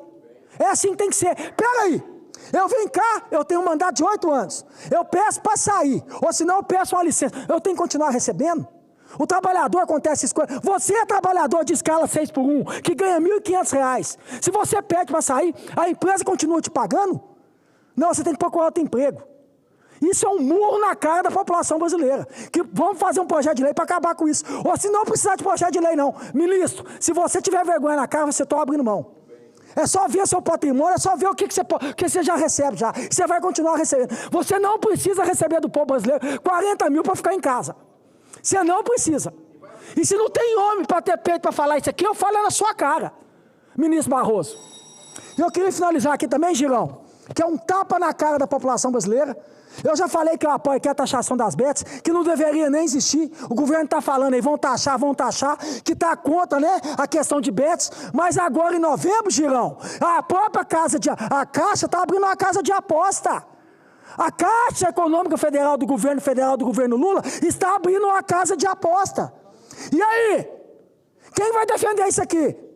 Vocês querem tanto taxar as bets que tem que ser taxado, que não deveria nem existir. Vocês querem abrir na Caixa Econômica Federal a casa de aposta para ferrar mais ainda com o povo? Que hipocrisia que é essa? Que hipocrisia que é essa? Pois eu acho que nós devemos entrar com a ação para poder barrar isso aí. O governo é contra. Pera aí, governo, quem vai defender? Eu queria que tivesse alguém da base aqui para poder defender. Quer contra as bets? Tem que taxar as bets. Como é que vai fazer agora com a Caixa Econômica Federal? Vai ser a favor dessa vergonha? Dessa indecência? O governo volte atrás. Quem tomou essa decisão lá na Caixa Econômica, junto com o governo federal aqui, que volte atrás e não faça a Caixa Econômica a caixa de aposta. Muito obrigado. Passo a presidência ao senador. Presidente. Vossa Excelência, com a palavra, senador. Presidente Chico. Cajuru. Não, rápido. Só para informar ao Cleitinho e a toda a sociedade brasileira, porque nem todo mundo tem acesso às minhas redes sociais, Cleitinho. E aí, como você. Não, mas eu só queria lembrar, você falou de licença. Eu tirei a licença. Que não deu certo. Não sabe. Médica, no DF Star. O custo foi de R$31 mil. Eu paguei do meu salário. Só que do meu salário sobra só R$8 mil. Por quê? Porque tem bloqueio no meu salário por causa de crítica a ministro, por causa de crítica a governador de estado. Então tem bloqueio no meu salário. Então, na verdade, acabou tirando do meu bolso mesmo, mas eu não vou admitir que ninguém sair daqui, daquela parte chiqueiral que existe no Congresso Nacional. Eu quero sair daqui sem levar nem o cheiro, nem a caatinga. Então ninguém vai falar amanhã, o Cajuru usou tantos R$1.000 para fazer uma cirurgia. Não, eu fiz duas, uma no intestino e a outra na próstata, e paguei do meu bolso. Muito bem, Cajuru. Com a palavra, o senador Chico Rodrigues. Senhor presidente Isalci Lucas, senhoras e senhores senadores, eu trago hoje a esta tribuna um tema que tem invadido silenciosamente milhões de lares brasileiros: o vício em jogos online e apostas virtuais. O assunto, que já foi objeto de uma importante CPI nesta casa, a CPI das bets, continua a exigir reflexão, responsabilidade e ação coletiva. Não se trata aqui de apontar culpados, mas de refletir sobre o impacto humano e familiar desta nova forma de dependência que cresce em ritmo alarmante e, ao mesmo tempo, quase invisível. De acordo com um estudo recente da Universidade Federal de São Paulo, Unifesp, cerca de 10,9 milhões de brasileiros fazem uso considerado arriscado de jogos de aposta. Desses, aproximadamente 1,4 milhões já desenvolveu o que a medicina reconhece como transtorno de jogo, com prejuízos emocionais, sociais e financeiros significativos. São números que não podem ser ignorados. Ainda segundo o levantamento divulgado neste ano, o número de benefícios de auxílio-doença concedida por ludopatia cresceu 2.300% entre junho de 2023 e abril de 2025, alcançando 276 casos registrados apenas nesse intervalo. Isso mostra que o vício deixou de ser um fenômeno isolado, tornou-se uma questão de saúde pública. Mas, senhoras e senhores senadores, mais do que um problema econômico ou clínico, o vício em jogos é uma doença silenciosa da alma. Diferente do álcool ou das drogas, ele não deixa cheiro, não embriaga o olhar. Muitas vezes, quem sofre sorri, trabalha, conversa, aparenta normalidade. E é justamente nesse disfarce que mora o perigo. Quantas famílias, sem saber, convivem com entes queridos que enfrentam o tormento da dependência dos jogos, consumindo pouco a pouco sua tranquilidade, sua esperança e a sua dignidade. E é sobre as famílias que quero me deter, porque nelas residem, talvez, a maior força de recuperação e prevenção dessa epidemia moderna que são os jogos de azar. Quando um pai pergunta, quando uma mãe escuta, quando um irmão estende a mão, algo muda. Uma conversa pode interromper um ciclo, um abraço pode salvar uma vida. As famílias precisam falar abertamente sobre o tema, sem preconceito e sem moralismo. Precisam compreender que o vício em jogos online não escolhe classe social, faixa etária ou formação acadêmica. Ele enfeitiça, hipnotiza, convence a pessoa de que a próxima aposta será a redenção. E é nessa ilusão que muitos perdem tudo: dinheiro, emprego, relações e, por fim, se perdem a si mesmos. Apoio familiar não significa apenas vigiar, significa acolher, educar, estabelecer limites, mas, acima de tudo, oferecer segurança. É criar dentro de casa um ambiente em que o diálogo seja constante e o julgamento ausente. É ensinar as crianças desde cedo que o jogo pode ser perigoso e escalar para perdas irreparáveis. Senhoras e senhores senadores e aqueles que nos assistem nesse momento, dados recentes indicam que mais de 82% dos brasileiros têm algum contato com jogos digitais e, entre eles, as plataformas de apostas aparecem com força cada dia mais crescente. Esse universo virtual, tão acessível e atraente, precisa ser enfrentado com educação, afeto e políticas públicas que deem suportes permanentes às famílias. Por isso, faço um apelo que possamos construir juntos campanhas educativas, espaços de atendimento psicológico, grupos de apoio comunitário e parcerias entre Estado, escolas e famílias.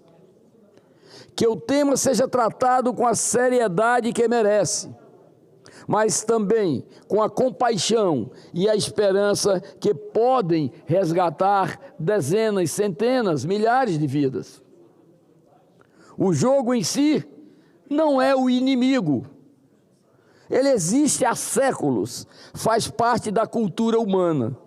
O problema nasce quando o jogo deixa de ser lazer e passa a ser uma fuga do ser humano.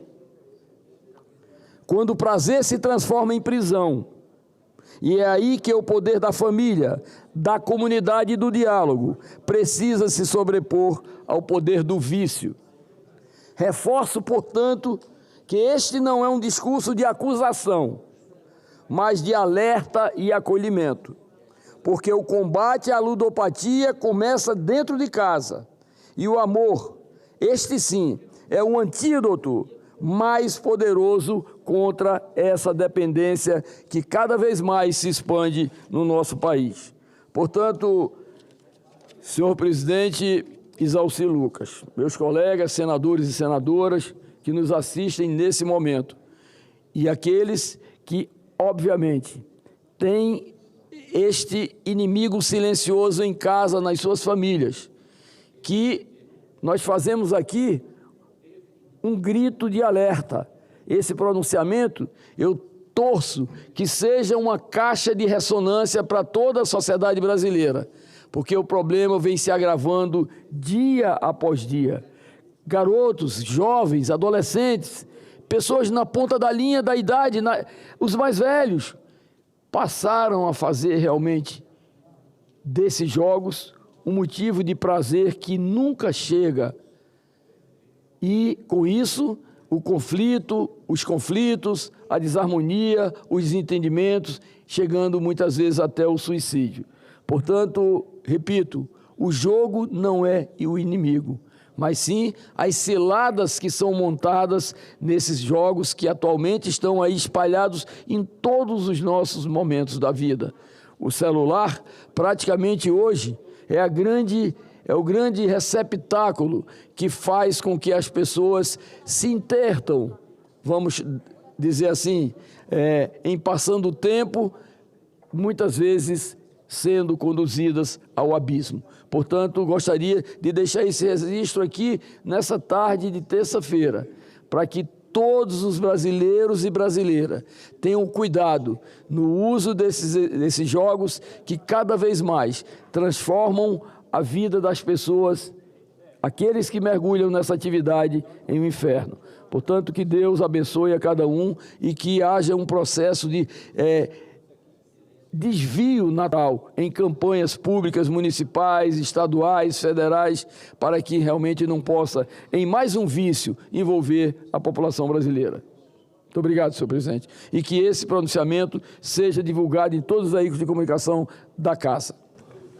Parabéns, senador Realmente esse tema é urgente, importante. Muita gente realmente com ludopatia, viciados aí, inclusive pessoas com Bolsa Família jogando até hoje. Depois de muito tempo, parece que agora conseguiram fazer um sistema restringindo isso. Mas temos que aumentar realmente a tributação dessas bets que estão aí, prejudicando o país como um todo. Eu quero fazer aqui o registro da presença na galeria da comitiva de arquitetos russos e cazaquistaneses também. Sejam bem-vindos aqui ao Senado Federal. Com a palavra o senador Zequinha Marinho.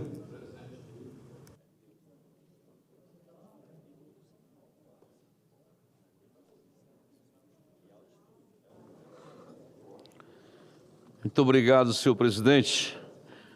Senhoras senadoras, senhores senadores, com grande satisfação estamos celebrando a concessão pelo IBAMA da licença de operação que autoriza a Petrobras a iniciar a perfuração de um poço exploratório no bloco FZA-M059, localizado em águas profundas do Amapá, na margem equatorial brasileira.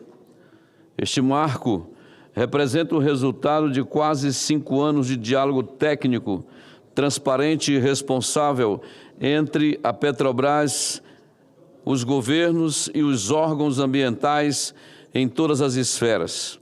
A aprovação da licença é a prova concreta de que é possível conciliar desenvolvimento econômico com proteção ambiental, respeitando os mais altos padrões internacionais de sustentabilidade. Na mesma linha de defesa da presidente da Petrobras, doutora Magda Chambriard, compreendo que esse projeto tem o potencial de transformar o Brasil e, em especial, a região amazônica. Enquanto a cidade de Maricá, no estado do Rio de Janeiro, recebe anualmente 4 bilhões em royalties do petróleo, o estado do Amapá enfrenta uma realidade profundamente desigual. O Amapá possui o 3º pior índice de desenvolvimento humano do Brasil e amarga o pior índice de acesso ao saneamento básico, com apenas 12% das residências conectadas à rede de esgoto. Essa situação não é isolada. Todos os 5 estados com os menores IDHs do país estão na região norte e nordeste: Maranhão, Alagoas, Amapá, Piauí e Pará. Segundo o índice de progresso social, metodologia que avalia a qualidade de vida da população, 17 dos 20 municípios com pior qualidade de vida estão na região norte. O Pará, por exemplo, lidera o ranking de insegurança alimentar, traduzindo, falta de comida, fome, com 17,1% dos lares em situação de insegurança alimentar, seja leve, moderada ou grave. O meu estado é seguido do Amapá, com 16,3%, e em seguida de Roraima, com 15,9% dos seus domicílios com dificuldade de alimentação. Esses dados revelam uma dura realidade. A Amazônia brasileira, dessa forma, é a região mais pobre e desassistida do Brasil. É justamente para reverter esse cenário de desigualdade e exclusão que defendemos com firmeza a exploração responsável de petróleo na margem equatorial brasileira. Acreditamos que essa nova fronteira energética pode ser um divisor de águas para o desenvolvimento da região, gerando empregos, renda, arrecadação, infraestrutura e dignidade para milhões de brasileiros que há décadas enfrentam ou esperam por uma oportunidade real de transformação. Estima-se que essa nova fronteira possa gerar até R$1 trilhão em arrecadação estatal nas próximas décadas, com investimentos da ordem de 300 bilhões de reais e a criação de até 300 mil empregos diretos e indiretos. A margem equatorial brasileira, que se estende do Amapá ao Rio Grande do Norte, possui características geológicas semelhantes às regiões produtoras da Guiana e do Suriname, e pode conter até 30 bilhões de barris de petróleo e gás, uma riqueza, né, infinita, segundo a Agência Nacional do Petróleo, que quem realmente detém informações técnicas desse setor. Falando em Guiana, em 2015, o PIB do vizinho ali, a Guiana, era de 4,2 bilhões de dólares e atingiu 24 bilhões em 2024. O crescimento impulsionado pela indústria petrolífera supera 2 dígitos desde 2020, com números de como 63% de alta em 2022, 34% em 2023 e 43% em 2024, segundo informações do Banco Mundial. É nesse cenário, senhores senadores, de fortes expectativas, que a nossa frente parlamentar em defesa da exploração de petróleo e gás na margem equatorial do Brasil, que tenho a honra de presidir, tem atuado e continuará atuando para garantir que essa exploração seja feita com responsabilidade, transparência, respeito ao meio ambiente e que seja mola propulsora para o desenvolvimento da região e para o bem-estar da população da nossa querida Amazônia.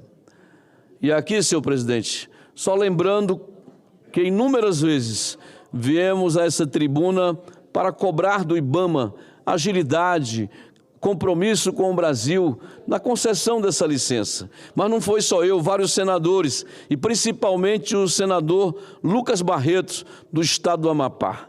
Quantas vezes veio a essa tribuna, quantas vezes esteve em reuniões lá pelo meu estado, nos ajudando ali, nos somando com empresários e trabalhadores e entidades do setor, para que a gente pudesse aumentar o volume de pressão sobre o governo e sobre o IBAMA, para que esse dia, como foi o de ontem, né, pudesse acontecer, concedendo essa licença que pode, daqui para frente, surtir efeitos positivos e fazer daquela região um ambiente de negócio, não é, de futuro para investidores de todos os tamanhos. Portanto, aqui, minha solidariedade, congratulações com todos aqueles que sonharam, que debateram, que incentivaram ou que até criticaram, mas foram motivos de construção do debate, que nesse momento chega e autoriza através de uma licença a Petrobras para que ela possa, no poço teste, se Deus quiser, constatar muito petróleo e gás naquela região, que certamente ela tem, para que a gente possa superar pobreza, miséria, desigualdades, falta de oportunidades, a fim de que nossa gente também possa sonhar, viver e lutar por dias melhores, alcançando o mais rápido possível, porque isso é possível. Muito obrigado, senhor presidente. Era o registro que gostaria de fazer na tarde desse dia. Obrigado, senador Zequinha Marinho. Passa a palavra agora ao senador Lucas Barreto. Senhor presidente, pela ordem, eu gostaria de pedir a gentileza de me inscrever também para falar. Ok. Pela liderança do União Brasil. Já está inscrito, senador. Na sequência, eu passo a Vossa Excelência.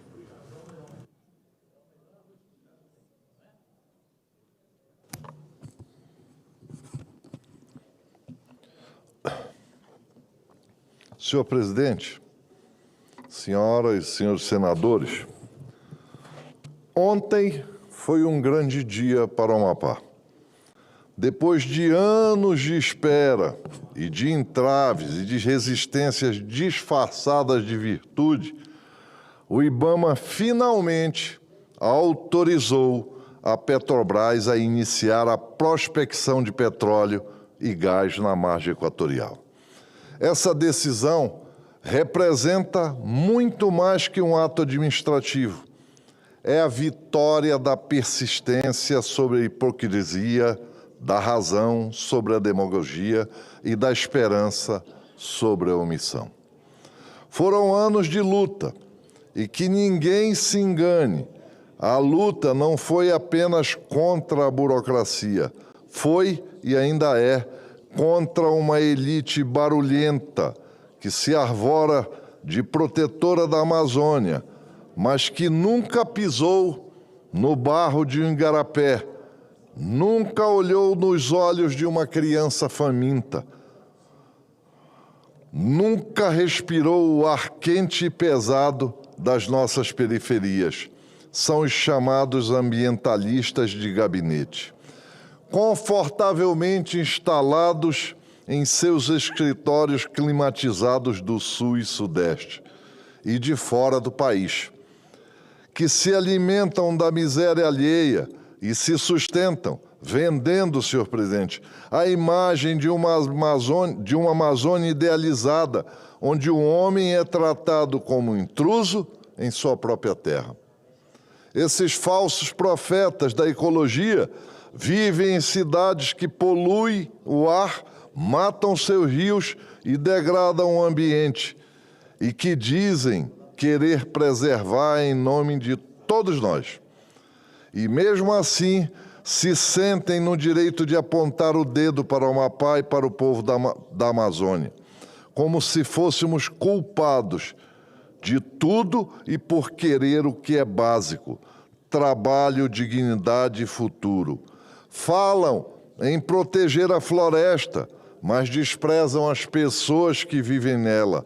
Querem conservar árvores, mas aceitam a morte silenciosa de quem vive na pobreza mais profunda. A verdade é, senhor presidente, é que muitos desses defensores da Amazônia construíram suas carreiras, suas ONGs e suas fortunas sobre a miséria do nosso povo. Criaram factoides, inflam fantasias e vivem de consultorias, relatórios e manchetes. Uma indústria de hipocrisia verde. Preocupam-se mais com o que será dito na COP30 do que com a realidade de quem vive e morre na floresta. A Amazônia, para eles, é palco, não é lar. É vitrine, não é vida. Ainda temos um longo caminho. Não bastam as licenças. Há obstáculos de todas as ordens. Os entraves técnicos, os interesses escusos e os ambientalistas, senhor presidente, de mapas que desenham o futuro do Amapá sem jamais ter conhecido o nosso presente. Mas, passo a passo, vamos romper essa corrente que nos prende ao atraso. E digo aqui, com toda a força da minha convicção, que nós não nos curvaremos aos interesses internacionais que serão ofertados à COP30.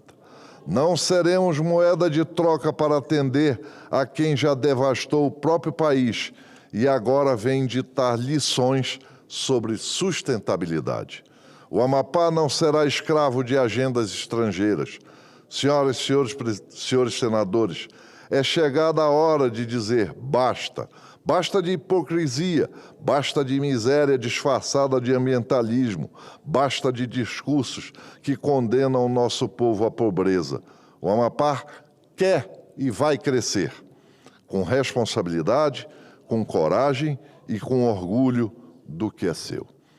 E que o mundo ouça, alto e claro, a escravidão ambiental acabou, o Amapá será livre, livre para sonhar, para produzir e para dar aos seus filhos o futuro que lhes foi negado me concede por tanto tempo. Senador Lucas, Senador Lucas Barreto, eu, desde ontem, que acompanho as suas manifestações de regozijo, de alegria, porque o Amapá conseguiu superar mais esta barreira, mais este entrave ao seu desenvolvimento. Eu não sei quando é que termina a novela, quando é que, afinal, estarão sendo concretizados todos esses sonhos, mas quero dar aqui o meu testemunho de que ninguém sonhou, ninguém lutou, ninguém se manifestou com veemência e com paixão, com tanta intensidade, quanto o meu amigo Lucas Barreto. Vossa Excelência não está desfrutando de uma vitória. Vossa Excelência está celebrando algo que, ainda que não esteja completo, mas é um momento de alegria, as famosas alvíceras, né? A celebração por uma conquista, ainda que incompleta, ainda que não acabada, mas um sinal concreto de que o sonho e a luta estão no caminho certo e do sucesso. O meu testemunho é como seu amigo, mas, acima de tudo, como seu colega de Senado, que acompanha, às vezes se manifesta, às vezes ouve apenas, uma jornada em favor da prosperidade do seu querido Amapá, que certamente está mais próxima do que jamais esteve. Parabéns. Obrigado, senador Espiridião Amin. Incorporo ao meu pronunciamento. Obrigado, presidente Zalci. Pela liderança do União Brasil, senador Jaime Campos.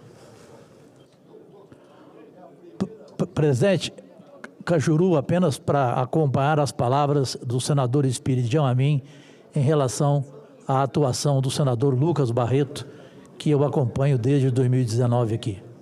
Tudo bem, senador. Senador Jaime. Senhor presidente, querido amigo senador Zalci, que preside essa sessão aqui na tarde de hoje, senhoras e senhores senadores, primeiro também quero me associar aqui da alegria e do contentamento do povo amapaense, sobretudo dos colegas senadores aqui, que é o senador Lucas Barreto, o senador Davi, senador amigos que com certeza é Randolph, que fizeram um trabalho maravilhoso e conseguiram no dia de ontem um grande avanço, uma grande vitória, né, com a liberação do IBAMA para que pudesse fazer os primeiros estudos em relação à possibilidade da exploração da margem equatoriana. Mas, senhor presidente, eu subo a esta tribuna para defender o projeto número 4.719 de 2020, pautado na sessão de hoje, uma proposta de profundo alcance social que estabelece isenção de tributos federais sobre a doação de medicamentos à União, aos estados, ao Distrito Federal, aos municípios, às Santas Casas de Misericórdia, à Cruz Vermelha Brasileira e às entidades beneficentes de assistência à saúde. Essa medida aparentemente é simples, mas tem um valor de salvar vidas. Vivemos em um momento em que o sistema público de saúde precisa de reforço real, não apenas de discurso. É preciso criar mecanismos concretos que ampliem o acesso da população a medicamentos e tratamentos. E é exatamente isso que o projeto propõe: estimular a solidariedade e facilitar a doação de remédios que muitas vezes acabam parados por barreiras burocráticas ou pela carga tributária excessiva. Mas, senhoras e senhores senadores, as Santas Casas de Misericórdia desempenham há séculos um papel insubstituível na saúde brasileira. São instituições que oferecem atendimento digno, gratuito e humanizado às famílias mais vulneráveis, especialmente onde o Estado nem sempre chega. A Santa Casa de Misericórdia de Cuiabá, por exemplo, é um símbolo dessa dedicação. Com mais de 200 anos de história, tem sido um verdadeiro porto seguro, tinha sido até então um verdadeiro ponto seguro para milhares de mato-grossenses que buscam socorro, tratamento e esperança. Não podemos permitir que uma instituição dessa importância feche as portas, ou seja, por falta de recursos, de medicamentos ou de apoio do poder público. Lamentavelmente, a senadora Zenaide, que é médica competente, com certeza já fez faz todos os dias, um serviço relevante à sociedade lá do seu estado. A Santa Casa de Misericórdia, infelizmente, senador Jalci, fechou suas portas e o Estado fez uma intervenção e assumiu. Todavia, o Estado agora, infelizmente, parece que quer, diante da inauguração do novo hospital, quer fechar as portas da Santa Casa. Isso não é possível. E, sobretudo, que foi em praça agora, pelo Tribunal Regional do Trabalho, lá pela Justiça Trabalhista, para vender um prédio histórico daquele por uma verdadeira mixaria, que representa, pela sua história, uma verdadeira mixaria para pagar os direitos trabalhistas de vários trabalhadores que contribuíram, com certeza, com aquela instituição.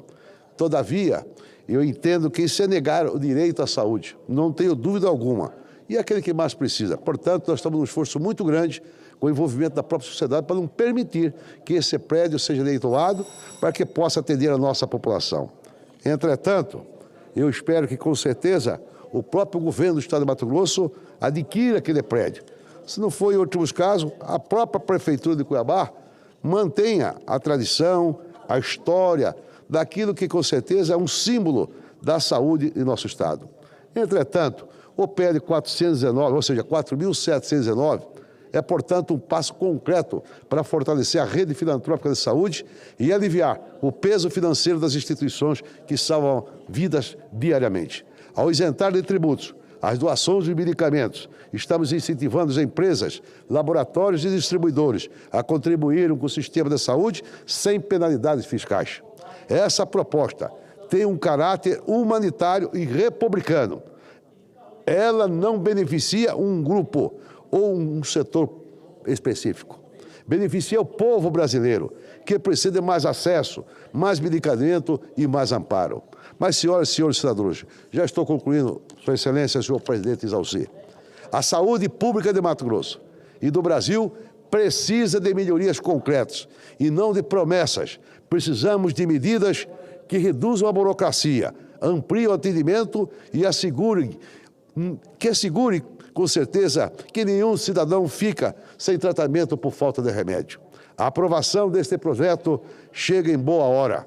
É uma resposta à realidade das Santa Casas, dos hospitais filantrópicos, das prefeituras, das secretarias de saúde que enfrentam dificuldades diárias para manter estoques de medicamentos e atender com dignidade a população. Vamos dar sinal claro de que o parlamento brasileiro está ao lado de quem salva vidas, ao lado dos hospitais filantrópicos e ao lado das Santas Casas de Misericórdia, instituições que sustentam o SUS em suas bases e que não podem ser esquecidos. A saúde é um direito e um dever do Estado. E nós, como representantes do povo, temos o dever de garantir que esse direito seja efetivado. Com a aprovação desse projeto, estaremos honrando a tradição e a solidariedade do povo brasileiro e fortalecendo o elo mais importante entre o Estado e o cidadão. De forma, senhor presidente, esse é um direito à vida. E espero que esse projeto seja aprovado no dia de hoje, como estou acompanhando também em relação ao projeto 185 de 2024, que já tramitou e estão pedindo que seja votado o PL 185, que atende os nossos agentes comunitários, os agentes de saúde, com direito, com certeza, uma pensão especial, ou seja, uma aposentadoria especial. Participei há poucos minutos ali na CAI e vi de que é necessário que nós aprovamos também, se possível, hoje ou amanhã, na próxima sessão, esse projeto 185, que vai atender, com certeza, e fazer justiça os nossos agentes comunitários e nossos agentes de saúde. Muito obrigado, senhor presidente. Muito bem, senador Jaime. Passa a palavra agora à senadora Zenaide Maia.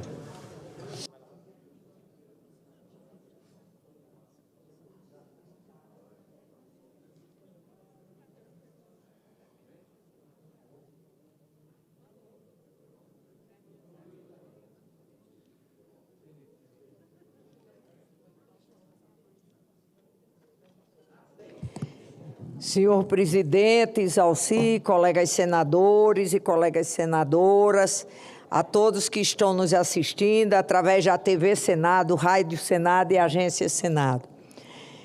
No momento em que se fala muito sobre responsabilidade fiscal, que eu também sou a favor de responsabilidade fiscal, Mas eu sempre digo, responsabilidade fiscal não é só do Poder Executivo. Responsabilidade fiscal é também do Poder Legislativo, do Poder Judiciário. E aqui eu quero falar sobre renúncias fiscais de grandes empresas, inclusive bancos, gente. E renúncia fiscal, projeto de lei aqui, 596 de 2023, faz uma renúncia fiscal da contribuição social sobre o lucro líquido de empresa. Presidente, eu quero pedir aqui para mostrar uma história. Até 2007, as grandes empresas, principalmente bancos, multinacionais, elas judicializaram o pagamento da contribuição social sobre o lucro líquido. Para vocês que estão nos assistindo, é o quê? Para a saúde, assistência social e previdência social, que é onde entra o benefício de prestação continuada. Então, recorreram, fazem depósito em juízo. Em dezembro de 2027, o Supremo mandou fazer a remissão de todas as dívidas, mas a partir dali as empresas tinham que pagar, porque era um imposto que faz parte da Seguridade Social e que, se falar da Constituição em termos de humano, a Seguridade foi o maior ganho da sociedade brasileira. A grande maioria voltou a pagar a contribuição social sobre o lucro líquido. Mas 231 empresas grandes, empresas, bancos, multinacionais, resolveram continuar depositando em juízo, judicializaram. Quando foi em dezembro de 2022, o Supremo, mais uma vez, disse: agora vamos tirar as multas, mas vamos pagar, porque o imposto é, sim, constitucional.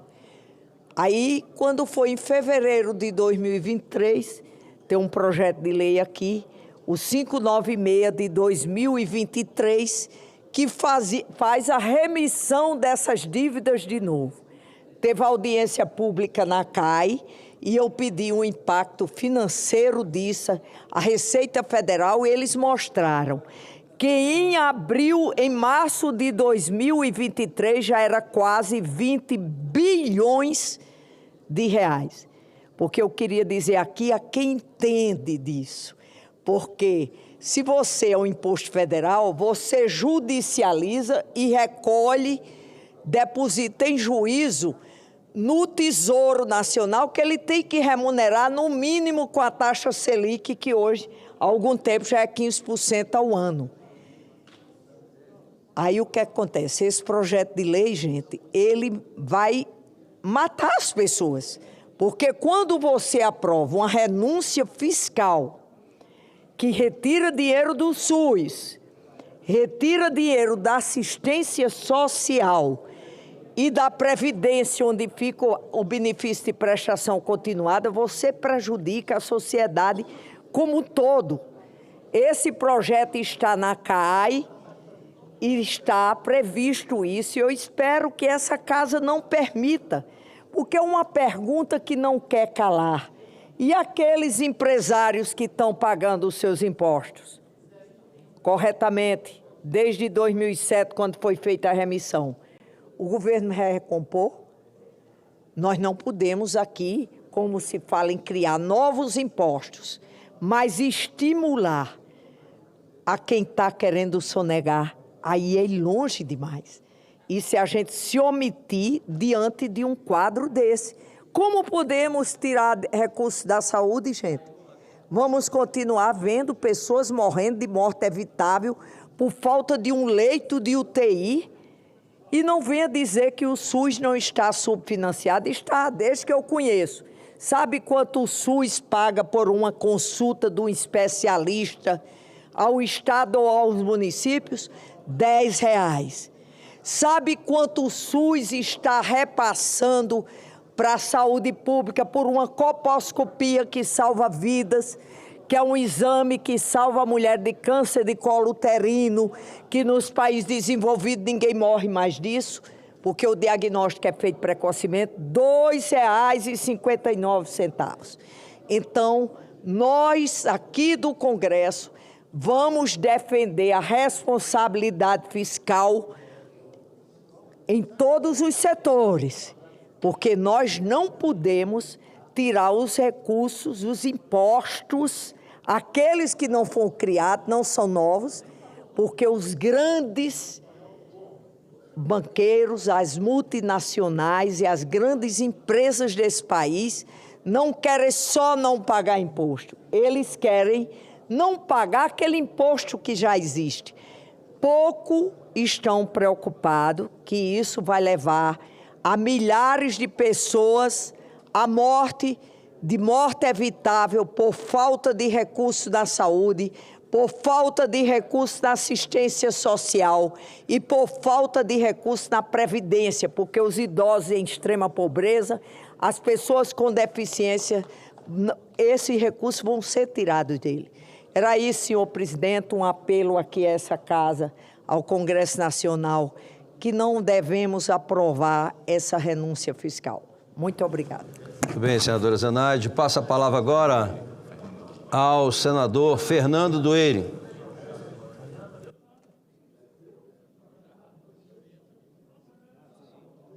Antes, senador, quero registrar aqui a presença na galeria os alunos do ensino fundamental da Escola Municipal Machado de Assis do Novo Gama, Goiás, que estão acompanhados aqui dos professores Eri Johnson, Ana Cláudia e Valéria Almeida, que visita o Congresso Nacional a convite do senador Wilder Moraes. Sejam bem-vindos a essa casa.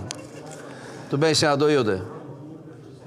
Queria cumprimentar e registrar a presença aqui da Escola Municipal Machado de Assis, da minha querida cidade aqui, vizinha Novo Gama, dos alunos e alunas da 5ª ao 9º ano, acompanhada aqui do professor Hélio Johnson, Ana Cláudia, Valéria Almeida, que me orgulha muito.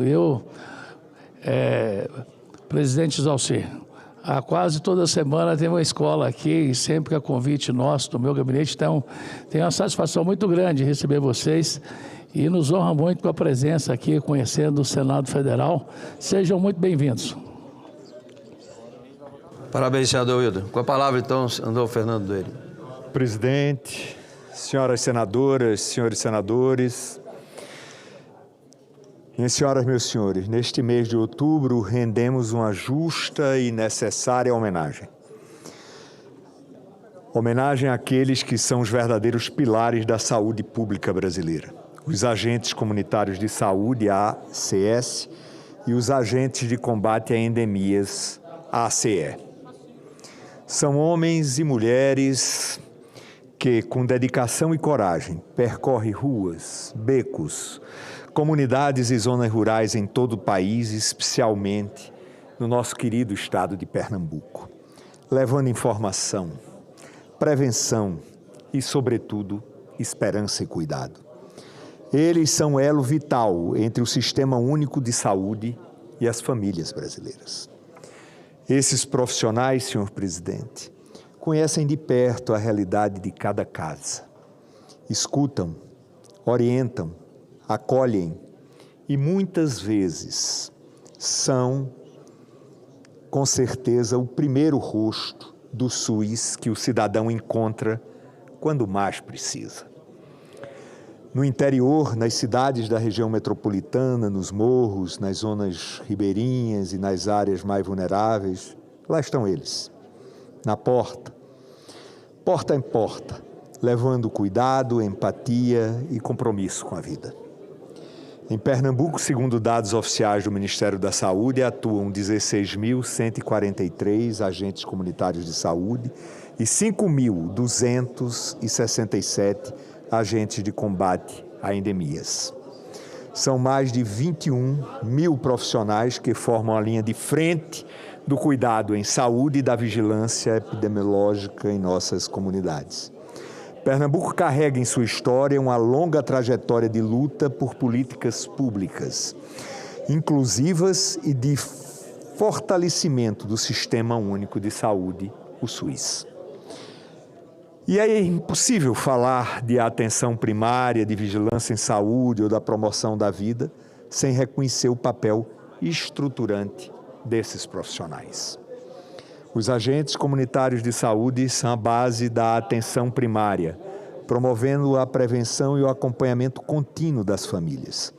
Já os agentes de combate às endemias enfrentam com firmeza e responsabilidade doenças como a dengue, chikungunya, zika e outras endemias que desafiam o poder público e afetam diretamente o cotidiano de nossa população. Senhoras e senhores, neste dia de reconhecimento é fundamental reafirmarmos nossos compromissos. Valorização profissional, condições dignas de trabalho, formação continuada e respeito aos direitos conquistados. A luta por melhores salários, equipamentos adequados, uniformes, capacitação permanente, segurança no trabalho e reconhecimento na profissão não podem e não devem ser esquecida. Valorizar esses profissionais é fortalecer o SUS, é investir na prevenção, é cuidar do povo com responsabilidade e humanidade. O povo pernambucano é historicamente marcado pela resistência e pela solidariedade. E não há resistência maior do que a de quem acorda todos os dias disposto a proteger a saúde do outro. De quem conhece a vizinhança pelo nome. Entra em casas, identifica riscos, orienta, mobiliza e transforma realidades. É esse vínculo entre o profissional e a comunidade que dá rosto humano ao sistema de saúde e que faz do SUS um projeto de vida coletiva, de solidariedade e de amor ao próximo. Por isso, nosso respeito e gratidão e compromisso com cada agente comunitário de saúde e com cada agente de combate às endemias em Pernambuco. Que o trabalho de cada continue sendo a luz nas comunidades, esperança nos lares e exemplo para toda a sociedade brasileira. Pernambuco reconhece e valoriza quem cuida da saúde do povo. Muito obrigado, senhor presidente. Era o que eu tinha a dizer. Parabéns, senador Fernando. Próximo orador inscrito, senador Rogério Marinho. Vossa Excelência.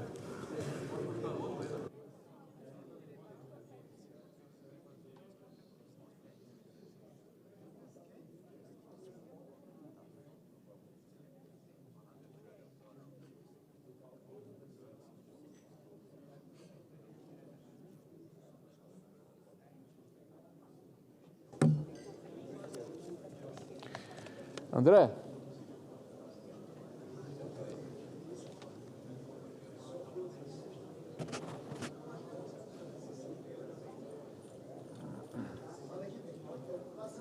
Tá fora de rosto, vou falar agora.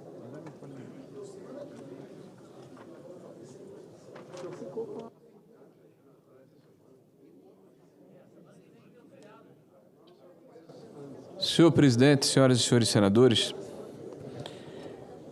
nós estamos novamente diante de uma situação em que esse Congresso vai fazer ou vai tomar uma decisão. Se nós vamos continuar a ficarmos de costas para a responsabilidade fiscal, para a necessidade de que o país tenha minimamente condições de enfrentar os problemas que advirão no futuro, ou se nós, como país, vamos mais uma vez fazermos de conta de que podemos gastar sem limites, que podemos continuar de forma irresponsável a gerir o nosso orçamento público, sem a necessidade de nos debruçarmos sobre números e sobre responsabilidade no futuro. O Brasil tem se notabilizado nos últimos quase 3 anos com um retrovisor muito maior do que o para-brisa, porque todos os problemas que acontecem aqui no Brasil continuam a ser de responsabilidade do governo anterior.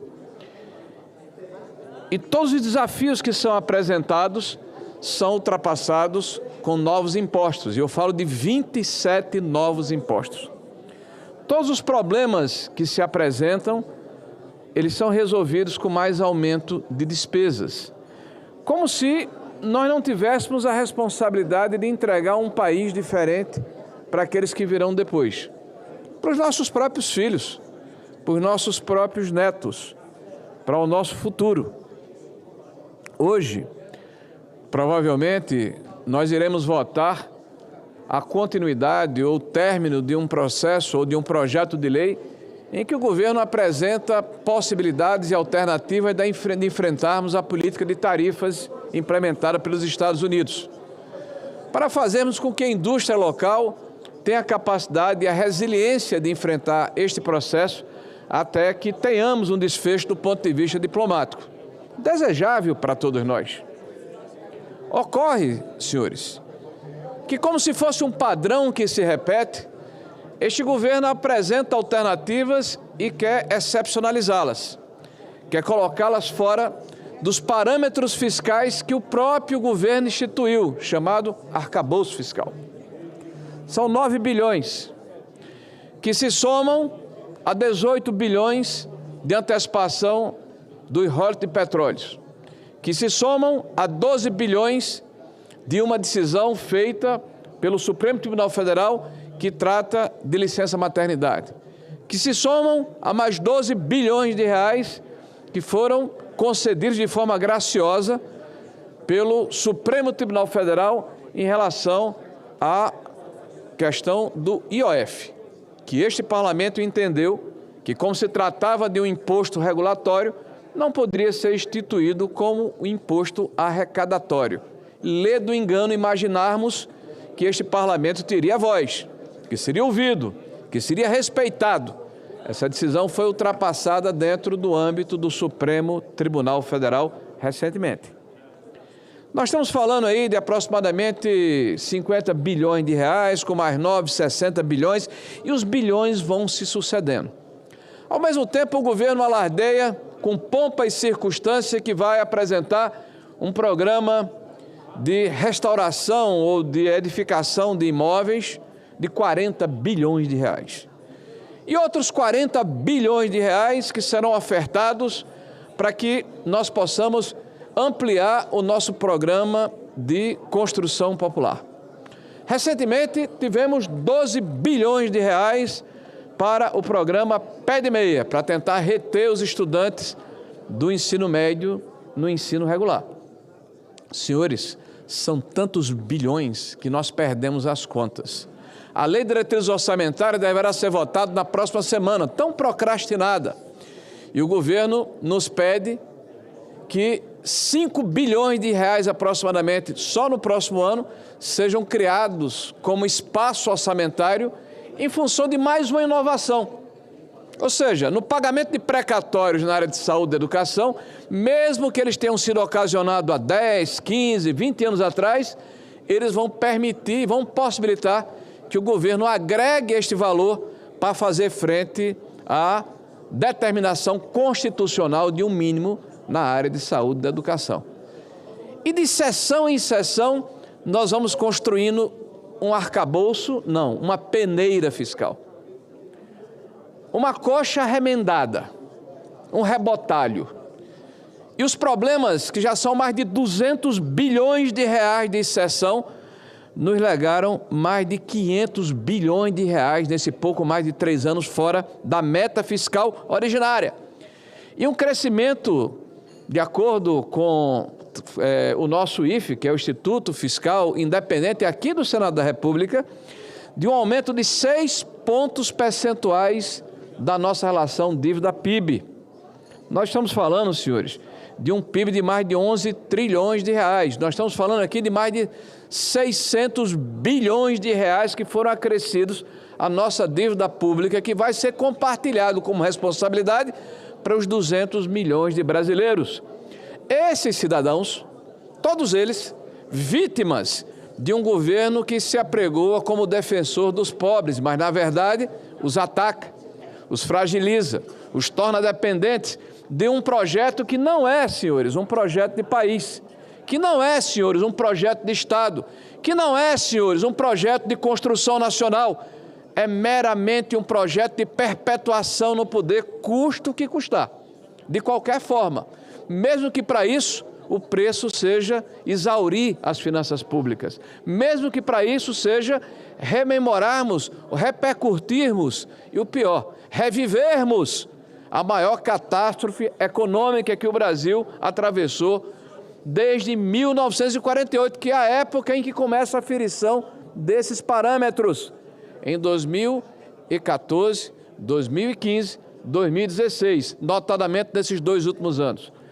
Quero lembrar aqueles que aqui estão e que alguns me ouvem, outros não, mas a gente fala aqui com a responsabilidade de que João Batista um dia pregou no deserto para cobras e escorpiões, mas um dia ele foi ouvido, de que esse filme nós já assistimos, essa memória nós já temos, com os mesmos protagonistas, senhores, que foram todos tornados pessoas notáveis, pessoas isentas pelo nosso ilustre judiciário.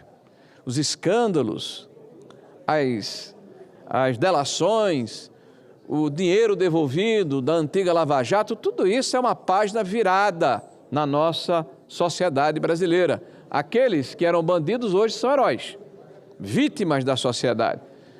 Aqueles que nos delegaram a Petrobras, a empresa mais endividada do mundo com ações em bolsa de valores, aqueles que literalmente assaltaram o erário público para comprar a consciência de parlamentares, todos esses hoje são heróis, estão em posição de destaque. E nós estamos assistindo como se não tivéssemos memória esse filme acontecer novamente. Desta feita, mais bem embalado. Desta feita, com uma nova roupagem. Desta feita, com apoio, inclusive, da grande imprensa, da grande mídia nacional, com respaldo de figuras importantes do nosso judiciário, com os órgãos de controle, muitos deles manietados e incorporados nessa grande orquestração de nos conduzir celeremente para um processo que, infelizmente, vai resultar numa situação em que os principais impactados são os mais pobres, os mais humildes, aqueles que não têm condição de se defender porque não detêm recursos privados em grande quantidade, que não podem fazer planejamento tributário, que não podem levar os seus recursos para offshore ou para paraísos fiscais. Foram eles, lembrem-se, senhores, os vitimados na época de 2015, 2016. Os mais de 3 milhões de empregos ceifados foram daqueles que têm até 2 salários mínimos de renda. As centenas de milhares de empresas que foram fechadas naquela oportunidade são dos empreendedores que acreditaram num projeto de Brasil que não existia.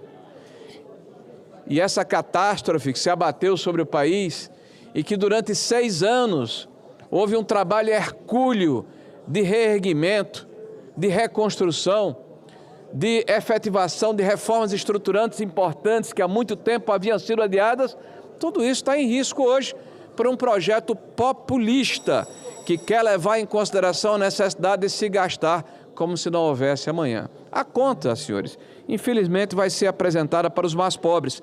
E hoje vamos votar daqui a pouco este projeto e esse destaque. Eu espero que os senhores tenham a sensibilidade de impedir mais esse assalto ao erário público. Mas é importante lembrar que tudo que a gente está falando aqui tem um significado muito importante, mas tem uma representação fática, real, materializada. E lembra os senhores, nós passamos 4 anos ouvindo, Correios é estratégico, Correios é patrimônio do povo brasileiro, Correios não podem ser privatizados. Pois muito bem, não foram. Pois muito bem, estão salvos, entre aspas, nas mãos de facínoras, nas mãos de assaltantes, de pessoas absolutamente desqualificadas, que transformaram um superávit, ou seja, um excesso do ponto de vista financeiro, um resultado de lucratividade positiva, num déficit, no primeiro ano de sua atuação. E crescente. Nós temos quase 6 bilhões, 8 bilhões aproximadamente, de déficit acumulado. Má gestão, incompetência, malversação de recursos, ou apenas o DNA que está impregnado do Partido dos Trabalhadores quando lida com dinheiro público. Porque essa é uma tônica, infelizmente. Nós vemos aí a forma como as empresas estatais estão se comportando. Basta compulsar os balanços que são públicos.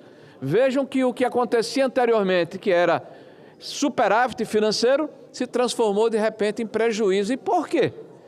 Porque se assaltou essas empresas, se tomou essas empresas, se entregou à companheirada, se impediu que o processo de profissionalização das empresas públicas continuasse, em função, é bom lembrar aqui, de uma ação impetrada por um partido político de esquerda que deu vaso, deu a condição de que o então ministro do Supremo Tribunal Federal desse uma liminar, que durante o ano vigiu e só foi derrubada posteriormente, mas não retroagiu no tempo.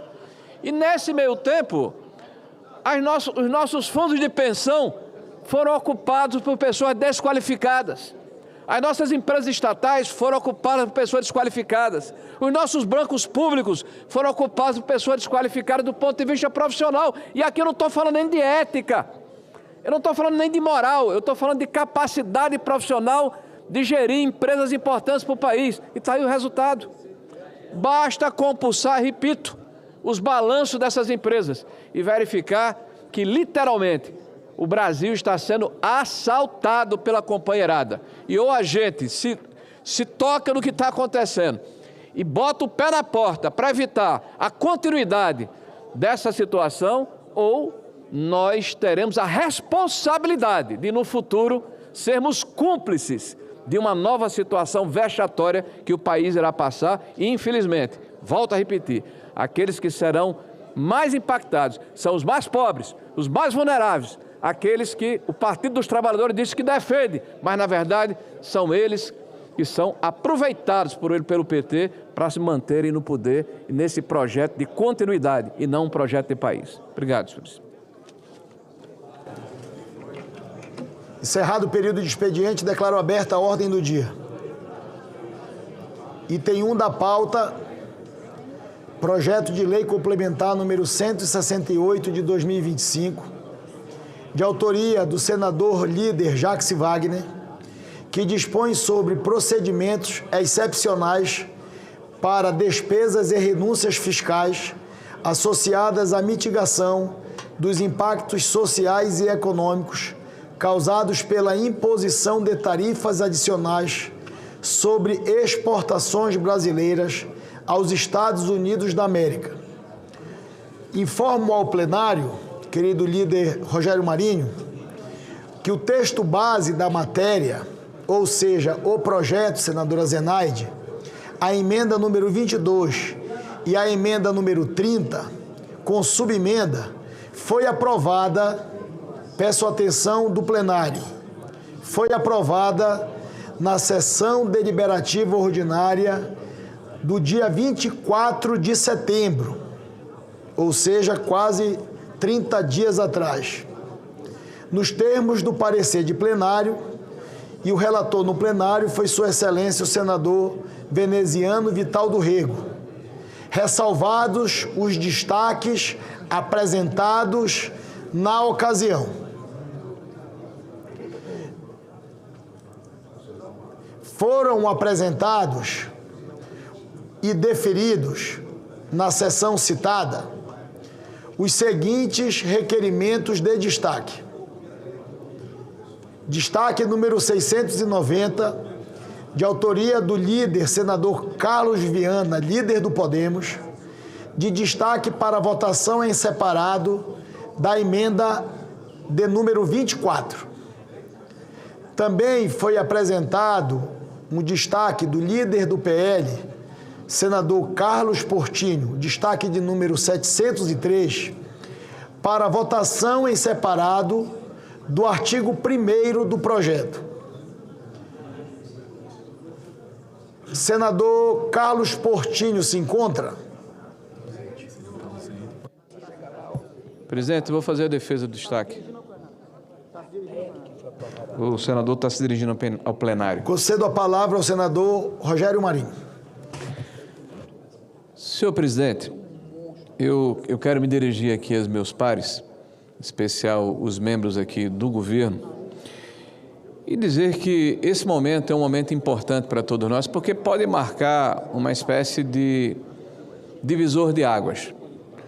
O governo, ao longo deste ano, e eu acho que não vai ser a última vez, senhor presidente, nós tivemos notícia agora que o PLP 1303, né, a medida provisória, vai ser desmembrado, e nós vamos receber em breve aqui mais pedidos de impostos, né, novos impostos vão ser apresentados antes do final do ano. O governo esse ano, que eu me lembre, assim, só nesse semestre foram quase 50 bilhões de reais a mais de recursos provenientes de impostos e mudanças na legislação que possibilitaram espaço fiscal. O governo precisa mostrar aos nossos credores que nós temos confiabilidade, que nós vamos honrar os nossos compromissos.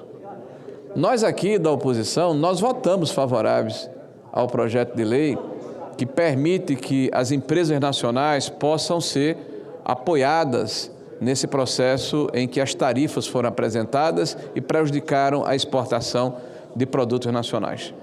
Mas não podemos concordar que, todo momento, o governo que votou aqui um processo de parâmetro fiscal, que é justamente o tal do arcabouço, que virou, na verdade, uma farofa, aí, uma teia de aranha, né, uma coxa de retalhos, que o governo a todo momento queira excepcionalizar esses recursos a pretexto de que isso é excepcional. Tudo para o governo é excepcional. O governo, infelizmente, não consegue resolver os problemas sem fazer o dever de casa. Pelo contrário, anuncia todo momento um novo programa social que não estava previsto. Porque o próximo ano, senhor presidente, para nossa surpresa, é um ano eleitoral. E não são programas ou projetos que iniciaram-se com este governo. São programas e projetos que estão sendo implementados em função, infelizmente, de uma possibilidade de uma eleição no próximo ano. Então, nós aqui somos favoráveis, sim, né, que o projeto seja aprovado. Tanto somos que votamos favoráveis ao projeto. Agora, nós não podemos fragilizar a nossa estrutura fiscal, senhor presidente, como se isso fosse uma coisa recorrente, ordinária, normal, e não uma excepcionalidade.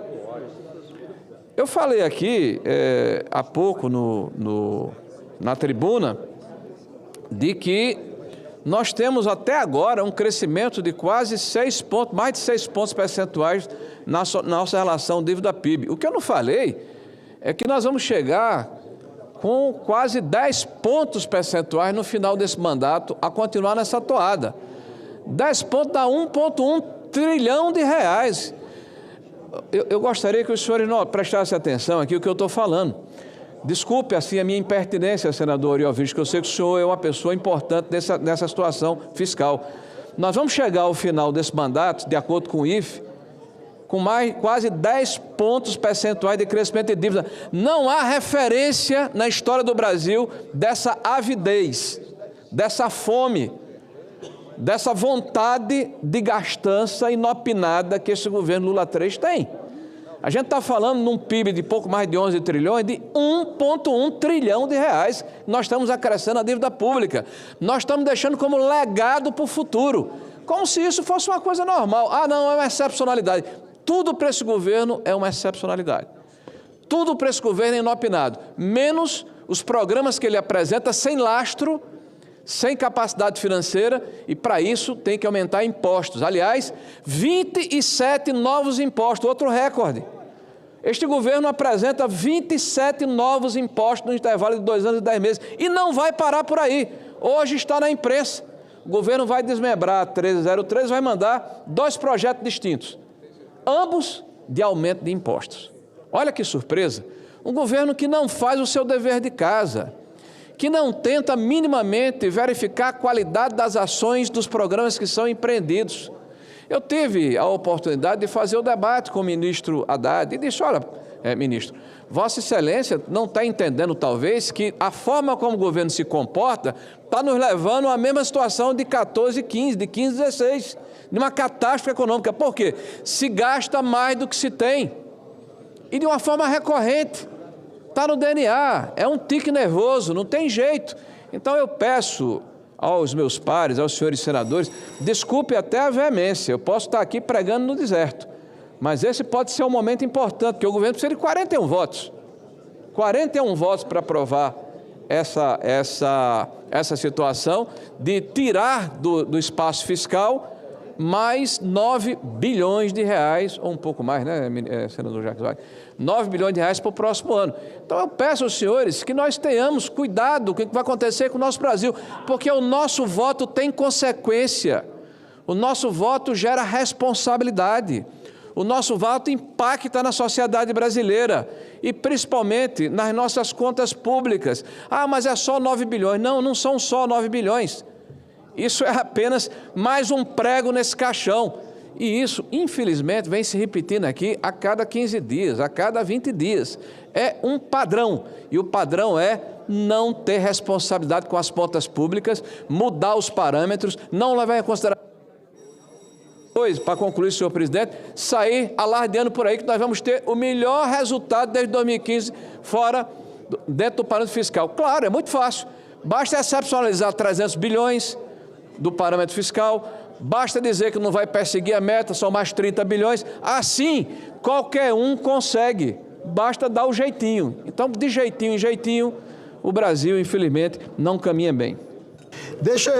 Eu queria pedir permissão, tem o senador Jacques Wagner, autor do projeto, ainda temos deferido um destaque do Podemos.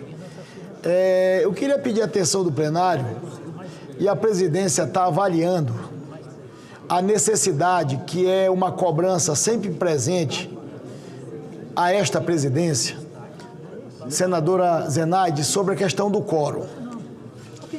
A matéria foi retirada da pauta com a aquiescência dos líderes partidários na outra oportunidade onde nós íamos deliberar o destaque.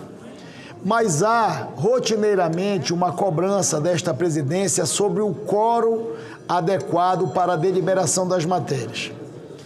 Eu estou acompanhando, e esta matéria é uma matéria polêmica, temos dois destaques. Um destaque do Podemos e um destaque do PL. Um carece de 41 votos sim e o outro carece de 41 votos não, por se tratar de um projeto de lei complementar. O projeto base já foi votado e remanesceu os destaques. Num primeiro momento, para aguardarmos a presença do autor do projeto que gostaria de fazer a defesa. E no segundo momento, com a aquiescência dos líderes partidários, submetido a esta presidência, nós retiramos de pauta e retomamos a pauta desta semana. Ocorre que com 53 senadores presentes, vai ser difícil para todos aqueles que defendem o destaque do Podemos ou o destaque do PL, alcançar razoavelmente um quórum adequado, e esta presidência será cobrada naturalmente por aqueles que vencerem ou que derrotarem o destaque por conta do quórum muito baixo. Eu quero fazer um apelo e informar o plenário do Senado a decisão da presidência. A presidência vai retirar da pauta de votação do dia de hoje, como uma decisão da presidência do Senado, e continua o meu compromisso. Se os senadores e as senadoras desejarem que se coloque esta matéria na pauta da próxima semana, ou até mesmo amanhã, e que a gente alcance um quórum qualificado para a deliberação, para não ficarmos sendo acusados de um lado ou do outro em relação ao quórum, porque senão, quando nós formos deliberar também autoridades, haverá a cobrança e eu ficarei limitado a abrir com um quórum baixo. E isso não é razoável. É importante que os senadores que são a favor do destaque, os senadores que são contrários ao destaque, possam ter minimamente um quórum adequado com mais de 65 ou com mais de 70 senadores, para aqueles que precisam colocar 41 votos não, ou aqueles que precisam colocar 41 votos sim, possam se submeter ao debate aberto, livre e verdadeiro. Então, a presidência, de ofício, retira a matéria da pauta de deliberação por conta do plenário, do quórum muito baixo de deliberação. Senhor presidente, eu só peço a Vossa Excelência, já que a Vossa Excelência tomou a decisão, que a sessão, quando ela ocorrer, se Vossa Excelência puder já marcar com antecedência, que ela ocorra presencialmente, pelos motivos, inclusive, que Vossa Excelência acabou de colocar aí de forma bem veemente. Ou seja, nós somos um parlamento. É importante que os senadores estejam presentes, o que não dá para acontecer de forma virtual, né? Então, nós temos aqui 56 presentes, de 81, né, possíveis. Já é a segunda vez que esse projeto é retirado. Imagino que o governo esteja querendo votar, nós estamos querendo concluir o processo. Então, havendo a nova deliberação, que ela ocorra presencialmente. Senador Jacques Wagner, querido líder e autor do projeto, Vossa Excelência aquece com esta decisão da presidência e Vossa Excelência aquece que essa matéria volte para a pauta de amanhã, para que a gente possa buscar um quórum mais qualificado, ou nós vamos aguardar uma outra oportunidade? Presidente, bom, eu não sei qual será o quórum de amanhã, efetivamente pleitear 41 votos em 56 presentes é muito ruim. A matéria é uma matéria importante, é um socorro do governo àqueles que foram impactados pelo tarifaço. Eu, evidentemente, não tenho o dom da adivinhação, porque se o quórum de amanhã for o mesmo, eu prefiro que a gente volte com um quórum mais significativo. Então, deixa eu tomar uma decisão aqui, porque eu concordo com a posição do líder Rogério Marinho. Eu me comprometo que esta matéria voltará à deliberação em uma sessão presencial.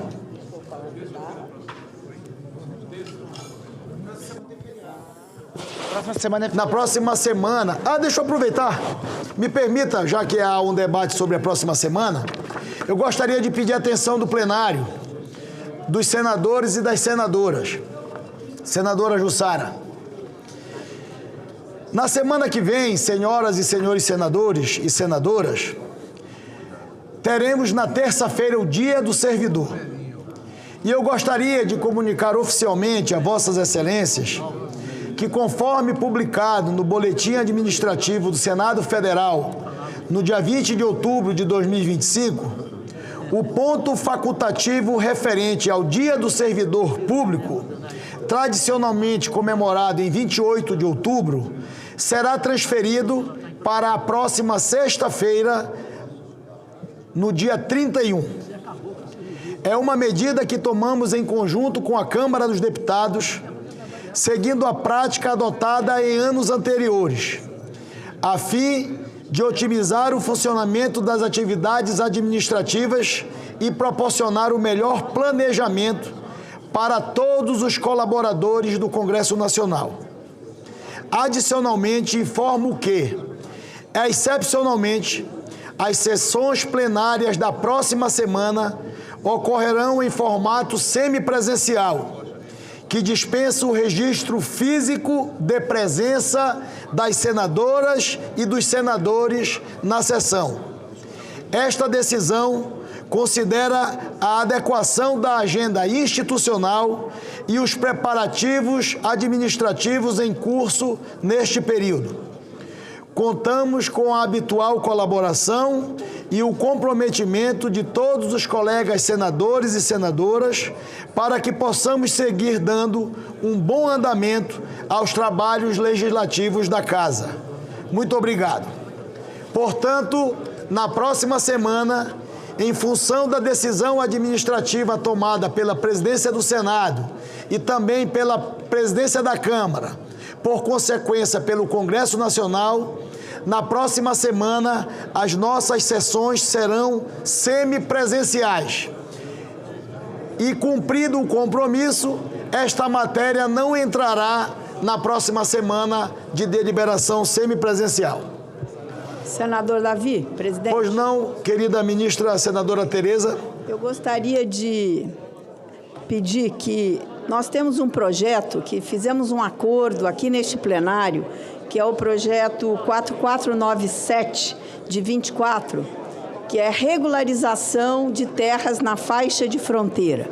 Esse projeto, fizemos um acordo aqui, eu, senador Jacques Wagner, e ele já passou pelas duas comissões, pela CRE e pela CRA hoje, aprovado nas duas comissões. E nós colocamos um requerimento de urgência para plenário, ele vai chegar à mesa diretora e eu gostaria que ele fosse incluído na pauta da semana que vem.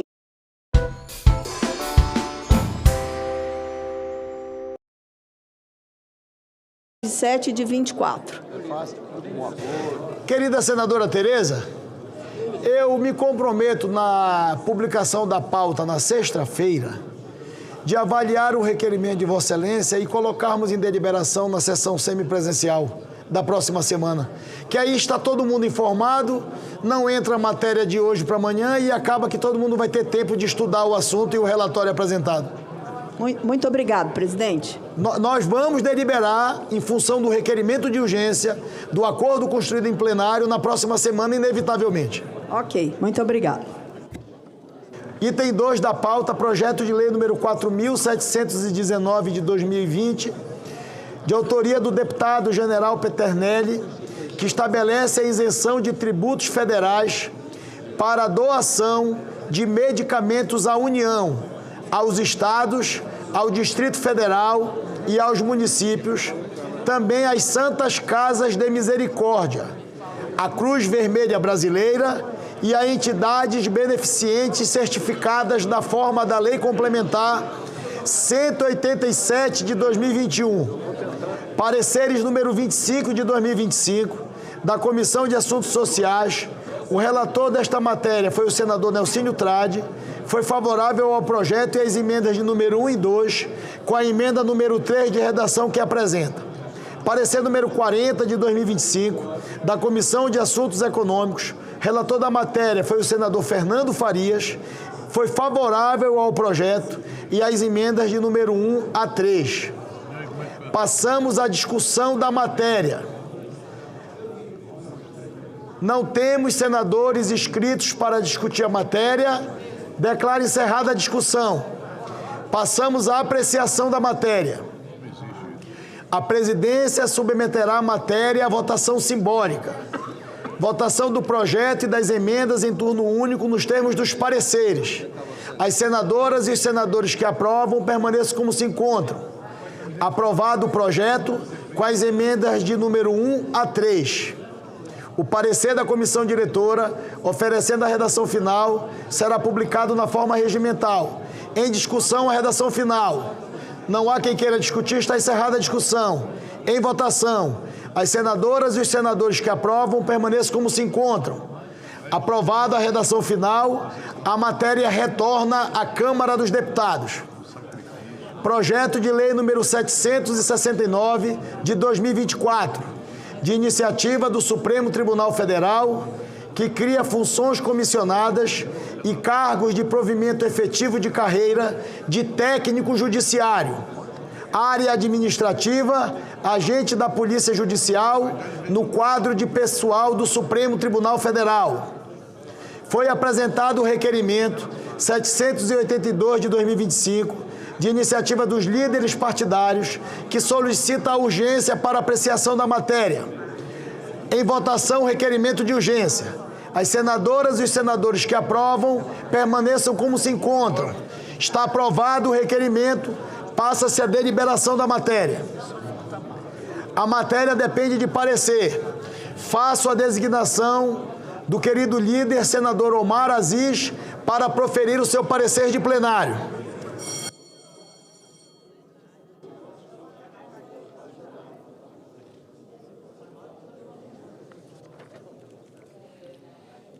Senhor presidente, senhoras senadoras, senhores senadores, eu vou direto ao relatório. Vem a exame desta casa o projeto de lei número 769 de 2024 do Supremo Tribunal Federal, que cria funções comissionadas e cargo de provimento efetivo da carreira de técnico judiciário, área administrativa, agente da Polícia Judicial, no quadro pessoal do Supremo Tribunal Federal. O artigo 1º, cria no quadro pessoal do STF 160 funções comissionadas de nível FC6. O artigo 2º, cria no quadro pessoal do STF 40 cargos de técnico judiciário, área administrativa, agente da Polícia Judicial, pertencentes à carreira dos servidores do Poder Judiciário da União. E o artigo 3º dispõe que as despesas decorrentes da aplicação da futura lei deste projeto ocorrerão à conta das dotações orçamentárias consignadas ao STF, no Orçamento Geral da União. Diz ainda que a criação das citadas funções comissionadas será implementada no exercício financeiro de 2025 e seguintes, em conformidade com o anexo próprio da Lei Orçamentária Anual e condicionada à sua expressa autorização, nos termos da respectiva Lei de Diretrizes Orçamentárias. O artigo 4º declara que a implementação de disposto da futura lei oriunda desse projeto observará o previsto no artigo 169 da Constituição Federal e as normas pertinentes à Lei de Responsabilidade Fiscal. Finalmente, no artigo 5, veicula a cláusula de vigência, prevendo que a futura lei entrará em vigor na data de sua publicação. O Supremo Tribunal Federal justificou o PL 769 de 2024, dizendo que o aumento das funções comissionadas em gabinetes estimulará a retenção de profissionais mais qualificados para auxílio dos ministros, resultando em direta melhoria da qualidade da prestação jurisdicional constitucional. Justificou ainda que, quanto à criação de cargos de técnico judiciário para exercer a função de agentes da Polícia Judicial, pela evidente escalada de ameaças reais, sistemáticas e crescentes contra o tribunal, seus ministros, servidores e o regular funcionamento de suas atividades. Não foram apresentadas emendas à matéria no Senado Federal. Análise. A matéria vem à apreciação deste plenário em substituição à Comissão de Constituição e Justiça, nos termos do artigo 101, inciso 2º, a linha F, combinando com os artigos 336 e seguintes, todos do Regimento Interno do Senado Federal. O projeto atende aos pressupostos de constitucionalidade, juridicidade, regimentalidade e boa técnica legislativa. No mérito, o projeto merece aprovação, conforme justificados pelo Supremo Tribunal Federal. A criação de novas funções comissionadas tem o potencial de estimular a retenção de profissionais mais qualificados para o auxílio dos ministros, resultando em direta melhoria da qualidade de prestação jurisdicional constitucional. Já em relação à criação de cargos de polícias judiciais, o STF justificou que tem havido um aumento de ameaças reais e sistemáticas contra a Corte e seus ministros, com risco de interferência no regular funcionamento de suas atividades, o que de fato tem sido verificado notadamente nos atuais tempos de polarização política, conforme se constata a partir das diversas notícias da mídia a respeito. Ante o exposto, o voto é pela constitucionalidade, juridicidade, regimentabilidade e boa técnica legislativa do projeto de lei número 769 de 2004. E no mérito é pela sua aprovação. É o relatório, senhor presidente. Obrigado, querido senador Omar. O parecer é favorável ao projeto. Completada a instrução da matéria, passamos à discussão. Não temos senadores inscritos. Senadora Damares, para discutir a matéria.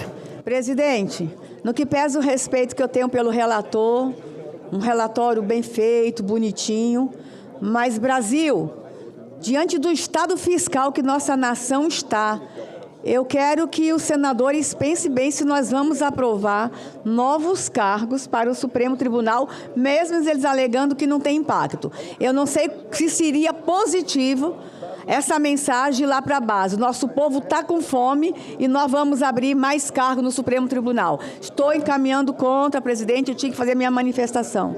Eu, na oportunidade, querida senadora Damares, me comprometo a registrar o voto contrário de Vossa Excelência, no momento adequado da votação. Concedo a palavra ao líder Carlos Portinho. Com todo respeito ao meu querido amigo e relator, senador Aziz, o tema não nos é muito simpático. Não é nem pelo momento só, que já seria suficiente, dos abusos do poder.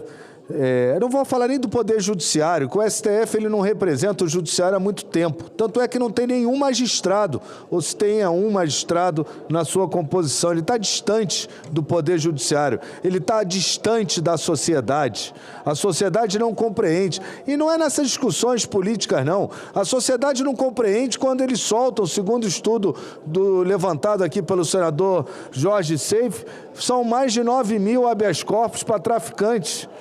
Né? Então, vamos falar do que dói no corpo, na alma do brasileiro, que é segurança. Né? E fora as lagostas e outras coisas do seu cardápio, sinceramente, isso é um desaforo, o STF querer desse Congresso que ele não respeita, que aumente cargos. E aumente cargos com aumento de despesa, sim. Não vamos aprovar isso. Não temos mais senadores inscritos para discutir a matéria, está encerrada a discussão. Passamos à apreciação. A presidência submeterá a matéria à votação simbólica. Votação do projeto em turno único nos termos do parecer. Presidente, é possível pedir a votação nominal? Votação nominal, Cleitinho. Votação nominal, Damares. Deixa eu concluir, eu faço o registro. Eu faço o registro. As senadoras e os senadores que aprovam permaneçam como se encontram. Aprovado o projeto, com os votos contrários do senador Eduardo Girão, da senadora Damares Alves, do senador Carlos Portinho. De verificação. Mourão. Deixa eu fazer uma pergunta para o senador Portinho. Vossa Excelência deseja que a presidência registre os votos contrários ou Vossa Excelência quer, a partir do regimento interno, pedir verificação? Verificação, senhor presidente. Vossa Excelência precisa de apoiamento para a solicitação de verificação.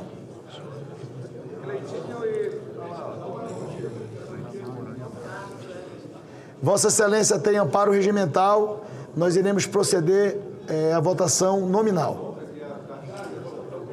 Em votação, o projeto nos turnos... Senhor presidente. Querido líder, pois não. Eu li um relatório aqui, expliquei direitinho o porquê das criações dos cargos, senador Carlos Portinho. Não é, e mais, o orçamento será do próprio Supremo Tribunal Federal. Nós não vamos aumentar nenhum real o que ele já tem de direito, o que ele já tem no seu orçamento.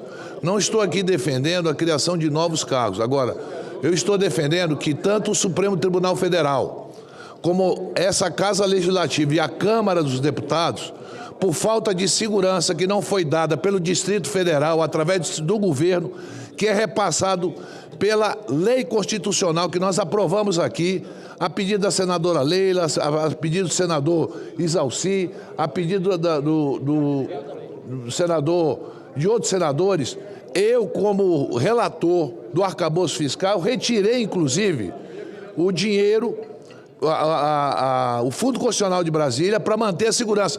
E eles não foram capazes de dar segurança para essas casas, onde nós convivemos. Da mesma forma como o Senado foi atacado, depredado, como a Câmara foi atacada e depredada, o que o senhor está querendo dizer aqui é que o senhor é contra que se dê segurança àquela casa do Judiciário, em que as pessoas são ameaçadas por tomar decisões? É isso? Não é possível. Não é possível isso. E mais, não há um aumento sequer de repasse no orçamento da União para o Supremo. Eu não vou entrar aqui no mérito se o senador ou a senadora gostam ou não das decisões do Supremo. Eu estou falando do funcionamento do Supremo e servidores do Supremo Tribunal Federal. O aumento anual será de 7 milhões de reais. A média salarial é 3 mil e poucos reais, senador. 3 mil e poucos reais. Não são super salários. Eu estou aqui defendendo um poder que faz parte dos poderes constitucionais do Brasil. É isso. E o bom funcionamento, só isso.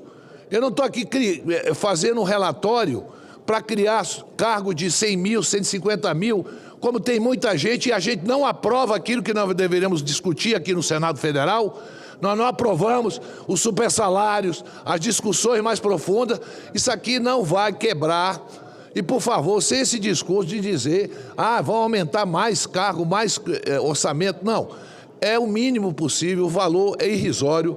Vossa Excelência há de convir que eu não faria nunca um relatório em relação a isso que fosse prejudicar, principalmente, a população que precisa de ajuda. Então, esse discurso de dizer, as pessoas pobres, não é isso. O salário aqui é irrisório, não é um salário, não é um super salário, senador. Querido líder, a discussão está encerrada, senador Portinho.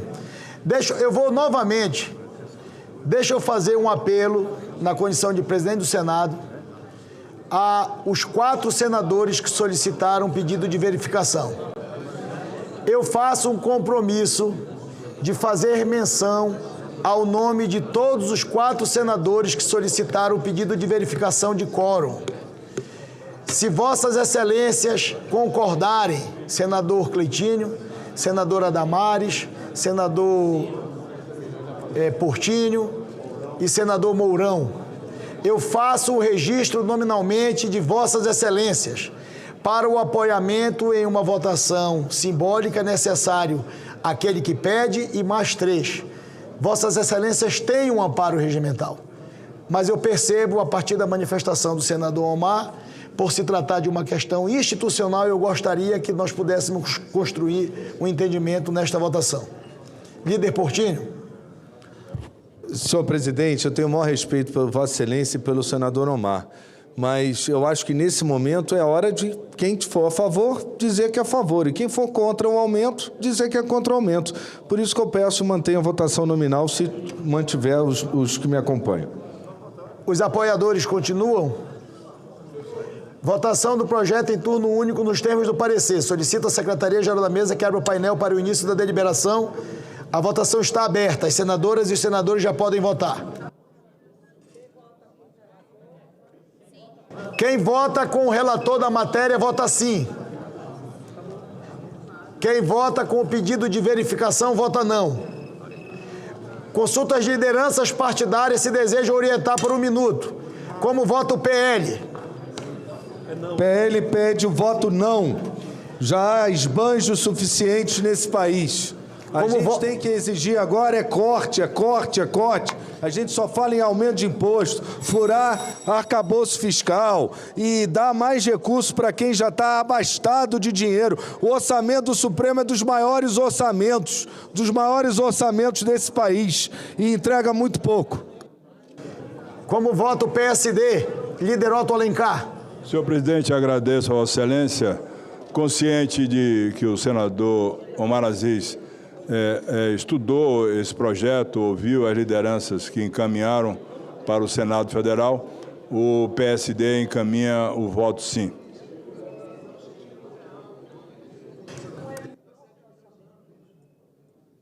Como vota o MDB, querido senador Alessandro Vieira? Senhor presidente, o MDB vai orientar o voto sim por uma razão que me parece singela. Nós estamos tratando da criação de funções gratificadas para o exercício da atividade de segurança de um poder. Então, não é nesse caso, os abusos, os excessos, eles não acontecem nisso não. Ele está falando da segurança de uma instituição. Então, o MDB, com muita tranquilidade, orienta o voto sim. O MDB orienta o voto sim. Como vota o PT, líder Rogério Carvalho?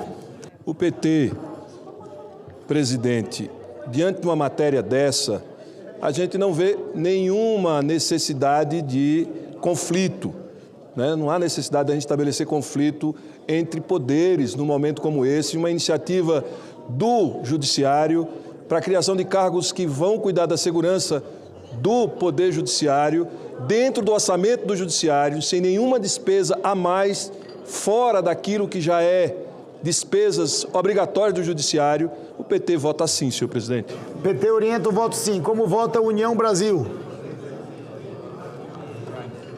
Senador Jaime Campos.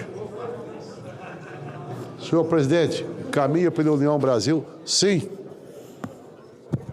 União Brasil orienta o voto sim. Como vota o PSB, querido líder Jorge Cajuru?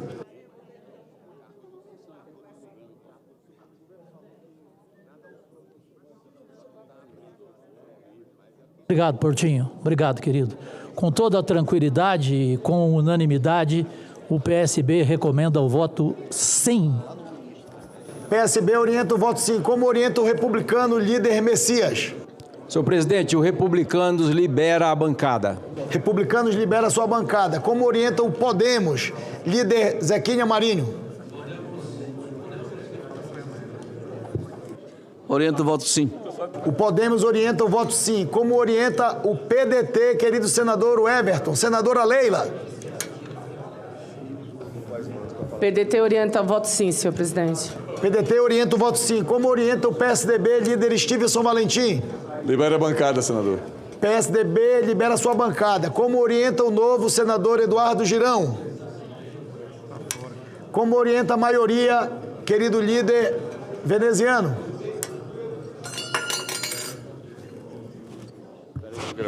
Sim, senhor presidente. A maioria orienta o voto sim. Como orienta a minoria?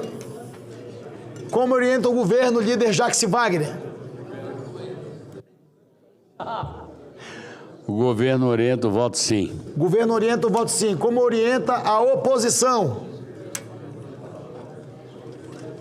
Como orienta a bancada feminina? Senadora Zenaide Maia.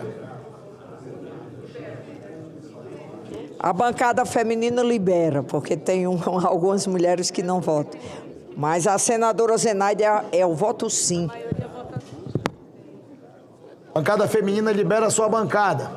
Temos vários senadores que estão presentes e ainda não votaram. Senador Isalci Lucas, senador Jacques Wagner, senador Ângelo Coronel,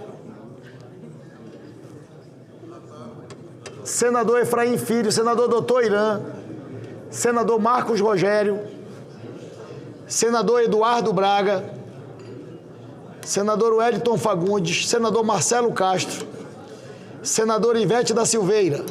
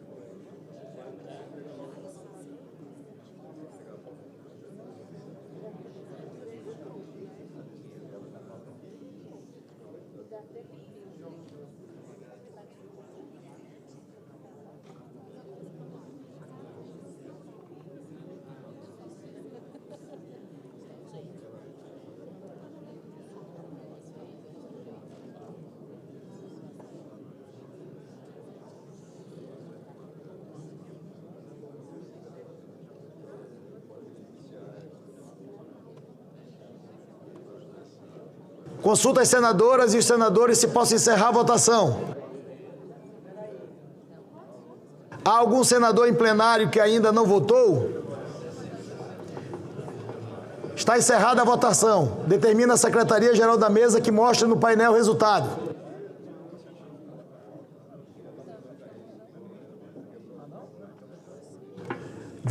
Votaram sim 36 senadores e senadoras, não 18.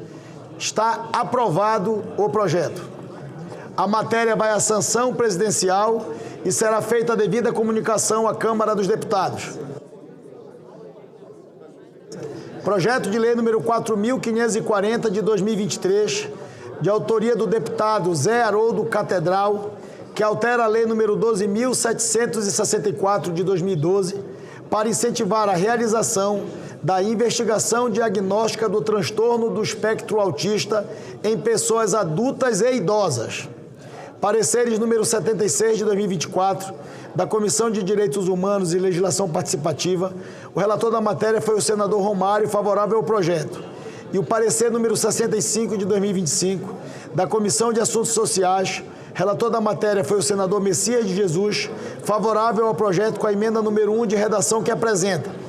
Não foram apresentadas emendas perante a mesa. Passamos à discussão. Não temos senadores inscritos para discutir, está encerrada a discussão. Passamos à apreciação da matéria. A presidência submeterá a matéria à votação simbólica. Votação do projeto e da emenda em turno único nos termos do parecer da Comissão de Assuntos Sociais. As senadoras e os senadores que aprovam permaneçam como se encontram. Aprovado o projeto com a emenda número 1 de redação. O parecer da comissão diretora oferecendo a redação final será publicado na forma regimental. Em discussão, a redação final. Não há senadores inscritos, está encerrada a discussão. Em votação, as senadoras e os senadores que aprovam permaneçam como se encontram.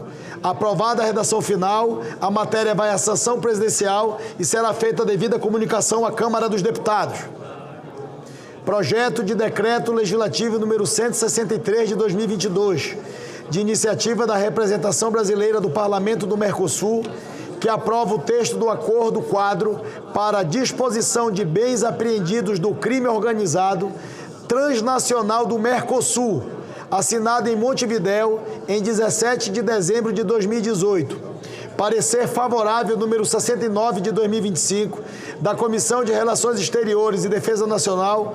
O relator da matéria foi o senador Sérgio Fernando Moro. Passamos à discussão na matéria. Não temos senadores inscritos para discutir a matéria. Está encerrada a discussão. Passamos à apreciação da matéria. A presidência submeterá a matéria à votação simbólica. Votação do projeto em turno único nos termos do parecer. As senadoras e os senadores que aprovam permaneçam como se encontram. Aprovado o projeto, a matéria vai à promulgação e será feita a devida comunicação à Câmara dos Deputados. Projeto de Decreto Legislativo número 171 de 2022, de iniciativa da representação brasileira do Parlamento do Mercosul, que aprova o texto da emenda ao Protocolo de Montevidéu sobre o comércio de serviços do Mercosul, assinado em Bento Gonçalves em 5 de dezembro de 2019. Parecer favorável 65 de 2025 da Comissão de Relações Exteriores e Defesa Nacional. O relator da matéria foi o senador Luiz Carlos Reis e o relator ad hoc foi o senador Sérgio Moro. Passamos à discussão da matéria. Não temos senadores inscritos para discutir, está encerrada a discussão. Passamos à apreciação da matéria. A presidência submeterá a matéria à votação simbólica. Votação do projeto em turno único nos termos do parecer. As senadoras e os senadores que aprovam permanecem como se encontram. Aprovado o projeto, a matéria vai à promulgação e será feita a devida comunicação à Câmara dos Deputados. Presidente. Com a palavra, a querida senadora, ministra Damares. Meu presidente predileto. Na semana passada, nós solicitamos que o requerimento 764, 765, de aplausos a Maria Corina por ter recebido o Prêmio Nobel da Paz, fosse aprovado. Ficou da gente deliberar hoje, gostaria de pedir a inclusão. Como alguém tem que levar a culpa, o culpado é o doutor Danilo. Porque eu fiz um compromisso com Vossa Excelência e agora ele já transferiu para o Ivan aqui atrás. Transferência de culpa. Eu vou incluir já a extra pauta, senadora Damares. Só vou votar um requerimento de licença e já voto o requerimento solicitado por Vossa Excelência. Requerimentos número 635, 636, 640 de 2025, do senador Eduardo Gomes, e requerimentos número 632, 639, 642, 646 a 650 de 2025, dos senadores Efraim Filho, Sérgio Moro, Nelcínio Trade, doutora Eudócia, Elisiane Gama, Tereza Leitão, Jorge Seife e Espiridião Amin, respectivamente, que solicitam, com fundamento no artigo 40 do Regimento Interno, licença dos trabalhos da Casa para participarem de missões oficiais nos termos das autorizações da Presidência do Senado Federal. As senadoras e os senadores que aprovam permaneçam como se encontram. Aprovados os requerimentos e será cumprida a deliberação de plenário.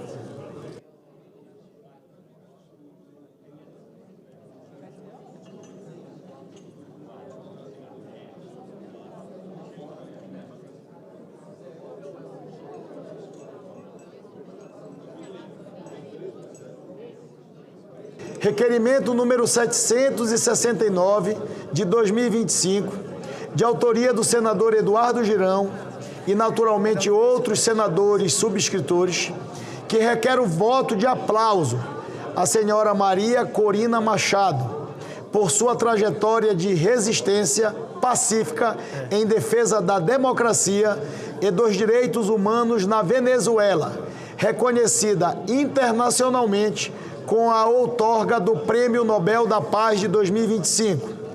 As senadoras e os senadores que aprovam permaneçam como se encontram.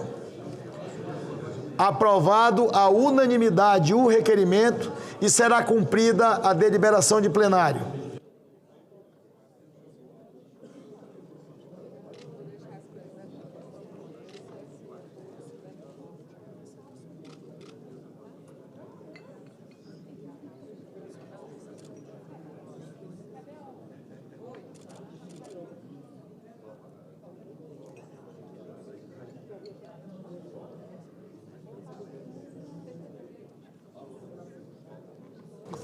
Concedo a palavra ao senador Beto Faro. Concedo a palavra à senadora Soraya Tronic. Nós não temos mais senadores e senadoras inscritos para uso da palavra. Carlos Viana. Concedo a palavra ao senador Carlos Viana, que acaba de fazer a sua inscrição em plenário. Em seguida, o senador Flávio Arnes.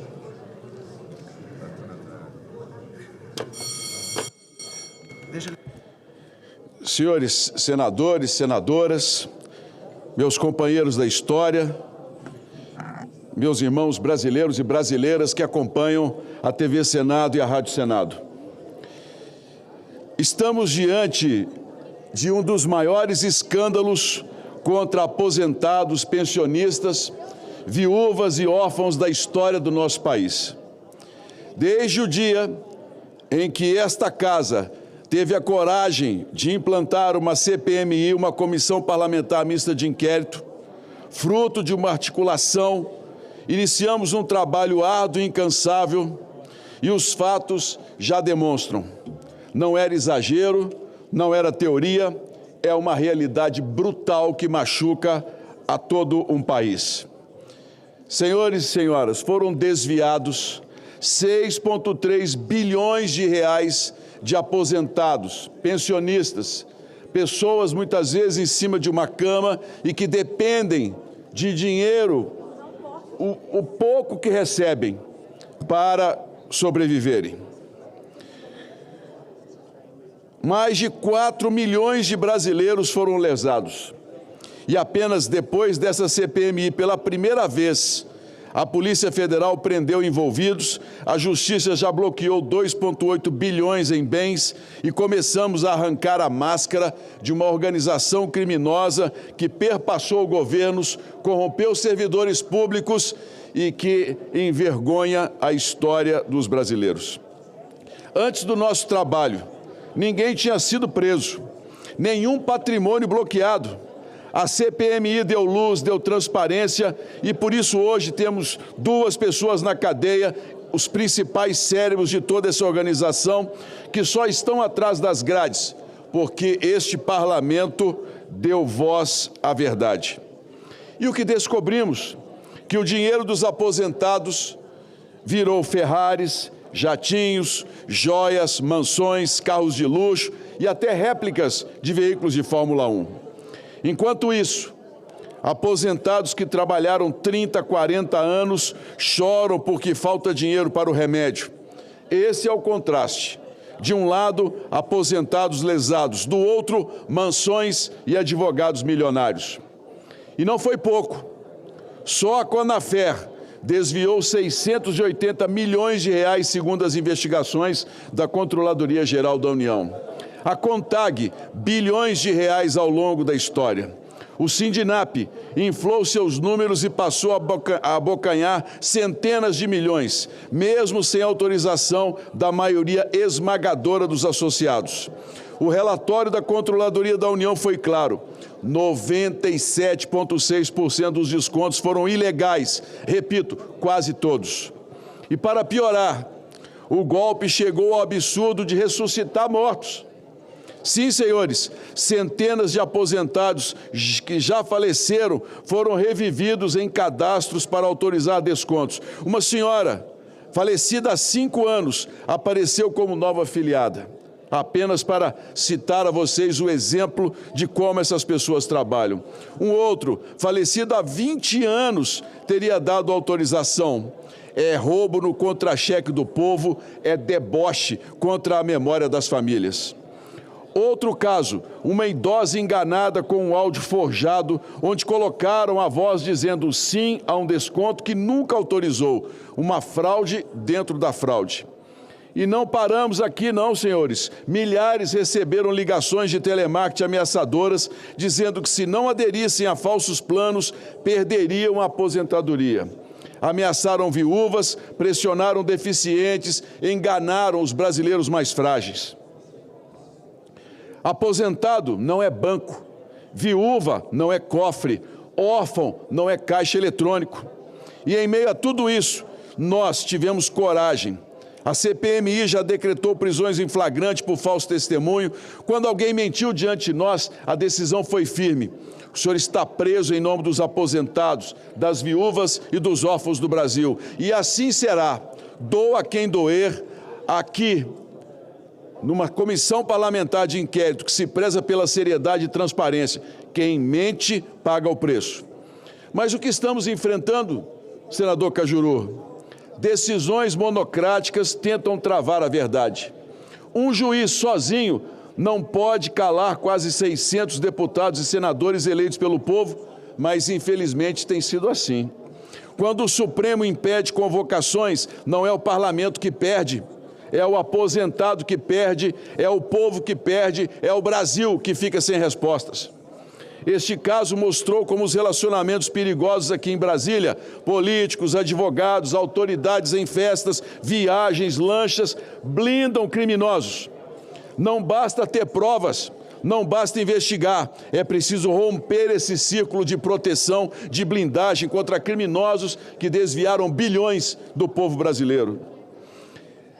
Este caso que nós estamos investigando mostrou claramente que quem está aplaudindo as decisões que soltam presos e concedem habeas corpus não é a população brasileira, são os corruptos, são os que roubam bilhões, que estão hoje dando sorriso e debochando da justiça brasileira. O governo também não está isento. O INSS foi avisado, a CGU alertou e nada foi feito. Ministros foram omissos de um governo para o outro. O resultado, mais de 7 milhões de beneficiários atingidos ao longo da última década. Senhoras e senhores senadores e senadoras, este não é apenas um escândalo de contabilidade, é um crime contra a dignidade nacional. É roubo no prato do idoso, é roubo na farmácia da viúva, é roubo no caderno do órfão. Quem rouba aposentado rouba o Brasil. Outro dia em Minas, uma senhora me pegou pelo braço chorando, dizendo: senador, trabalhei 35 anos, perdi meu marido, vivo de pensão e mesmo assim tiraram dinheiro da minha conta por vários anos. Foram os parentes que, ao perceberem o escândalo que hoje ganha cara na transmissão de uma CPMI, é que alertaram e verificaram, senador Zequinha Marinho, que a senhora estava sendo roubada sem saber. E, igual a ela, milhões de brasileiros foram roubados sem ter a menor noção do que estava acontecendo, senador Arnes. E nós escolhemos o lado. De um lado, aposentados, viúvas e órfãos. Do outro, mansões, jatinhos, advogados milionários. No meio, a nossa CPMI, da qual eu tenho a responsabilidade de ser o presidente em nome dos brasileiros. E nós já escolhemos. Nós ficamos com o povo. Não haverá blindagem, não haverá pizza, é cadeia para quem saqueou os brasileiros.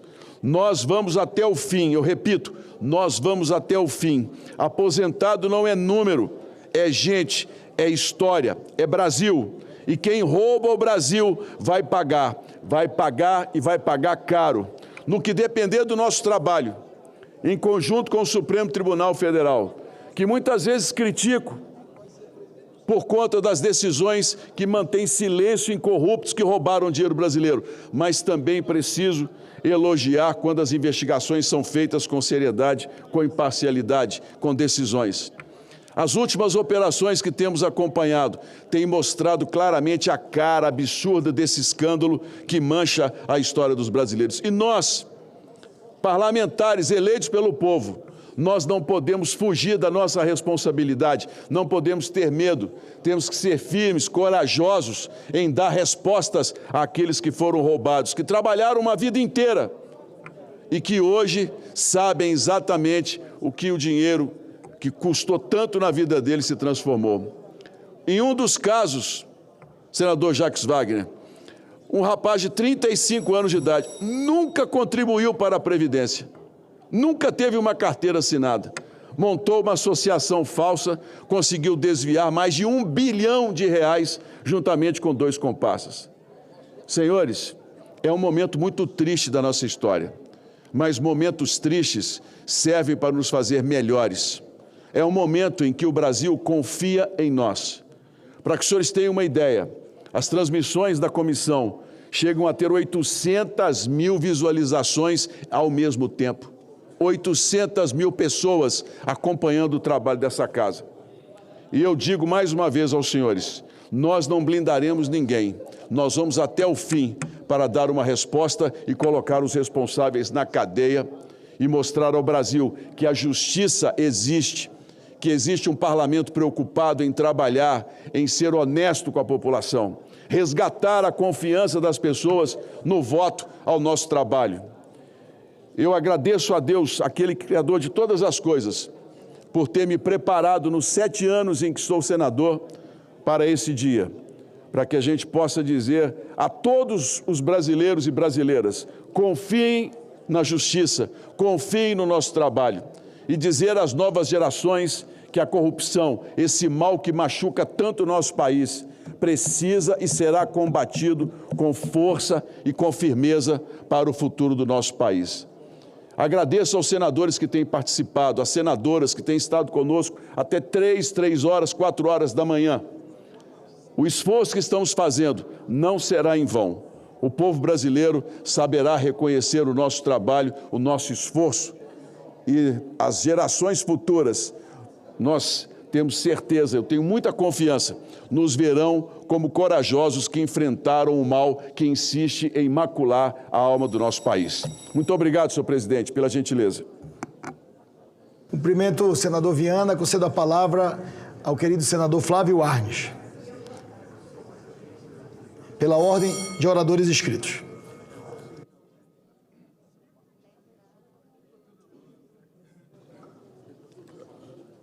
Senhor presidente, eu quero dizer que todos nós fomos surpreendidos no dia de hoje com a publicação do decreto 12686 do governo federal, que trata da educação de pessoas com deficiência.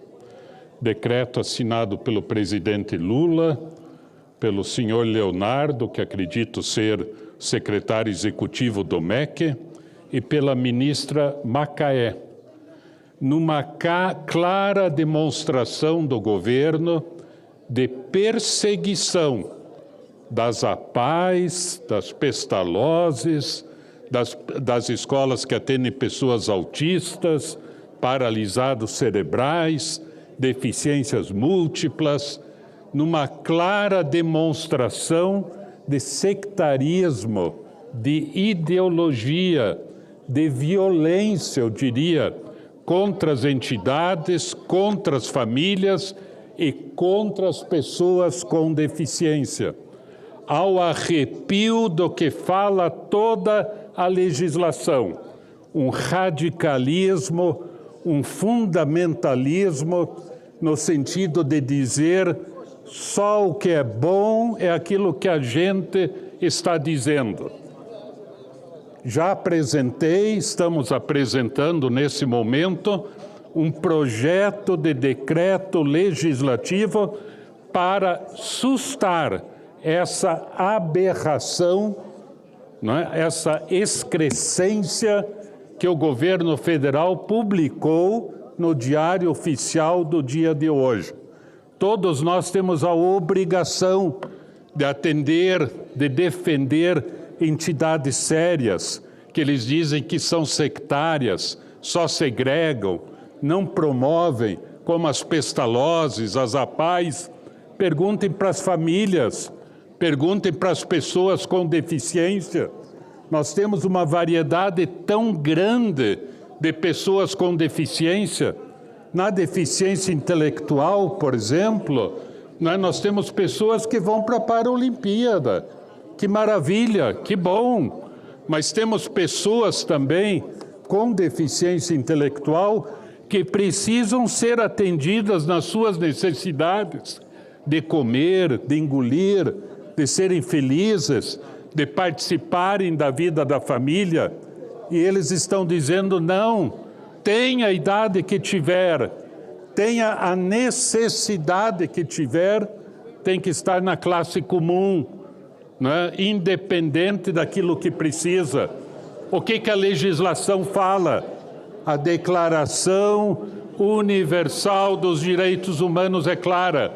A família tem que ter o direito de opção pelo tipo de educação que o filho, a filha com deficiência vai receber. Declaração de Salamanca, que o Brasil é signatário, deve estar na classe comum, vírgula, sempre que possível. E é isso que a gente defende.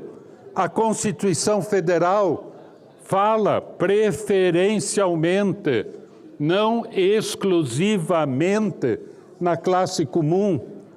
A Convenção dos Direitos da Pessoa com Deficiência da ONU também diz que nenhuma iniciativa de qualquer país deve prejudicar algo que seja mais benéfico para a pessoa com deficiência. E o que acontece? Quem que vai decidir o que é mais benéfico? É a família, não é esse especialista, essa pessoa que está no gabinete do Ministério da Educação ou do Ministério dos Direitos Humanos, ou infelizmente orientando tão mal o presidente da República, induzindo o presidente da República a ter contra ele, contra o ministro da Educação, contra a ministra Macaé, dizendo, olha, chega de discriminação, chega de marginalização, vamos fazer com que as pessoas sejam bem atendidas. Temos que ter inúmeras alternativas na prateleira para atender essa diversidade. Muitas vezes nem existe algo construído para que a pessoa possa ser bem atendida. Então a gente lamenta esse clima de perseguição do governo federal em relação a entidades centenárias, como é a Pestalozzi, 70 anos, como são as APAES do Brasil, o maior movimento do mundo. E ainda dizem no documento, né, de que as famílias e as pessoas com deficiência têm que participar do diálogo. Não, eu estabeleço as regras antes e depois, se vocês quiserem, vocês vêm dialogar aqui junto também, né, desconsiderando, desmerecendo a autoridade nessa área, que é a família, que é a pessoa com deficiência. Pergunte para eles o que eles querem. E, ao mesmo tempo, nós aprovamos aqui educação ao longo da vida. E o documento vem e diz até os 17 anos. 17 anos não se acaba com a educação. É educação ao longo da vida, um currículo para que a pessoa seja feliz, se desenvolva. Quem mais sofre sempre nisto é aquilo que o governo diz que está defendendo, que é o mais vulnerável. O mais vulnerável não está sendo escutado, não está participando. Temos que ter soluções para todos. Um sistema educacional inclusivo, ou seja, ninguém pode ficar de fora. Todo mundo tem que ter a chance de ofertar, de receber educação de qualidade.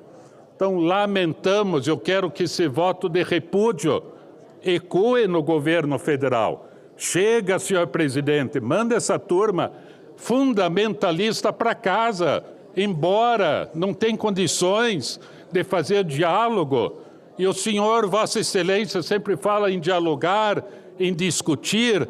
Nada em dialogar. Me admiro que o ministro Camilo Santana, que é da Educação, tenha permitido que isso aconteça. Inclusive dizendo-se aqui que ele vai regulamentar agora essa situação esdrúxula, inadequada, que não pode acontecer em nosso país. Então, nosso voto de repúdio e o apelo que eu faço aos colegas senadores e senadoras que conhecem isso tudo, sabem como a criança que mais precisa ser bem atendida naquilo que ela precisa, não é no Brasil inteiro, e que a gente suste pelo projeto de decreto legislativo essa aberração do governo federal. Senador Esperidião Amin, se o presidente permitir. Vossa Excelência é respeitado por todos nós como um homem sóbrio que fala sempre com base em fatos e com conhecimento de causa. Eu conheço um pouco, tanto este viés, digamos, fundamentalista que Vossa Excelência detectou, e conheço muito bem o trabalho extraordinário da Fundação Pestalozzi e das APAES, que Vossa Excelência mencionou, e de cuja iniciativa Vossa Excelência é um dos pioneiros no Brasil.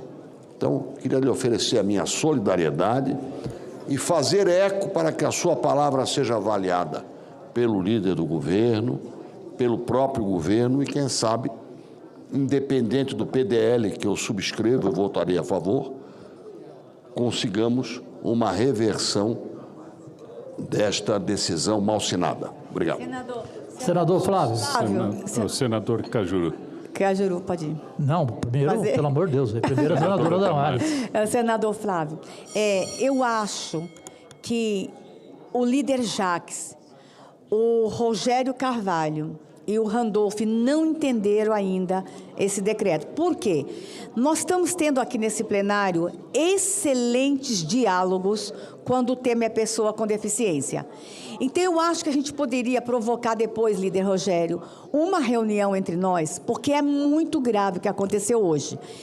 De fato, foram militantes exagerados que levaram o governo a cometer um erro absurdo como esse. Eu tenho certeza que os três aqui não entenderam a gravidade ainda.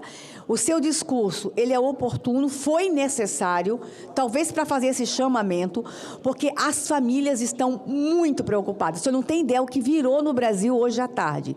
Então, eu insisto, eu tenho tido sucesso com esses três aqui, quando o tema é pessoa com deficiência. A sua indignação é oportuna. E eu estaria aí fazendo isso, que bom que o senhor fez. Mas vamos tentar fazer um diálogo e tentar conversar com o governo, se preciso, Rogério, porque as famílias estão desesperadas do que aconteceu hoje. Parabéns, senador. Muito bem. Senador Cajuru. Senador Flávio Arnes, quando um homem ponderado, como o senhor sobe à tribuna, todos nós prestamos atenção.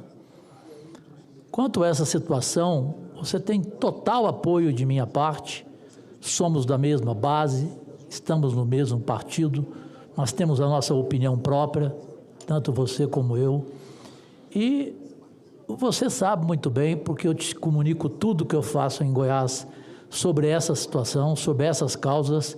Eu tenho 8 institutos de autismo em Goiás que eu banco, que eu criei, que eu custeio, tenho 6 APAES, e tenho consciência da seriedade de cada uma, porque cada uma faz prestação de contas a todos os tribunais, a todos os ministérios. Portanto, bem colocado por ti, colocado sempre de uma forma clara, transparente, inquestionável, e eu tenho certeza absoluta que o governo vai repensar, que o governo vai entender o que você dessa tribuna colocou hoje, que é uma causa, pelo amor de Deus, é uma causa que comove qualquer ser minimamente humano, Flávio Arnes. Muito bem. Senador Flávio. O senador Zequinha, por favor.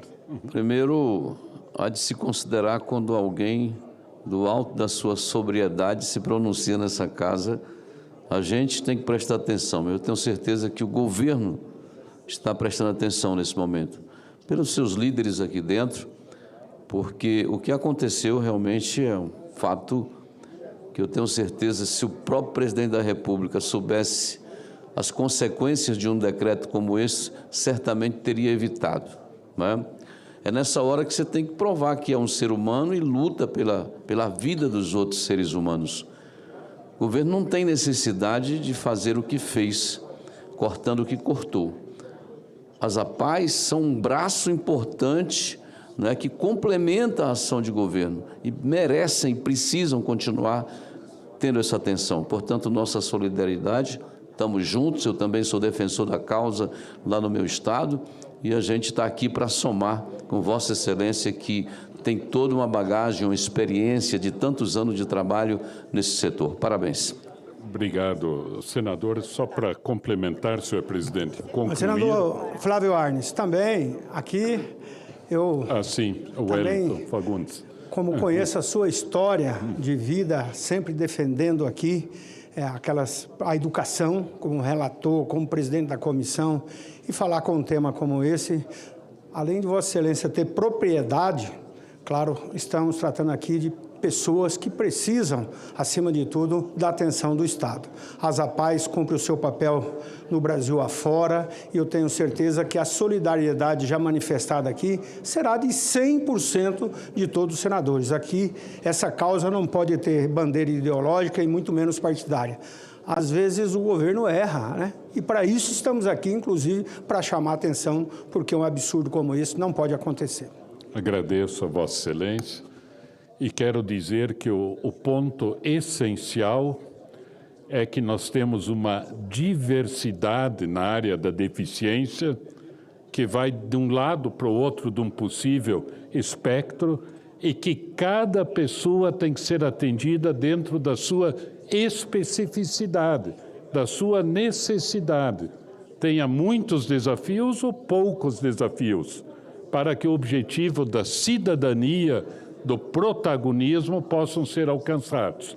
Então, nesse sentido, a valorização da família, que não é aceita por esse grupo. Não é a família que decide. Como que não é a família que decide o que é melhor para o filho ou filha? É a família que decide e o autodefensor que define também, né? Self-advocacy, a autodefensoria. Então, a gente faz votos realmente de que essa aberração, como eu coloquei, seja suspensa, porque não há o que corrigir aqui. O documento foi feito em gabinete por um grupo de pessoas radicais, naturalmente, e pena que tenham induzido o presidente Lula e o ministro Camilo Santana a fazer uma coisa assim, que tornou o Brasil adversário do governo. Isso repercute. Quem tem um filho com deficiência não é só o filho, o pai e a mãe. É o tio, a tia, o avô, a avó. Todo mundo quer o bem daquela pessoa. E a gente enfrentar pessoas radicais, xiitas, e que colocam tudo isso num decreto presidencial, é uma vergonha, né? Obrigado. Senador Flávio, o senador líder Rogério Carvalho pede uma parte. Eu queria, senador, me colocar à disposição, assim como o senador Randolfo Rodrigues e o senador Jacques Wagner, estou falando em nome dos três, para que a gente possa ouvi-los e levar essa questão para debate junto ao governo. Estou aqui acolhendo a vossa manifestação e toda a legitimidade que Vossa Excelência tem para tratar do assunto. Obrigado. Obrigado. Concedo a palavra ao senador Sérgio Petecão. Presidente Davi, por conta do trânsito vindo para o Senado, eu não estava presente na única votação que teve. Eu votei com a orientação do meu partido. Queria só justificar. Eu votei com a orientação do meu partido. Senador Petecão, ficará registrado a votação seguindo a orientação do partido de Vossa Excelência. Líder Efraim. Igualmente, também a agenda legislativa, não pude participar da votação nominal e registro que acompanhou a orientação do partido, senhor presidente. Da mesma forma, senador Vossa Excelência Davi. acompanhou a orientação do senador Jaime Campos, que fez a orientação pela União Brasil, no voto sim. Líder Efraim. Conceda a palavra ao senador Wellington Fagundes. Presidente Davi Alcolumbre, quero já agradecer antecipadamente a permissão de Vossa Excelência para que todas essas pessoas aqui estivessem conosco, juntamente com o senador Jaime Campos. Eu quero falar também em nome do senador Zé Lacerda, de toda a bancada. Nós estamos recebendo agora aqui empresários que investem, que acreditam, que geram emprego no país. E hoje será o 7º Encontro Nacional dos Empresários do Comércio e Serviços do Brasil. E aí, todo o sistema CNDL, FCDL e o SPC do Brasil estão aqui representados pelo presidente Davi William Correia Pintor, presidente do FCDL Mato Grosso e também vice-presidente do CDL de Várzea Grande. E ele está acompanhado da sua esposa, Cristiane, que também pode ser chamada Cristiane Pintor, aqui representando todas as empresárias da área do Brasil. E eu quero aqui também registrar a presença de tantas outras pessoas que estão aqui conosco, além do presidente do CDL de Cuiabá, Júnior Vitamina. É porque ele é vitaminado, é forte, é o homem que trabalha muito e gera emprego no Brasil. Aqui, esse aqui está ao meu lado, senhor presidente, e também de outros representantes das câmaras de dirigentes logísticas de diversos municípios de Mato Grosso. Todos eles estão aqui conosco no Senado Federal e estarão também, repito aqui, no 7º Encontro Nacional dos Empresários do Comércio e Serviços. Este, portanto, é um momento muito importante de troca de experiências e de fortalecimento do movimento logista brasileiro, que tem contribuído muito para o crescimento e a modernização do comércio em todo o país. Aproveito também para render aqui a minha homenagem, junto com o senador Jaime, à Confederação Nacional de Dirigentes Logistas, CNDL, que celebra também 65 anos de fundação neste 21 de outubro. São mais de 6 décadas dedicadas a defender os interesses do setor, fortalecer a CDE, e também incentivar o empreendedorismo como um dos pilares para o desenvolvimento nacional. Por isso, quero aqui mais uma vez parabenizar o presidente da CNDL, José César da Costa, pelo papel de grande liderança à frente da entidade, que representa com competência e dedicação os lojistas de todo o Brasil. Quero ainda destacar também o papel fundamental dos dirigentes lojistas e também dos empresários de Mato Grosso. Homens e mulheres que geram emprego, renda e desenvolvimento, mantendo vida e economia do nosso estado e do nosso país. Como filho de comerciante e também como comerciante, sei o quanto é desafiador, mas também gratificante empreender neste país. São os pequenos, médios e grandes empresários que sustentam o Brasil, gerando oportunidade e mantendo o sonho de uma economia forte e justa. Que Deus abençoe os nossos empreendedores e siga fortalecendo o comércio de Mato Grosso e do Brasil. Então, juntamente aqui, senador Randolph, Vossa Excelência que representa o governo e, claro, todos nós aqui são os empresários brasileiros acreditando no Brasil. Então, eu fico aqui muito grato ao presidente Davi e tenho certeza que todos nós aqui também estamos aqui para agradecer o papel de cada empresário, seja lá do interior, da grande capital, mas é que move o Brasil. O senador Jaime Campos está aqui comigo e com certeza também estará prestando essa singela homenagem a todas essas pessoas que aqui acreditam e estão conosco. Presidente Davi. Conceda a palavra ao senador Jaime Campos. Eu vou fazer rápidas palavras aqui, antes de mais nada, saudar aqui os nossos companheiros de Mato Grosso do CDL, que nos visita hoje, sobretudo participando do 7º encontro que vamos realizar aqui em Brasília. Para nós é um prazer muito grande recebê-los aqui no Senado. Sobretudo, eu me sinto muito à vontade de dirigir a você e, naturalmente, ao público que nos assiste através do nosso canal de televisão, que ouça nossas palavras através dos nossos rádios. Eu também fui comerciante por muitos anos, né, David? Meu pai, o David, conheceu o avô dele. Bolicheiro, né, senador? Bolicheiro, na época. Foi como armazém. Meu pai, como meu pai. Aí depois virou atacado, tacarejo, etc, mas já estava fora. São pessoas, como bem disse aqui o senador Wellington Fagundes, são pessoas que fazem a diferença no nosso país. Infelizmente e lamentavelmente, nós não temos uma política que certamente permitamos que essas pessoas que contribuem não só com a contribuição dos seus impostos, mas a geração de emprego e renda. Nós precisamos melhorar esse ambiente empresarial do Brasil, David. Vocês todos sabem que, lamentavelmente, o país, nós temos um país aqui que não temos uma segurança jurídica e, sobretudo, uma política que permitamos o nosso desenvolvimento econômico e social. Particularmente, eu dei um projeto de lei aqui, que é do MEI. O MEI está há 4 anos, esse projeto aprovado aqui na Casa e está na Câmara. Eu espero que a semana que vem possamos votar, que vai permitir que hoje o MEI apenas R$ 81 mil, ele vai subir para R$ 144 mil, permitindo, além do mais, que cada um empresário desse possa gerar mais um emprego. E projeto, com certeza, vai permitir a criação de mais 11 milhões de novos postos de trabalho. Na medida que o MEI, o seu pequeno empreendedor, nós temos no Brasil quase 22 milhões de empresários nas áreas das suas atividades.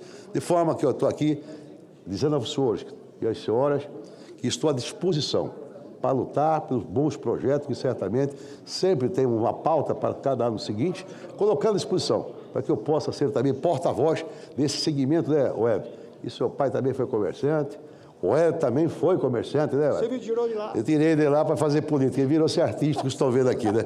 Esse bacanão aqui. De forma, senhor presidente, este é uma representação de homens, de mulheres do nosso querido Mato Grosso, que está aqui com certeza, não só participando desse evento, mas eu quero dizer ao senhor, esse pessoal aqui dá alegria para todos nós, que eles trabalham seriamente e, acima de tudo, gera emprego, paga tributo e faz a diferença pelo Mato Grosso, pelo Brasil. Parabéns, sejam bem-vindos aqui na Casa da Representação da Federação Brasileira. Muito obrigado, senhor presidente. Presidente Davi. Obrigado, senador Jaime. Conceda a palavra ao senador Sérgio Petecão. Obrigado, presidente Davi. Na mesma linha aí dos colegas do Mato Grosso, eu gostaria de parabenizar os empresários do Acre. Hoje tive a oportunidade de conversar com o meu querido amigo, um grande empresário lá do nosso estado, Rubeni Guerra, que está participando do mesmo evento aí que os colegas empresários lá do Mato Grosso estão. Então, na pessoa do Guerra, meu querido Guerra, saudar todos os empresários acreanos que estão participando desse evento. Obrigado, Davi. Obrigado, irmão. Obrigado, Petecão. Conceda a palavra ao senador líder Efraim Filho. Meu estimado presidente, senador Davi Alcolumbre, senador Wellington Fagundes, que encaminhou esse tema. Senador Wellington Fagundes. Senador Wellington Fagundes. Líder Efraim Filho está falando com Vossa Excelência. E com os empresários. Não, eu fiz o registro aqui de que estarei acompanhando a solenidade mais tarde, às 19 horas. Né? A gente tem a alegria e a honra de presidir a Frente Parlamentar do Comércio e Serviços, da qual Vossa Excelência também é membro, faz parte, né, e defende o empreendedorismo aqui dentro dessa casa. E a gente tem uma missão muito forte, que é dar vez e voz a um setor que é quem mais emprega e quem mais paga imposto no Brasil.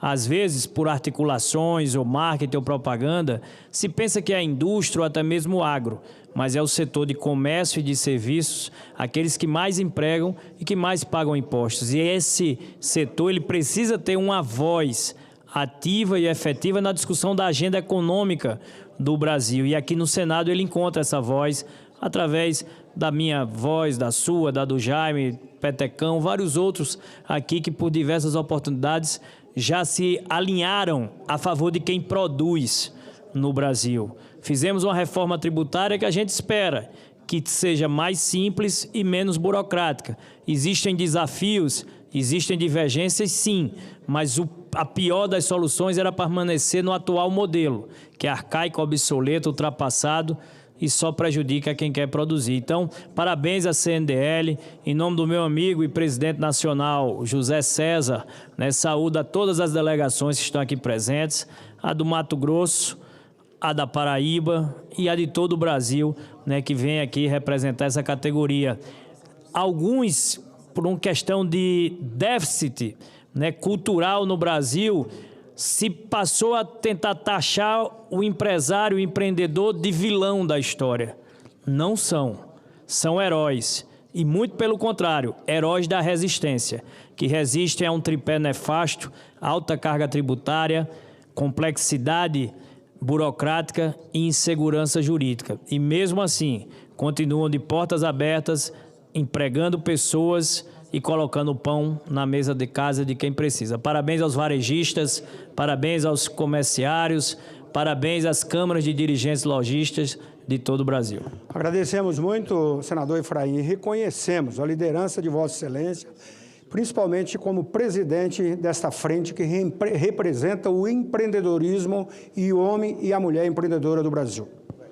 Conceda a palavra ao senador Laércio Oliveira. Senhor presidente, com a sua concordância, eu quero justificar a Vossa Excelência que eu não estava presente na hora da votação nominal e quero dizer que eu acompanho a votação, a orientação do meu partido. Ficará registrado a manifestação de Vossa Excelência.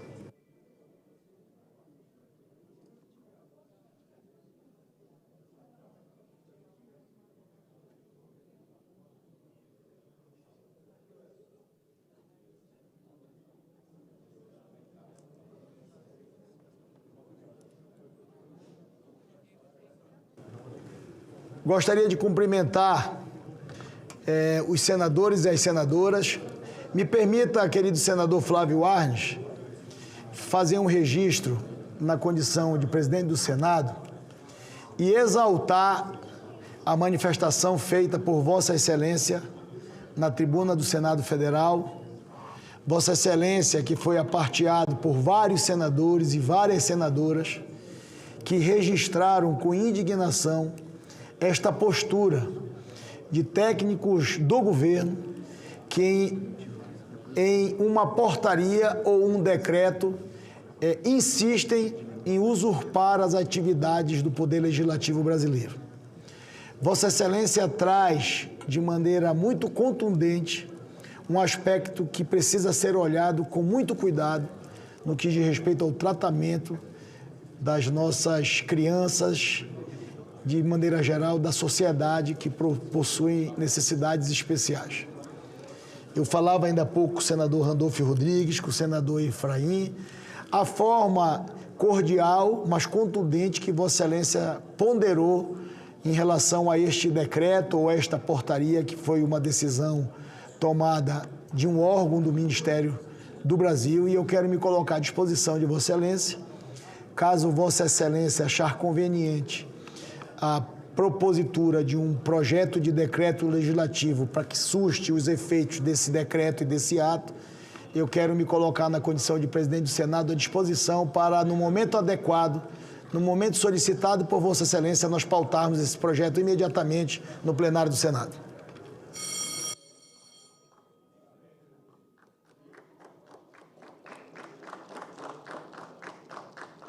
Cumprida a finalidade desta sessão deliberativa ordinária do Senado Federal, a presidência declara o seu encerramento. Muito obrigado.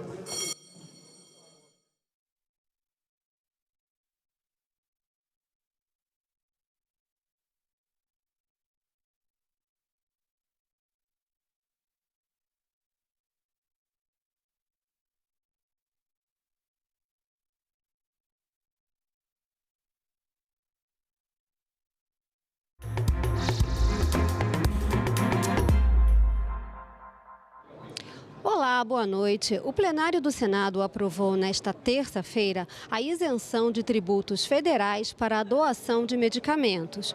O projeto engloba doações feitas à União, estados e municípios, Santas Casas, Cruz Vermelha Brasileira, entidades beneficentes e organizações da sociedade civil. A isenção vale para as contribuições ao PIS/PASEP, COFINS e IPI. Quem receber os medicamentos doados deve distribuí-los sem fins lucrativos, ou seja, fica proibida a revenda. A matéria volta agora para a nova análise da Câmara dos Deputados. E os senadores aprovaram também, nesta terça-feira, o projeto que estimula a investigação diagnóstica do transtorno do aspecto autista em pessoas adultas.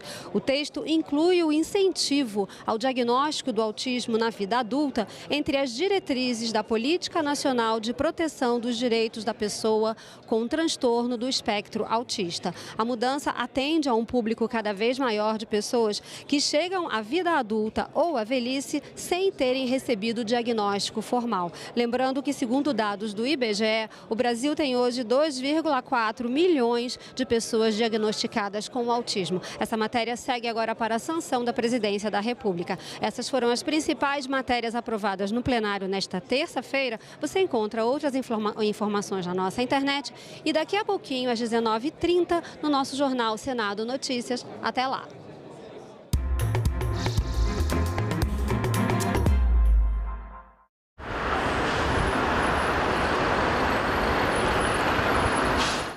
Celso Cunha, por que o Brasil deve reforçar o seu programa de energia nuclear? Bom, o Brasil está sentado num grupo seleto de 5 países que dominam a tecnologia nuclear. Né? Estamos falando de bilhões de dólares e de capacidade de apoiar toda uma transição energética no país. E nossa matriz energética tem necessidade de ter energia firme nesse momento. Agenda Econômica. Hoje, 20h, aqui na TV Senado. Jango pretendia reformar a face do capitalismo brasileiro. Entre seus aliados, muitas vezes seus objetivos eram confundidos com a intenção de acabar com o capitalismo. Tinha que compor sua estratégia de ação lutando ainda contra o desconforto pessoal de ser o presidente rico de um país pobre. Não desprezava a influência da igreja. Cabia convencer a alta hierarquia católica que as reformas sociais que pretendia iriam estabelecer no Brasil os princípios de justiça que o próprio cristianismo pregava. Em dezembro de 1968, o governo fechou o Congresso e promulgou o Ato Institucional número 5. O fechamento do regime abafou qualquer sinal de protesto. A perseguição de todo o movimento popular faz com que a igreja reste como único espaço onde o movimento popular possa se reorganizar. Não se poderia nomear um general da reserva para ser o presidente da Conferência Episcopal ou para ser o arcebispo de São Paulo. Então isso faz com que o popular irrompa dentro da igreja. Um indivíduo com quem mantive relações comerciais, insatisfeito após reiteradas tentativas de extorsão frustradas, e inclusive após ter furtado veículos de minha propriedade, fatos esse devidamente registrado na Polícia Civil de São Paulo, onde já houve decisão determinando a restituição dos bens, dirigiu-se à Polícia Federal e apresentou uma série de inverdades. Alegou falsamente que eu estaria tentando obstruir investigações da Operação Sem Desconto. O que é que o senhor estava fazendo numa reunião de trabalho da Previdência Social junto ao atual ministro Vô Queiroz? Eu botei essa foto pela indignação de alguém permitir que esse cidadão sente numa mesa de trabalho da Previdência Social com 13 dias de governo. Quero dizer a Vossa Excelência que não responderei àquelas que me forem elaboradas pelo ilustre relator. Isso porque, segundo os meus advogados, na sessão em que fora tomado o depoimento do Sr. Rubens, Sua Vossa Excelência disse, por mais uma vez, que sou ladrão do dinheiro de aposentados, sem me dar a chance de defesa. Nós temos que fazer uma cariação do principal denunciante com o principal acusado. Nós temos que trazer o senhor Eli Cohen aqui e colocar ele frente a frente com o senhor Antônio Carlos e promovemos aqui a cariação para que ele possa repetir aqui o que ele disse, porque ele disse nada disso era possível sem roubo. Eu topo a cariação com quem quer que seja. E reitero que sou, acima de tudo, um empreendedor. O denominado careca do INSS não reflete quem eu sou. Tampouco condiz com a minha história de trabalho, de resiliência e de dedicação ao empreendedorismo.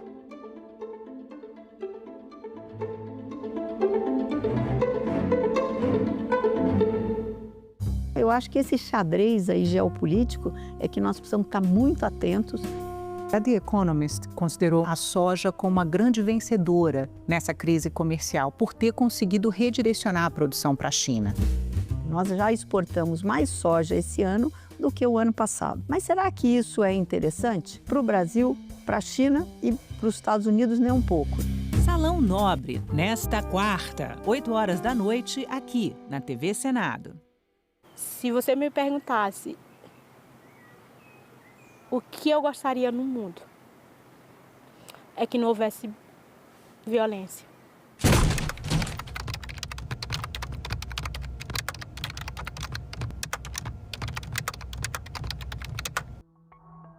Eu fui educada assim, que a mulher tinha que sempre obedecer ao marido. Ela tinha que ser submissa ao marido. As primeiras agressões começou com insultos.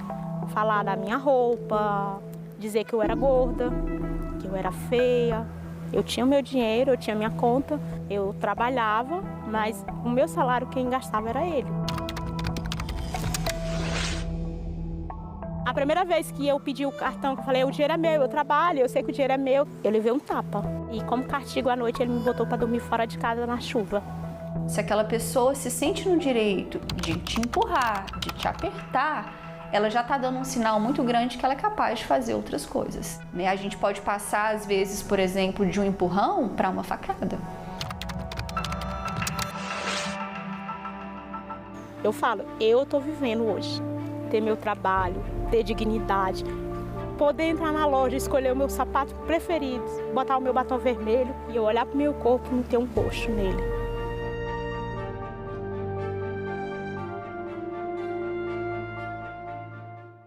Agora é lei. A reforma tributária promete simplificar o pagamento de impostos no Brasil. A nova lei detalha reduções e isenções de tributos, além de regras para a devolução de impostos para famílias de baixa renda. O mecanismo de devolução deverá valer para contas de energia, água, saneamento, gás e telefonia, e as mudanças serão implementadas de forma gradativa. O Senado votou, agora é lei. O maior desafio dentre eles é realmente a gente oportunizar a prática esportiva. O esporte ainda é esse espaço que a gente tem de socialização, né, de humanização. Ele ajuda uma criança a desenvolver outras habilidades, inclusive hoje essas muito requisitadas no mercado de trabalho. Em discussão, nesta quinta, 20h, aqui na TV Senado.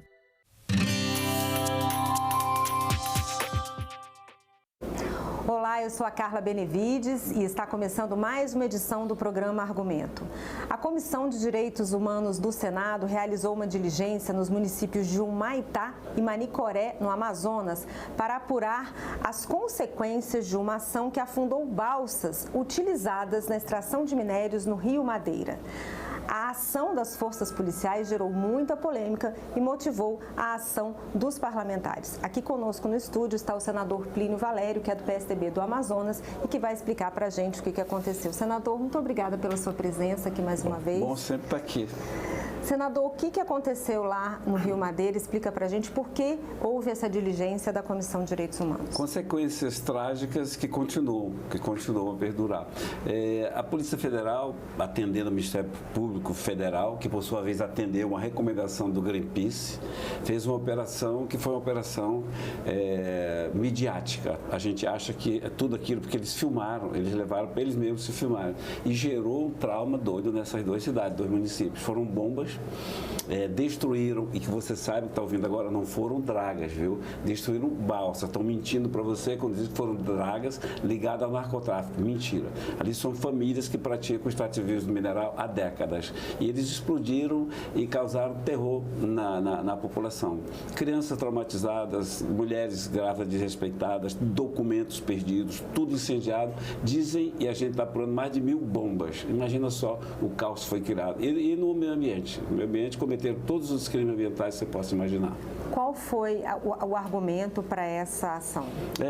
A gente lê, e o que eu consegui na ação, né, que a Defensoria Pública do Amazonas apresentou. O argumento que eles usaram é exatamente esse, para destruir o garimpo ilegal que causa poluição e que é financiado pelo narcotráfico. 3 mentiras.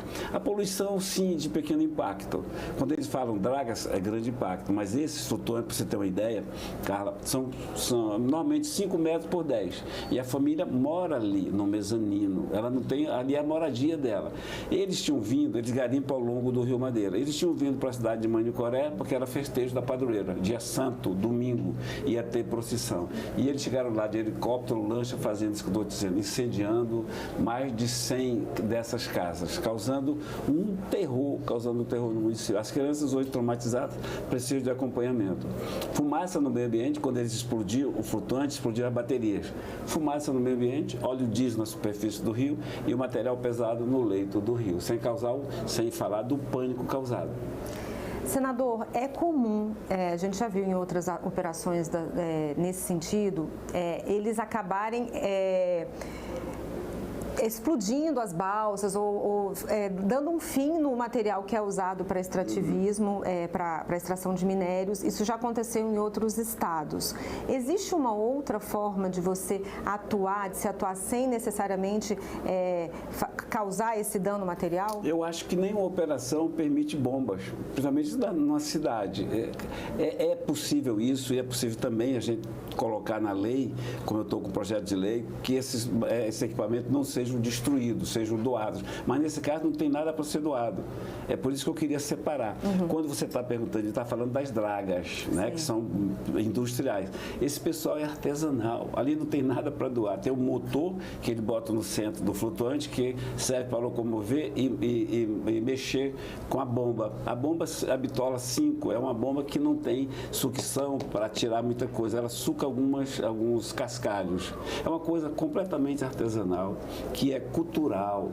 O que eles tinham que fazer? Chegar lá, vai ter essa operação? Vai. Pô, mas hoje é domingo, é feriado, é dia santo. Olha, vocês têm até amanhã para sair daí. Não, chegava lá, você tem que sair.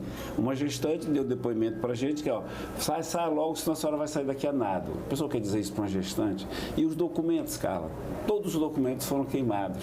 Então, hoje aquelas pessoas não existem, elas estão em casa de amigos, casa de parentes, vivendo de favor, sem ter renda. Influencia o comércio local. 3 mil empregos em Manicoré, 4 mil em Humaitá. Já começaram a demitir, porque aquele pouco dinheiro que circula na cidade. Então o açougue não vai receber mais, a drogaria não vai receber mais, a feira não vai receber, porque ele não tem renda. Estão mexendo com um pai de família, com uma mãe de família, que sustenta a família com aquela atividade. Os animais na selva, se você mexer com os filhos deles ou tirar a comida da boca, você é agredido. Então eles vão voltar àquela atividade e eu, particularmente, disso voltem, porque não tem do que viver. Estão tirando do fundo do rio que sobrou, vão refazer, porque é fácil refazer. Nós estamos falando de madeira e prego, ou palha ou alumínio. Eles vão refazer, vão começar tudo de novo. Então a gente tem que legalizar essa atividade. Nós vamos, pela Comissão de Direitos Humanos, apresentar um projeto de lei para legalizar e acabar com essa hipocrisia. E como é que essa denúncia chegou até a comissão e por que houve essa intenção de ir lá? Quais foram as negociações nesse sentido? Rede social, né? O pessoal mandava em tempo real. Olha o que estão fazendo aqui, senador, olha só. E você vê, eu vou te passar, para você que quiser mostrar depois, helicóptero voando, jogando bomba de efeito moral nas pessoas. E lá embaixo, explodindo, fizeram em fileira, 10 ou 8 desses, explodiram tudo de uma vez.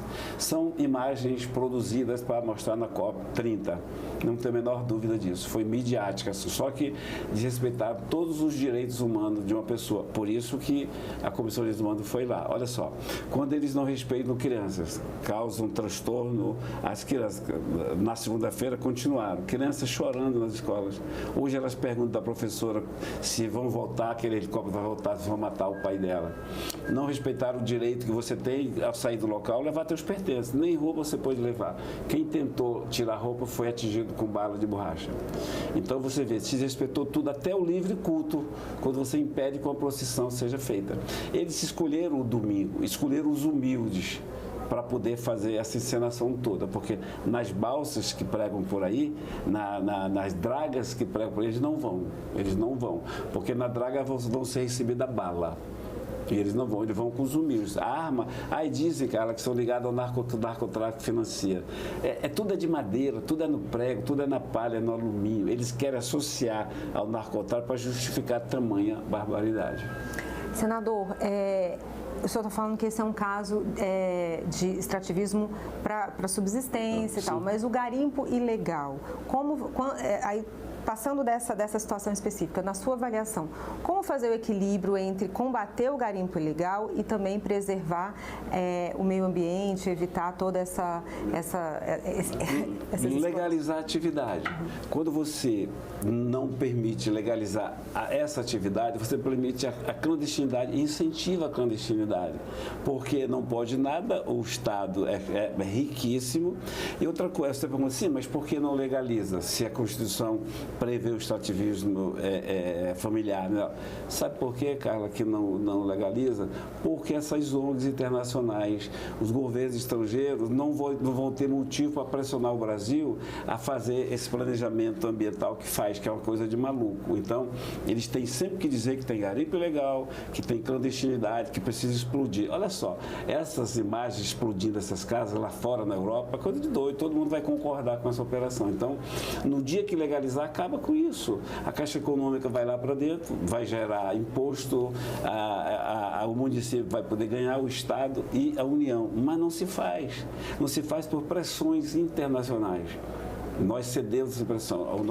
A nossa política ambiental, ela é copiada da Alemanha, do Canadá e dos Estados Unidos. Eles implantaram esse tipo de política aqui. O Brasil é o único país no mundo que da área que você vai trabalhar, você tem que preservar 80%. Nenhuma lei, nenhum país dentro tem essa lei.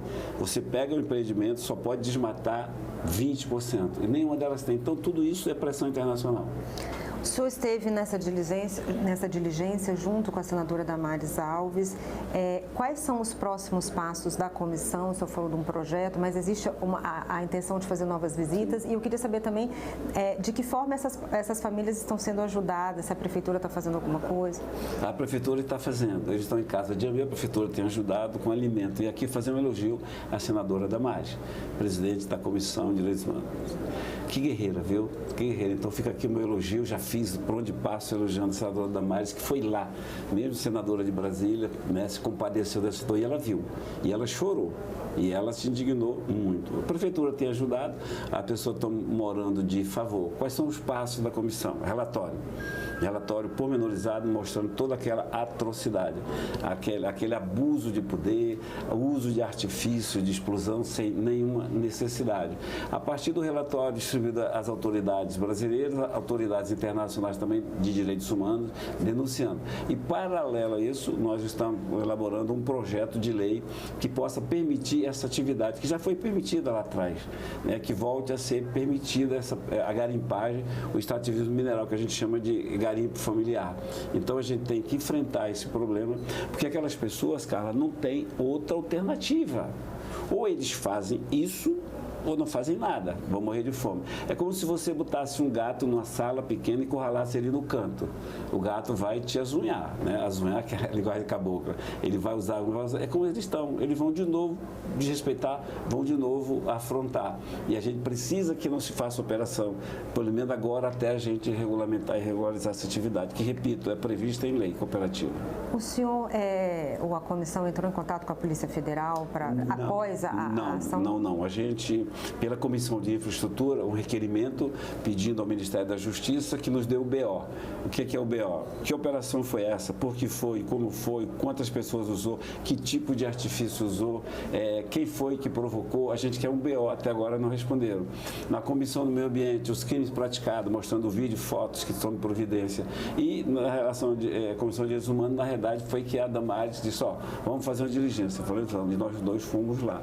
Então a gente tem buscado respostas nas autoridades com a federal, porque a federal seguiu uma ordem, só que aquela ordem não podia ser executada daquele jeito, né? Onde é que a Polícia Federal exorbitou? Em dinamite, né? Explodindo. Imagina só, cara, se você é no barranco da cidade, que as pessoas estão no barranco da cidade. Da Igreja Católica para onde for explodido tem 500 metros. Então assustou, todo mundo está traumatizado, aquilo está um caos, então foi exagero, quando não respeitaram crianças, quando não respeitaram idosos, imagina só o que é o pessoal ficar sem documento. Manicoré, que a gente teve, em Manicoré foram quase 60, mas teve também o Maitá, que tem o mesmo tanto ou mais, teve também Borba, teve também a Maturá, mas eles escolheram Manicoré porque era o dia santo da padroeira e eles levaram drone no helicóptero, tinha um drone, eles mesmos se filmando a operação, que é exatamente para mostrar na COP. Só que eles não contavam que a senadora Damares e eu iríamos lá ver a verdade e dizer, estão mentindo. Então, quando ele diz draga, não, essa casa aqui.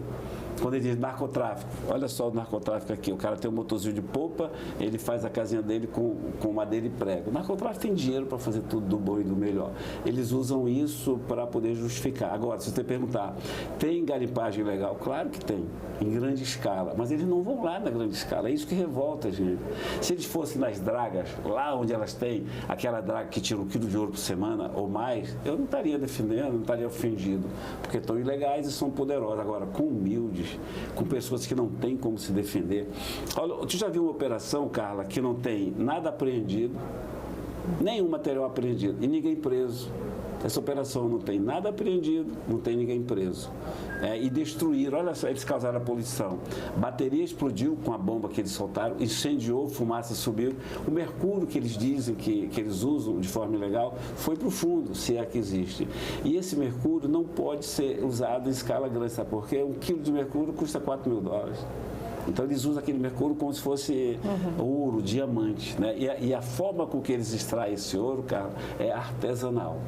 Completamente artesanal. Senador, mais uma vez obrigada pela sua presença, pelos seus esclarecimentos e sucesso aí nas próximas diligências e na tramitação da proposta. Vamos continuar nisso e me convide sempre. Com certeza.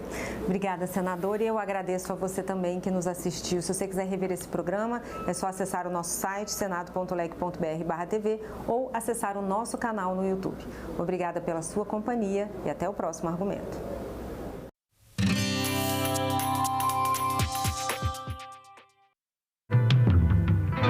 Em outubro, a TV Senado homenageia o cineasta Silvio Tendler, documentarista de grandes personagens e de lutas decisivas na nossa história. Então eu escrevi o Poema Sujo como quem fizesse a última coisa da vida.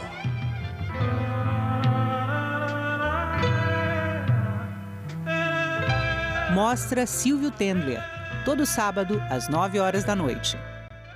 Parlamento Amazônico define estratégias para a COP30. Cidades mais arborizadas é o que desejam população e deputados. Prevenção do câncer, um mascote visitou o Senado para chamar a atenção.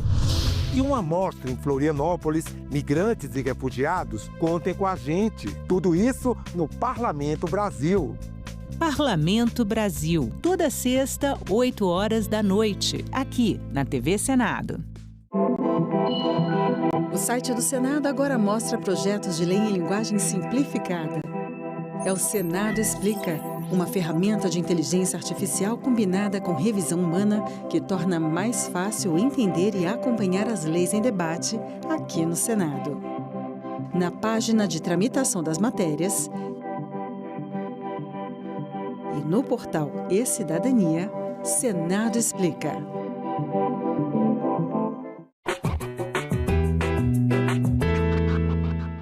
O Senado brasileiro foi criado pela Constituição de 1824, mas havia um problema. Em que lugar os senadores iriam se reunir? Pensando nisso, Dom Pedro I decide comprar o Palácio Conde dos Arcos e reformá-lo para abrigar o poder legislativo. Só 2 anos depois, em 1826, aconteceria a primeira sessão oficial do Senado.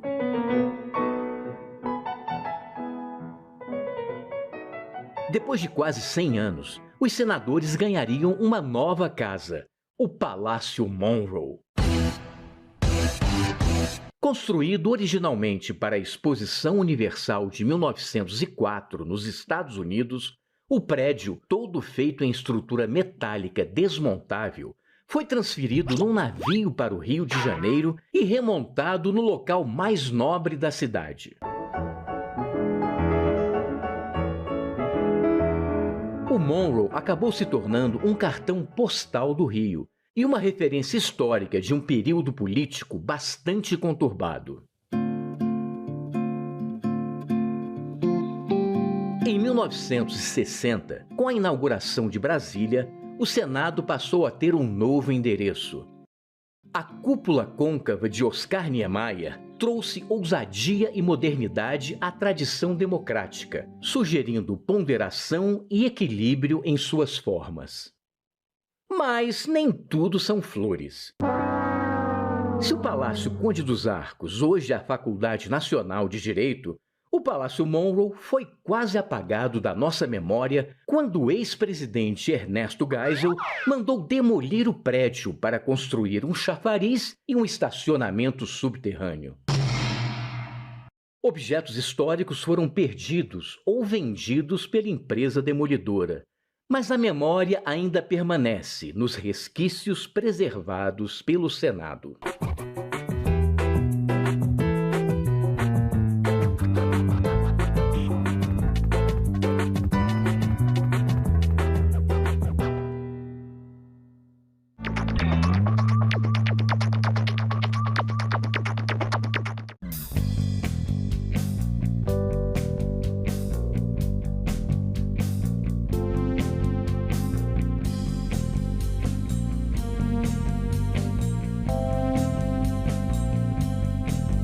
A gente também fala tupi.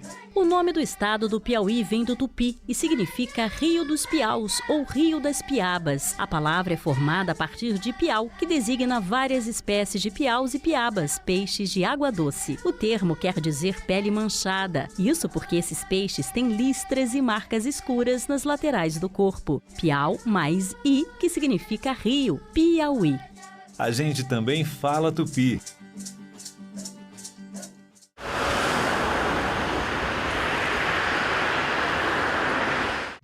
O programa a seguir é livre para todos os públicos. Nós temos curso de medicina em município de 30 mil habitantes que mal tem uma UBS. Como é que nós vamos formar médico de qualidade num ambiente desse? É uma das críticas ao projeto, né, que ele funcionaria como uma reserva de mercado e impediria, por exemplo, o barateamento de honorários médicos. Nós não estamos visando uma reserva de mercado, nós estamos visando qualidade na formação que vai gerar segurança às pessoas que são atendidas por esses médicos.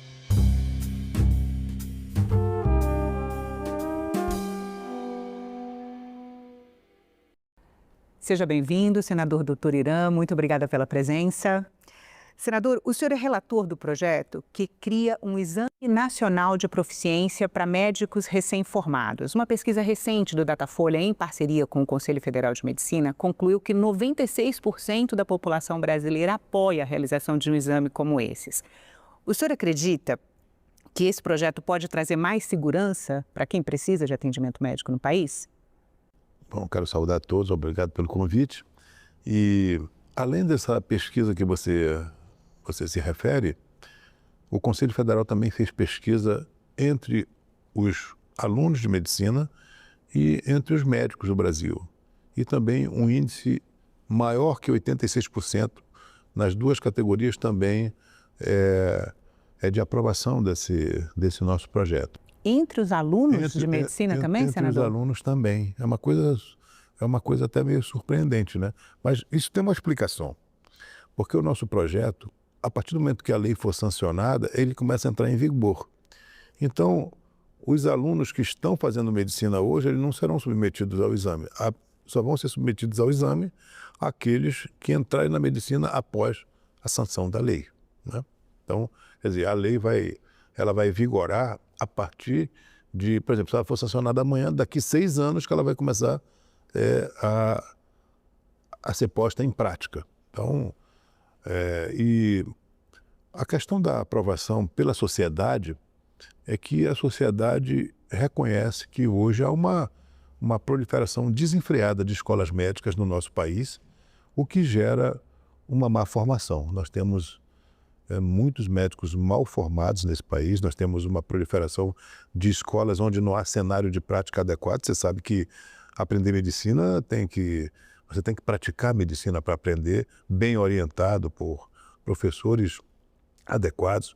E hoje nós temos estados periféricos como Rondônia, por exemplo, que tem 12 escolas médicas. Nós temos em Roraima, que tem 700 mil habitantes, 4 escolas de medicina. Então, e em lugares onde o cenário de prática para se ensinar medicina e para fazer o que nós chamamos de gold standard da nossa orientação, é impossível fazer, porque você não tem estrutura, você não tem serviços especializados. No nosso estado, por exemplo, nós estamos terminando uma obra importante para fechar o ciclo completo de combate e tratamento de câncer, que envolve diagnóstico precoce, cirurgia oncológica, quimioterapia. Quando a gente vai para a radioterapia para tratar o que mata muito vocês, mulheres, que é o câncer de mama, por exemplo, as mulheres têm que entrar numa fila de TFD porque nós não temos uma única unidade de radioterapia no nosso estado. Você acredita nisso? Então, como é que a gente vai orientar nossos alunos para fazerem determinadas especialidades se a gente não tem um cenário de prática adequado? Isso gera. Eu queria só apresentar um dado que ilustra isso que o senhor está falando, né? Que o senhor apresentou esse dado no seu relatório. 80% das cidades com cursos de medicina não teriam a estrutura necessária para formar bons médicos, né? A minha questão, senadora, é se o problema começa na falta de hospitais leitos e equipamentos para o aluno praticar, como é que uma prova, ao final do curso, vai melhorar esse sistema? O próprio Ministério da Educação ele já tem um programa, o ENAMED, que ele vai fazendo avaliações da formação do médico durante o seu período de faculdade. O ENAMED não é o Enem da medicina, que eles fazem para acessar? Não, o ENAMED é a avaliação do curso, não é? E o que acontece? Nós, quando aprovarmos esse projeto, vai haver uma seleção natural. Olha só,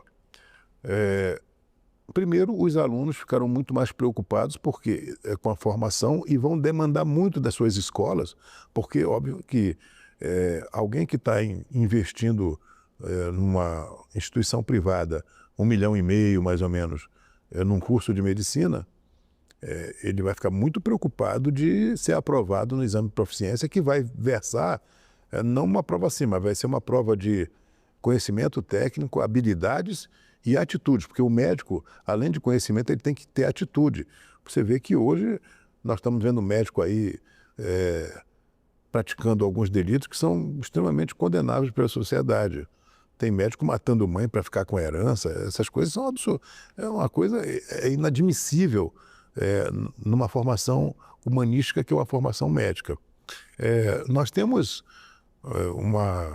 uma preocupação muito grande, o movimento médico brasileiro, porque, olha só, além de tudo isso, a nossa formação na especialidade, que também é o nosso padrão ouro, que é a residência médica, ela está sendo ferida de morte pelo programa Mais Médico. Vou te explicar por quê.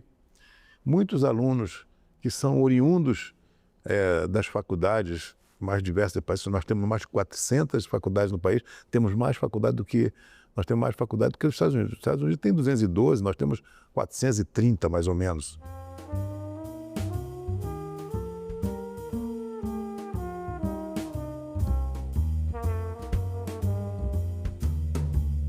Só nesses 2 últimos anos, nós aprovamos 77 novos cursos de medicina. Uma coisa muito grave que está acontecendo. E olha só, o Mais Médico, ele dá um salvo-conduto para um médico que formou no exterior, seja ele brasileiro ou estrangeiro, para ele trabalhar nos vazios desse país, ganhando de 13 a 15 mil reais, porque ele tem interiorização, e sem CRM durante 4 anos, com uma teleorientação remota. Quer dizer, é um negócio que é muito contestado e a gente não sabe como é que esse jovem que vai lá para o interior do Amazonas, do Acre, de Roraima, ele está praticando ato médico lá, mal formado, quando ele não fez uma especialidade, ele não se preparou adequadamente. Esses médicos, eles são absorvidos pelo sistema sem a residência, sem né? Sem a residência e sem CRM.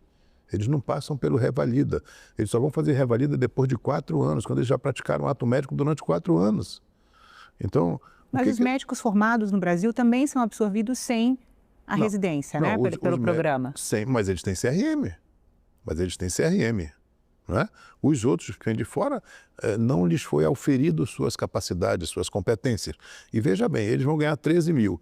Um garoto que sai da medicina, que vai ganhar 3 a 4 mil reais num programa de residência médica, dedicação exclusiva, ele sai devendo 1 milhão, 1,5 milhão por FIES.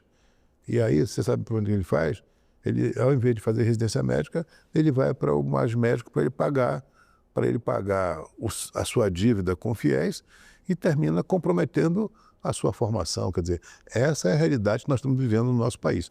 E é por isso, como nós não conseguimos aperfeiçoar esse sistema e nem fechar escolas de má qualidade, que se proliferam a rodo no país, é que o movimento médico brasileiro, tanto o Conselho Federal quanto a Associação Médica e as entidades sindicais e a sociedade apoiam a prova de proficiência. Eu queria pegar o gancho exatamente do que o senhor falou. Não é possível interferir nesse sistema, senador? Não é possível exigir qualidade das instituições de formação de médicos no país? Existem modelos que teoricamente são aplicados de avaliações periódicas, mas historicamente eu não conheço nenhuma faculdade de medicina fechada nesse país desde que me formei em medicina, e você também não. Quer dizer, os marcos legais, as resoluções que versam sobre a matéria, elas têm se mostrado completamente ineptas para corrigir essa distorção que está acontecendo, essa formação muito perigosa de médicos para cuidar da nossa população. Então, você sabe que nós, de 2013 a 2023, nós vivemos uma moratória decretada ainda no governo Temer de não abertura de escolas médicas. Sabe o que aconteceu? Mais de 130 escolas foram abertas durante a moratória, porque como a medicina é uma commodity, toda faculdade quer ter um curso de medicina, porque aumenta o valor dessa faculdade, e quem tem um curso de medicina fica rico da noite para o dia, porque ela é um curso muito lucrativo para as faculdades.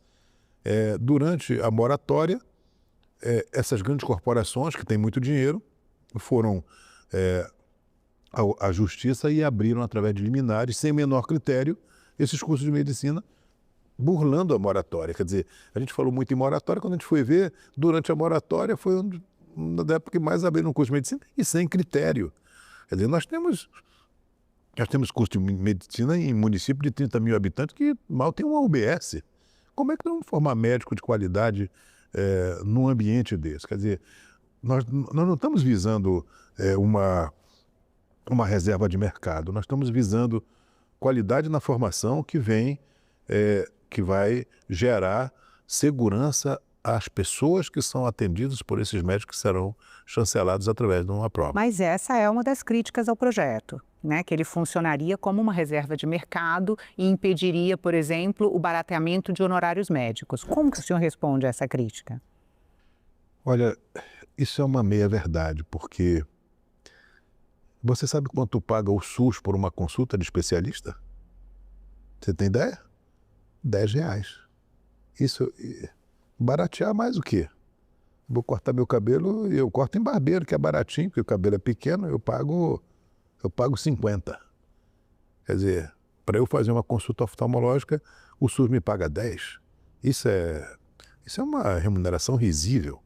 E com essa proliferação de escolas, o que está acontecendo é um barateamento da força de trabalho do médico, uma perda da sua valorização, e o mais grave disso, isso tudo é secundário se nós tivermos aqui o foco de que a nossa atividade, ela, diferentemente de um advogado, com todo respeito, que se for incompetente, o máximo que vai gerar é dor de cabeça para o seu cliente, se o médico for incompetente, ele vai gerar muito sofrimento e eventualmente morte do seu paciente. Então,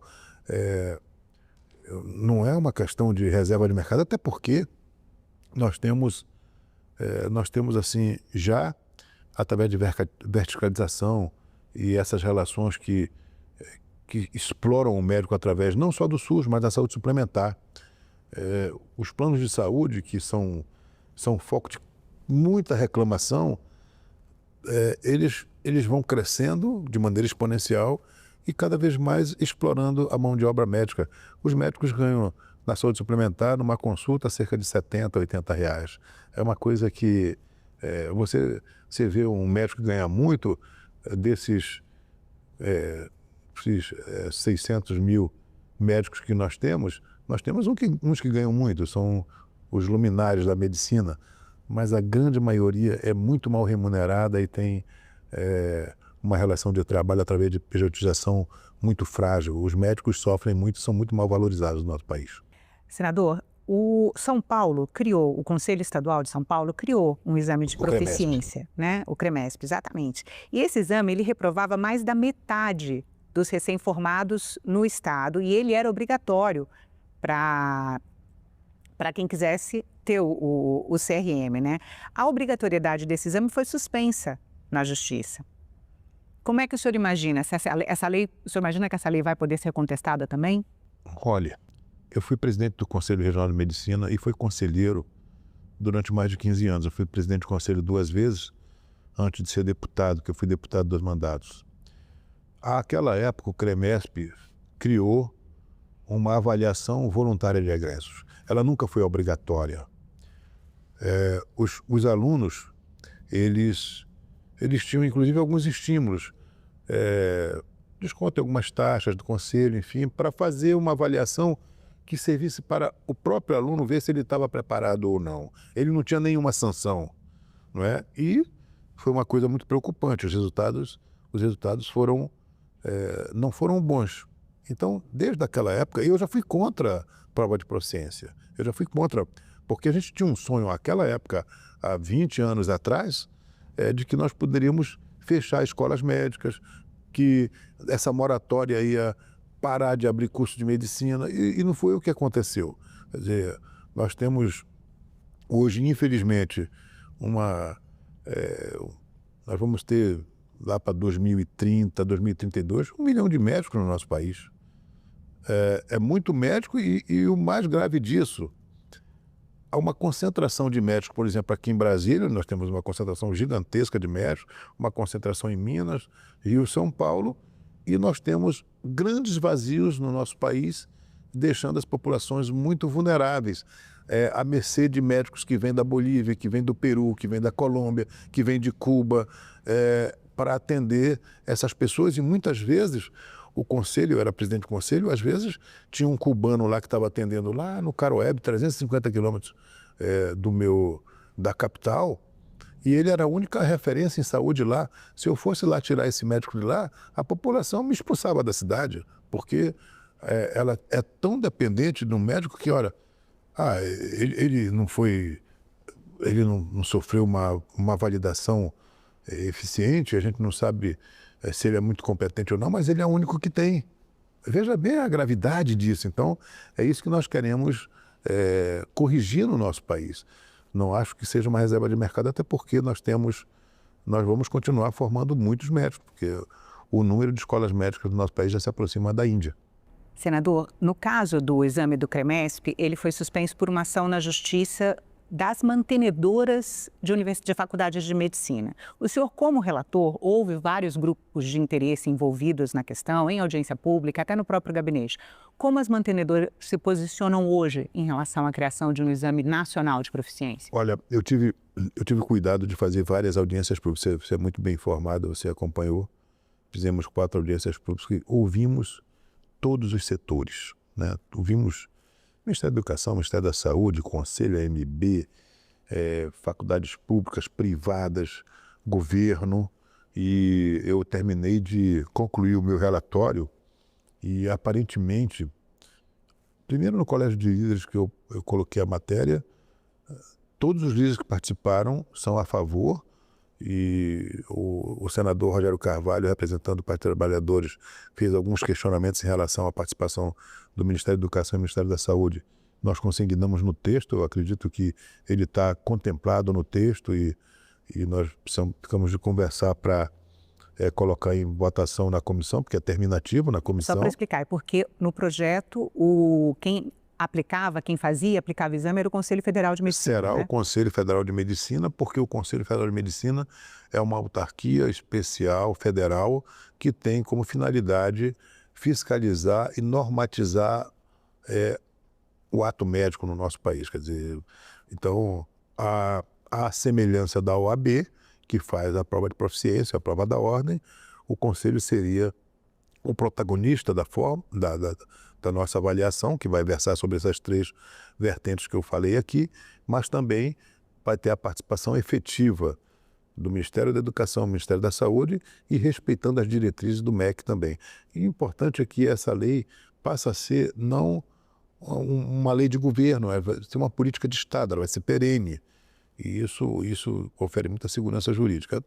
E você viu que o nosso cuidado é tanto que, quando eu fui deputado, nós aprovamos por 2 votos, apenas por 2 votos, o nosso revalida, porque a avaliação de médicos que vinham do exterior aqui era uma avaliação muito frágil.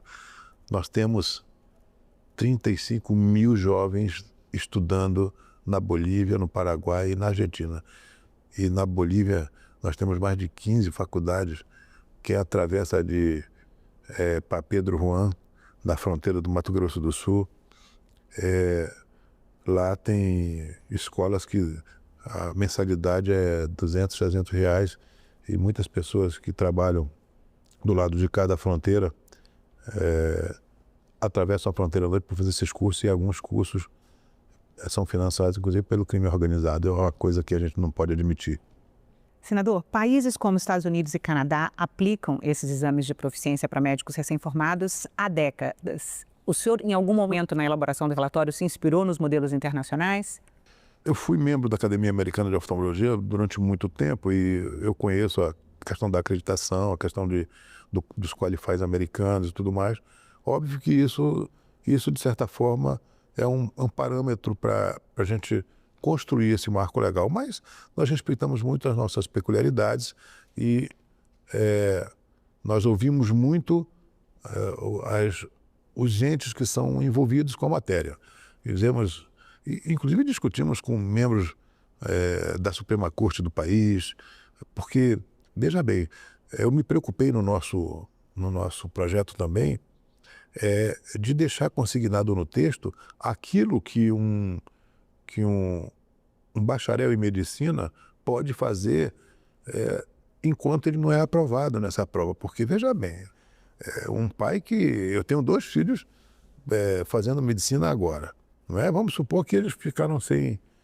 não passaram, não acredito que são muito estudiosos, mas que eles não passaram na prova de proficiência, o que eles vão poder fazer? Deixei consignado claramente no texto que tem muitas atividades que um doutor, um médico que fez 6 anos, ele pode fazer. Ele só não pode praticar determinados atos que estão consignados na lei do ato médico. Essa era outra crítica do projeto, né? O risco de empurrar para a ilegalidade... Isso foi diversos médicos recém-formados. Você vê que eu pensei em tudo. Eu tive assim, um cuidado muito...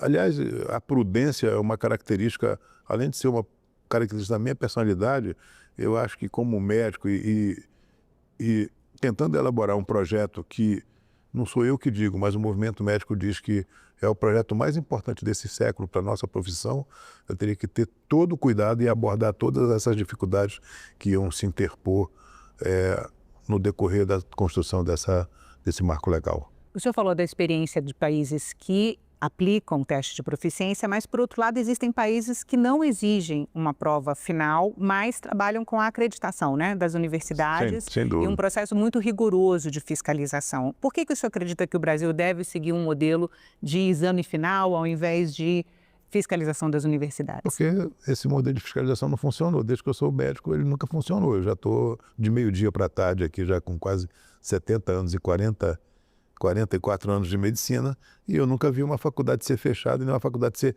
melhorada no nosso país. Elas só vão se deteriorando, inclusive a faculdade federal que eu me formei, ela se deteriorou ao longo do tempo, e eu, como professor de medicina de uma universidade federal também, eu vi que as avaliações, elas são avaliações inócuas em relação a uma imposição de melhora dos cursos. Então, eu acho que o movimento médico, que foi contra a proficiência durante muito tempo, estou no movimento médico há muito tempo, ele mudou de opinião porque nós começamos a nos assustar com a quantidade de escolas que nós temos no país. Isso não é uma coisa normal.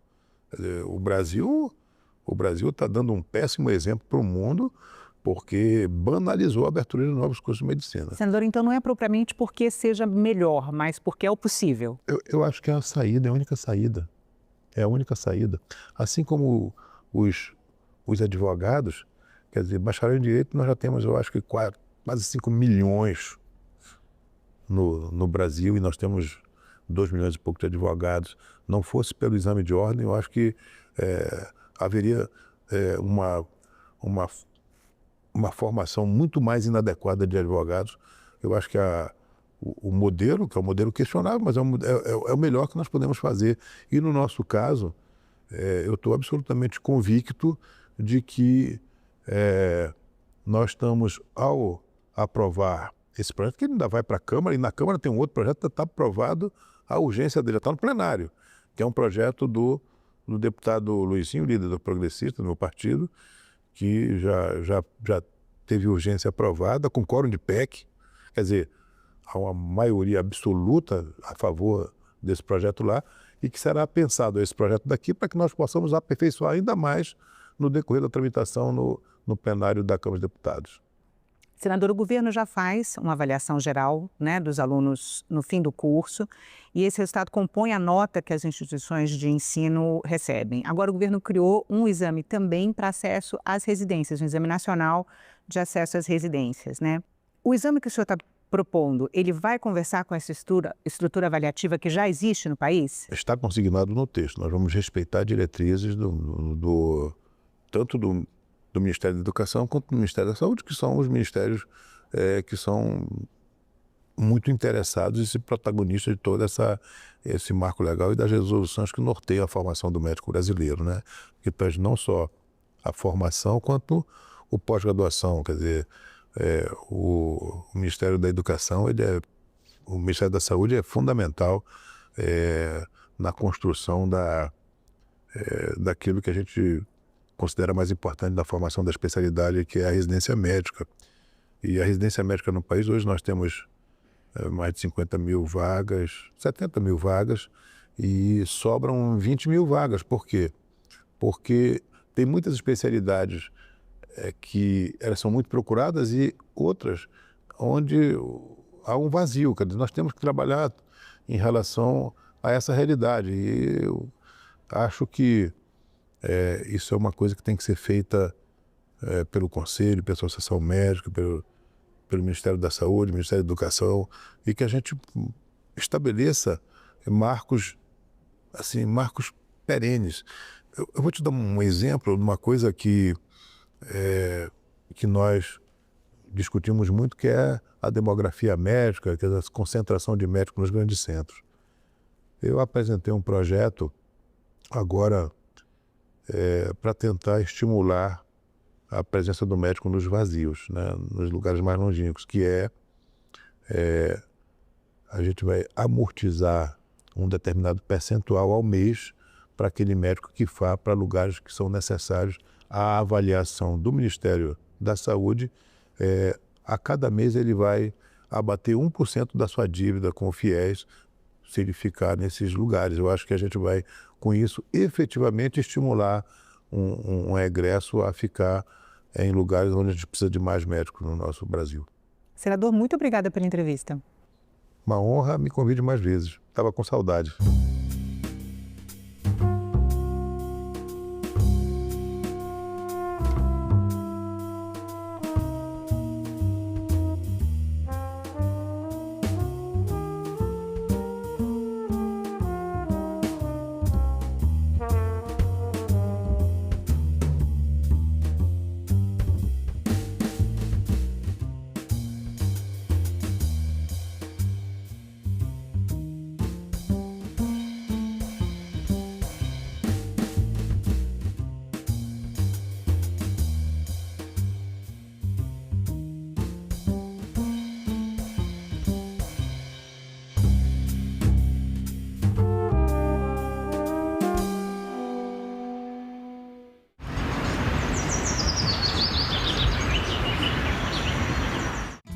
Celso Cunha, por que o Brasil deve reforçar o seu programa de energia nuclear?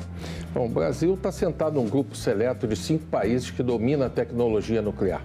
Né? Estamos falando de bilhões de dólares e de capacidade de apoiar toda uma transição energética no país. E nossa matriz energética tem necessidade de ter energia firme nesse momento. Agenda Econômica.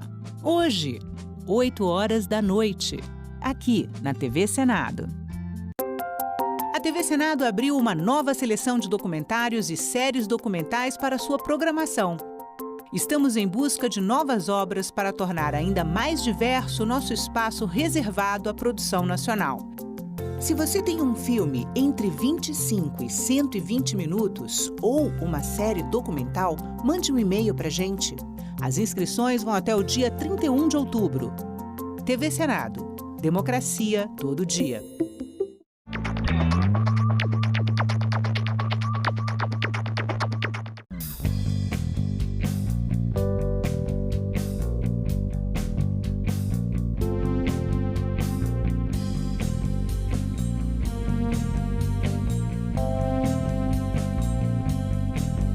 A A gente também fala tupi. Pernambuco é uma palavra de origem tupi, formada por Paranã, que quer dizer mar, mais umbuca ou puca, que significa furo. Logo, Pernambuco seria mar furado, ou buraco que o mar fez, isto é, uma pedra furada por onde o mar entra. Era um termo comum usado em toda a costa do Nordeste, para lugares onde havia recifes, como o local onde hoje está a cidade do Recife. A gente também fala tupi.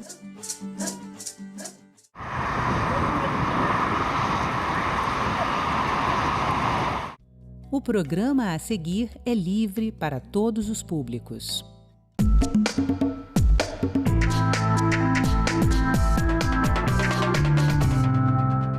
Fazenda em Goiás vira exemplo de agricultura sustentável. A audiência pública aponta prós e contras das energias renováveis. Pensão alimentícia via Pix. Câmara aprova e envia projeto ao Senado. E comunidades bilíngues no sul do Brasil, onde se fala português, italiano. Mi sento una grande cucaia. Isidrio mantém-la viva. Avanti, andiamo avanti col italiano. Sempre che bisogna essere insieme e volersi bene.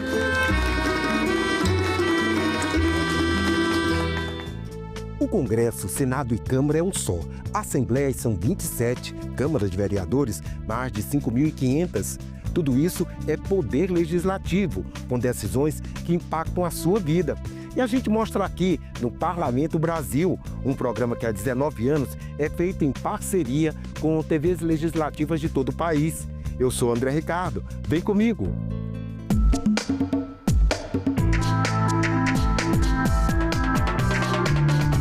O compromisso básico dos parlamentares é frequentar a Casa Legislativa, fazer leis e fiscalizar o governo. Mas eles também saem a campo para conhecer, divulgar e apoiar experiências que estão dando certo na sociedade. E eu trago um bom exemplo aqui. O empreendimento familiar com o uso criativo e natural do solo está acontecendo em Pontalina, município goiano de 20 mil moradores, 120 quilômetros ao sul da capital Goiânia. Confira a reportagem.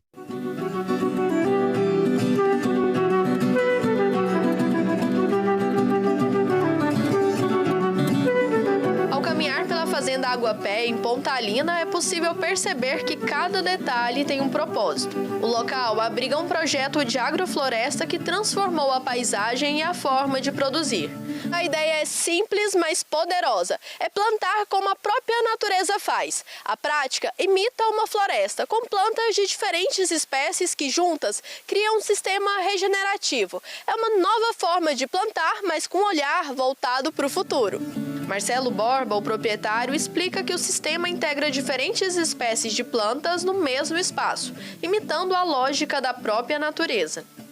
Nós temos aqui um talhão de frutas tropicais, dentro de um conceito agroflorestal. Nós temos um talhão de frutas de clima temperado, que a gente está tentando fazer a produção. E temos agora uma implantação que essa sim, com enfoque econômico, que é a produção de um café orgânico, sombreado, consorciado com abacate, banana e mogno africano. A ideia nasceu de uma inquietação: como recuperar o solo degradado e ao mesmo tempo garantir produção? O resultado foi surpreendente. O que antes era terra cansada, hoje dá frutos em abundância, graças à diversidade das espécies que criam um equilíbrio entre si. Nessa atividade a gente tem dois problemas. O primeiro é implantar o projeto. O segundo, logo pouco tempo depois, é dar destino para o tanto de coisa que a gente produz. Porque é tanta abundância que a gente começa, a família, mais os colaboradores, as pessoas que estão por perto, já não conseguem consumir aquilo que está sendo produzido e a gente tem que ficar o tempo todo buscando alternativa. A história também tem um lado afetivo. Para Ana Maria, esposa de Marcelo, é uma forma de resgatar a história da família e, ao mesmo tempo, cultivar algo que vai muito além da produção convencional. Essa propriedade aqui, ela foi construída pelo meu pai. É uma propriedade que vem de família, então tem parte aqui que foram dos meus avós paternos, avós maternos. A gente tem um neto e a gente quer que esse neto ele tenha essa noção da riqueza, né? Da riqueza, de onde ele veio, das origens e tudo mais. E não tem como você ter essa visão se você não tem contato com essas coisas. Durante a visita, o deputado Paulo César Martins quis conhecer de perto cada etapa do sistema. Entre caminhadas e conversas, ele lembrou que a agrofloresta não é só sobre sustentabilidade, é também sobre geração de renda para os produtores. Onde você vai fazer um trabalho no meio ambiente, vai fazer um trabalho para pôr dinheiro no bolso, que é poucos produtores que pensam dessa forma. Pode ser assim a redenção das pequenas propriedades num sistema como esse, em que a própria família está ali, está cuidando, está manejando e que traz um potencial de retorno alto. Vamos chamar o SEBRAE, vamos chamar o SENAI, vamos chamar a FAEG, vamos chamar a Secretaria Municipal dos nossos municípios e estabelecer e copiar o projeto do Edson, que é um projeto espetacular, que vai dar com toda certeza aquilo que nós queremos, atender a posição de projetos públicos verdadeiros. Nós precisamos ter coragem de poder fazer isso e vamos fazer. Outro ponto que impressiona é que todo esse resultado é alcançado sem o uso de agrotóxicos. A própria diversidade de espécies garante o equilíbrio e o controle natural. Para os vereadores que acompanharam a visita, o projeto coloca Pontalina como pioneira nessa prática. O pessoal que for mexer com isso vai ter que ter um pouquinho de paciência, que não é igual ao tradicional, que você plantou hoje e amanhã você está tendo resultado.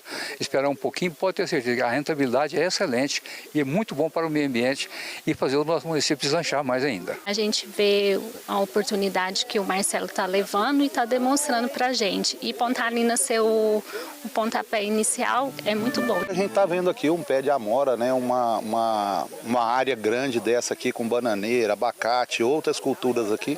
A gente vê que a gente pode estar levando isso para o município, né? E para o prefeito de Pontalina, a iniciativa é um orgulho. Mostra que é possível unir tradição agrícola e sustentabilidade dentro do município. Conhecendo essa revolução que é a prática de agricultura. Parabéns, Marcelo, parabéns. E o deputado também está influenciando para levar para todo o estado de Goiás essas ideias do Marcelo e da Ana, que vale a pena os pequenos produtores. O deputado Paulo César Martins enfatiza que essa experiência deve ser multiplicada. Por isso, ele irá promover novas audiências públicas para discutir o tema e convida produtores a conhecerem o modelo de perto. Quero convidar toda a sociedade ali de Tarumã, de Caçu, para ver o que foi feito aqui nesta propriedade, porque eu tenho certeza, além de consertar o nosso meio ambiente, você vai ter dinheiro no bolso. Nossa terra é rica. Olha aí o presente que ela dá pra gente, ó. Aí você tem de ter coragem para plantar. Bora, Brasil! Vamos conquistar nossas terras e tirar a riqueza que ela tem no plantio, ó, e melhorar o nosso meio ambiente. Turismo acessível para pessoas autistas é previsto em lei no Amazonas. Deputados paraibanos ouvem comunidade sobre impactos das energias renováveis. E no Espírito Santo, a Assembleia treina servidores em primeiros socorros e atendimento pré-hospitalar. Veja o que foi notícia nas casas legislativas do país.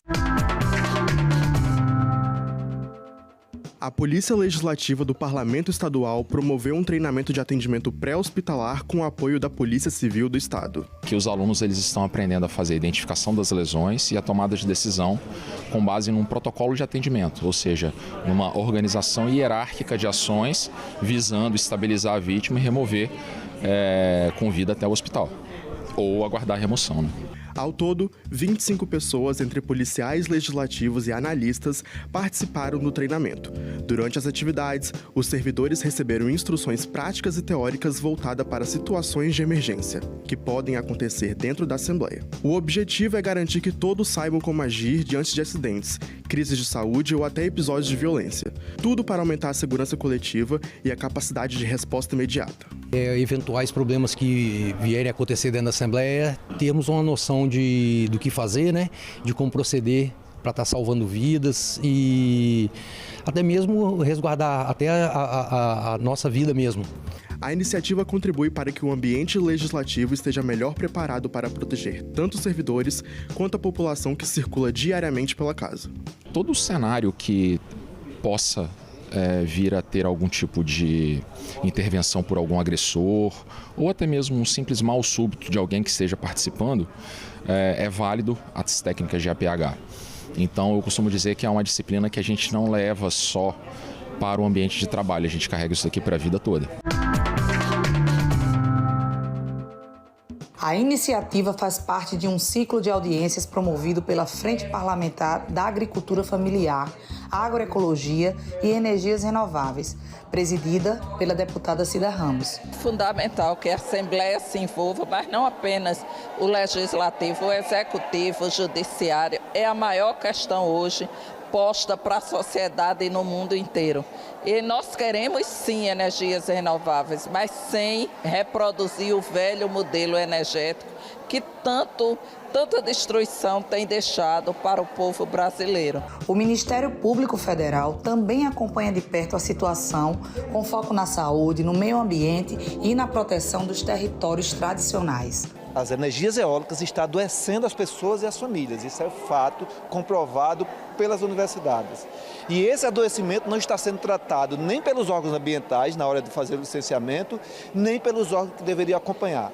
Então, esse adoecimento, essa perda do território e, consequentemente, famílias indo para as cidades, tendo que se deslocarem para as cidades sem uma renda, perdendo a sua capacidade de agricultura, perdendo a produção de alimentos, é uma preocupação muito grande. A prefeita de Juazeirinho, Ana Vigênia, também parabenizou a iniciativa da Assembleia e destacou a importância do diálogo entre os poderes e a sociedade civil na construção de soluções que respeitem o meio ambiente e a saúde pública. Quando a gente, gestão pública, Ministério Público, o PATAC, o coletivo se une, é para que a gente consiga juntos entrar em um acordo e que seja uma ação boa, tanto para o município como para todos. Representantes de instituições públicas, organizações sociais e da população local levantaram preocupações sobre os impactos das usinas eólicas e solares nas comunidades rurais. Esse modelo de energia que está chegando está destruindo o meio ambiente, está trazendo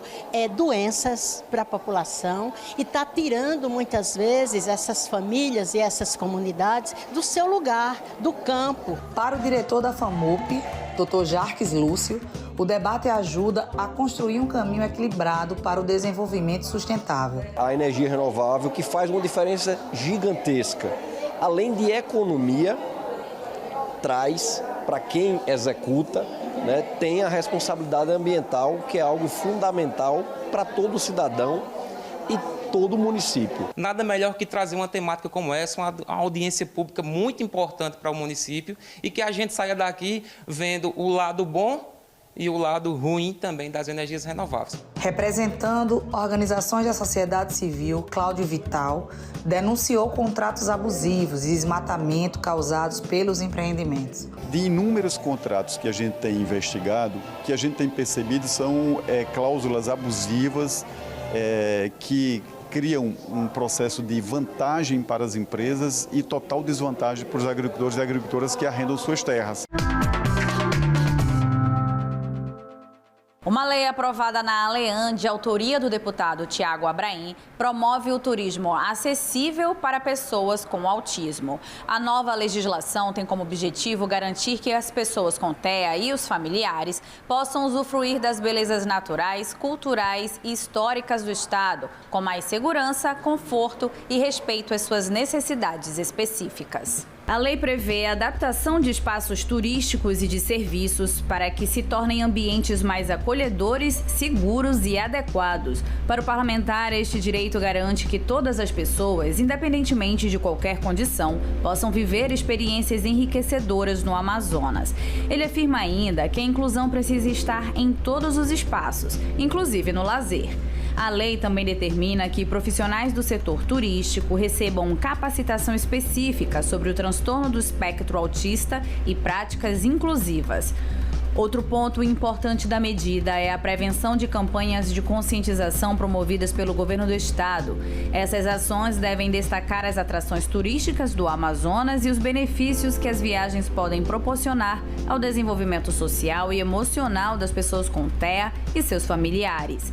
Para garantir a efetiva implementação das diretrizes, a legislação autoriza o Poder Executivo Estadual a firmar parcerias com o setor privado e com outras esferas de governo.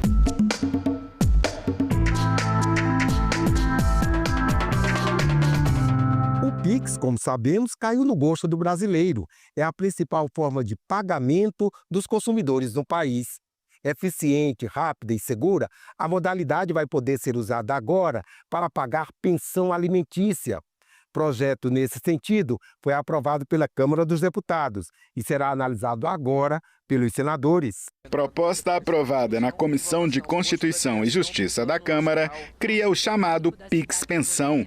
O texto prevê que pensões alimentícias sejam transferidas automaticamente por meio desse dispositivo. Ainda de acordo com a proposta, cabe ao juiz determinar o débito na conta do pagador e o beneficiário pode optar pela transferência automática em qualquer momento do cumprimento da sentença. A relatora da proposta na CCJ foi a deputada Laura Carneiro, do PSD do Rio de Janeiro. É um projeto muito legal da deputada Tabata Amaral, que trata da possibilidade na pensão, no pagamento de pensão de alimentos, o juiz determinar que ele seja pago por Pix. Porque você pode programar o pagamento, não vai haver prisão de marido, o marido não vai deixar de pagar, enfim, o marido ou o alimentante, melhor dizendo, não vai deixar de pagar. E a certeza que a mulher terá de que aquele Pix chegará na sua conta no dia certo para que ela possa atender, principalmente quando a gente trata de alimentos para criança e adolescente brasileiro. Riqueza nossa, desafio de todos preservá-la. Falo dos rios da Amazônia. Está em exame no Senado projeto que cria o plano para promover a navegabilidade e conservação desses mananciais de água. O programa Rios Livres da Amazônia prevê ações integradas para a navegação segura e sustentável nos rios da região. O programa deverá aliar o desenvolvimento socioeconômico da região com a preservação dos recursos hídricos, estimular a educação ambiental e reduzir os níveis de poluição dos rios. Também deverá aumentar as ações de prevenção a eventos críticos que afetem os cursos d'água, sejam eles naturais ou causados pela intervenção humana. O programa ainda reforça a necessidade de manutenção contínua das vias navegáveis por meio de dragagens, manejo integrado e sinalização adequada. De acordo com o texto, que ainda será analisado pela Comissão de Meio Ambiente, será criado um comitê gestor integrado aos comitês de bacia hidrográfica e aos outros órgãos federais, estaduais e municipais que atuem na gestão dos recursos hídricos e do transporte hidroviário. Esse comitê será responsável por elaborar o plano, coordenar a execução e fazer a atualização a cada 4 anos. O projeto foi retirado de pauta por algumas vezes para chegarmos a um acordo comum com o governo e com o autor. Encontrado este acordo, submetendo esse projeto e pedindo aos colegas, aos nobres pares, a aprovação do nosso parecer.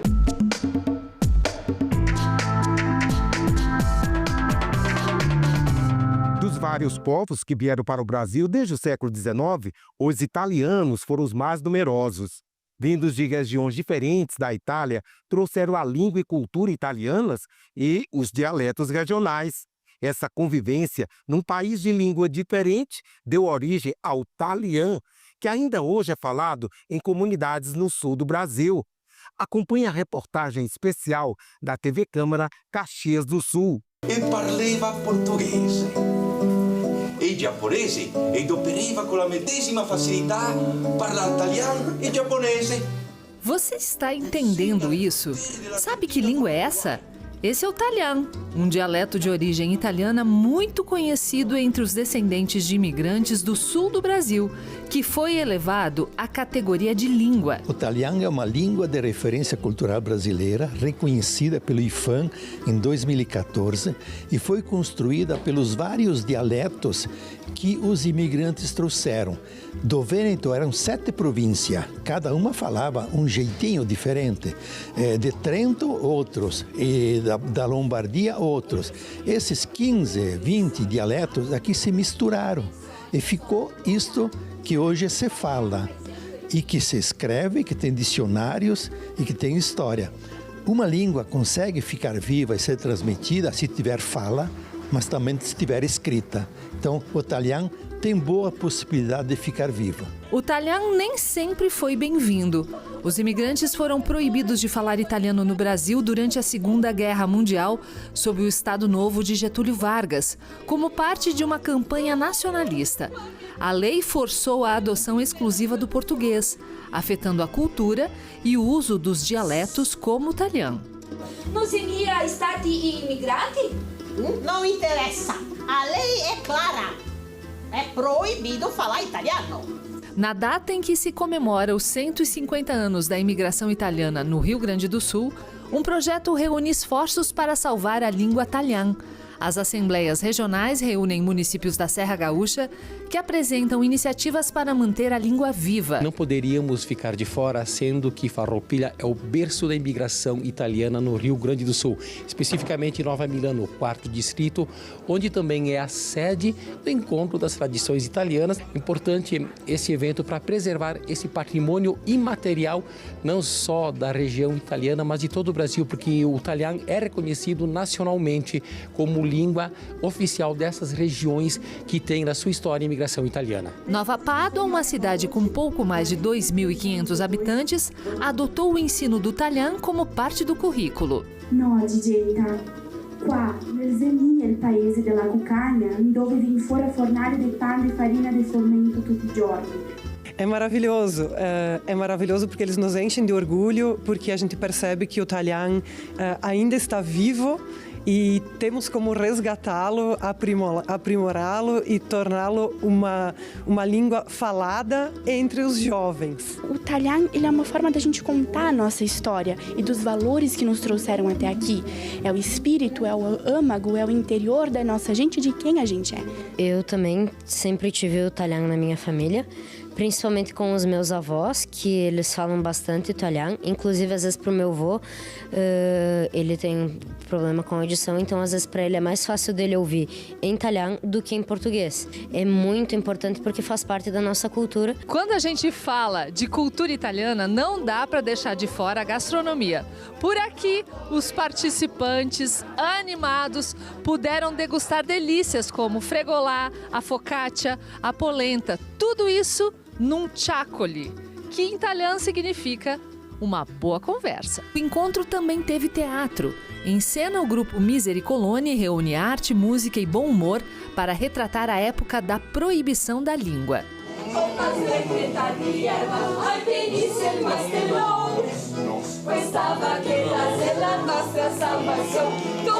Durante a proibição do italiano, um personagem deu voz aos imigrantes italianos, Nanetto Pipetta, um herói que retrata o imigrante simples, seu dia a dia e que foi sucesso de público num folhetim publicado durante um ano no jornal Estafeta Rio-Grandense.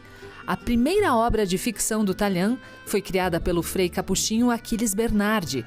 Por motivos de censura, as crônicas semanais pararam de ser publicadas em fevereiro de 1925. Mas depois foram imortalizadas num livro do personagem. Um esforço conjunto para garantir que o italiano ainda seja falado e ouvido por muitas gerações. Língua não é imposição e também não se pode proibir. Qual é a língua da gente? É aquela em que a gente sente e não a que manda o patrão. Então, qual é a língua da gente? Mantiamo nostra lingua viva perché è un tocco di altri. Mi sento una grande cucaia. E se Dio mantenha-la viva, va avanti, Andiamo avanti col italiano. Andarmo avanti sempre que bisogna essere insieme e voler-se bem. Que toca manter a nossa língua viva.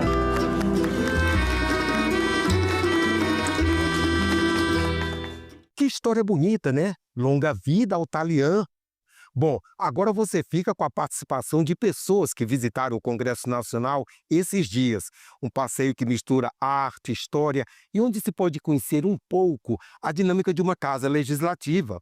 Para rever este e outros programas, está tudo na internet, na página da TV ou então no nosso canal no YouTube. Até a próxima semana. Tchau, pessoal! Eu acho importante para conhecer um pouquinho dizer, a história da própria estrutura, como é que o Congresso se constituiu, o que contém aqui no interior, porque de fora a gente não consegue enxergar o que contém aqui dentro, não é? Então, e esta é a minha primeira vez que eu tenho acesso a este local histórico e pude observar muita coisa interessante, exposição que inclusive tem a ver com a ditadura militar, entre muitos outros representantes que fizeram parte da história do Brasil. O que me chamou a atenção foi que eles preservam toda a nossa história. Então tem um museu, tem os móveis antigos, a apresentação foi muito boa, a gente se sente naquele momento da história, onde você percebe que tudo que você passou e tudo que você está passando, alguém um dia lá na frente vai ver e vai entender que foi muito importante. Eu achei muito interessante porque a gente sempre vê as coisas pela televisão e é interessante vir aqui conhecer ao vivo as coisas que a gente vê pela televisão e ver como funcionam e ter conhecimento sobre as coisas que acontecem aqui pelo Brasil todo. Sem dúvida os plenários, né? Tanto da Câmara quanto do Senado. Foi uma experiência maravilhosa, incrível, principalmente porque eu pude trazer os meus filhos que estão estudando isso na escola e pude trazer um pouco de vivência, um pouco de realidade para o que eles veem na escola e nos estudos na teoria, né? Olha, o tamanho do espaço, as obras que tem aqui e principalmente baseado nos últimos acontecimentos, existem obras inclusive relacionadas ao 8 de janeiro que estão aqui e isso é uma informação que eu não tinha e eu gostei muito de saber disso.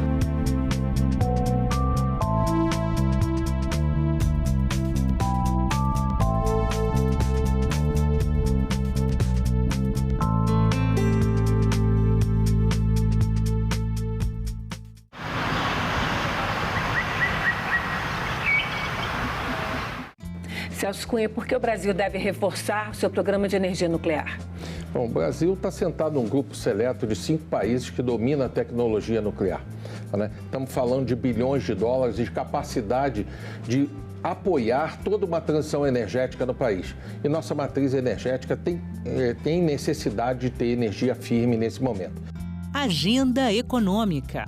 Hoje, 20h, aqui na TV Senado. Antes da chegada dos europeus nessa região, nós tínhamos aí grupos mandinga. Os mesmos mandinga que estavam presentes no Senegal, que faziam o comércio de longa distância que chegava até o Mali, eles estarão presentes na Guiné-Bissau. São grupos islamizados e essa marca mandinga, ela vai estar fortemente perceptível não só na ideia do mandinga como feitiço, do domínio das artes mágicas, do contato com os espíritos, do conhecimento sobre as ervas, todo esse conhecimento que eles também armazenavam, cruza o Atlântico e chega até as Américas e chega ao Brasil. Para o capoeirista tradicional, o corpo de mandinga é um corpo feiticeiro, é um corpo capaz de evitar a faca, de fazer bem a esquiva. Então, os grandes capoeiristas são mandingueiros. Titular aberta, a 28ª reunião da Comissão de Educação e Cultura. Uma comissão, ela tem atribuição de analisar todos os projetos de lei que chegam ao seu âmbito, pertinentes à educação e à cultura. Sejam esses projetos de lei de iniciativa do Poder Executivo ou de iniciativa legislativa. Uma outra atribuição das comissões é analisar as políticas públicas do governo. Como é que está sendo feita o encaminhamento e as ações dessa política. E, ao final, pode oferecer sugestões de aperfeiçoamento. Rodamos muito, discutimos muito, mas finalmente conseguimos, né? E se não é um projeto perfeito, mas é um projeto que avança. Eu sou professora. A minha relação com a educação é uma causa de vida. Foi a educação, inclusive, que me levou a enxergar horizontes mais amplos de atuação. Tive uma passagem de 20 anos no movimento sindical dos educadores. Cheguei ao Senado depois de 5 mandatos de deputada estadual. Um projeto estruturante para a educação, sobretudo no momento em que nós estamos discutindo. Eu sou a primeira mulher eleita senadora no estado de Pernambuco. A gente precisa se mover. E todo educador que se move, toda educadora que se move, ele produz transformações através da educação para uma sociedade justa, igualitária, com liberdade, emancipadora.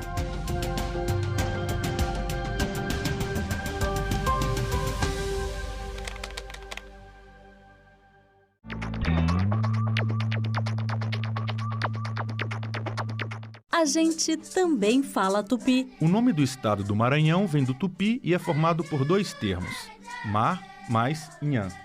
Mar é uma variação de embará, bará, que vem de Pará e significa mar ou Rio Grande. A outra parte da palavra é nhan, que quer dizer correnteza. Então Maranhão virou Maranhão, que tem na origem o significado de mar grande ou mar que corre. A gente também fala tupi.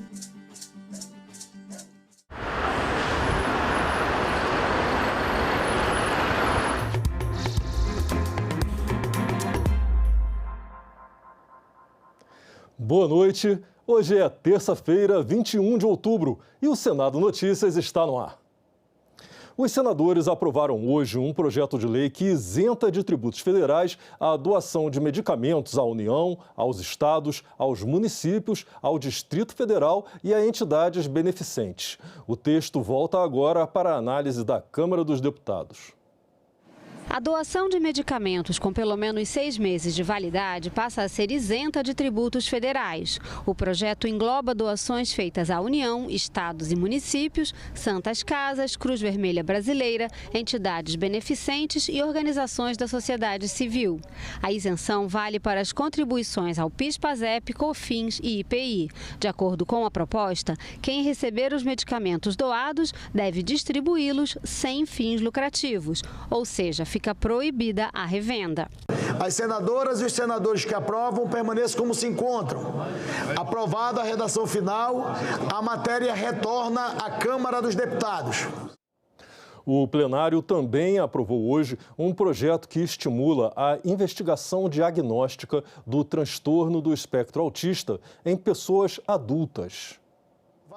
O texto aprovado pelos senadores nesta terça-feira inclui o incentivo ao diagnóstico do autismo na vida adulta entre as diretrizes da Política Nacional de Proteção dos Direitos da Pessoa com Transtorno do Espectro Autista. O transtorno afeta o desenvolvimento neurológico e prejudica a organização de pensamentos, sentimentos e emoções. Pode ocasionar dificuldade de comunicação e problemas de socialização, além de comportamento limitado e repetitivo. A mudança atende a um público cada vez maior de pessoas que chegam à vida adulta ou à velhice sem terem recebido o diagnóstico formal. O Brasil tem hoje 2,4 milhões de pessoas diagnosticadas com transtorno do espectro autista, segundo dados do IBGE.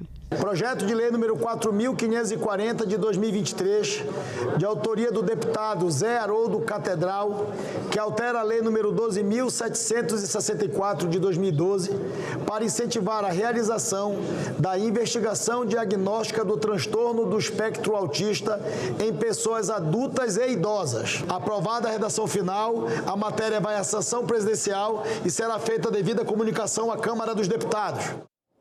Os senadores também aprovaram um projeto que cria 160 funções comissionadas e 40 cargos efetivos de agente da Polícia Judicial no quadro de pessoal do Supremo Tribunal Federal.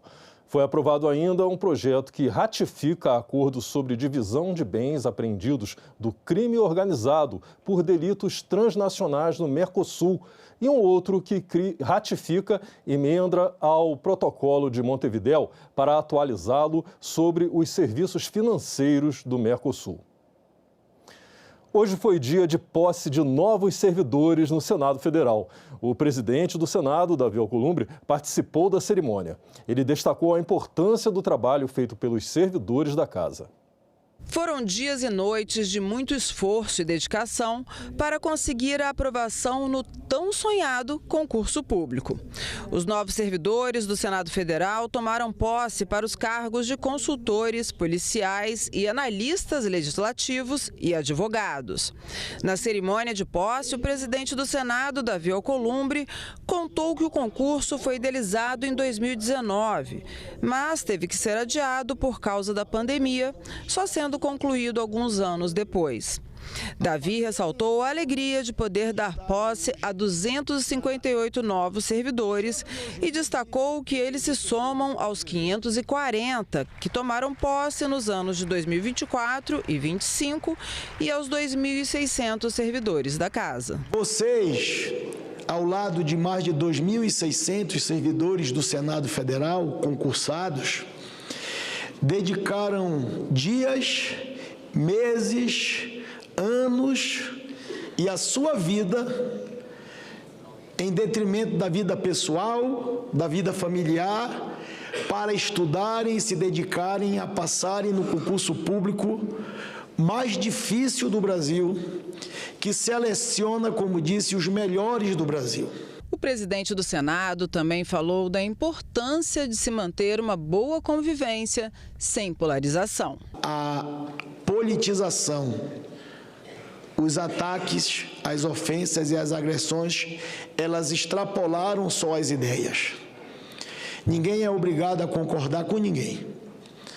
Nosso pai pode pensar de um jeito, o nosso irmão pode pensar do outro jeito, mas nós estamos passando dos limites de ideias e nós, infelizmente, faço uma constatação aqui no dia de hoje, infelizmente estamos atravessando todos os limites adequados da boa convivência. Protejam o poder legislativo do Brasil, protejam a democracia, defendam as instituições, defendam o povo brasileiro.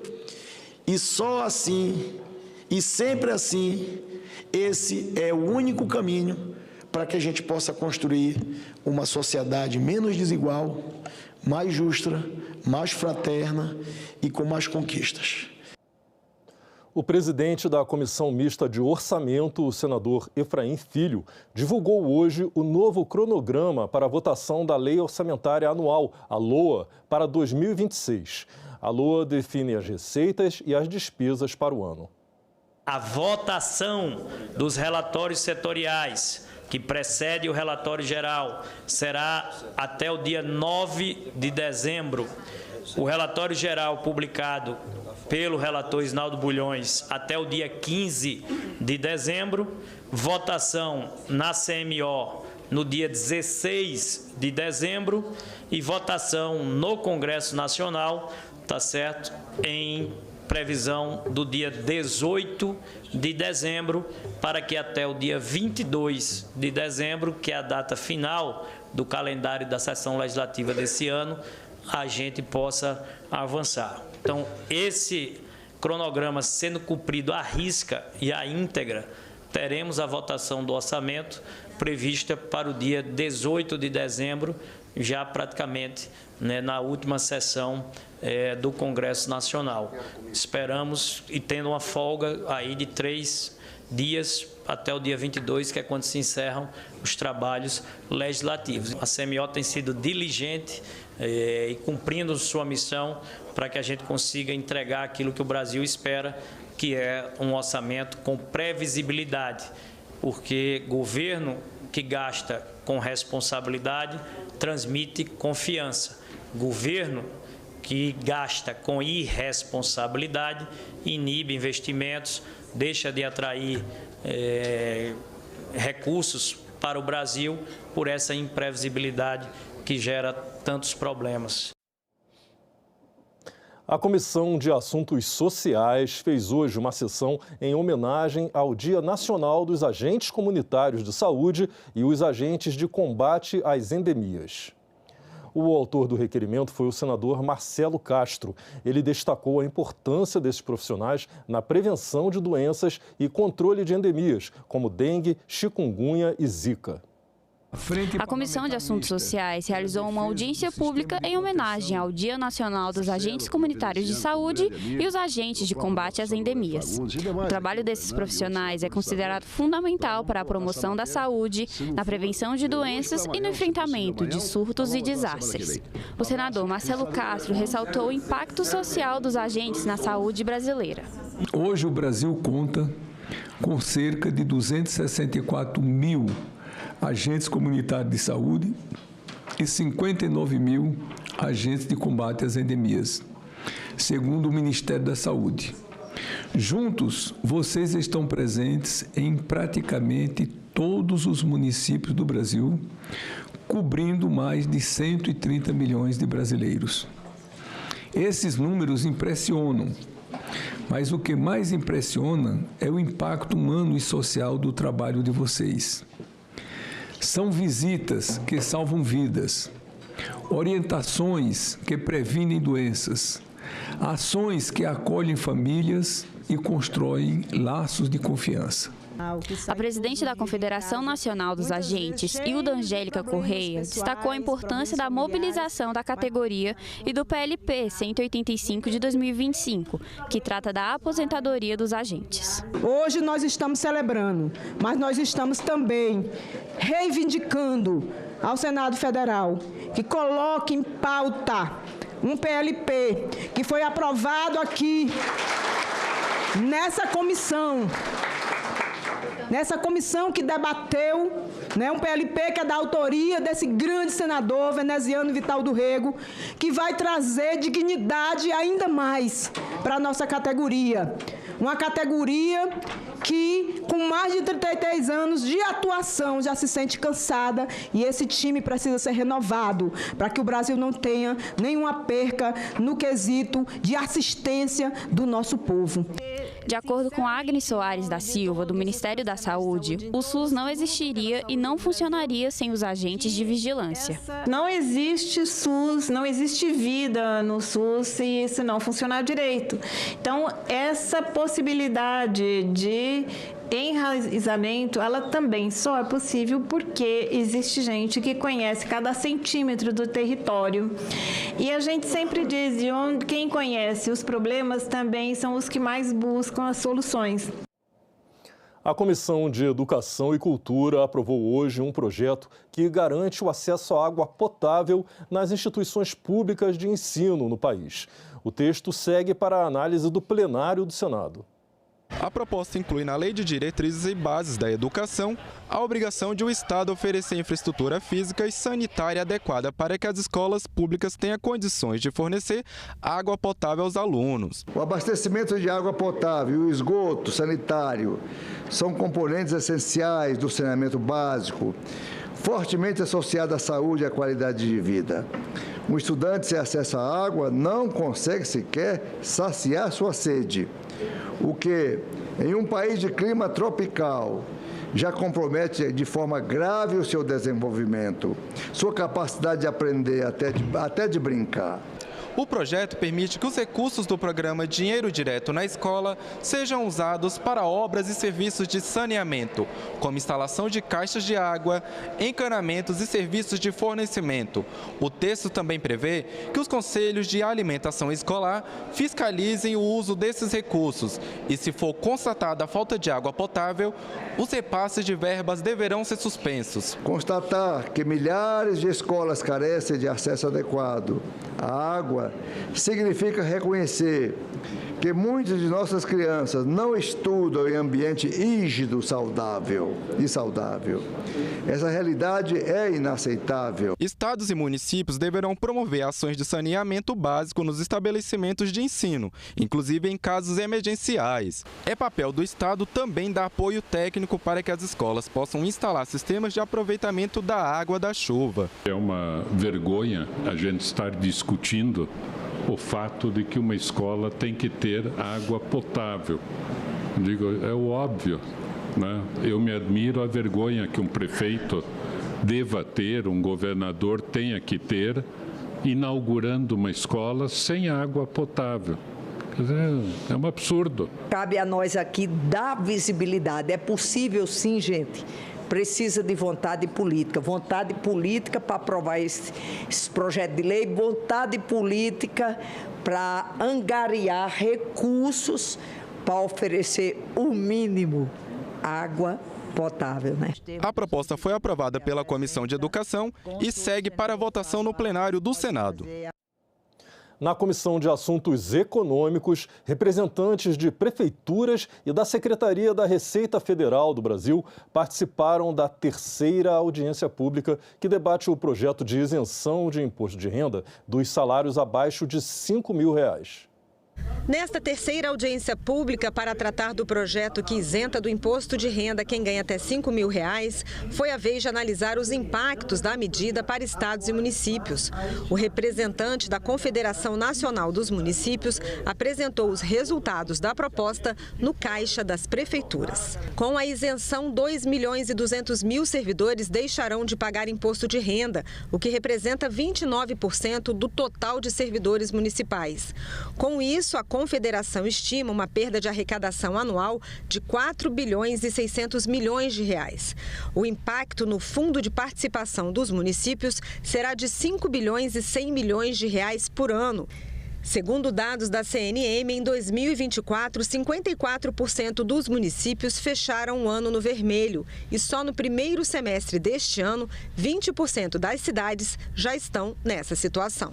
O prefeito de Porto Alegre, que falou pela Frente Nacional de Prefeitos e Prefeitas, ressaltou a situação crítica das prefeituras e alertou que, se não houver superávit, como garantiu o relator da proposta na Câmara, os municípios vão precisar usar outros recursos para fechar as contas. O senhor está dizendo que vai ter superávit? Mas se não tiver, na hora de pagar a conta, se não tiver superávit, nós vamos dizer, olha, desconta do PASEP, porque nós vamos pagar. O diretor do Comitê de Secretários de Fazenda defendeu garantias de equilíbrio federativo e fontes de compensação para não comprometer os serviços públicos. Ele reforçou que a tributação sobre dividendos é essencial para tornar o sistema mais justo e equilibrado. Essa volta da tributação sobre a distribuição de dividendos é vital e é central nesse projeto. Esse diálogo ele foi interditado várias vezes, presidente, pela alegação, por exemplo, da tributação da alíquota nominal de 34% da pessoa jurídica. Primeiro que os países tributam na jurídica e na física, né? E segundo que, pelo Observatório Tributário Europeu, a alíquota efetiva do imposto de renda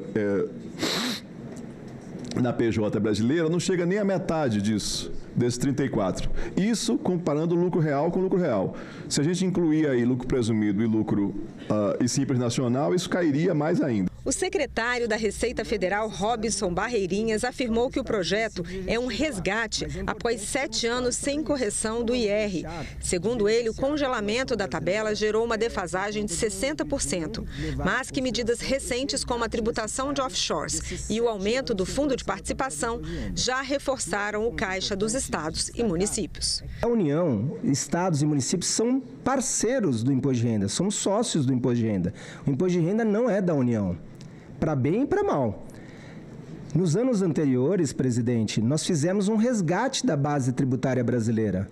Nós começamos a tributar, por exemplo, investimentos em paraísos fiscais, em offshores. Nós passamos a tributar o rendimento nos paraísos dentro do Brasil, que eram aqueles fundos familiares. No ano passado, com isso, nós arrecadamos 30 bilhões de reais de imposto de renda. Metade disso foi para estado e município. Então, os municípios receberam 7 bilhões e meio a mais de imposto de renda via fundo de participação dos municípios. Estados receberam 7 bilhões e meio a mais de imposto de renda por conta dessa medida de resgate que foi feita no passado. O senador Fernando Farias sugeriu tributar bets e fintechs para recompor os recursos. Mas o relator lembrou que essa compensação estava prevista na Câmara e foi retirada, sem prever outras fontes. As blindagens, elas foram postas no projeto sem as devidas compensações, todas, sem exceção. É isso que, do ponto de vista da tramitação do projeto, que cria muita dificuldade. Para entrar em vigor em 2026, a proposta precisa ser aprovada e sancionada ainda este ano. Por isso, há uma preocupação no Executivo de que a matéria não volte para análise da Câmara dos Deputados. Mesmo assim, debatedores e senadores sugeriram emendas ao texto. Ao identificarmos perdas possíveis para municípios e estados, tenhamos essa recomposição. Simplesmente penso, aí a sua consultoria, presidente, é que haverá de identificar se ela é uma proposta redacional. O relator da proposta afirmou a intenção de evitar que a matéria volte para a Câmara e que pretende encontrar formas de melhorar o texto e sanar inconstitucionalidades, mesmo que seja num projeto paralelo. O Senado fará as alterações que forem necessárias fazer. Qual o encaminhamento nós vamos dar? Nós ainda não temos uma definição, mas esse projeto que é eivado de inconstitucionalidades, essas inconstitucionalidades podem ser suprimidas. Isso pode constituir um projeto paralelo que, alterado aqui no Senado, voltaria à Câmara dos Deputados, evidentemente que sem prejuízo ao projeto efetivamente que trata da renda das pessoas que ganham até R$5.000 e escalonadamente até R$7.350. A proposta que reduz a jornada de trabalho semanal foi debatida hoje numa audiência pública da Comissão de Constituição e Justiça.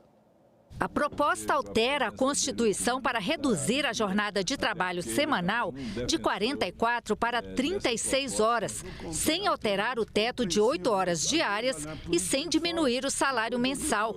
De acordo com o texto, a redução de jornada deverá acontecer de forma gradual. No primeiro ano, redução de 44 para 40. Depois disso, redução de 1 hora por ano até o limite de 36 horas semanais. Esse economista aponta que a redução de jornada vai ter um impacto negativo sobre a produtividade, o nível de emprego e a economia como um todo. Somente a mudança obrigatória da jornada de trabalho ela poderia gerar uma perda de produto de 3,3%. A perda da produtividade do trabalhador seria equivalente à redução da sua jornada. Isso implicaria uma redução na contratação, por quê? Porque uma vez que eu reduzo a jornada de trabalho e mantendo os salários, eu estou aumentando o salário por hora trabalhada do trabalhador.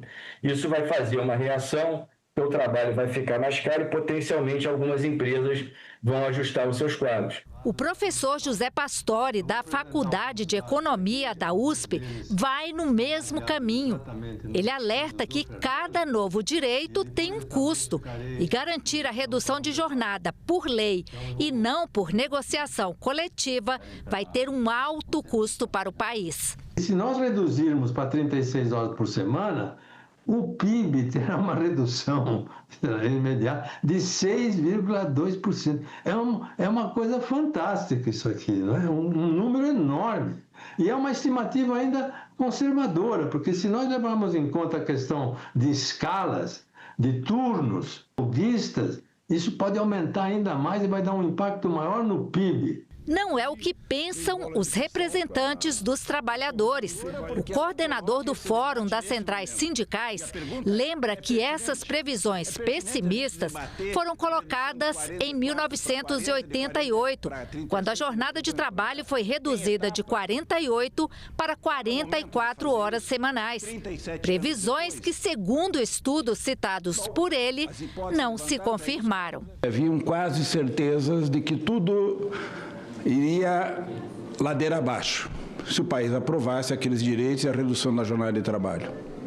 A inflação cresceria, o desemprego aumentaria, a informalidade se expandiria, a inflação teria uma pressão grande. A deputada Érica Hilton, do PSOL de São Paulo, autora de uma proposta que vai na mesma linha da proposta do senador Paulo Paim, defende que a vida e o bem-estar do trabalhador devem estar à frente do debate. Que é possível sim avançar e que traremos inclusive benefícios aos cofres públicos. Quando nós olhamos, por exemplo, para questões previdenciárias, por INSS, os números exorbitantes gastos em questões de adoecimento do trabalho por conta da saúde emocional são bilhões de reais que voltam aos cofres públicos. A sociedade brasileira, a classe trabalhadora brasileira está esgotada, exaurida, cansada, sem perspectiva de vida e de futuro. Está vendo o trabalho consumir a sua dignidade, a sua vida, e isto não pode ser desprezado. No mundo inteiro, isso ocorre com o aumento da produtividade.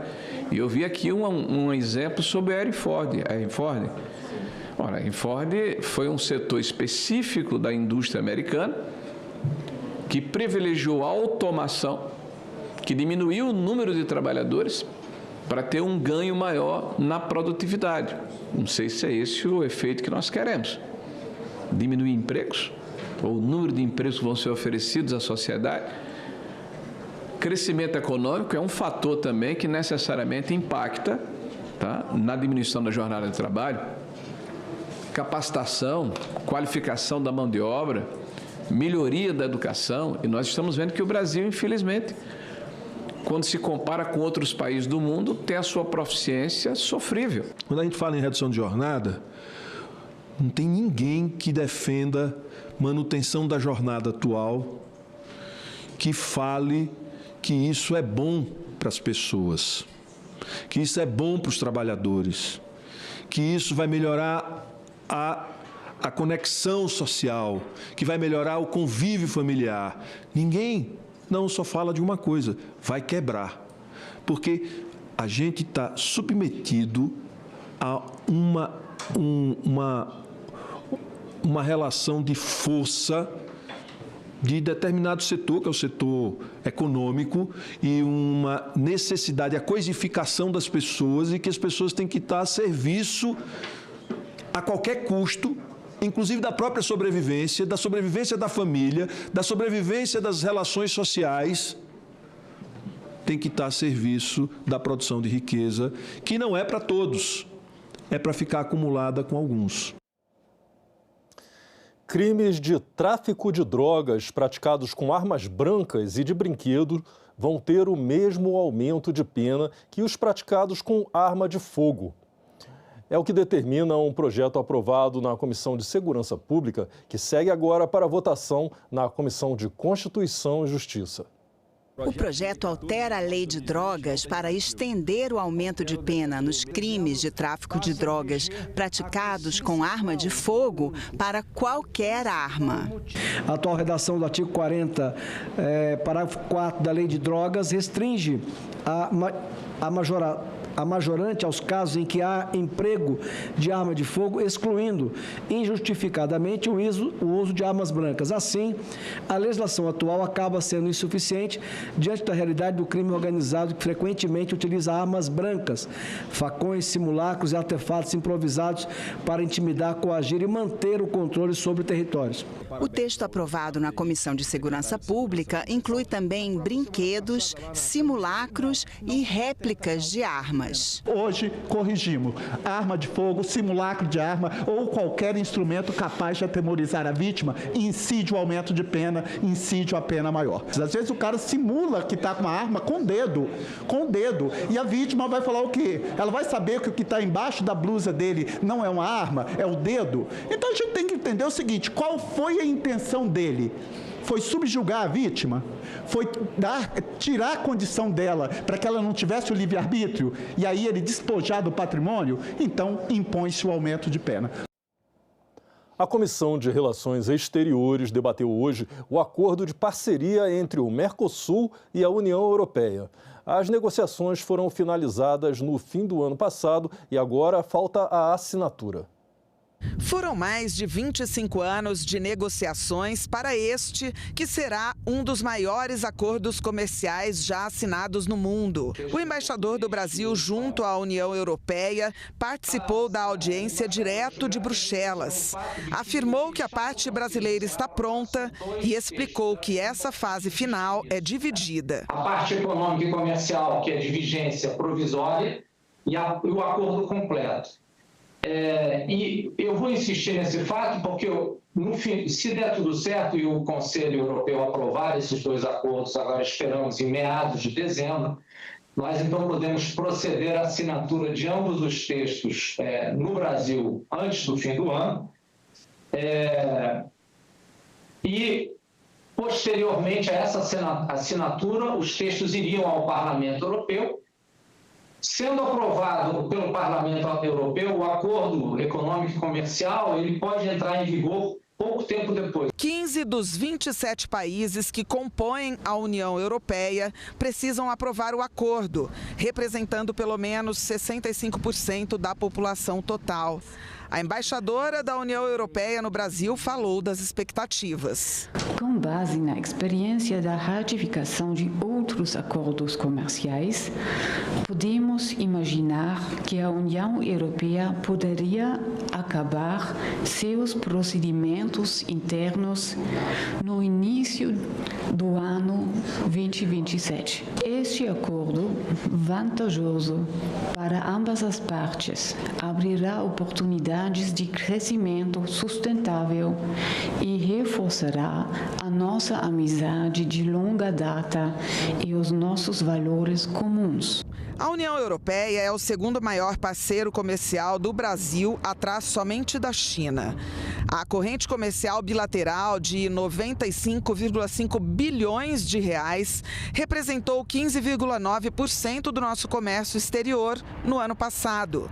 Em julho, a Dinamarca assumiu a presidência semestral do Conselho da União Europeia e trabalha para a conclusão do acordo. Não acreditamos nos tarifaços ou no protecionismo, não só porque vão contra o multilateralismo, mas também porque não faz sentido econômico. Acreditamos que um acordo entre os dois blocos pode ser um catalisador de crescimento e prosperidade para todas as sociedades que comporão esta nova aliança. O embaixador do Brasil afirmou que a votação do acordo no Parlamento Europeu divide opiniões e explicou o ponto mais delicado. A senhora conhece melhor do que ninguém qual é o tema que constitui o principal obstáculo para a aprovação desse acordo e é a questão da agricultura, uma visão, infelizmente, distorcida, falaciosa do que é o acordo em termos de agricultura, o